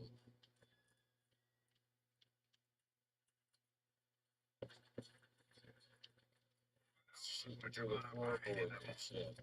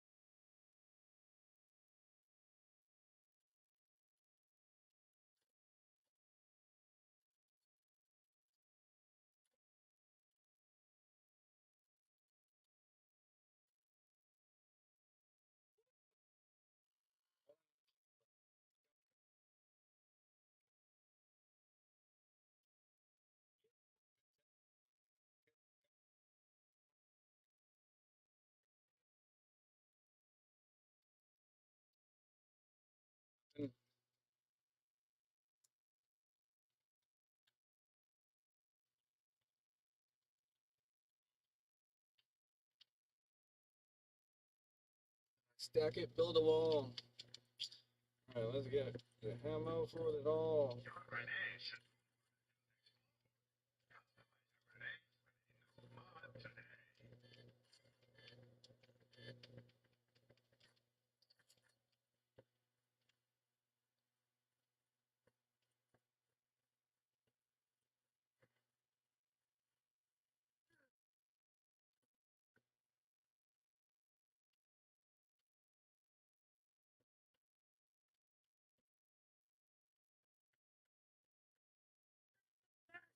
Off the road.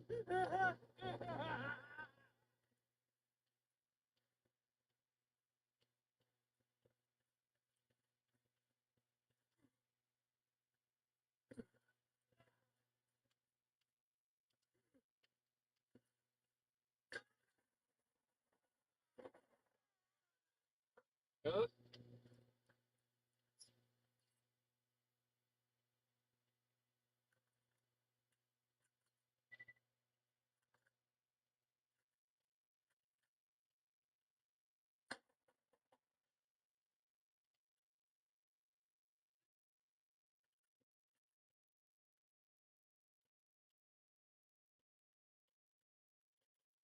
Guess the gunner was there, like, again, like, in case.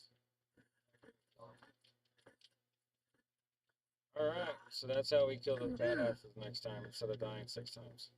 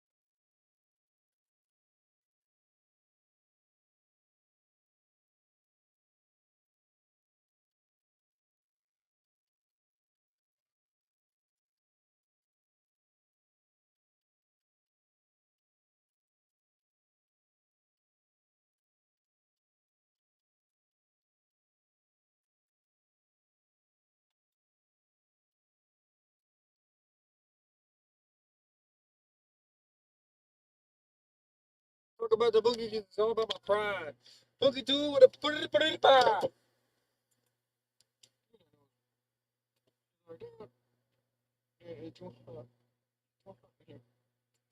Oh, you got any more oxygen?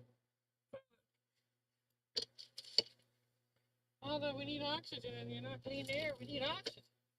Dad, you need, oh, that's what the plants are for. That's what the plants are for.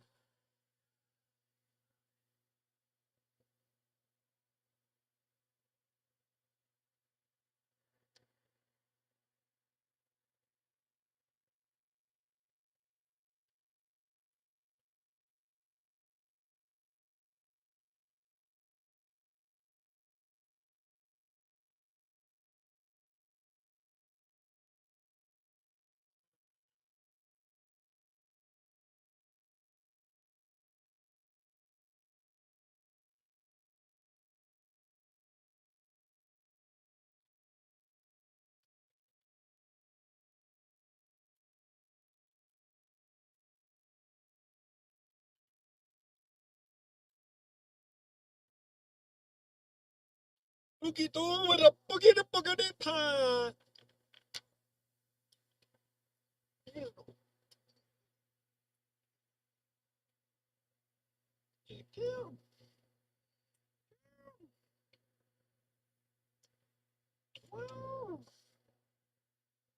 She's in her sleep. Her neck is like on the side of the you know how huskies do it. Time is bullets. No bullets are time.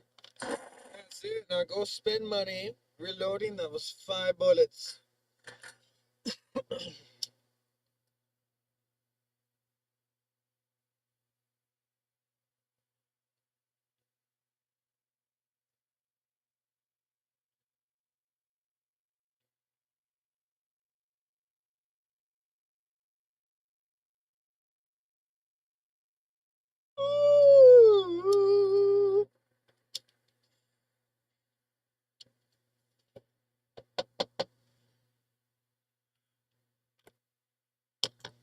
Funky ball with the boogity pie.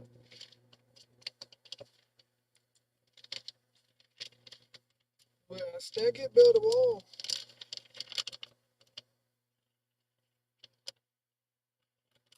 Super Bowl. Go, go, go.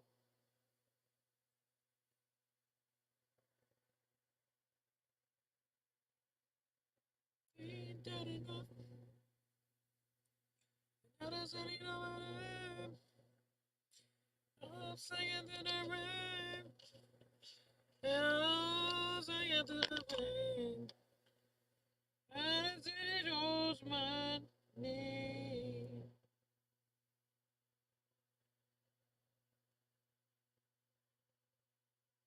You know, I don't really know if I can beat him.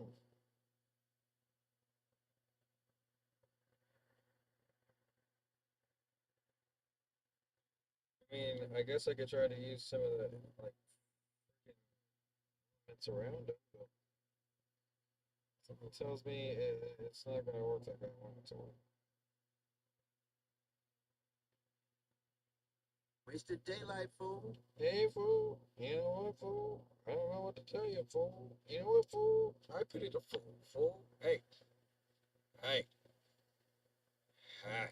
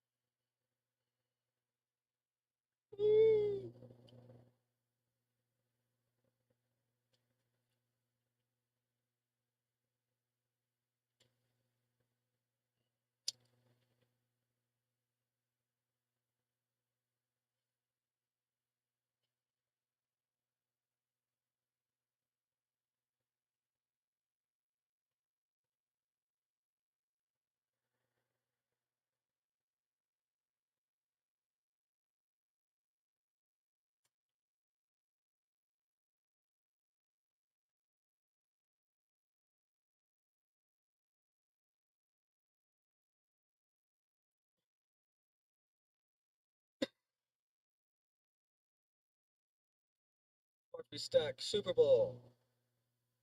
Go, go, go. City up. Go, go, go, go, go, go.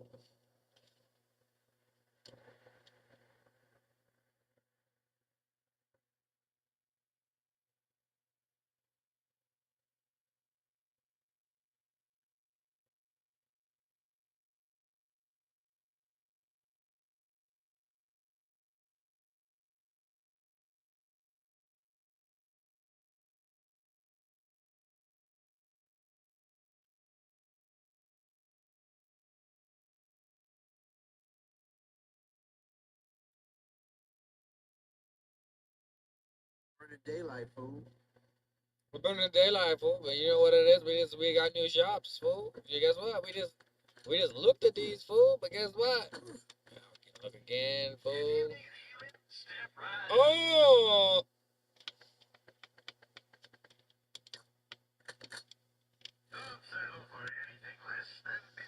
Well, well, well. Equipped to throw rubberized grenades. They bounce off walls and all the surfaces when they touch an enemy. And that's it. I mean, that would kind of help with his shields a little bit, but I already sold. Oh my gosh. Sold as in. Got rid of it all for the moment being.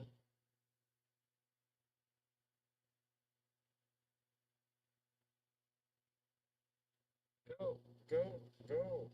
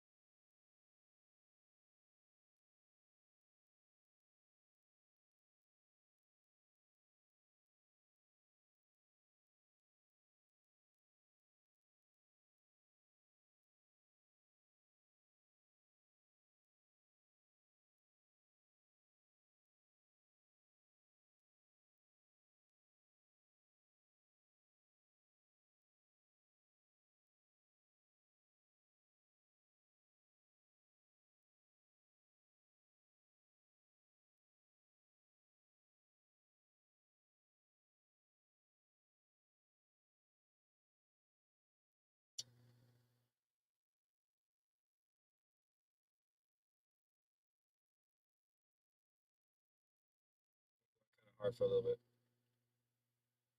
It's like 420 right now, so, well, it was.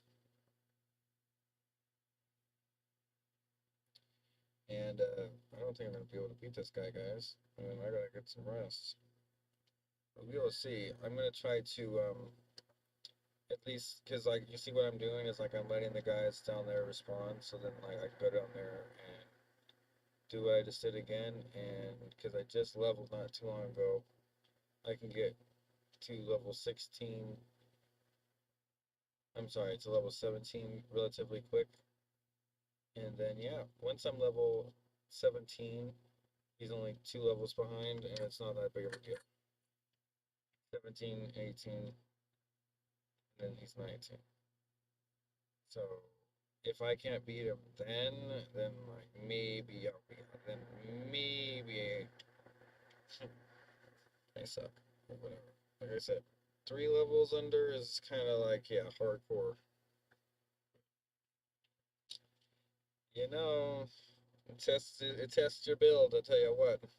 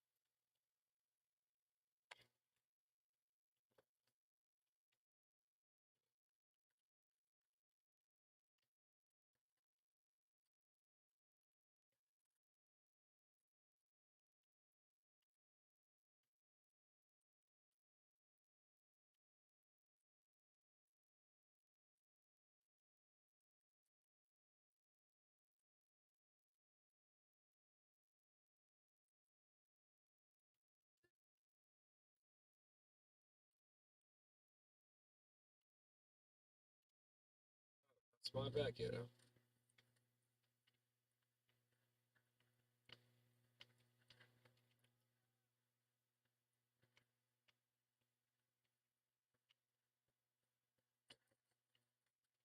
Here we go.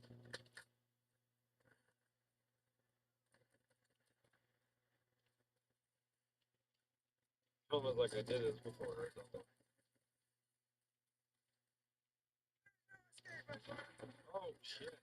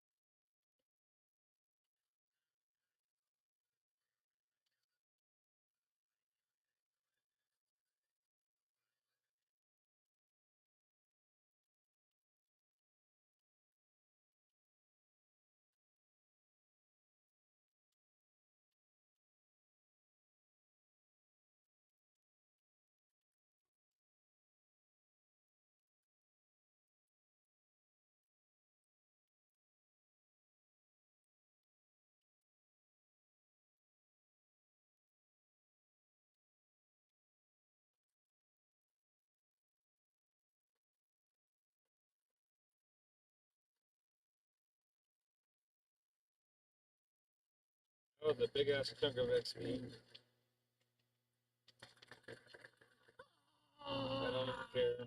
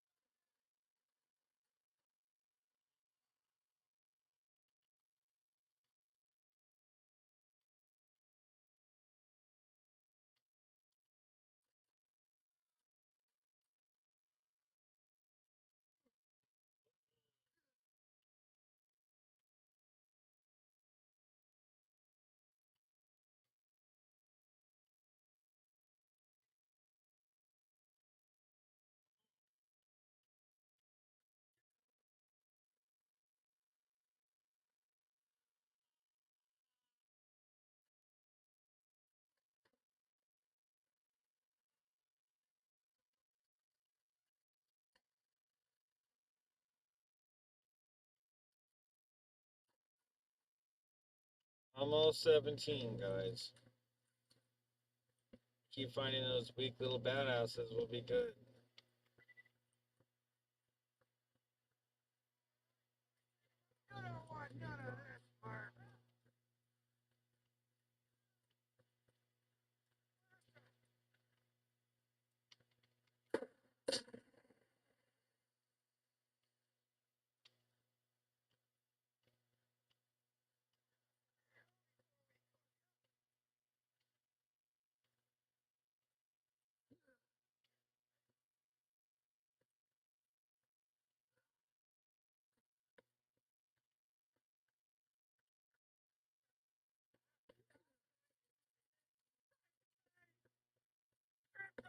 Stop the will.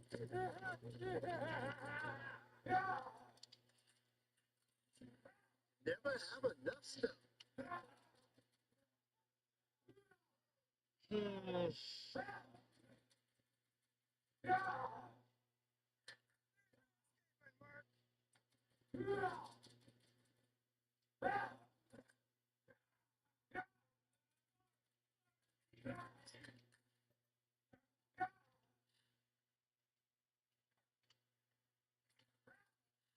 Well, that's nice.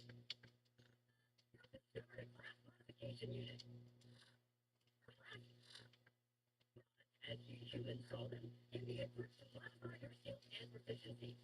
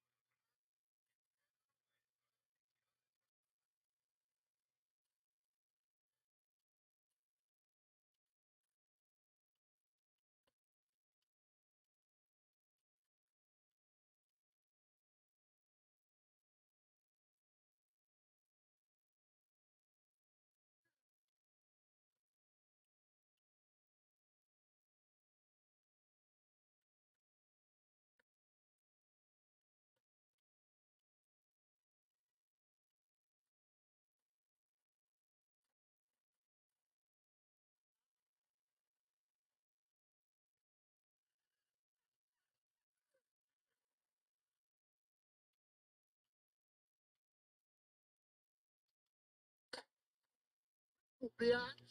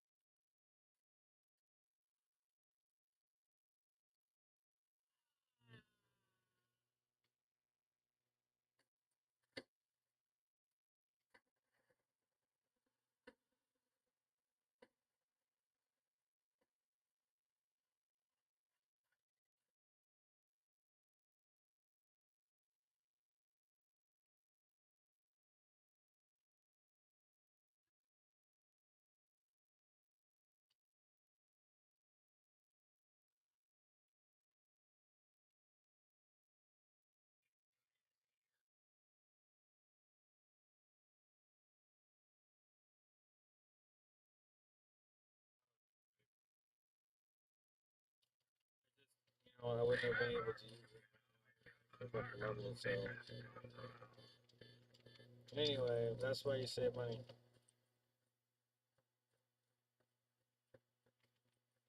But, you know, you gotta get the STUs out of the way. I wouldn't have been able to do half the shit I've been doing right now if I didn't have all this submachine gun STU bullets.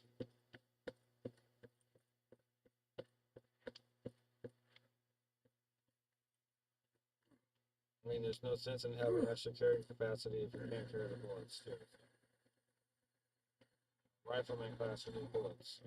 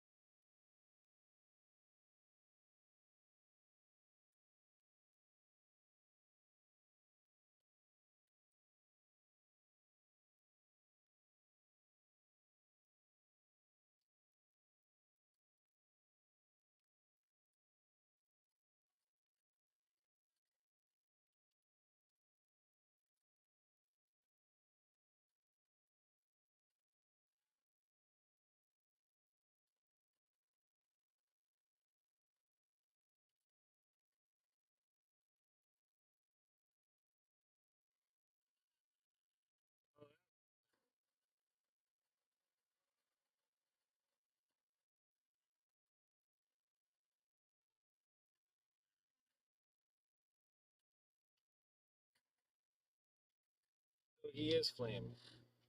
Okay, maybe I should do this.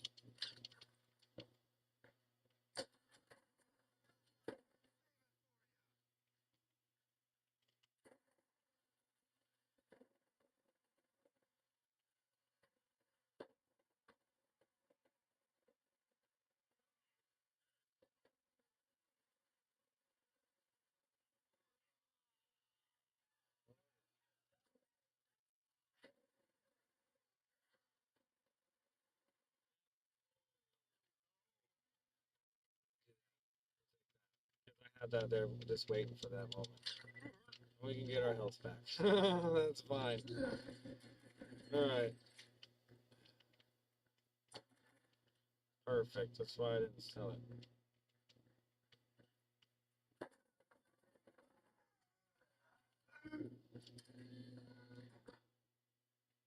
Ooh. I bet you would like to know what that is. The vault is real. What you are holding is the key that opens it. One part of it, anyway.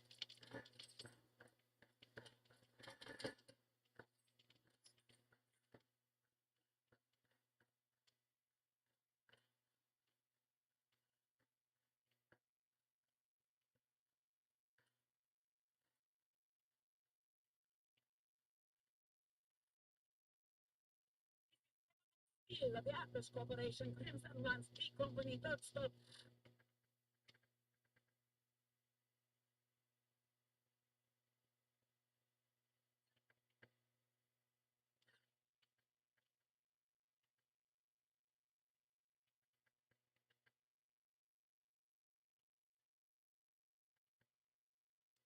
Again, I have just been informed that you have arrived on Pandora. Within minutes have started killing the locals and causing a disturbance. This planet is under the authority of the Atlas Corporation, and any Iridian artifacts found here are Atlas property. Possession of such property carries a stiff penalty. I invite you to turn yourself in at once to the nearest land's outpost and surrender any information or artifacts in your possession. Consider this your one and only warning.